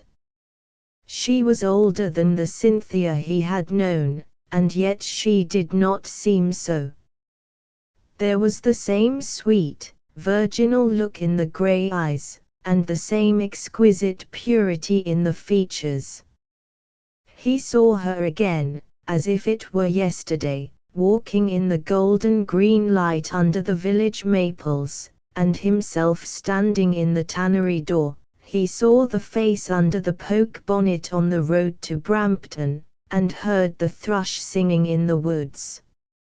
And, if he could only blot out that scene from his life, remembered her, a transformed Cynthia, remembered that face in the lantern light when he had flung back the hood that shaded it, and that hair which he had kissed, wet, then, from the sleet. Ah, God, for that briefest of moments she had been his. So he stared at the picture as it lay in the palm of his hand, and forgot him who had been her husband. But at length he started, as from a dream, and gave it back to Wetherill, who was watching him. Her name had never been mentioned between the two men, and yet she had been the one woman in the world to both. "It is strange," said William Wetherill, "it is strange that I should have had but two friends in my life, and that she should have been one and you the other. She found me destitute and brought me back to life and married me, and cared for me until she died. And after that, you cared for me. You mustn't think of that, Will. 'Twa'n't much what I did, no more than anyone else would have done." "It was everything," answered the storekeeper, simply. "Each of you came between me and destruction. There is something that I have always meant to tell you, Jethro, something that it may be a comfort for you to know. Cynthia loved you." Jethro Bass did not answer. He got up and stood in the window, looking out. "When she married me," Wetherill continued steadily, "she told me that there was one whom she had never been able to drive from her heart. And one summer evening, how well I recall it, we were walking under the trees on the Mall and we met my old employer, Mr. Judson, the jeweler. He put me in mind of the young countryman who had come in to buy a locket, and I asked her if she knew you. Strange that I should have remembered your name, wasn't it? It was then that she led me to a bench and confessed that you were the man whom she could not forget. I used to hate you then, as much as was in me to hate. I hated and feared you when I first came to Coniston. But now I can tell you, I can even be happy in telling you." Jethro Bass groaned. He put his hand to his throat as though he were stifling. Many, many years ago he had worn the locket there. And now? Now an impulse seized him, and he yielded to it. He thrust his hand in his coat and drew out a cowhide wallet, and from the wallet the oval locket itself. There it was, tarnished with age, but with that memorable inscription still legible, CYNTHY, from Jethro, not Cynthia, but CYNTHY. How the years fell away as he read it. He handed it in silence to the storekeeper, and in silence went to the window again. Jethro Bass was a man who could find no outlet for his agony in speech or tears. "Yes," said Wetherill, "I thought you would have kept it. Dear, dear, how well I remember it. And I remember how I patronized you when you came into the shop. I believed I should live to be something in the world, then." Yes, she loved you, Jethro. I can die more easily now that I have told you, it has been on my mind all these years." The locket fell open in William Wetherell's hand, for the clasp had become worn with time, and there was a picture of little Cynthia within, of little Cynthia, not so little now, a photograph taken in Brampton the year before. Wetherell laid it beside the daguerreotype. "She looks like her," he said aloud, "but the child is more vigorous, more human, less like a spirit. I have always thought of Cynthia as a spirit." Jethro turned at the words, and came and stood looking over Wetherell's shoulder at the pictures of mother and daughter. In the rosewood box was a brooch and a gold ring, Cynthia Ware's wedding ring, and 2 small slips of yellow paper. William Wetherell opened one of these, disclosing a little braid of brown hair. He folded the paper again and laid it in the locket, and handed that to Jethro. "It is all I have to give you," he said, "but I know that you will cherish it, and cherish her, when I am gone. She has been a daughter to both of us." "Yes," said Jethro, "I will." William Wetherell lived but a few days longer. They laid him to rest at last in the little ground which Captain Timothy Prescott had hewn out of the forest with his axe, where Captain Timothy himself lies under his slate headstone with the quaint lettering of bygone days. That same autumn Jethro Bass made a pilgrimage to Boston, and now Cynthia Ware sleeps there, too, beside her husband, amid the scenes she loved so well. Book 3 Chapter I One day, in the November following William Wetherell's death, Jethro Bass astonished Coniston by moving to the little cottage in the village which stood beside the disused tannery, and which had been his father's. It was known as the Tannery House. His reasons for this step, when at length discovered, were generally commended. They were, in fact, a disinclination to leave a girl of Cynthia's tender age alone on Thousand Acre Hill while he journeyed on his affairs about the country. The Reverend Mr. Sitterley, gaunt, red-faced, but the 6 feet of him a man and a Christian, from his square-toed boots to the bleaching yellow hair around his temples, offered to become her teacher. For by this time Cynthia had exhausted the resources of the little school among the birches. The 4 years of her life in the Tannery House which are now briefly to be chronicled were, for her, full of happiness and peace. Though the young may sorrow, they do not often mourn. Cynthia missed her father. At times, when the winds kept her wakeful at night, she wept for him. But she loved Jethro Bass and served him with a devotion that filled his heart with strange ecstasies, yes, and forebodings. In all his existence he had never known a love like this.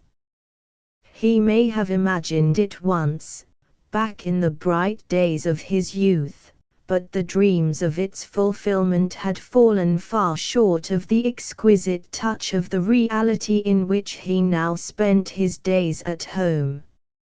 In summer, when she sat, in the face of all the conventions of the village, reading under the butternut tree before the house, she would feel his eyes upon her, and the mysterious yearning in them would startle her. Often during her lessons with Mr. Sitterley in the parlor of the parsonage she would hear a noise outside and perceive Jethro leaning against the pillar. Both Cynthia and Mr. Sitterley knew that he was there, and both, by a kind of tacit agreement, ignored the circumstance. Cynthia, in this period, undertook Jethro's education, too. She could have induced him to study the making of Latin verse by the mere asking.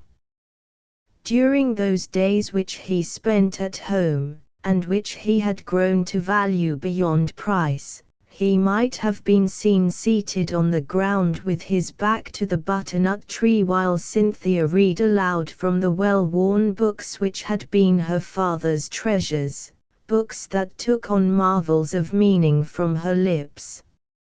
Cynthia's powers of selection were not remarkable at this period, and perhaps it was as well that she never knew the effect of the various works upon the hitherto untamed soul of her listener. Milton and Tennyson and Longfellow awoke in him by their very music troubled and half-formed regrets. Carlyle's Frederick the Great set up tumultuous imaginings, but the life of Jackson, as did the story of Napoleon long ago, stirred all that was masterful in his blood. Unlettered as he was, Jethro had a power which often marks the American of action, a singular grasp of the application of any sentence or paragraph to his own life, and often, about this time, he took away the breath of a judge or a senator by flinging at them a chunk of Carlyle or Parton. It was perhaps as well that Cynthia was not a woman at this time, and that she had grown up with him, as it were. His love, indeed, was that of a father for a daughter, but it held within it as a core the revived love of his youth for Cynthia, her mother. Tender as were the manifestations of this love, Cynthia never guessed the fires within, for there was in truth something primeval in the fierceness of his passion. She was his now, his alone, to cherish and sweeten the declining years of his life, and when by a chance Jethro looked upon her and thought of the suitor who was to come in the fullness of her years, he burned with a hatred which it is given few men to feel. It was well for Jethro that these thoughts came not often. Sometimes, in the summer afternoons, they took long drives through the town behind Jethro's white horse on business. Jethro's gal, as Cynthia came to be affectionately called, held the reins while Jethro went in to talk to the men folk. One August evening found Cynthia thus beside a poplar in front of Amos Cuthbert's farmhouse, a poplar that shimmered green gold in the late afternoon, and from the buggy seat Cynthia looked down upon 1,000 purple hilltops and mountain peaks of another state. The view aroused in the girl visions of the many wonders which life was to hold, and she did not hear the sharp voice beside her until the woman had spoken twice. Jethro came out in the middle of the conversation, nodded to Mrs. Cuthbert, and drove off. Uncle Jethro asked Cynthia, presently, what is a mortgage? Jethro struck the horse with the whip, an uncommon action with him, and the buggy was jerked forward sharply over the boulders. Who's been talking about mortgages, Cynthy? He demanded. Mrs. Cuthbert said that when folks had mortgage held over them they had to take orders whether they liked them or not. She said that Amos had to do what you told him because there was a mortgage. That isn't so, is it? Jethro did not speak. Presently Cynthia laid her hand over his. Mrs. Cuthbert is a spiteful woman, she said. I know the reason why people obey you, it's because you're so great. And Daddy used to tell me so. A tremor shook Jethro's frame and the hand on which hers rested, and all the way down the mountain valleys to Coniston village he did not speak again. But Cynthia was used to his silences, and respected them.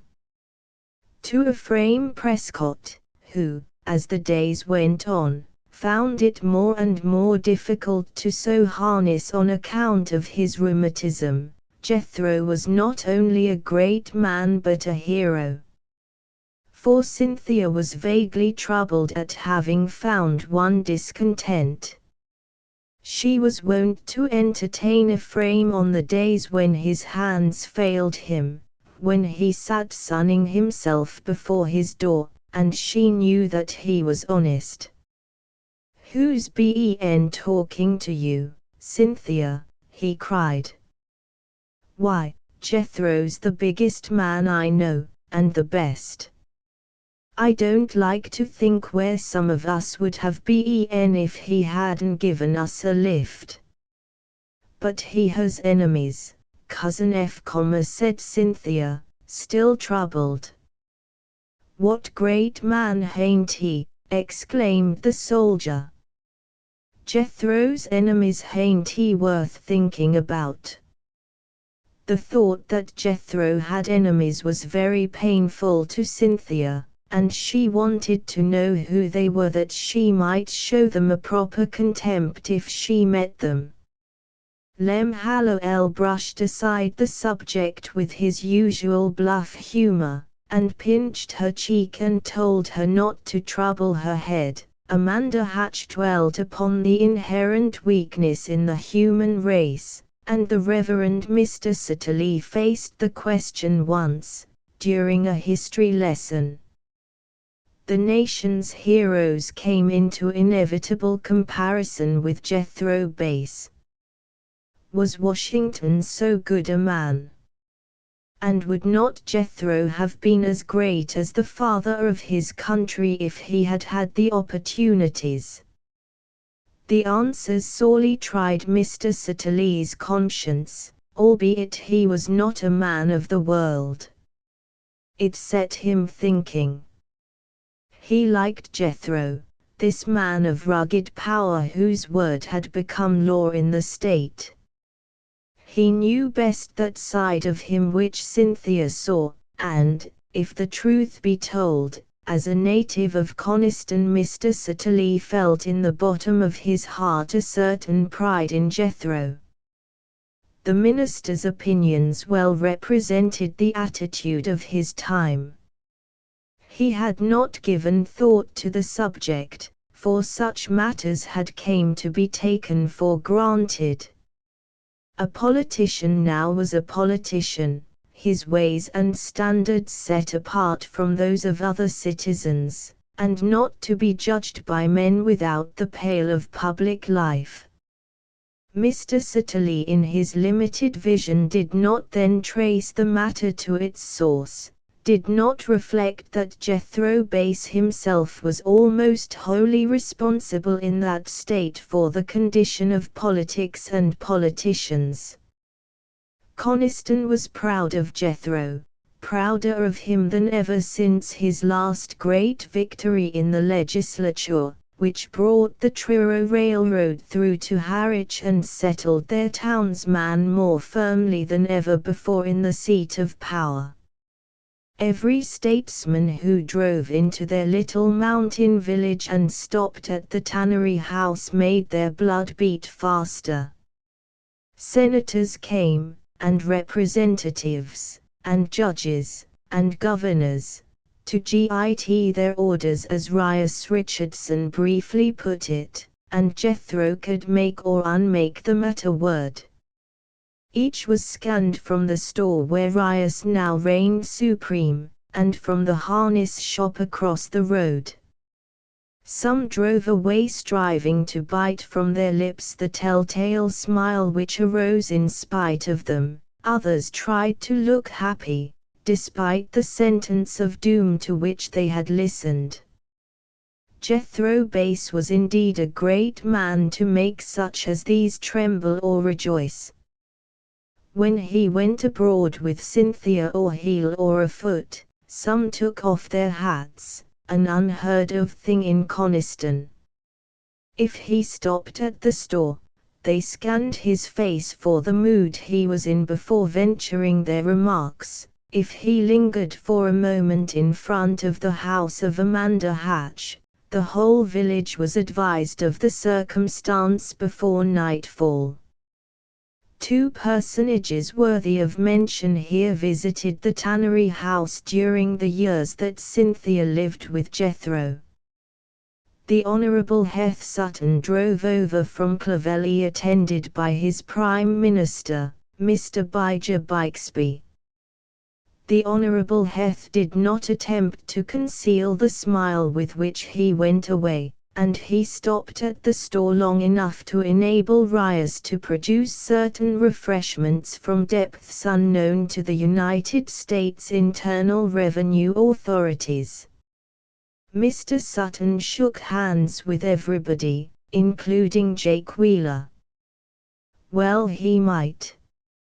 He came to Coniston a private citizen, and drove away to all intents and purposes a congressman, the darling wish of his life realized after heaven knows how many caucuses and conventions of disappointment, when Jethro had judged it expedient for one reason or another that a North countryman should go.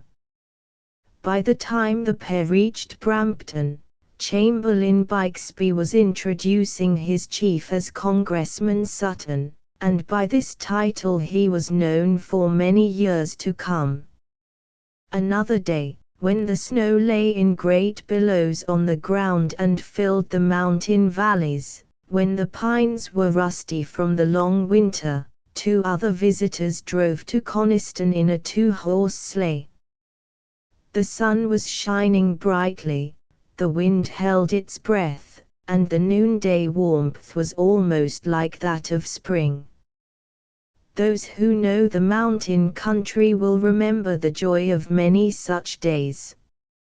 Cynthia, standing in the sun on the porch, breathing deep of the pure air, recognized, as the sleigh drew near, the somewhat portly gentleman driving, and the young woman beside him regally clad in furs who looked patronizingly at the tannery house as she took the reins.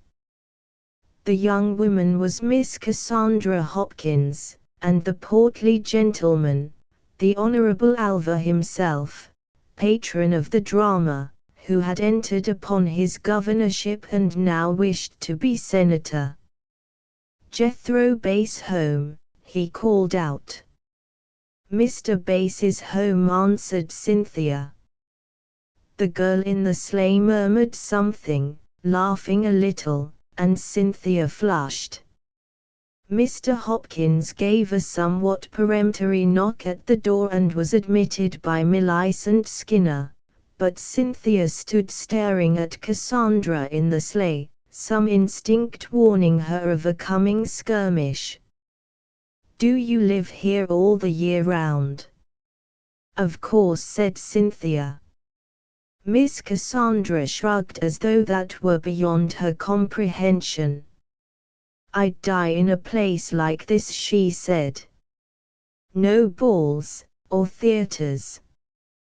Doesn't your father take you around the state?" "My father's dead," said Cynthia. "Oh. Your name's Cynthia Wetherill, isn't it? You know Bob Worthington, don't you? He's gone to Harvard now, but he was a great friend of mine at Andover." Cynthia didn't answer. It would not be fair to say that she felt a pang, though it might add to the romance of this narrative. But her dislike for the girl in the sleigh decidedly increased. How was she, in her inexperience, to know that the radiant beauty in furs was what the boys at Phillips Andover called an old stager? "So you live with Jethro Bass," was Miss Cassandra's next remark. "He's rich enough to take you round the state and give you everything you want." I have everything I want, replied Cynthia. I shouldn't call living here having everything I wanted, declared Miss Hopkins, with a contemptuous glance at the tannery house. I suppose you wouldn't, said Cynthia. Miss Hopkins was nettled. She was out of humor that day, besides she shared some of her father's political ambition. If he went to Washington, she went too. Didn't you know Jethro Bass was rich? She demanded, imprudently. Why, my father gave $20,000 to be governor, and Jethro Bass must have got half of it. Cynthia's eyes were of that peculiar grey which, lighted by love or anger, once seen, are never forgotten. One hand was on the dashboard of the cutter, the other had seized the seat. Her voice was steady, and the 3 words she spoke struck Miss Hopkins with startling effect. Miss Hopkins's breath was literally taken away, and for once she found no retort. Let it be said for her that this was a new experience with a new creature. A demure country girl turned into a wildcat before her very eyes. Perhaps it was as well for both that the door of the house opened and the Honourable Alva interrupted their talk, and without so much as a glance at Cynthia he got hurriedly into the sleigh and drove off. When Cynthia turned, the points of colour still high in her cheeks and the light still ablaze in her eyes, she surprised Jethro gazing at her from the porch, and some sorrow she felt rather than beheld stopped the confession on her lips. It would be unworthy of her even to repeat such slander, and the colour surged again into her face for very shame of her anger. Cassandra Hopkins had not been worthy of it. Jethro did not speak, but slipped his hand into hers, and thus they stood for a long time gazing at the snow fields between the pines on the heights of Coniston. The next summer was the first which the painter, pioneer of summer visitors there, spent at Coniston. He was an unsuccessful painter, who became, by a process which he himself does not today completely understand, a successful writer of novels. As a character, however, he himself confesses his inadequacy, and the chief interest in him for the readers of this narrative is that he fell deeply in love with Cynthia Wetherill at 19. It is fair to mention in passing that other young men were in love with Cynthia at this time, notably Ibn Hatch, history repeating itself. Once, in a moment of madness, Ibn confessed his love. The painter never did, and he has to this day a delicious memory which has made Cynthia the heroine of many of his stories. He boarded with Chester Perkins, and he was humoured by the village as a harmless but amiable lunatic. The painter had never conceived that a New England conscience and a temper of no mean proportions could dwell together in the body of a wood nymph. When he had first seen Cynthia among the willows by Coniston Water, he had thought her a wood nymph. But she scolded him for his impropriety with so unerring a choice of words that he fell in love with her intellect, too. He spent much of his time to the neglect of his canvases under the butternut tree in front of Jethro's house trying to persuade Cynthia to sit for her portrait, and if Jethro himself had not overheard one of these arguments, the portrait never would have been painted. Jethro focused a look upon the painter. "A painter man, be you?" paint Cynthy's picture. But I don't want to be painted, Uncle Jethro. I won't be painted. How much for a good picture? Only want the best, only want the best. The painter said a few things, with pardonable heat, to the effect, well, never mind the effect. His remarks made no impression whatever upon Jethro. Paint the picture, and then we'll talk about the price. Wait a minute. He went into the house, and they heard him lumbering up the stairs. Cynthia sat with her back to the artist, pretending to read, but presently she turned to him.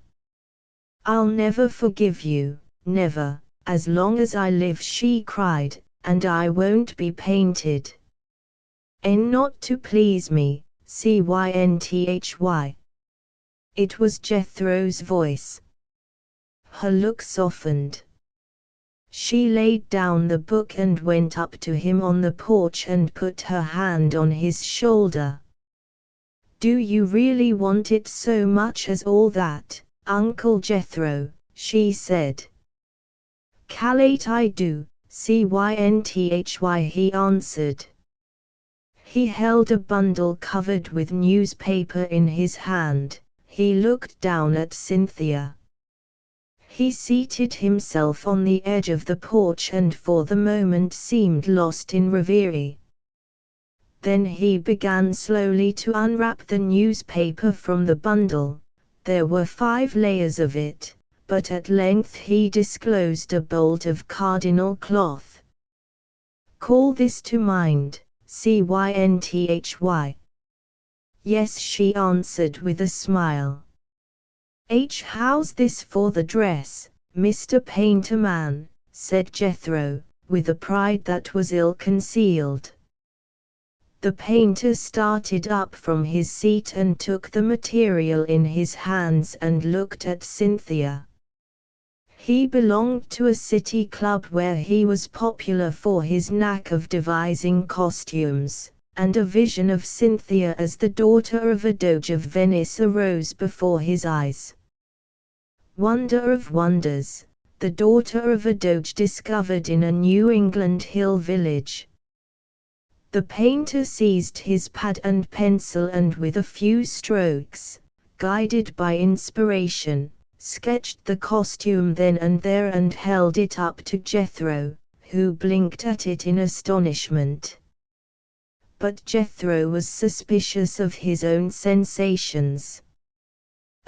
"Well, Godfrey, guess that'll do." Then came the involuntary, "Wouldn't he thought you had it in you? How about it, Cynthy?" and he held it up for her inspection. "If you are pleased, it's all I care about, Uncle Jethro," she answered, and then, her face suddenly flushing, "you must promise me on your honor that nobody in Coniston shall know about it, Mr. Painter-man." After this she always called him Mr. Painter-man, when she was pleased with him. So the cardinal cloth was come to its usefulness at last. It was inevitable that Suki Kittredge, the village seamstress, should be taken into confidence. It was no small thing to take Suki into confidence, for she was the legitimate successor in more ways than one of Speedy Bates, and much of Cynthia and the artist's ingenuity was spent upon devising a form of oath which would hold Suki silent.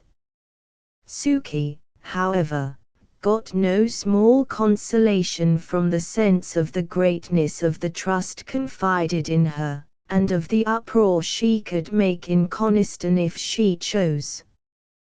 The painter, to do him justice, was the real dressmaker, and did everything except cut the cloth and sew it together. He sent to friends of his in the city for certain paste jewels and ornaments, and one day Cynthia stood in the old tannery shed, hastily transformed into a studio, before a variously moved audience. Suki, having adjusted the last pin, became hysterical over her handiwork. Millicent Skinner stared open-mouthed, words having failed her for once, and Jethro thrust his hands in his pockets in a quiet ecstasy of approbation. "I always had a notion that cloth d set you off, Cynthy," said he. Next time I go to the state capitol you come along. Guess it'll surprise some." "I guess it would, Uncle Jethro," said Cynthia, laughing. Jethro postponed 2 political trips of no small importance to be present at the painting of that picture, and he would sit silently by the hour in a corner of the shed watching every stroke of the brush. Never stood Doge's daughter in her jewels and seed pearls amidst stranger surroundings, the beam, and the center post around which the old white horse had toiled in times gone by, and all the piled up, disused machinery of forgotten days. And never was Venetian lady more unconscious of her environment than Cynthia. The portrait was of the head and shoulders alone, and when he had given it the last touch, the painter knew that, for once in his life, he had done a good thing. Never before, perhaps, had the fire of such inspiration been given him. Jethro, who expressed himself in terms, for him, of great enthusiasm, was for going to Boston immediately to purchase a frame commensurate with the importance of such a work of art, but the artist had his own views on that subject and sent to New York for this also. The day after the completion of the picture a rugged figure in rawhide boots and coonskin cap approached Chester Perkins's house, knocked at the door, and inquired for the painter-man. It was Jethro. The painter-man forthwith went out into the rain behind the shed, where a somewhat curious colloquy took place. "Guess I'm willin' to pay you full as much as it's worth," said Jethro, producing a cowhide wallet. What figure do you allow it comes to with the frame?" The artist was past taking offense, since Jethro had long ago become for him an engrossing study. "I will send you the bill for the frame, Mr. Bass," he said. "The picture belongs to Cynthia. Earn your living by paintin', don't you? Earn your living." The painter smiled a little bitterly. "No," he said, "if I did, I shouldn't be alive. Mr. Bass, have you ever done anything the pleasure of doing which was pay enough, and to spare?" Jethro looked at him, and something very like admiration came into the face that was normally expressionless. He put up his wallet a little awkwardly, and held out his hand more awkwardly. "You be more of a fella than I thought for," he said, and strode off through the drizzle toward Coniston. The painter walked slowly to the kitchen, where Chester Perkins and his wife were sitting down to supper. "Jethro got a mortgage on you, too?" asked Chester. The artist had his reward, for when the picture was hung at length in the little parlor of the tannery house it became a source of pride to Coniston, second only to Jethro himself. Chapter 2. Time passes, and the engines of the Truro Railroad are now puffing in and out of the yards of Worthington's mills in Brampton, and a fine layer of dust covers the old green stage which has worn the road for so many years over Truro Gap. If you are ever in Brampton, you can still see the stage, if you care to go into the back of what was once Jim Sanborn's livery stable, now owned by Mr. Sherman of the Brampton House. Conventions and elections had come and gone, and the Honourable Heth Sutton had departed triumphantly to Washington, cheered by his neighbours in Clovelly. Chamberlain Bixby was left in charge there, supreme. Who could be more desirable as a member of Congress than Mr. Sutton, who had so ably served his party, and Jethro, by holding the House against the insurgents in the matter of the Truro Bill? Mr. Sutton was, moreover, a gentleman, an owner of cattle and land, a man of substance whom lesser men were proud to mention as a friend, a very hill Roger with stock in railroads and other enterprises, who owed allegiance and paid tribute alone to the great man of Coniston. Mr. Sutton was one who would make himself felt even in the capital of the United States, felt and heard. And he had not been long in the halls of Congress before he made a speech which rang under the very dome of the Capitol. So said the Brampton and Harwich papers, at least. The rivals and detractors of Mr. Sutton declared that they could find no matter in it which related to the subject of a bill, but that is neither here nor there. The oration began with a lengthy tribute to the resources and history of his state, and ended by a declaration that the Speaker was in Congress at no man's bidding, but as the servant of the common people of his district. Under the lamp of the little parlour in the Tannery House, Cynthia, who has now arrived at the very serious age of 19, was reading the papers to Jethro and came upon Mr. Sutton's speech. There were 4 columns of it, but Jethro seemed to take delight in every word, and portions of the noblest parts of it, indeed, he had Cynthia read over again. Sometimes, in the privacy of his home, Jethro was known to chuckle, and to Cynthia's surprise he chuckled more than usual that evening. "Uncle Jethro," she said at length, when she had laid the paper down, "I thought that you sent Mr. Sutton to Congress." Jethro leaned forward. "What put that into your head, Cynthy?" he asked. "Oh," answered the girl, "everybody says so, Moses Hatch, Rias, and Cousin F." "Didn't you?" Jethro looked at her, as she thought, strangely. "You're too young to know anything about such things, Cynthy, he said, "too young. But you make all the judges and senators and congressmen in the state, I know you do."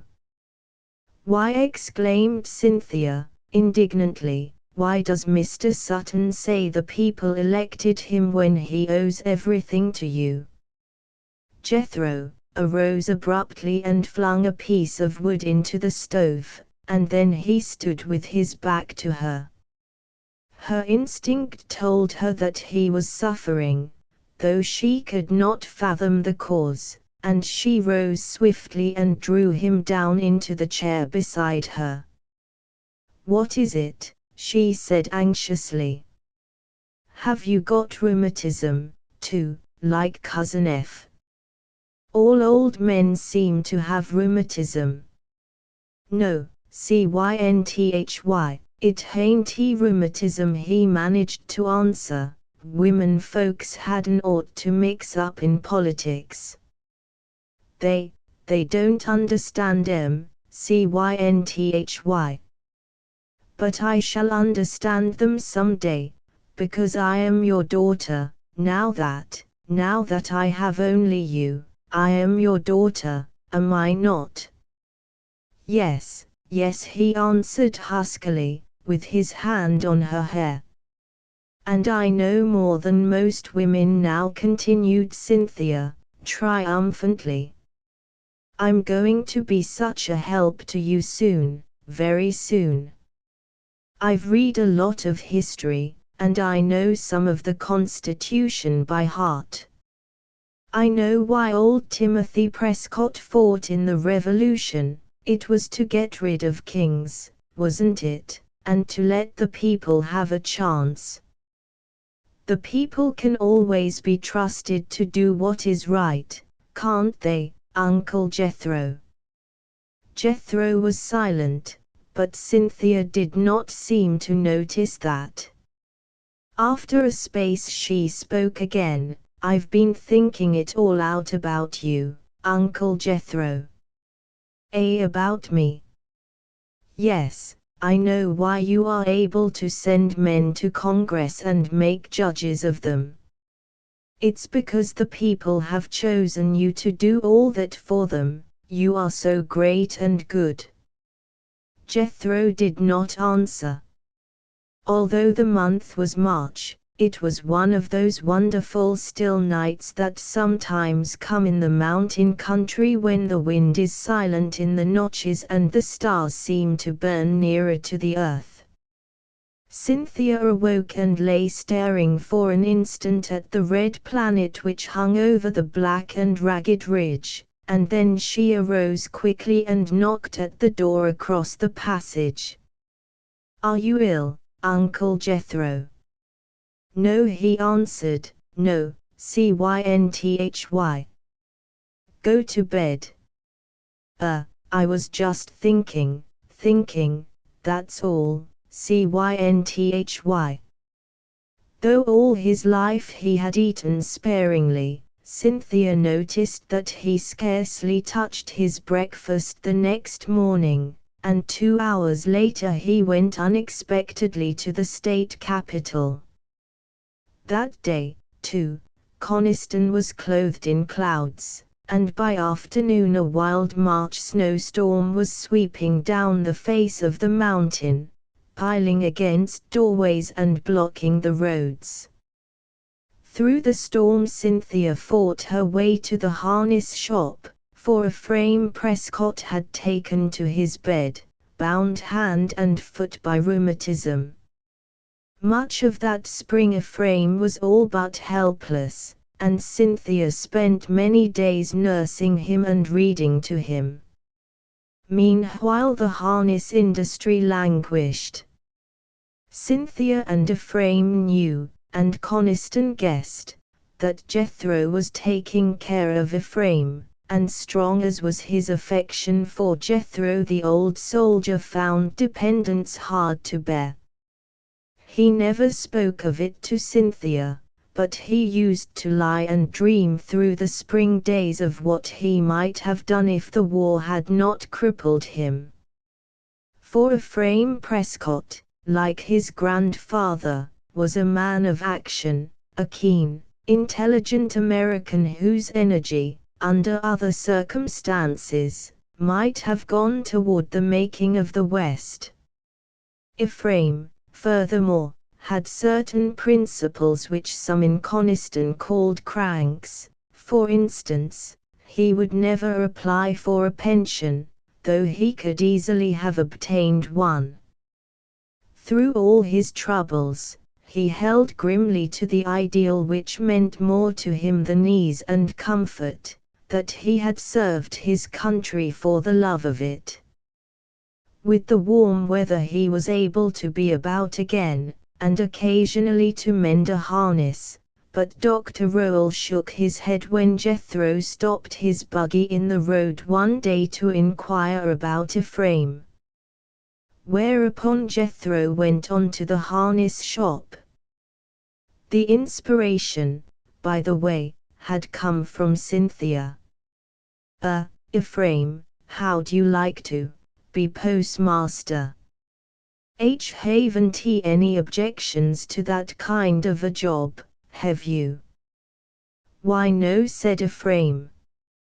We hain't going to have a post office at Coniston, we? How do you like to be postmaster at Brampton? Demanded Jethro, abruptly. Ephraim dropped the trace he was shaving. Postmaster at Brampton, he exclaimed. How do you like it? Said Jethro again. Well, said Ephraim, I hain't got any objections. Jethro started out of the shop, but paused again at the door. Won't say nothing about it, will you, he inquired. Not till I get it, answered Ephraim. The sorrows of 3 years were suddenly lifted from his shoulders, and for an instant Ephraim wanted to dance until he remembered the rheumatism and the wilderness leg. Suddenly a thought struck him, and he hobbled to the door and called out after Jethro's retreating figure. Jethro returned. Well, he said, well. What's the pay? Said Ephraim, in a whisper. Jethro named the sum instantly, also in a whisper. You don't tell me, said Ephraim, and sank stupefied into the chair in front of the shop, where lately he had spent so much of his time. Jethro chuckled twice on his way home. He chuckled twice again to Cynthia's delight at supper, and after supper he sent Millicent Skinner to find Jake Wheeler. Jake, as usual, was kicking his heels in front of the store, talking to Rias and others about the coming 4th of July celebration at Brampton. Brampton, as we know, was famous for its 4th of July celebrations. Not neglecting to let it be known that Jethro had sent for him, Jake hurried off through the summer twilight to the tannery house, bowed ceremoniously to Cynthia under the butternut tree, and discovered Jethro behind the shed. It was usually Jethro's custom to allow the other man to begin the conversation, no matter how trivial the subject, a method which had commended itself to Mr. Bixby and other minor politicians who copied him. And usually the other man played directly into Jethro's hands. Jake Wheeler always did, and now, to cover the awkwardness of the silence, he began on the Brampton celebration. They tell me Heth Sutton's going to make the address. Seems prouder than ever since he went to Congress. I guess you'll tell him what to say when the time comes, Jethro. Going to Clovelly after wool this week, Jake. I can go tomorrow, said Jake, scenting an affair. Going to Clovelly after wool this week, Jake. Jake reflected. He saw it was expedient that this errand should not smell of haste. I was going to see Cutter on Friday, he answered. If you should happen to meet Heth, yes, interrupted Jake. If by chance you should happen to meet Heth, or Bige, Jethro knew that Jake never went to Clovelly without a conference with one or the other of these personages, if only to be able to talk about it afterward at the store. What would you say to him? Why, said Jake, scratching his head for the answer, I'd tell him you was at Coniston. Think we'll have rain, Jake? Inquired Jethro, blandly. Jake wended his way back to the store, filled with renewed admiration for the great man. Jethro had given him no instructions whatever, could deny before a jury if need be that he had sent him, Jake, to Clovelly to tell Heth Sutton to come to Coniston for instructions on the occasion of his Brampton speech. And Jake was filled with a mysterious importance when he took his seat once more in the conclave. Jake Wheeler, although in many respects a fool, was one of the most efficient pack of political hounds that the state has ever known. By 6 o'clock on Friday morning he was descending a brook valley on the Clovelly side of the mountain, and by 7 was driving between the forest and river meadows of the Rajah's domain, and had come in sight of the big white house with its somewhat pretentious bay windows and Gothic doorway. It might be dubbed the palace of these parts. The wide river flowed below it, and the pastures so wondrously green in the morning sun were dotted with fat cattle and sheep.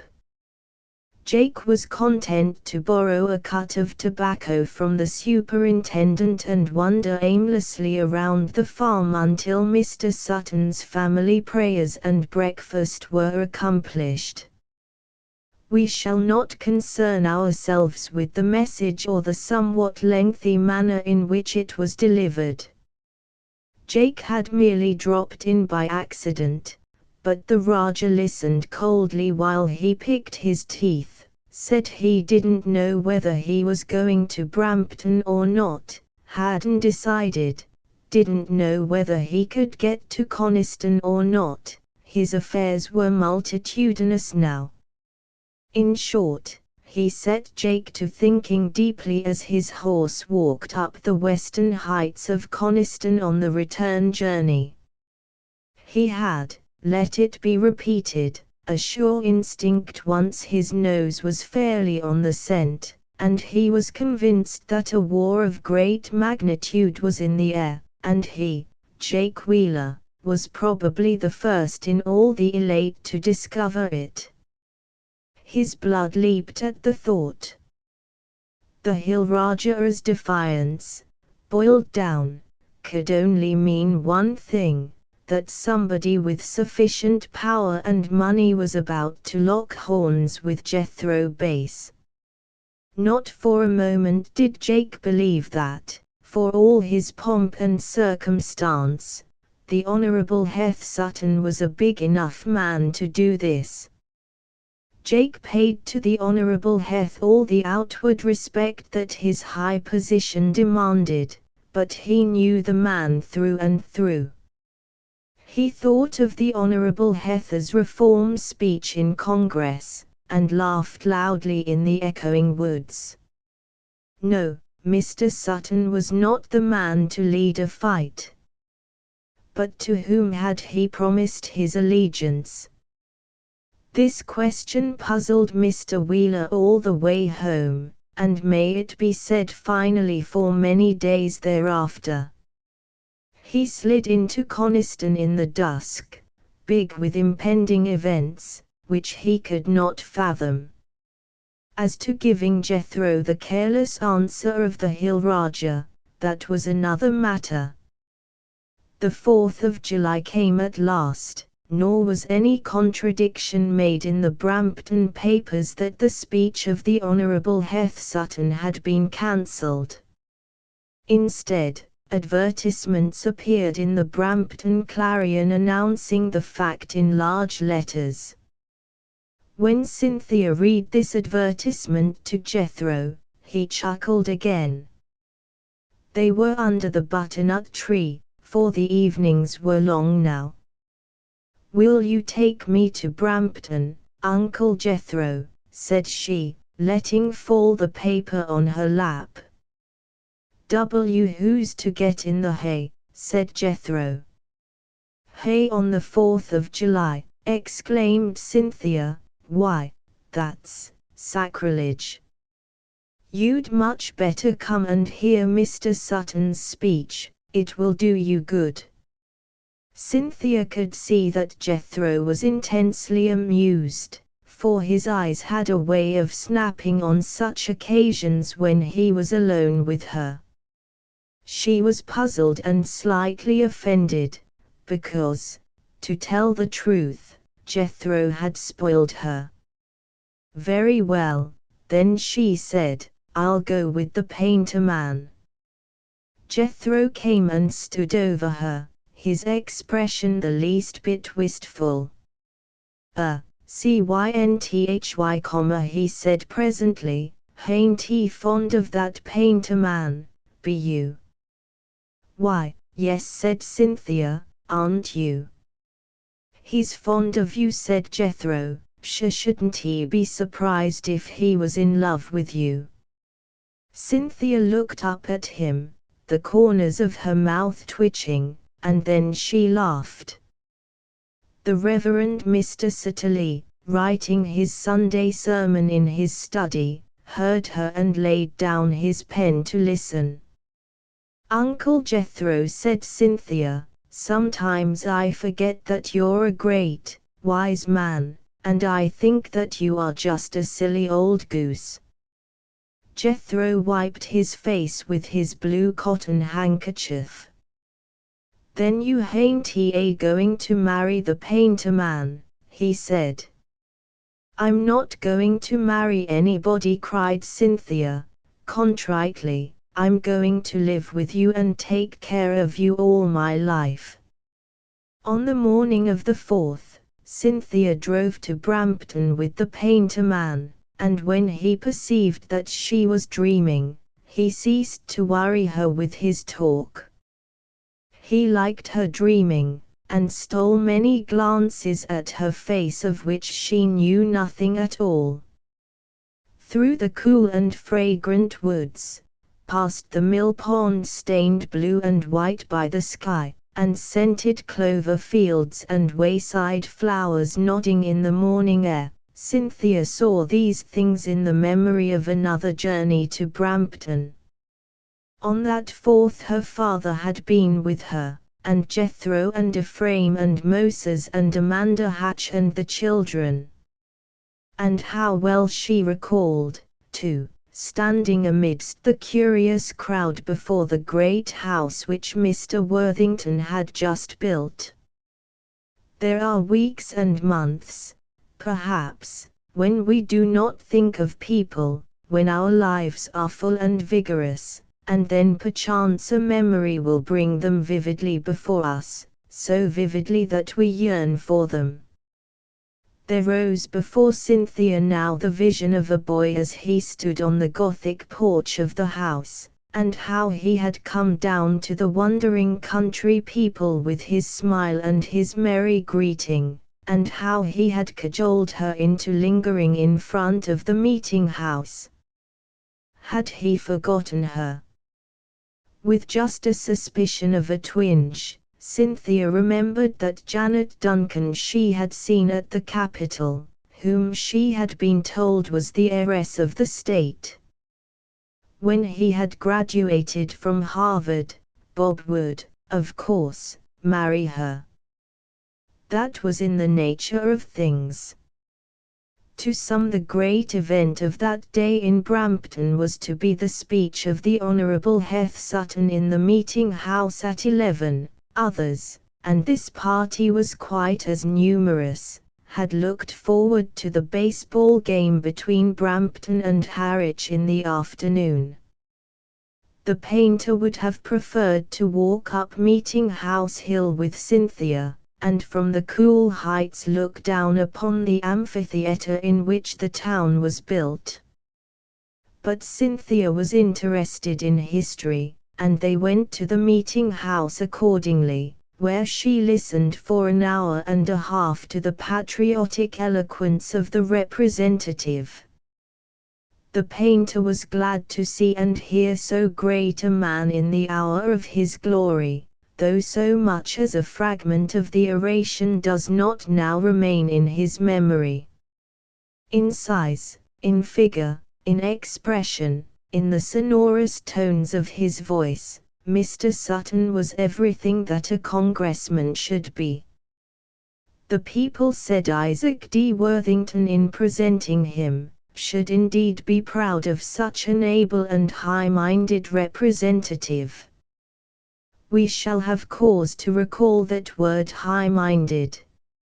Many persons greeted Cynthia outside the meeting house, for the girl seemed genuinely loved by all who knew her, too much loved, her companion thought, by certain spick and span young men of Brampton. But they ate the lunch Cynthia had brought, far from the crowd, under the trees by Coniston water. It was she who proposed going to the baseball game, and the painter stifled a sigh and acquiesced. Their way brought them down Brampton Street, past a house with great iron dogs on the lawn, so imposing and citified that he hung back and asked who lived there. Mr. Worthington answered Cynthia, making to move on impatiently. Her escort did not think much of the house, but it interested him as the type which Mr. Worthington had built. On that same Gothic porch, sublimely unconscious of the covert stares and subdued comments of the passers-by, the first citizen himself and the Honourable Heth Sutton might be seen. Mr. Worthington, whose hawk-like look had become more pronounced, sat upright, while the Honourable Heth, his legs crossed, filled every nook and cranny of an armchair, and an occasional fragrant whiff from his cigar floated out to those on the tar sidewalk. Although the pedestrians were but 20 feet away, what Mr. Worthington said never reached them, but the Honourable Heth on public days carried his voice of the forum around with him. "Come on," said Cynthia, in one of those startling little tempers she was subject to. "Don't stand there like an idiot." Then the voice of Mr. Sutton boomed toward them.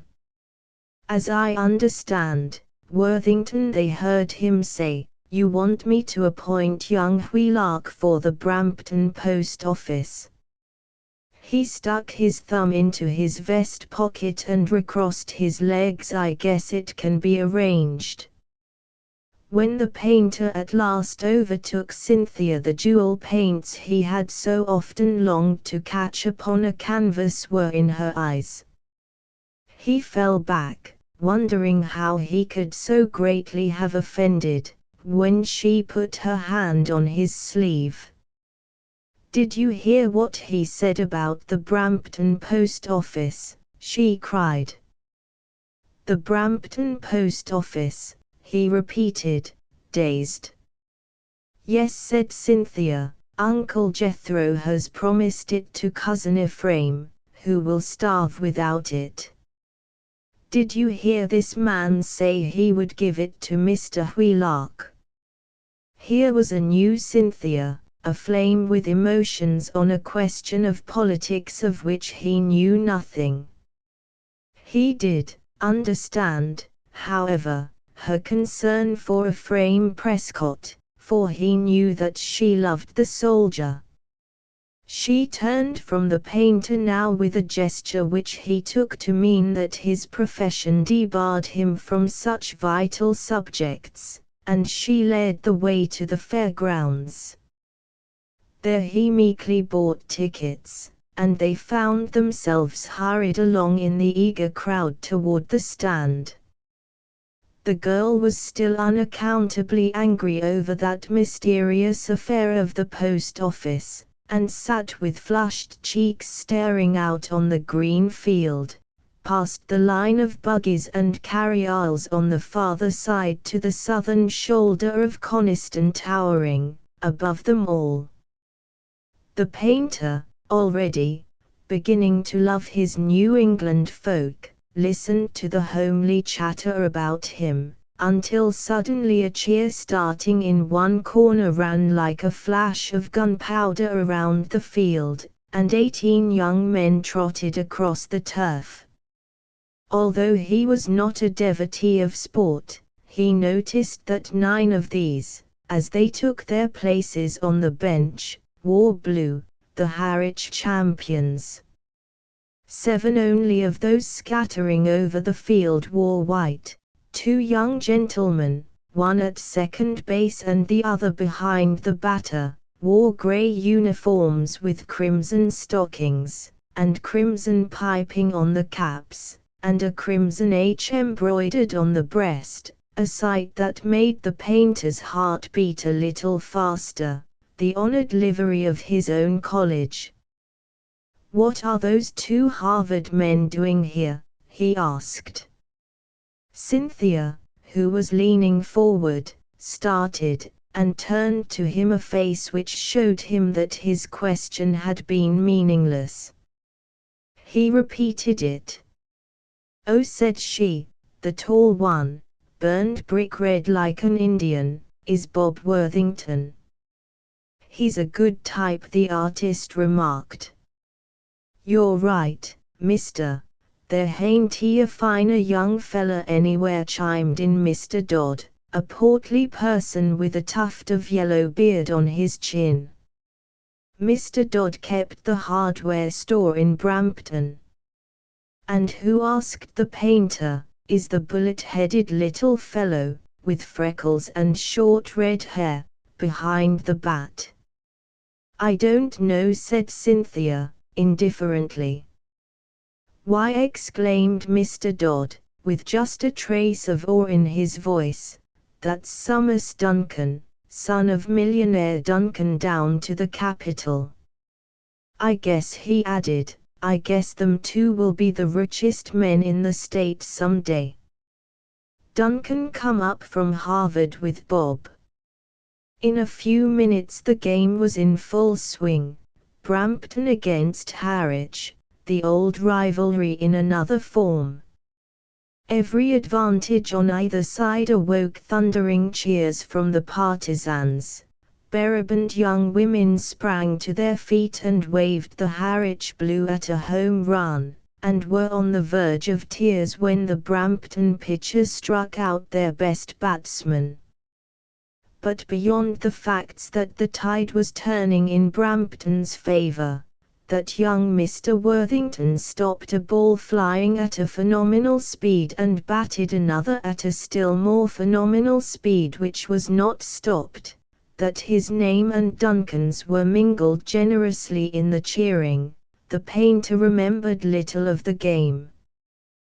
The exhibition of human passions which the sight of it drew from an undemonstrative race, the shouting, the comments wrung from hardy spirits off their guard, the joy and the sorrow, such things interested him more. High above the turmoil Coniston, as through the ages, looked down upon the scene impassive. He was aroused from these reflections by an incident. Someone had leaped over the railing which separated the stand from the field and stood before Cynthia, a tanned and smiling young man in grey and crimson. His honest eyes were alight with an admiration that was unmistakable to the painter, perhaps to Cynthia also, for a glow that might have been of annoyance or anger, and yet was like the color of the mountain sunrise, answered in her cheek. Mr. Worthington reached out a large brown hand and seized the girl's as it lay on her lap. "Hello, Cynthia," he cried, "I've been looking for you all day. I thought you might be here." "Where were you?" "Where did you look?" answered Cynthia, composedly, withdrawing her hand. "Everywhere," said Bob, "up and down the street, all through the hotel. I asked Lem Hallowell, and he didn't know where you were. I only got here last night myself." "I was in the meeting house," said Cynthia. "The meeting house," he echoed. "You don't mean to tell me that you listened to that silly speech of Sutton's?" This remark, delivered in all earnestness, was the signal for uproarious laughter from Mr. Dodd and others sitting nearby, attending earnestly to the conversation. Cynthia bit her lip. "Yes, I did," she said, "but I'm sorry now."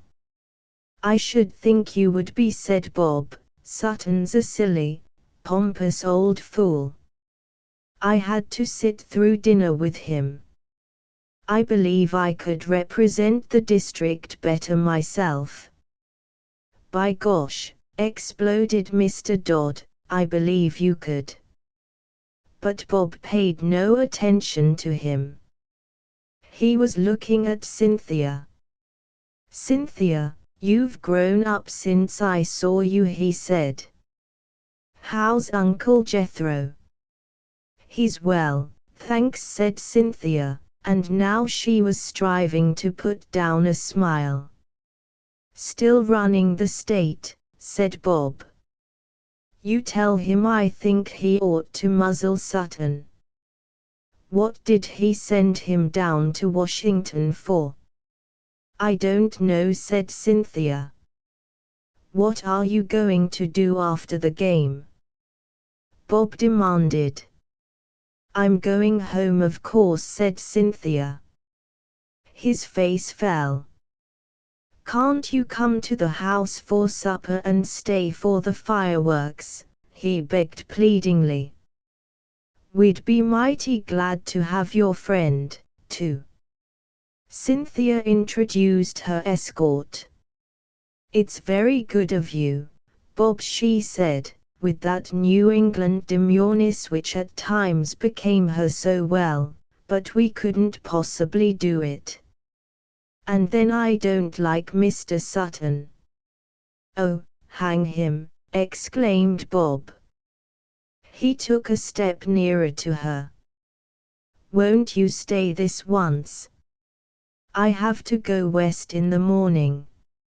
"I think you are very lucky," said Cynthia. Bob scanned her face searchingly, and his own fell. "Lucky," he cried, "I think it's the worst thing that ever happened to me.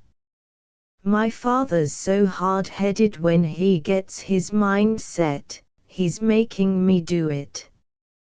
He wants me to see the railroads and the country, so I've got to go with the Duncans.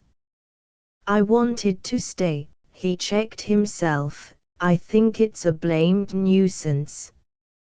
"So do I," said a voice behind him. It was not the first time that Mr. Summers Duncan had spoken, but Bob either had not heard him or pretended not to. Mr. Duncan's freckled face smiled at them from the top of the railing. His eyes were on Cynthia's face, and he had been listening eagerly. Mr. Duncan's chief characteristic, beyond his freckles, was his eagerness, a quality probably amounting to keenness. "Hello," said Bob, turning impatiently, "I might have known you couldn't keep away. You're the cause of all my troubles, you and your father's private car." Summers became apologetic. "It isn't my fault," he said, "I'm sure I hate going as much as you do. It's spoiled my summer, too." Then he coughed and looked at Cynthia. "Well," said Bob, "I suppose I'll have to introduce you. This," he added, dragging his friend over the railing, "is Mr. Summers Duncan. I'm awfully glad to meet you, miss." "Wetherill," said Summers, fervently, "to tell you the truth, I thought he was just making up yarns." "Yarns," repeated Cynthia, with a look that set Mr. Duncan floundering. "Why, yes," he stammered. "Worthy said that you were up here, but I thought he was crazy the way he talked. I didn't think." "Think what?" inquired Cynthia, but she flushed a little. "Oh, rot, Summers," said Bob, blushing furiously under his tan. "You ought never to go near a woman, "You're the darndest fool with them I ever saw." This time even the painter laughed outright, and yet he was a little sorrowful, too, because he could not be even as these youths. But Cynthia sat serene, the eternal feminine of all the ages, and it is no wonder that Bob Worthington was baffled as he looked at her. He lapsed into an awkwardness quite as bad as that of his friend. "I hope you enjoyed the game," he said at last, with a formality that was not at all characteristic. Cynthia did not seem to think it worthwhile to answer this, so the painter tried to help him out. "That was a fine stop you made, Mr. Worthington," he said, "wasn't it, Cynthia?" "Everybody seemed to think so," answered Cynthia, cruelly, "but if I were a man and had hands like that," Bob thrust them in his pockets, "I believe I could stop a ball, too." Summers laughed uproariously. "Goodbye," said Bob, with uneasy abruptness, "I've got to go into the field now." "When can I see you?" "When you get back from the West, perhaps," said Cynthia. "Oh," cried Bob, they were calling him, "I must see you tonight." He vaulted over the railing and turned. "I'll come back here right after the game," he said, "there's only one more inning." "We'll come back right after the game," repeated Mr. Duncan. Bob shot one look at him, of which Mr. Duncan seemed blissfully unconscious, and stalked off abruptly to second base. The artist sat pensive for a few moments, wondering at the ways of women, his sympathies unaccountably enlisted in behalf of Mr. Worthington. "Weren't you a little hard on him?" he said. For answer Cynthia got to her feet. "I think we ought to be going home," she said. "Going home?" he ejaculated in amazement. "I promised Uncle Jethro I'd be there for supper," and she led the way out of the grandstand. So they drove back to Coniston through the level evening light, and when they came to Ephraim Prescott's harness shop, the old soldier waved at them cheerily from under the big flag which he had hung out in honor of the day. The flag was silk, and incidentally Ephraim's most valued possession. Then they drew up before the tannery house, and Cynthia leaped out of the buggy and held out her hand to the painter with a smile. "It was very good of you to take me," she said. Jethro Bass, rugged, uncouth, in rawhide boots and swallowtail and coonskin cap, came down from the porch to welcome her, and she ran toward him with an eagerness that started the painter to wondering afresh over the contrasts of life. What, he asked himself, had fate in store for Cynthia Wetherill? Chapter 3. Have a good time, Cynthy, said Jethro, looking down into her face. Love had wrought changes in Jethro, mightier changes than he suspected, and the girl did not know how zealous were the sentries of that love, how watchful they were, and how they told him often and again whether her heart, too, was smiling. "It was very gay," said Cynthia. "Ain't a man gay?" inquired Jethro. Cynthia's eyes were on the orange line of the sunset over Coniston, but she laughed a little, indulgently. "Cynthy? Yes. That painter man, ain't he such a bad fellow? Why didn't you ask him in to supper?" "I'll give you 3 guesses," said Cynthia, but she did not wait for them. It was because I wanted to be alone with you. Milly's gone out, hasn't she? Gone a courtin', said Jethro. She smiled, and went into the house to see whether Milly had done her duty before she left. It was characteristic of Cynthia not to have mentioned the subject which was agitating her mind until they were seated on opposite sides of the basswood table. "Uncle Jethro," she said, "I thought you told Mr. Sutton to give Cousin F the Brampton post office." "Do you trust Mr. Sutton?" she demanded abruptly. Why?" said Jethro. "Why?" "Because I don't," she answered with conviction. "I think he's a big fraud." "He must have deceived you, Uncle Jethro." "I can't see why you ever sent him to Congress." Although Jethro was in no mood for mirth, he laughed in spite of himself, for he was an American. His lifelong habit would have made him defend Heth to anyone but Cynthia. "Do you see Heth, Cynthy?" he asked. "Yes," replied the girl, disgustedly. "I should say I did, but not to speak to him. He was sitting on Mr. Worthington's porch, and I heard him tell Mr. Worthington he would give the Brampton post office to Dave Wheelock. I don't want you to think that I was eavesdropping," she added quickly. "I couldn't help hearing it." Jethro did not answer. "You'll make him give the post office to Cousin F, won't you, Uncle Jethro?" "Yes," said Jethro, very simply, "I will." He meditated a while, and then said suddenly, "W1T speak about it, will you, Cynthy?" "You know I won't," she answered. Let it not be thought by any chance that Coniston was given over to revelry and late hours, even on the 4th of July.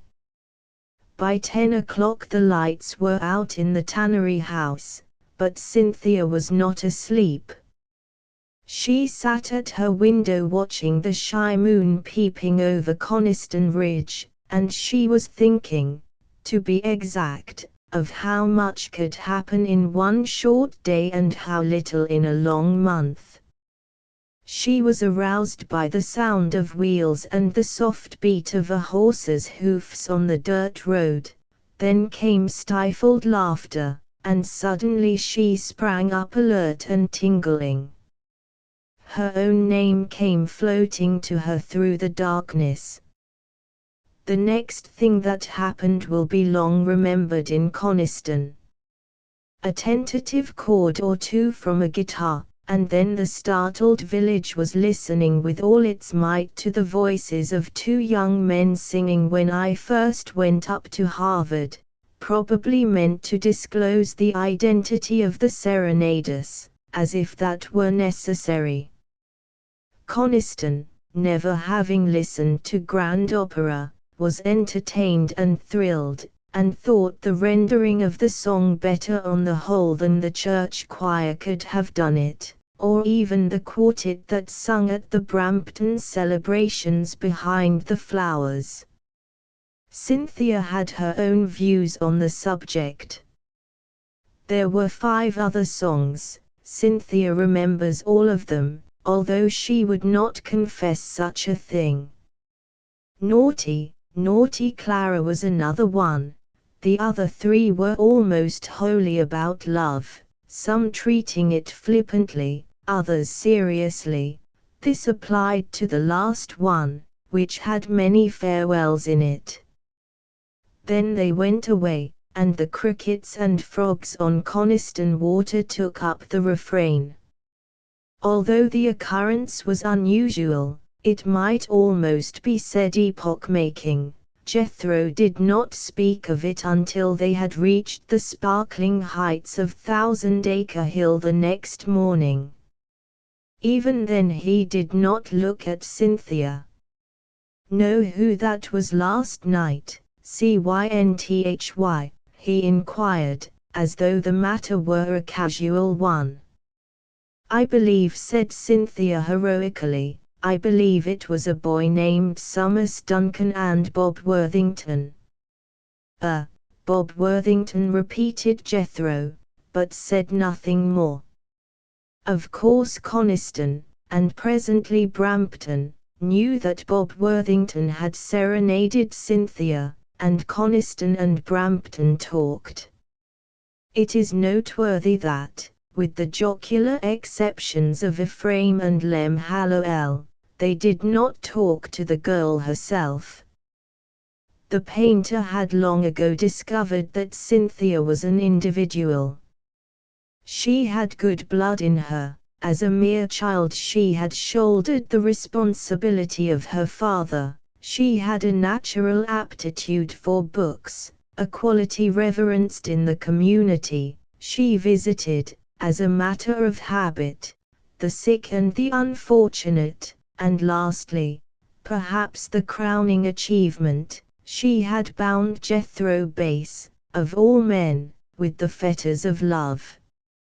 Of course I have ended up by making her a paragon, although I am merely stating what people thought of her. Coniston decided at once that she was to marry the heir to the Brampton Mills.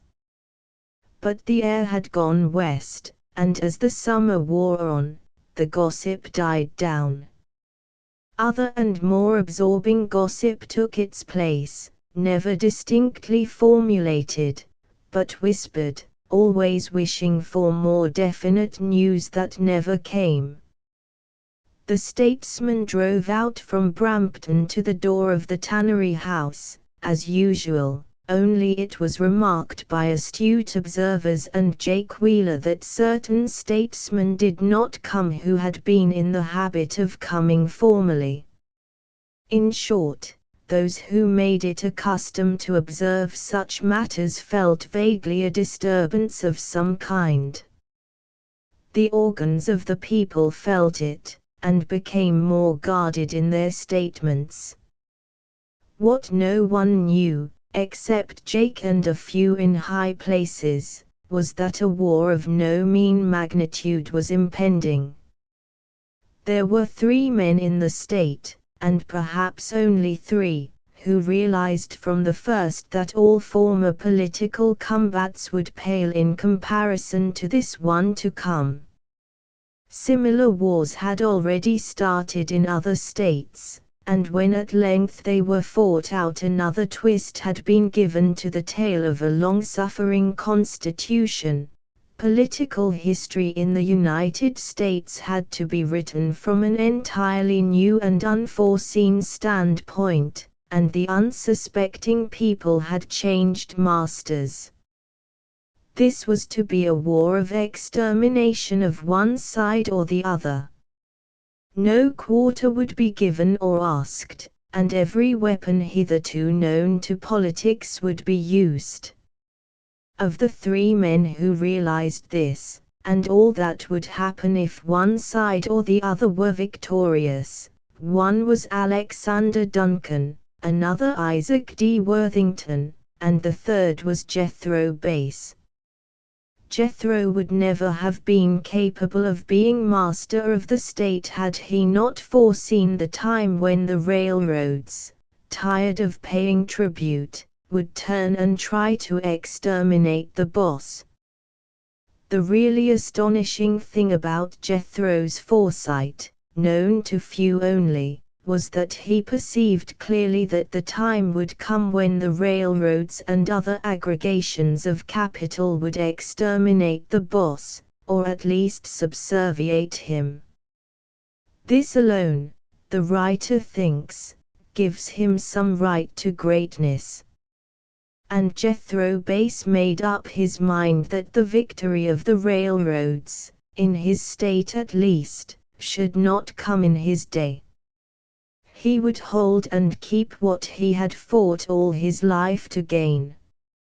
Jethro knew, when Jake Wheeler failed to bring him a message back from Clovelly, that the war had begun, and that Isaac D. Worthington, commander of the railroad forces in the field, had captured his pawn, the Hill Raja. By getting through to Harwich, the trio had made a sad muddle in railroad affairs. It was now a connecting link, and its president, the first citizen of Brampton, a man of no small importance in the state. This fact was not lost upon Jethro, who perceived clearly enough the fight for consolidation that was coming in the next legislature. Seated on an old haystack on Thousand Acre Hill, that sits in turn on the lap of Coniston, Jethro smiled as he reflected that the first trial of strength in this mighty struggle was to be over. What the unsuspecting world would deem a trivial matter, the postmastership of Brampton. And Worthington's first move in the game would be to attempt to capture for his faction the support of the administration itself. Jethro thought the view from Thousand Acre Hill, especially in September, to be one of the sublimest efforts of the Creator.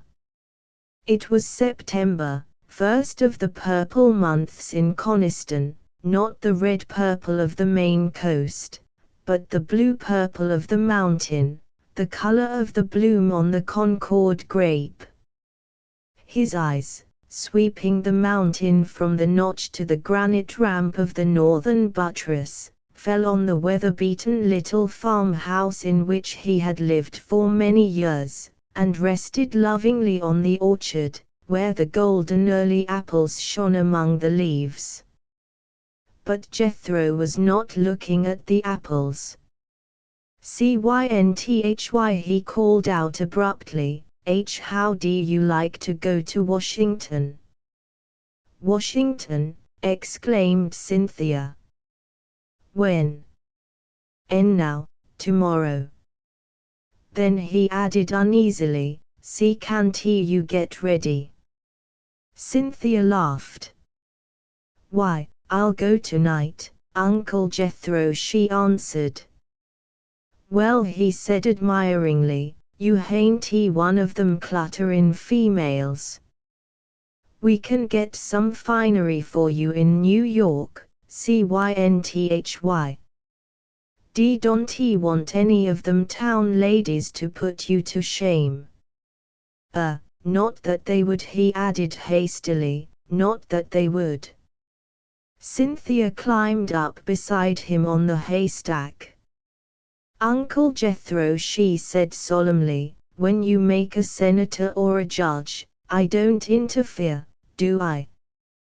He looked at her uneasily, for there were moments when he could not for the life of him make out her drift. "No," he assented, "of course not, Cynthy. Why is it that I don't interfere?" "I calate," answered Jethro, still more uneasily, "I calate it's because you're a woman." "And don't you think," asked Cynthia, "that a woman ought to know what becomes her best?" Jethro reflected, and then his glance fell on her approvingly. "Gee, guess you're right, Cynthy," he said. "I always had some success in dressin' up listy, and that kind of set me up." On such occasions he spoke of his wife quite simply. He had been genuinely fond of her, although she was no more than an episode in his life. Cynthia smiled to herself as they walked through the orchard to the place where the horse was tied, but she was a little remorseful. This feeling, on the drive homeward, was swept away by sheer elation at the prospect of the trip before her. She had often dreamed of the great world beyond Coniston, and no one, not even Jethro, had guessed the longings to see it which had at times beset her. Often she had dropped her book to summon up a picture of what a great city was like, to reconstruct the Boston of her early childhood. She remembered the mall, where she used to walk with her father, and the row of houses where the rich dwelt, which had seemed like palaces. Indeed, when she read of palaces, these houses always came to her mind. And now she was to behold a palace even greater than these, and the house where the president himself dwelt. But why was Jethro going to Washington? As if in answer to the question, he drove directly to the harness shop instead of to the tannery house. Ephraim greeted them from within with a cheery hail, and hobbled out and stood between the wheels of the buggy. "That bridal bust again?" he inquired. Ephraim, said Jethro. "How long since you been away from Coniston, how long?" Ephraim reflected. "I went to Harwich with Moses before that bad spell I had in March," he answered. Cynthia smiled from pure happiness, for she began to see the drift of things now. "How long since you've been in foreign parts?" said Jethro. 6 to 5, answered Ephraim, with astonishing promptness. Like to go to Washington with us tomorrow? Like to go to Washington?" Ephraim gasped, even as Cynthia had. "Washington," he ejaculated.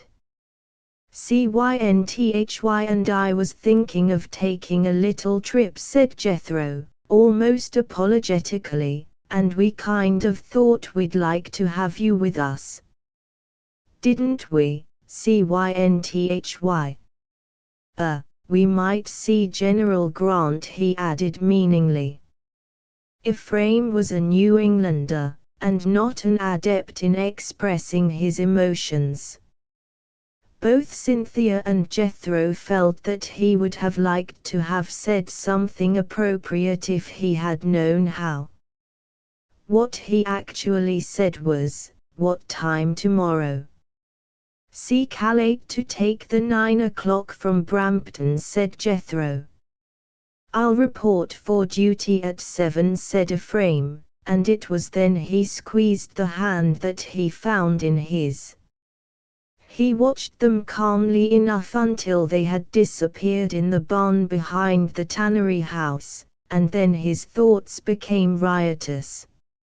Rumors had been rife that summer, prophecies of changes to come, and the resignation of the old man who had so long been postmaster at Brampton was freely discussed, or rather the matter of his successor.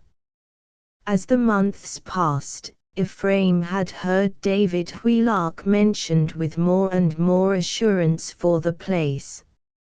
He had had many nights when sleep failed him, but it was characteristic of the old soldier that he had never once broached the subject since Jethro had spoken to him 2 months before. Ephraim had even looked up the law to see if he was eligible, and found that he was, since Coniston had no post office, and was within the limits of delivery of the Brampton office. The next morning Coniston was treated to a genuine surprise. After loading up at the store, Lem Hallowell, instead of heading for Brampton, drove to the tannery house, left his horses standing as he ran in, and presently emerged with a little cowhide trunk that bore the letter W. Following the trunk came a radiant Cynthia, following Cynthia, Jethro Bass in a stovepipe hat, with a carpet bag, and hobbling after Jethro, Ephraim Prescott, with another carpet bag. It was remarked in the buzz of query that followed the stage's departure that Ephraim wore the blue suit and the army hat with a cord around it which he kept for occasions. Coniston longed to follow them, in spirit at least, but even Milly Skinner did not know their destination. "Fortunately we can follow them." At Brampton station they got into the little train that had just come over Truro Pass, and steamed, with many stops, down the valley of Coniston Water until it stretched out into a wide range of shimmering green meadows guarded by blue hills veiled in the morning haze. Then, bustling Harwich, and a wait of half an hour until the express from the North Country came thundering through the gap, then a 5 hours' journey down the broad river that runs southward between the hills, dinner in a huge station amidst a pleasant buzz of excitement and the ringing of many bells. Then into another train, through valleys and factory towns and cities until they came, at nightfall, to the metropolis itself. Cynthia will always remember the awe with which that first view of New York inspired her, and Ephraim confessed that he, too, had felt it, when he had first seen the myriad lights of the city after the long, dusty ride from the hills with his regiment. For all the flags and bunting it had held in '61, Ephraim thought that city crueler than war itself. And Cynthia thought so too, as she clung to Jethro's arm between the carriages and the clanging street cars, and looked upon the riches and poverty around her. There entered her soul that night a sense of that which is the worst cruelty of all, the cruelty of selfishness. Every man going his own pace, seeking to gratify his own aims and desires, unconscious and heedless of the want with which he rubs elbows. Her natural imagination enhanced by her life among the hills, the girl peopled the place in the street lights with all kinds of strange evildoers of whose sins she knew nothing, adventurers, charlatans, alert cormorants, who preyed upon the unwary. She shrank closer to Ephraim from a perfumed lady who sat next to her in the car, and was thankful when at last they found themselves in the corridor of the Astor House standing before the desk. Hotel clerks, especially city ones, are supernatural persons. This one knew Jethro, greeted him deferentially as Judge Bass, and dipped the pen in the ink and handed it to him that he might register. By 9:30 Cynthia was dreaming of Lem Hallowell and Coniston, and Lem was driving a yellow street car full of queer people down the road to Brampton. There were few guests in the great dining room when they breakfasted at 7 the next morning. New York, in the sunlight, had taken on a more kindly expression, and those who were nearby smiled at them and seemed full of goodwill.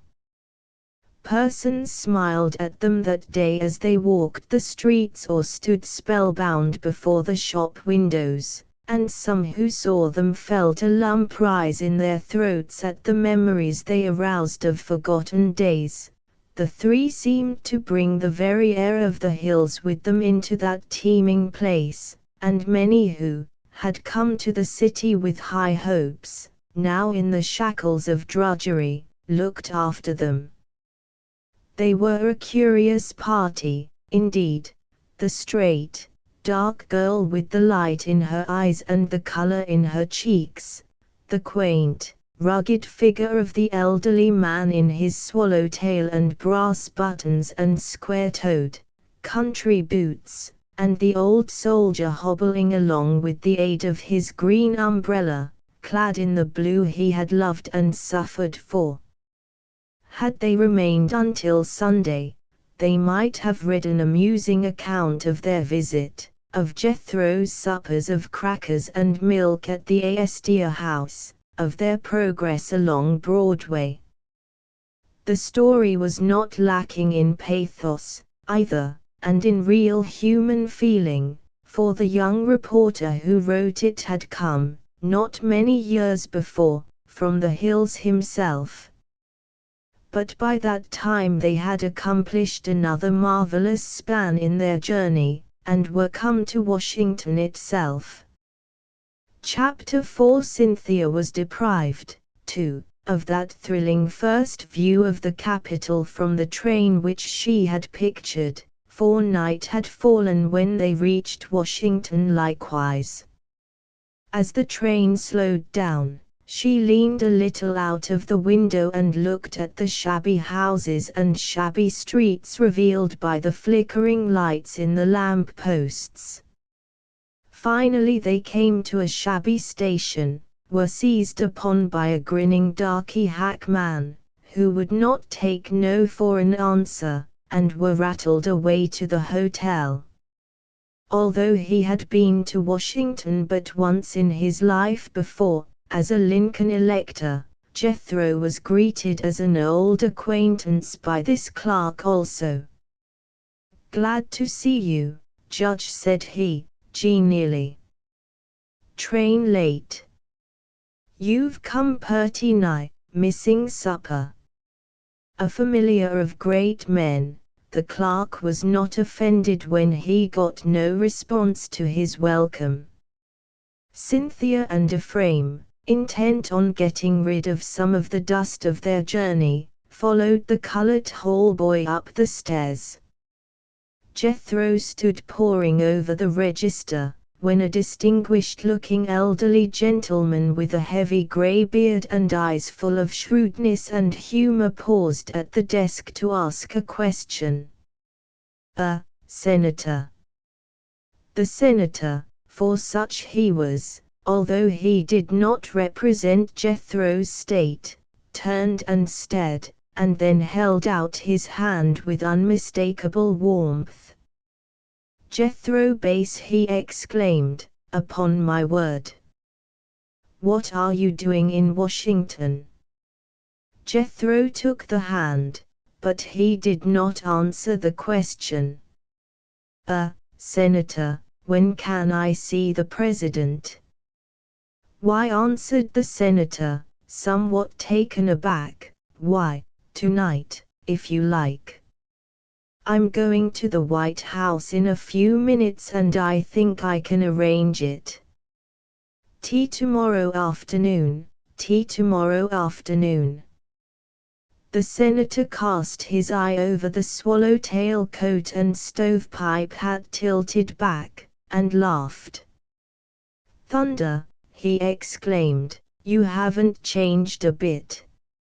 I'm beginning to look like an old man, but that milk and crackers diet seems to keep you young, Jethro. I'll fix it for tomorrow afternoon." What time, 2? "Well, I'll fix it for 2 tomorrow afternoon. I never could understand you, Jethro, you don't do things like other men." "Do I smell gunpowder? What's up now? What do you want to see Grant about?" Jethro cast his eye around the corridor, where a few men were taking their ease after supper, and looked at the senator mysteriously. "Any place where we can talk?" he demanded. "We can go into the writing room and shut the door," answered the senator, more amused than ever. When Cynthia came downstairs, Jethro was standing with the gentleman in the corridor leading to the dining room, and she heard the gentleman say as he took his departure, "I haven't forgotten what you did for us in '70, Jethro. I'll go right along and see to it now." Cynthia liked the gentleman's looks, and rightly surmised that he was one of the big men of the nation. She was about to ask Jethro his name when Ephraim came limping along and put the matter out of her mind, and the three went into the almost empty dining room. There they were served with elaborate attention by a darky waiter who had, in some mysterious way, learned Jethro's name and title. Cynthia reflected with pride that Jethro, too, was one of the nation's great men, who could get anything he wanted simply by coming to the capital and asking for it. Ephraim was very much excited on finding himself in Washington, the sight of the place reviving in his mind a score of forgotten incidents of the war. After supper they found seats in a corner of the corridor, where a number of people were scattered about, smoking and talking. It did not occur to Jethro or Cynthia, or even to Ephraim, that these people were all of the male sex, and on the other hand the guests of the hotel were apparently used once in a while to see a lady from the country seated there. At any rate, Cynthia was but a young girl, and her two companions, however unusual their appearance, were clearly most respectable. Jethro, his hands in his pockets and his hat tilted, sat on the small of his back wrapped in meditation. Cynthia, her head a-whirl, looked around her with sparkling eyes, while Ephraim was smoking a cigar he had saved for just such a festal occasion. He did not see the stout man with the button and cord hat until he was almost on top of him. "F. Prescott, I believe," exclaimed the stout one. "How be you, comrade?" Heedless of his rheumatism, Ephraim sprang to his feet and dropped the cigar, which the stout one picked up with much difficulty. "Well," said Ephraim, in a voice that shook with unwonted emotion, "you kin skin me if it ain't Amazie Beard." His eye traveled around Amaziah's figure. "Wouldn't I knowed you, I swan, I wouldn't. Why, when I seen you last, Amazie, your stomach was having all it could do to get hold of your backbone." Cynthia laughed outright, and even Jethro sat up and smiled. "When was it?" said Amaziah, still clinging on to Ephraim's hand and incidentally to the cigar, which Ephraim had forgotten. "Beaver Creek, want he it?" "July 10, 1863, said Ephraim, instantly. Gradually they reached a sitting position. The cigar was restored to its rightful owner, and Mr. Beard was introduced, with some ceremony, to Cynthia and Jethro. From Beaver Creek they began to fight the war over again, backward and forward, much to Cynthia's edification, when her attention was distracted by the entrance of a street band of wind instruments. As the musicians made their way to another corner and began tuning up, she glanced mischievously at Jethro, for she knew his peculiarities by heart. One of these was a most violent detestation of any but the best music. He had often given her this excuse, laughingly, for not going to meeting in Coniston. How he had come by his love for good music, Cynthia never knew. He certainly had not heard much of it. Suddenly a great volume of sound filled the corridor, and the band burst forth into what many supposed to be the Watch on the Rhine. Some people were plainly delighted. The veterans, once recovered from their surprise, shouted their reminiscences above the music, undismayed. Jethro held on to himself until the refrain, when he began to squirm, and as soon as the tune was done and the scattering applause had died down, he reached over and grabbed Mr. Amazer Beard by the knee. Mr. Beard did not immediately respond, being at that moment behind logworks facing a rebel charge. He felt vaguely that someone was trying to distract his attention, and in some lobe of his brain was registered the fact that that particular knee had gout in it. Jethro increased the pressure, and then Mr. Beard abandoned his logworks and swung around with a snort of pain. How much do they git for that noise? How much do they git? Mr. Beard tenderly lifted the hand from his knee and stared at Jethro with his mouth open, like a man aroused from a bad dream. Who? What noise? He demanded. The Dutchman, said Jethro. How much do they git for that noise? Oh. Mr. Beard glanced at the band and began to laugh. He thought Jethro a queer customer, no doubt, but he was a friend of Comrade Prescott's. By gum, said Mr. Beard, I thought for a minute a rebel chain shot had took my leg off. Well, sir, I guess that band gets about $2. They've come in here every evening since I've been at the hotel. $2. Is that the price? You say $2 is their price? Thereabouts, answered Mr. Beard, uneasily. Veteran as he was, Jethro's appearance and earnestness were a little alarming. You say $2 is their price? Thereabouts, shouted Mr. Beard, seating himself on the edge of his chair. But Jethro paid no attention to him. He rose, unfolding by degrees his 6 feet 2, and strode diagonally across the corridor toward the band leader. Conversation was hushed at the sight of his figure, a titter ran around the walls, but Jethro was oblivious to these things.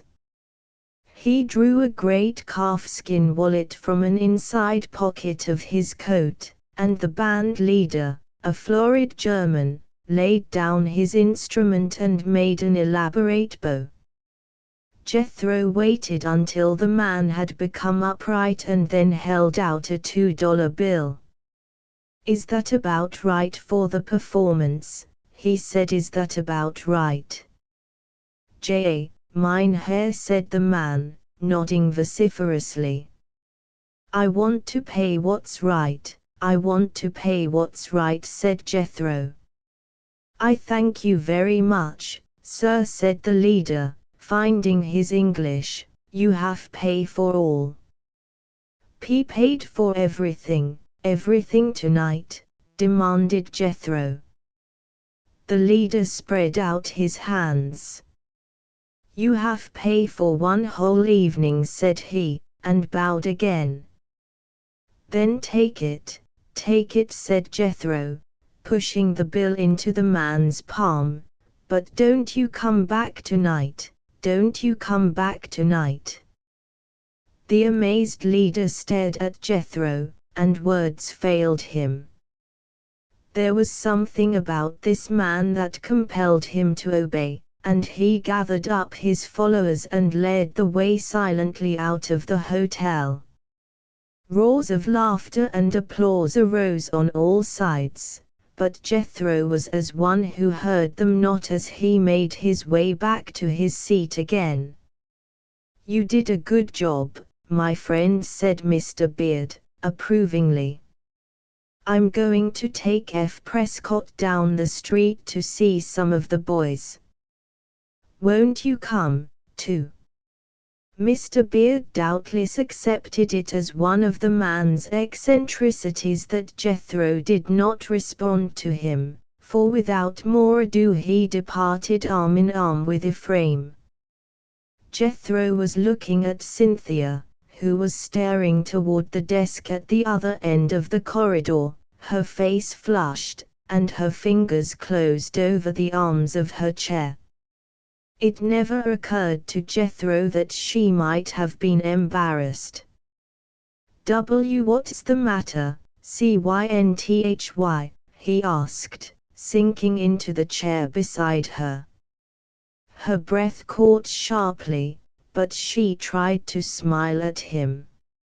He did not discover what was the matter until long afterward, when he recalled that evening to mind. Jethro was a man used to hotel corridors, used to sitting in an attitude that led the unsuspecting to believe he was half asleep, but no person of note could come or go whom he did not remember. He had seen the distinguished party arrive at the desk, preceded by a host of bellboys with shawls and luggage. On the other hand, some of the distinguished party had watched the proceeding of paying off the band with no little amusement. Miss Janet Duncan had giggled audibly, her mother had smiled, while her father and Mr. Worthington had pretended to be deeply occupied with the hotel register. Summers was not there. Bob Worthington laughed heartily with the rest until his eye, traveling down the line of Jethro's progress, fell on Cynthia, and now he was striding across the floor toward them. And even in the horrible confusion of that moment Cynthia had a vagrant thought that his clothes had an enviable cut and became him remarkably. "Well, of all things, to find you here," he cried, "this is the best luck that ever happened. I am glad to see you. I was going to steal away to Brampton for a couple of days before the term opened, and I meant to look you up there." "And Mr. Bass," said Bob, turning to Jethro, "I'm glad to see you too." Jethro looked at the young man and smiled and held out his hand. It was evident that Bob was blissfully unaware that hostilities between powers of no mean magnitude were about to begin, that the generals themselves were on the ground, and that he was holding treasonable parley with the enemy. The situation appealed to Jethro, especially as he glanced at the backs of the two gentlemen facing the desk. These backs seemed to him full of expression. Thank you, Bob, thank you," he answered. "I like the way you fixed that band," said Bob. "I haven't laughed as much for a year." "You hate music, don't you? I hope you'll forgive that awful noise we made outside of your house last July, Mr. Bass." You make that noise, Bob, you make that." "Well," said Bob, "I'm afraid I did most of it. There was another fellow that helped some and played the guitar. It was pretty bad," he added, with a side glance at Cynthia, "but it was meant for a compliment." "Oh," said she, "it was meant for a compliment, was it?" "Of course," he answered, glad of the opportunity to turn his attention entirely to her. "I was for slipping away right after supper, but my father headed us off." "Slipping away," repeated Cynthia. "You see, he had a kind of a reception and fireworks afterward. We didn't get away till after 9. And then I thought I'd have a lecture when I got home." "Did you?" asked Cynthia. "No," said Bob, "he didn't know where I'd been." Cynthia felt the blood rush to her temples, but by habit and instinct she knew when to restrain herself. "Would it have made any difference to him where you had been?" she asked calmly enough. Bob had a presentiment that he was on dangerous ground. This new and self-possessed Cynthia was an enigma to him, certainly a fascinating enigma. "My father would have thought I was a fool to go off serenading," he answered, flushing. Bob did not like a lie. He knew that his father would have been angry if he had heard he had gone to Coniston. He felt, in the small of his back, that his father was angry and guessed the reason. She regarded him gravely as he spoke, and then her eyes left his face and became fixed upon an object at the far end of the corridor. Bob turned in time to see Janet Duncan swing on her heel and follow her mother up the stairs. He struggled to find words to tide over what he felt was an awkward moment. "We've had a fine trip," he said, "though I should much rather have stayed at home. The West is a wonderful country, with its canyons and mountains and great stretches of plain. My father met us in Chicago, and we came here. I don't know why, because Washington's dead at this time of the year. I suppose it must be on account of politics." Looking at Jethro with a sudden inspiration, "I hadn't thought of that." Jethro had betrayed no interest in the conversation. He was seated, as usual, on the small of his back. But he saw a young man of short stature, with a freckled face and close-cropped, curly red hair, come into the corridor by another entrance. He saw Isaac D. Worthington draw him aside and speak to him, and he saw the young man coming towards them. "How do you do, Miss Wetherill?" cried the young man joyously, while still 10 feet away. "I'm awfully glad to see you, upon my word, I am.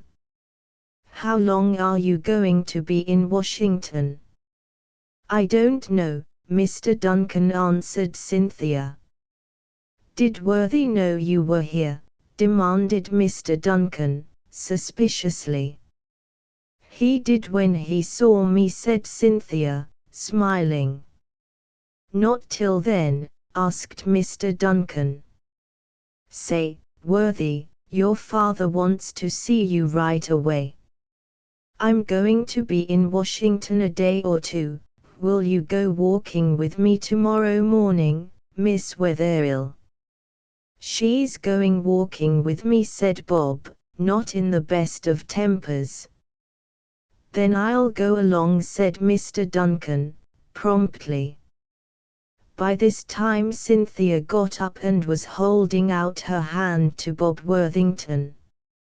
"I'm not going walking with either of you," she said. "I have another engagement. And I think I'll have to say good night, because I'm very tired. When can I see you?" Both the young men asked the question at once. "Oh, you'll have plenty of chances," she answered, and was gone. The young men looked at each other somewhat blankly, and then down at Jethro, who did not seem to know that they were there, and then they made their way toward the desk. But Isaac D. Worthington and his friends had disappeared. A few minutes later the distinguished-looking senator with whom Jethro had been in conversation before supper entered the hotel. He seemed preoccupied, and heedless of the salutations he received, but when he caught sight of Jethro he crossed the corridor rapidly and sat down beside him. Jethro did not move. The corridor was deserted now, save for the two. Base, began the senator, what's the row up in your state? Haven't he heard of any row, said Jethro. What did you come to Washington for? Demanded the senator, somewhat sharply. Vacation, said Jethro, vacation, to show my gal, Cynthy, the capital. Now see here, Base, said the senator, I don't forget what happened in '70. I don't object to wading through a swarm of bees to get a little honey for a friend, but I think I'm entitled to know why he wants it. Got the honey? Asked Jethro. The senator took off his hat and wiped his brow, and then he stole a look at Jethro, with apparently barren results. Jethro, he said, people say you run that state of yours right up to the handle. What's all this trouble about a 2-for-a-cent postmastership? Haven't he heard of any trouble, said Jethro. Well, there is trouble, said the senator, losing patience at last. When I told Grant you were here and mentioned that Little Brampton mattered to him, it didn't seem much to me. The bees began to fly pretty thick, I can tell you. I saw right away that somebody had been stirring 'em up. It looks to me, Jethro, said the senator gravely, it looks to me as if you had something of a rebellion on your hands. What did Grant say? Jethro inquired. Well, he didn't say a great deal, he isn't much of a talker, you know, but what he did say was to the point. It seems that your man, Prescott, doesn't come from Brampton, in the first place, and Grant says that while he likes soldiers, he hasn't any use for the kind that want to lie down and make the government support 'em. I'll tell you what I found out. Worthington and Duncan wired the president this morning, and they've gone up to the White House now. They've got a lot of railroad interests back of them, and they've taken your friend Sutton into camp, but I managed to get the president to promise not to do anything until he saw you tomorrow afternoon at 2. Jethro sat silent so long that the senator began to think he wasn't going to answer him at all. In his opinion, he had told Jethro some very grave facts. When are you going to see the president again? Said Jethro, at last. Tomorrow morning, answered the senator. He wants me to walk over with him to see the Postmaster General, who is sick in bed. What time do you leave the White House? At 11, said the senator, very much puzzled.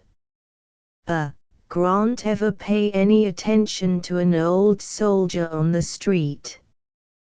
The senator glanced at Jethro, and a twinkle came into his eye. Sometimes he has been known to, he answered. You ever pay any attention to an old soldier on the street? Then the senator's eyes began to snap. Sometimes I have been known to.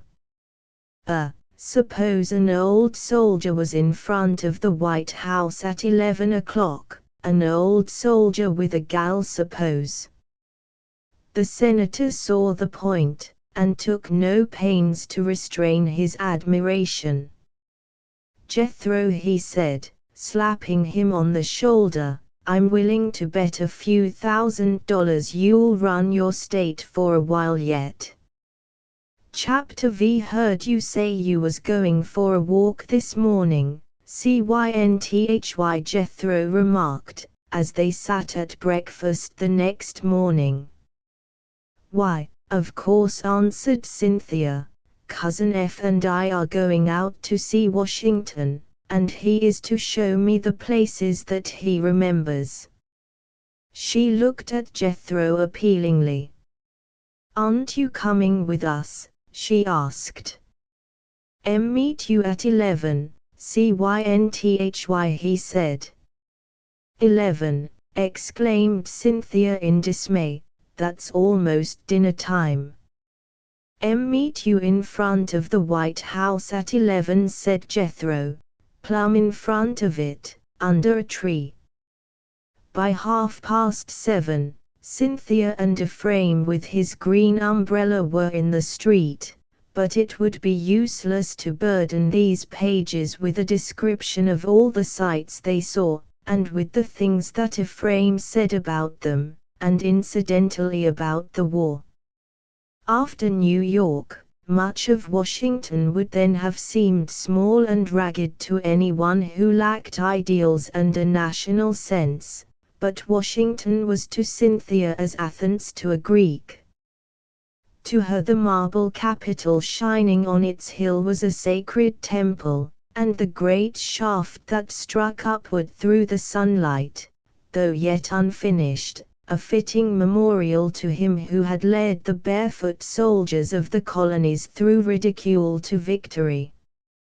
They looked up many institutions and monument, they even had time to go to the Navy Yard, and they saved the contemplation of the White House till the last. The White House, which Cynthia thought the finest and most graceful mansion in all the world, in its simplicity and dignity, a fitting dwelling for the chosen of the nation. Under the little tree which Jethro had mentioned, Ephraim stood bareheaded before the walls which had sheltered Lincoln, which were now the home of the greatest of his captains, Grant, and wondrous emotions played upon the girl's spirit, too, as she gazed. They forgot the present in the past and the future, and they did not see the two gentlemen who had left the portico some minutes before and were now coming toward them along the sidewalk. The two gentlemen, however, slowed their steps involuntarily at a sight which was uncommon, even in Washington.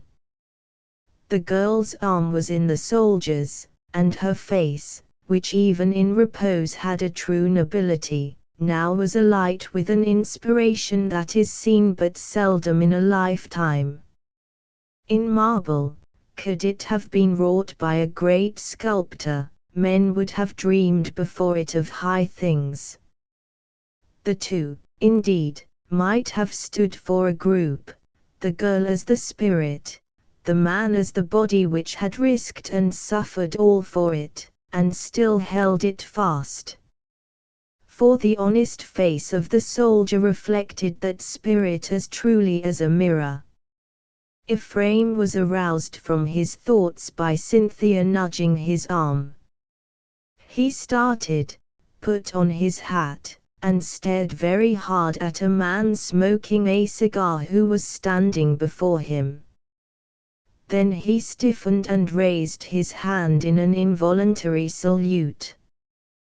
The man smiled. He was not very tall, he had a closely trimmed light beard that was growing a little gray, he wore a soft hat something like Ephraim's, a black tie on a white pleated shirt, and his eyeglasses were pinned to his vest. His eyes were all kindness. "How do you do, comrade?" he said, holding out his hand. "General," said Ephraim. "Mr. President," he added, correcting himself, "how be you?" He shifted the green umbrella, and shook the hand timidly but warmly. "General will do," said the President, with a smiling glance at the tall senator beside him. "I like to be called General." "You've growed some older, General," said Ephraim, scanning his face with a simple reverence and affection, but you hain't he changed so much as I'd a thought since I saw you whittlin' under a tree beside the Lacey house in the wilderness. My duty has changed some, answered the president, quite as simply. He added with a touch of sadness, I liked those days best, comrade. Well, I guess, exclaimed Ephraim, you're general over everything now, but you're not a mite bigger man to me than you was. The president took the compliment as it was meant. I found it easier to run an army than I do to run a country, he said. Ephraim's blue eyes flamed with indignation. I don't take no stock in the bulldogs and the gold harness at Long Branch and all them lies the drat newspapers print about you. Ephraim hammered his umbrella on the pavement as an expression of his feelings, and what's more, the people don't. The president glanced at the senator again, and laughed a little, quietly. Thank you, comrade, he said. You're a plain, common man, continued Ephraim, paying the highest compliment known to rural New England. The people think a sight of you, or they wouldn't have chose you twice, General. So you were in the wilderness, said the president, adroitly changing the subject. Yes, General. I was pressed into orderly duty the first day. That's when I saw you whittlin' under the tree, and you didn't seem to have no more concern than if it had been a company drill.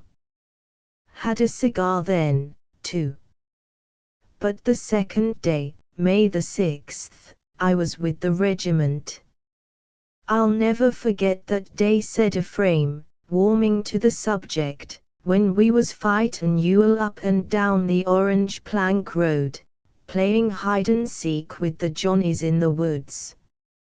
You remember them woods, General? The president nodded, his cigar between his teeth. He looked as though the scene were coming back to him. Never seen such woods, said Ephraim, scrub oak and pine and cedars and young stuff springin' up until you couldn't see the length of a company, and the rebs jumpin' and hollerin' around and shoutin' every which way. After a while a lot of them saplings was mowed off clean by the bullets, and then the woods caught afire, and that was hell. Were you wounded? Asked the president, quickly. I was hurt some, in the hip, answered Ephraim. Some, exclaimed Cynthia, why, you have walked lame ever since. She knew the story by heart, but the recital of it never failed to stir her blood. They carried him out just as he was going to be burned up, in a blanket hung from rifles, and he was in the hospital 9 months, and had to come home for a while. Cynthy, said Ephraim in gentle reproof, I calculate the general don't want to hear that. Cynthia flushed, but the president looked at her with an added interest. My dear young lady, he said, that seems to me the vital part of the story. If I remember rightly, he added, turning again to Ephraim, the 5th Corps was on the Orange Turnpike. What brigade were you in? The 3rd Brigade of the 1st Division, answered Ephraim. Griffins, said the president. There were several splendid New England regiments in that brigade. I sent them with Griffin to help Sheridan at Five Forks. I was there too, cried Ephraim. What? Said the president, with the lame hip. Well, General, I went back, I couldn't help it. I couldn't stay away from the boys, just couldn't. I didn't limp as bad then as I do now. I wasn't much use anywhere else, and I had elan to fight. 5 forks, exclaimed Ephraim. I call that day to mind as if it was yesterday. I remember how the boys yelled when they told us we was going to Sheridan. We got started about daylight, and it took us till 4 o'clock in the afternoon to get into position. The woods was just coming a little green, and the white dogwoods was bloomin' around. Sheridan, he galloped up to the line with that black horse of his and hollered out, "Come on, boys, go in at a clean jump or you won't catch one of 'em." You know how men, even veterans like that 5th Corps, sometimes have to be pushed into a fight. There was a man from a Maine regiment got shot in the head first thing. "I'm killed," said he. "Oh, no, you're not," says Sheridan, "pick up your gun and go for 'em." But he was killed. Well, we went for 'em through all the swamps and briars and everything, and Sheridan, thar in front, had got the battle flag and was rushin' round with it swearin' and prayin' and shoutin', and the first thing we knowed he'd jumped his horse clean over their logworks and landed right on top of the Johnnies. "Yes," said the president, "that was Sheridan, sure enough." "Mr. President," said the senator, who stood by wonderingly while General Grant had lost himself in this conversation, "do you realize what time it is?" "Yes, yes," said the president, "we must go on." "What was your rank, comrade?" "Sergeant, General." "I hope you have got a good pension for that hip," said the president, kindly. It may be well to add that he was not always so incautious, but this soldier bore the unmistakable stamp of simplicity and sincerity on his face. Ephraim hesitated. "He never would ask for a pension, General," said Cynthia. "What?" exclaimed the president in real astonishment, "are you so rich as all that?" And he glanced at the green umbrella. "Well, General," said Ephraim, uncomfortably, "I never liked the notion of gettin' paid for it. You see, I was what they call a war Democrat." "Good Lord," said the president, but more to himself. "What do you do now?" "I calculate to make harness," answered Ephraim. "Only he can't make it any more on account of his rheumatism," Mr. President, Cynthia put in. "I think you might call me General, too," he said, with the grace that many simple people found inherent in him. "And may I ask your name, young lady?" "Cynthia Wetherill, General," she said, smiling. "That sounds more natural," said the president, and then to Ephraim, "Your daughter."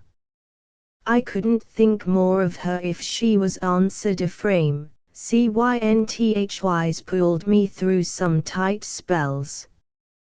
Her mother was my cousin, General." "My name's Prescott, Ephraim Prescott."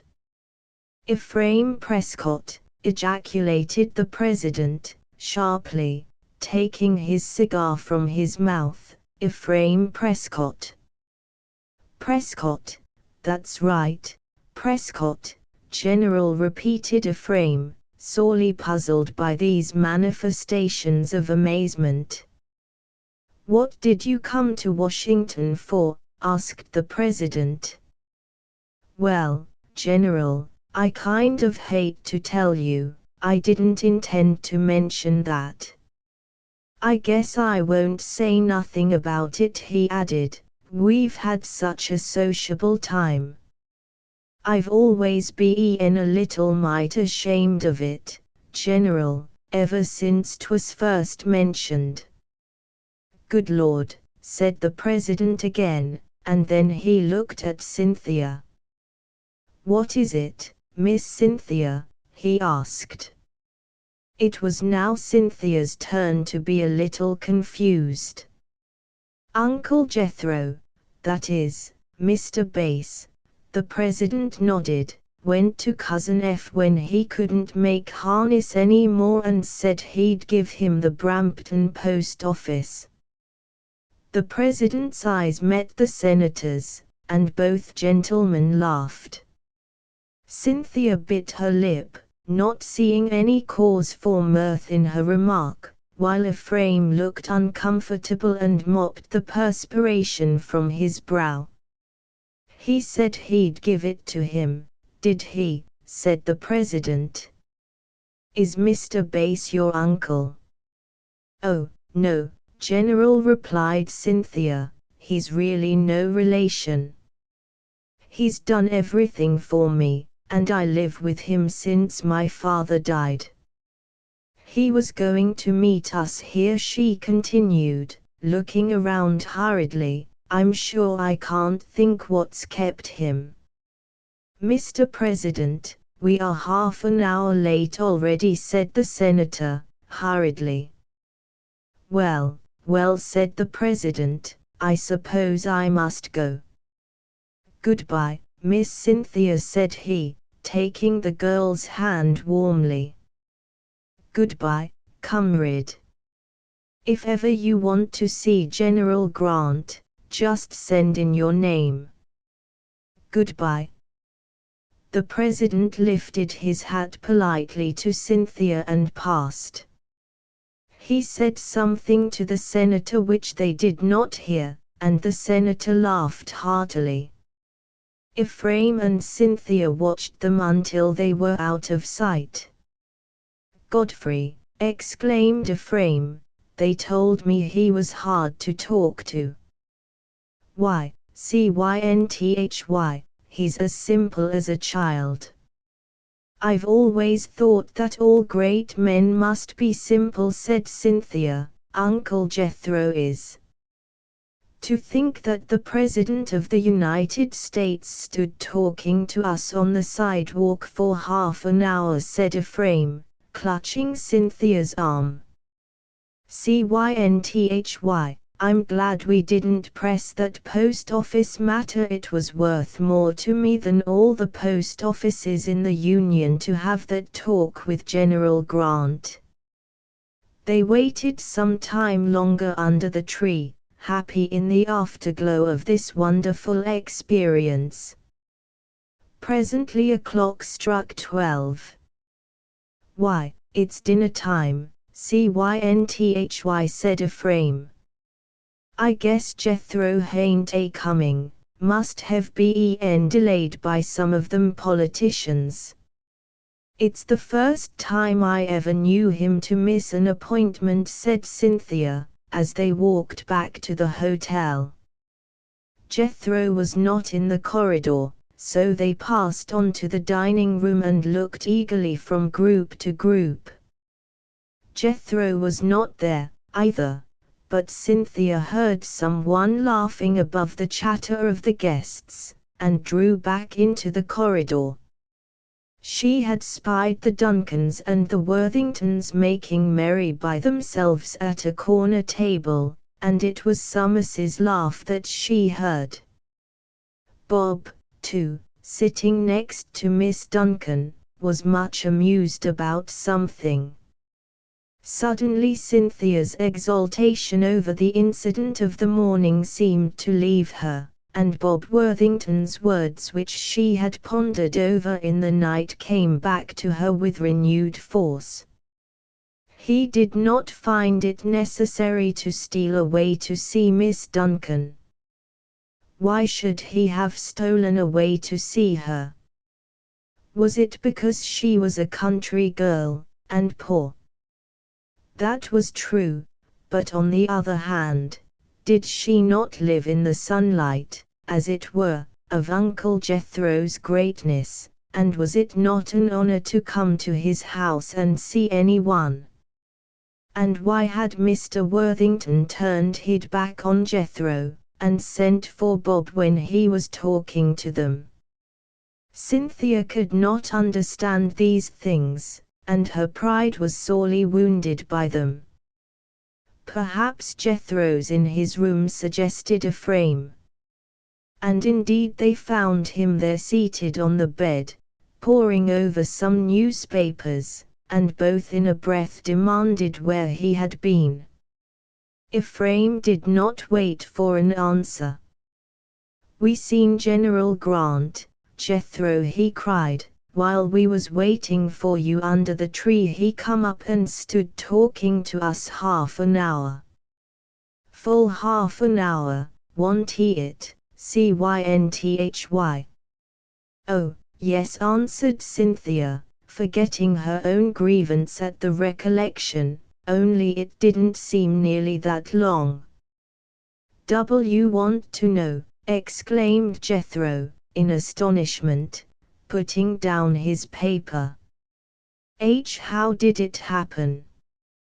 "Come right up and spoke to us," said Ephraim, in a tone he might have used to describe a miracle, just as if he was common folk.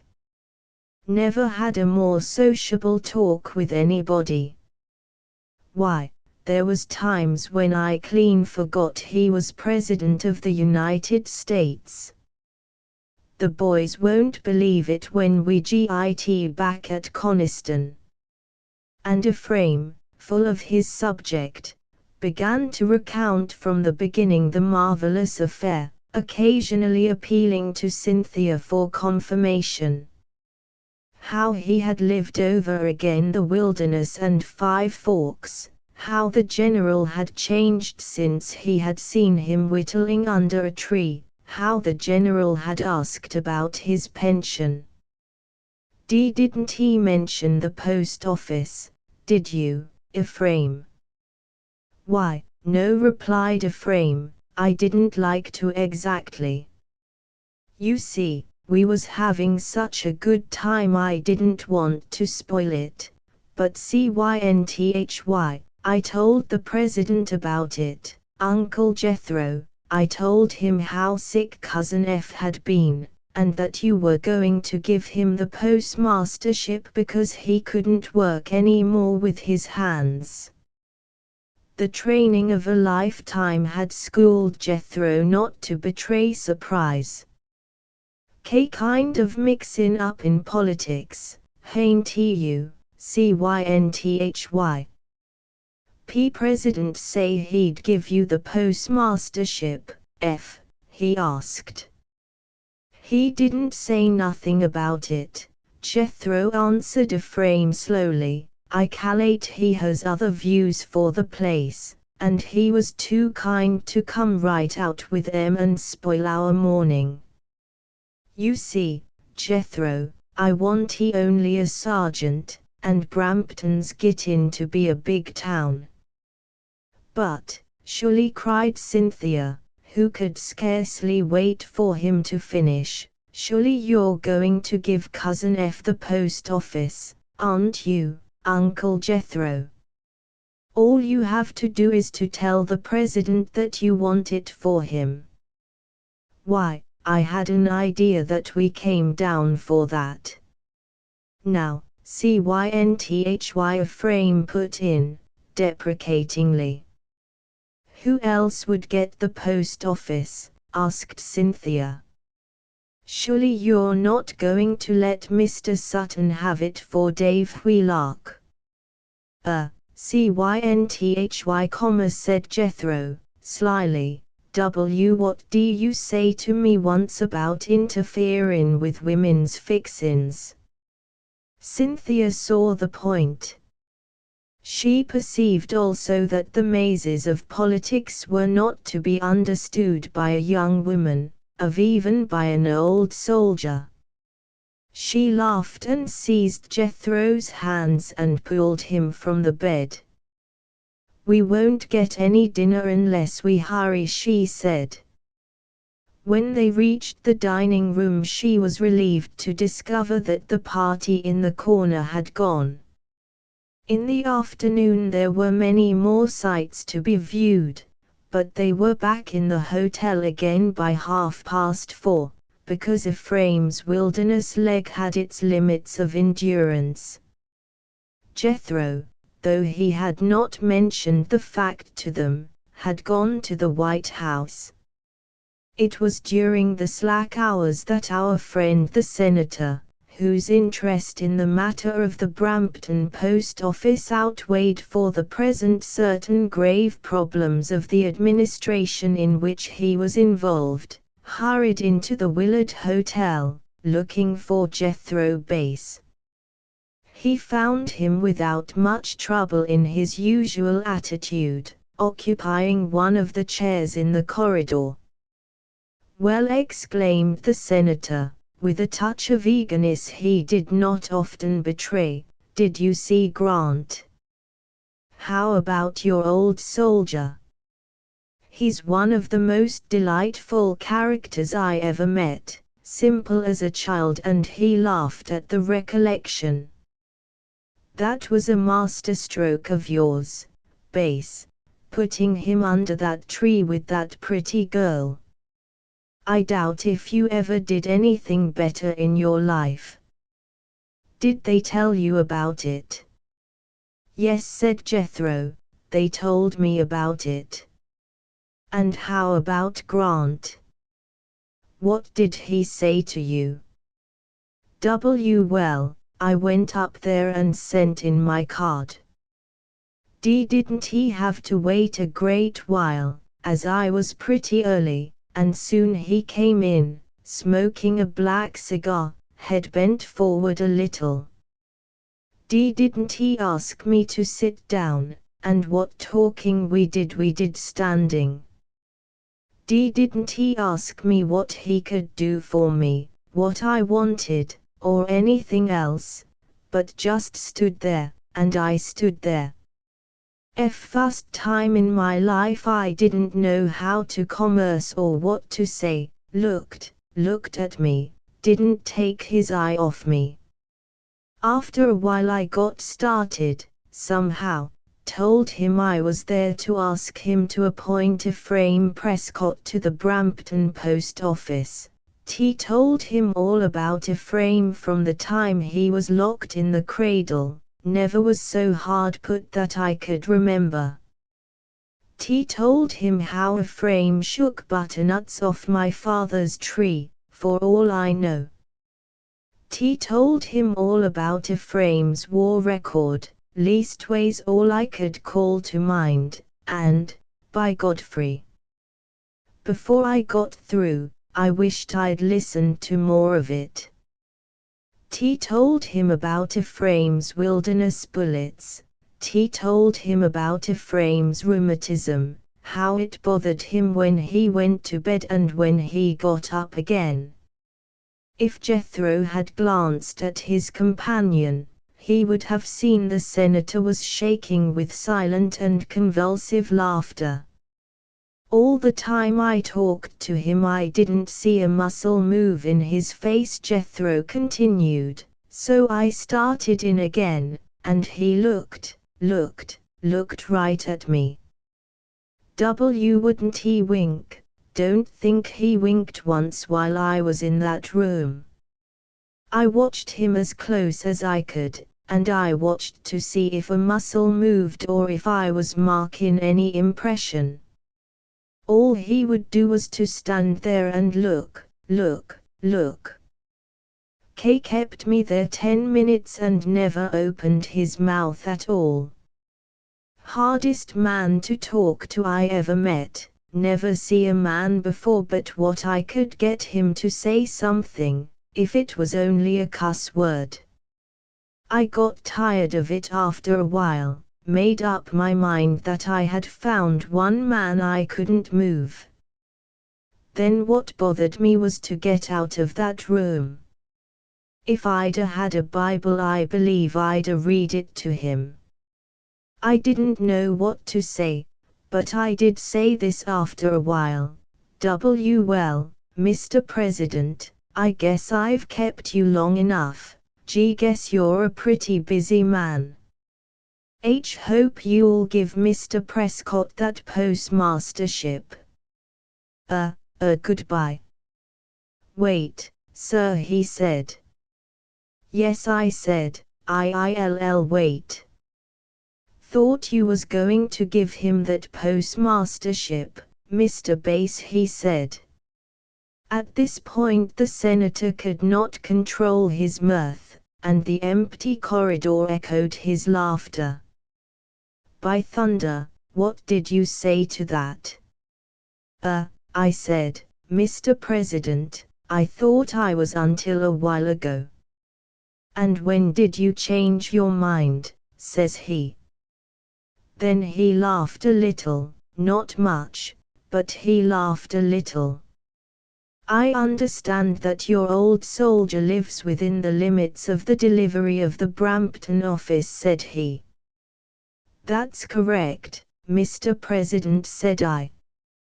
Well, said he, I will appoint him postmaster at Brampton, Mr. Bass. When, said I. Then he laughed a little more. I'll have the appointment sent to your hotel this afternoon, said he. Then I said to him, this has come out full better than I expected, Mr. President. I'm much obliged to you. He didn't say nothing more, so I come out.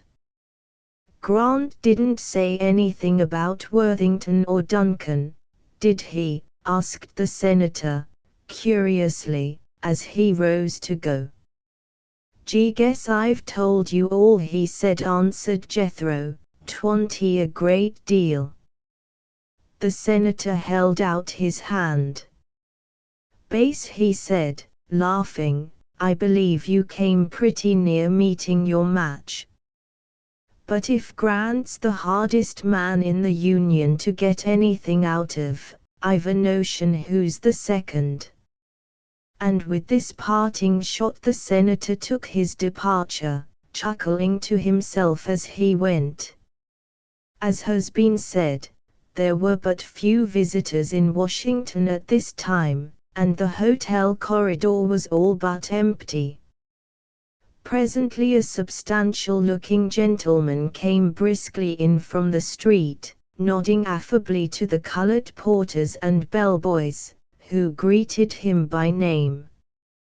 He wore a flowing Prince Albert coat, which served to dignify a growing portliness, and his coal-black whiskers glistened in the light.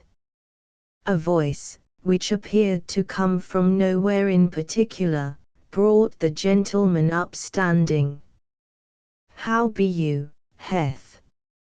It may not be that Mr. Sutton's hand trembled, but the ashes of his cigar fell to the floor. He was not used to visitations, and for the instant, if the truth be told, he was not equal to looking around. Like Washington, Heth, like Washington. Then Mr. Sutton turned. His presence of mind, and that other presence of which he was so proud, seemed for the moment to have deserted him. Stick pretty close to business, Heth, coming down here out of session time. Stick pretty close to business, don't you, since the people sent you to Congress. Mr. Sutton might have offered another man a cigar or a drink, but, as is well known, Jethro was proof against tobacco or stimulants. Well, said the Honorable Heth, catching his breath and making a dive, I am surprised to see you, Jethro, which was probably true. Thought you might be, said Jethro. Glad to see me, Heth, glad to see me. As has been recorded, it is peculiarly difficult to lie to people who are not to be deceived. Why, certainly I am, answered the Honorable Heth, swallowing hard. Certainly I am, Jethro. I meant to have got to Coniston this summer, but I was so busy. People's business, I understand. Here you've gone in for high-minded politics, Heth. I'll read a high-minded speech of yours, 2 high-minded speeches. Always thought you was a high-minded man, Heth. How did you like those speeches, Jethro? Asked Mr. Sutton, striving as best he might to make some show of dignity. Thought they was high-minded, said Jethro. Then there was a silence, for Mr. Sutton could think of nothing more to say. And he yearned to depart with a great yearning, but something held him there. Heth, said Jethro after a while, you was always very friendly and obliging. You've done a great many favors for me in your life. I've always tried to be neighborly, Jethro, said Mr. Sutton, but his voice sounded a little husky even to himself. And I may have done 1 or 2 little things for you, Heth, Jethro continued, but I can't remember exactly. Can you remember, Heth? Mr. Sutton was trying with becoming nonchalance to light the stump of his cigar. He did not succeed this time. He pulled himself together with a supreme effort. I think we've both been mutually helpful, Jethro, he said. Mutually helpful. Well, said Jethro, reflectively, I don't know as I could have put it as well as that. There's something in being an orator. There was another silence, a much longer one. The Honorable Heth threw his butt away, and lighted another cigar. Suddenly, as if by magic, his aplomb returned, and in a flash of understanding he perceived the situation. He saw himself once more as the successful congressman, the trusted friend of the railroad interests, and he saw Jethro as a discredited boss. He did not stop to reflect that Jethro did not act like a discredited boss, as a keener man might have done. But if the Honorable Heth had been a keener man, he would not have been at that time a congressman. Mr. Sutton accused himself of having been stupid in not grasping at once that the tables were turned, and that now he was the one to dispense the gifts. Kind of fortunate you stopped to speak to me, Heth. And now I come to think of it, I have a little favor to ask of you. Exclaimed Mr. Sutton, blowing out the smoke, of course anything I can do, Jethro, anything in reason. Wouldn't he ask a high-minded man to do anything he hadn't ought to, said Jethro. The fact is, I'd like to get Prescott appointed at the Brampton post office. You can fix that, Heth, can't you? You can fix that. Mr. Sutton stuck his thumb into his vest pocket and cleared his throat. I can't tell you how sorry I am not to oblige you, Jethro, but I've arranged to give that post office to Dave Wheelock. Arranged it, have you? Arranged it? Why, yes, said Mr. Sutton, scarcely believing his own ears. Could it be possible that he was using this patronizingly kind tone to Jethro Bass? Well, that's too bad, said Jethro. Got it all fixed, have you? Practically, answered Mr. Sutton, grandly. Indeed, I may go as far as to say that it is as certain as if I had the appointment here in my pocket.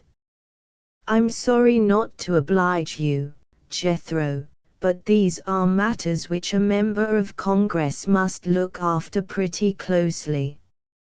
He held out his hand, but Jethro did not appear to see it. He had his in his pockets.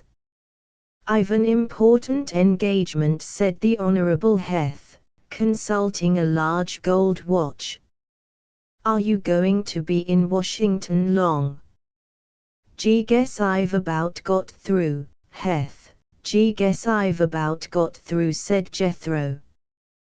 Well, if you have time and there's any other little thing, I'm in room 29, said Mr. Sutton, as he put his foot on the stairway.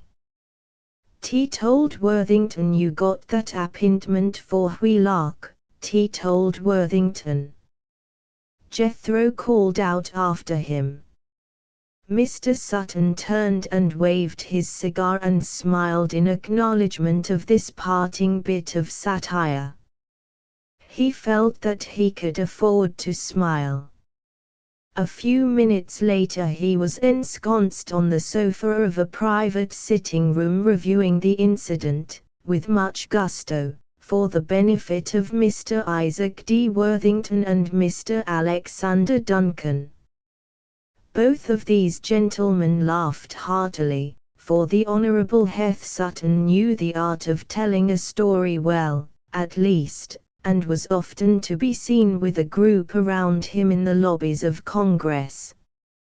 Chapter 6. About 5 o'clock that afternoon Ephraim was sitting in his shirt sleeves by the window of his room, and Cynthia was reading aloud to him an article, about the war, of course, from a Washington paper, which his friend, Mr. Beard, had sent him.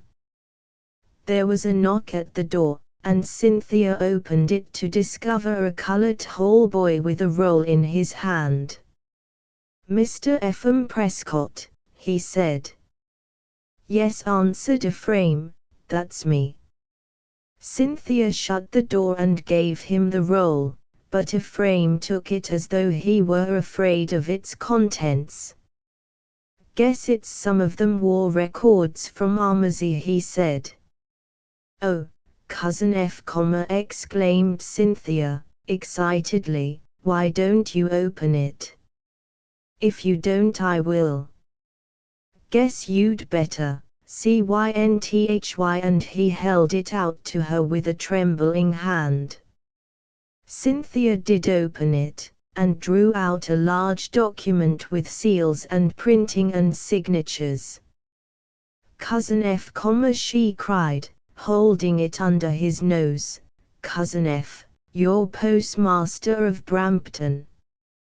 Ephraim looked at the paper, but his eyes swam, and he could only make out a dancing, bronze seal. I want to know, he exclaimed. Fetch Jethro. But Cynthia had already flown on that errand. Curiously enough, she ran into Jethro in the hall immediately outside of Ephraim's door. Ephraim got to his feet. It was very difficult for him to realize that his troubles were ended, that he was to earn his living at last. He looked at Jethro, and his eyes filled with tears. I guess I can't thank you as I'd ought to, Jethro, he said, leastways, not now. I'll thank him for you, Cousin F, said Cynthia. And she did. Don't he thank me, said Jethro, I didn't have much to do with it, F. Thank the President.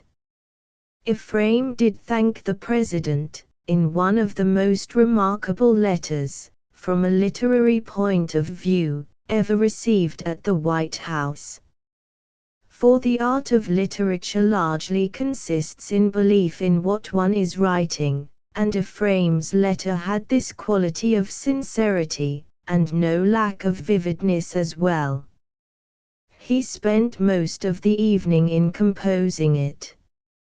Cynthia, too, had received a letter that day, a letter which she had read several times, now with a smile, and again with a pucker of the forehead which was meant for a frown. "Dear Cynthia," it said, "where do you keep yourself? I am sure you would not be so cruel if you knew that I was aching to see you." Aching. Cynthia repeated the word, and remembered the glimpse she had had of him in the dining room with Miss Janet Duncan. "Whenever I have been free," Cynthia repeated this also, somewhat ironically, although she conceded it the merit of frankness. "Whenever I have been free, I have haunted the corridors for a sight of you. Think of me as haunting the hotel desk for an answer to this, telling me when I can see you, and where. P.S. I shall be around all evening." And it was signed, "Your friend and playmate, R. Worthington." It is a fact, not generally known, that Cynthia did answer the letter, twice. But she sent neither answer. Even at that age she was given to reflection, and much as she may have approved of the spirit of the letter, she liked the tone of it less. Cynthia did not know a great deal of the world, it is true, but felt instinctively that something was wrong when Bob resorted to such means of communication. And she was positively relieved, or thought that she was, when she went down to supper and discovered that the table in the corner was empty. After supper Ephraim had his letter to write, and Jethro wished to sit in the corridor. But Cynthia had learned that the corridor was not the place for a girl, so she explained to Jethro that he would find her in the parlor if he wanted her, and that she was going there to read. That parlor Cynthia thought a handsome room, with its high windows and lace curtains, its long mirrors and marble-topped tables. She established herself under a light, on a sofa in one corner, and sat, with the book on her lap watching the people who came and went. She had that delicious sensation which comes to the young when they first travel, the sensation of being a part of the great world, and she wished that she knew these people, and which were the great, and which the little ones. Some of them looked at her intently, she thought too intently, and at such times she pretended to read. She was aroused by hearing some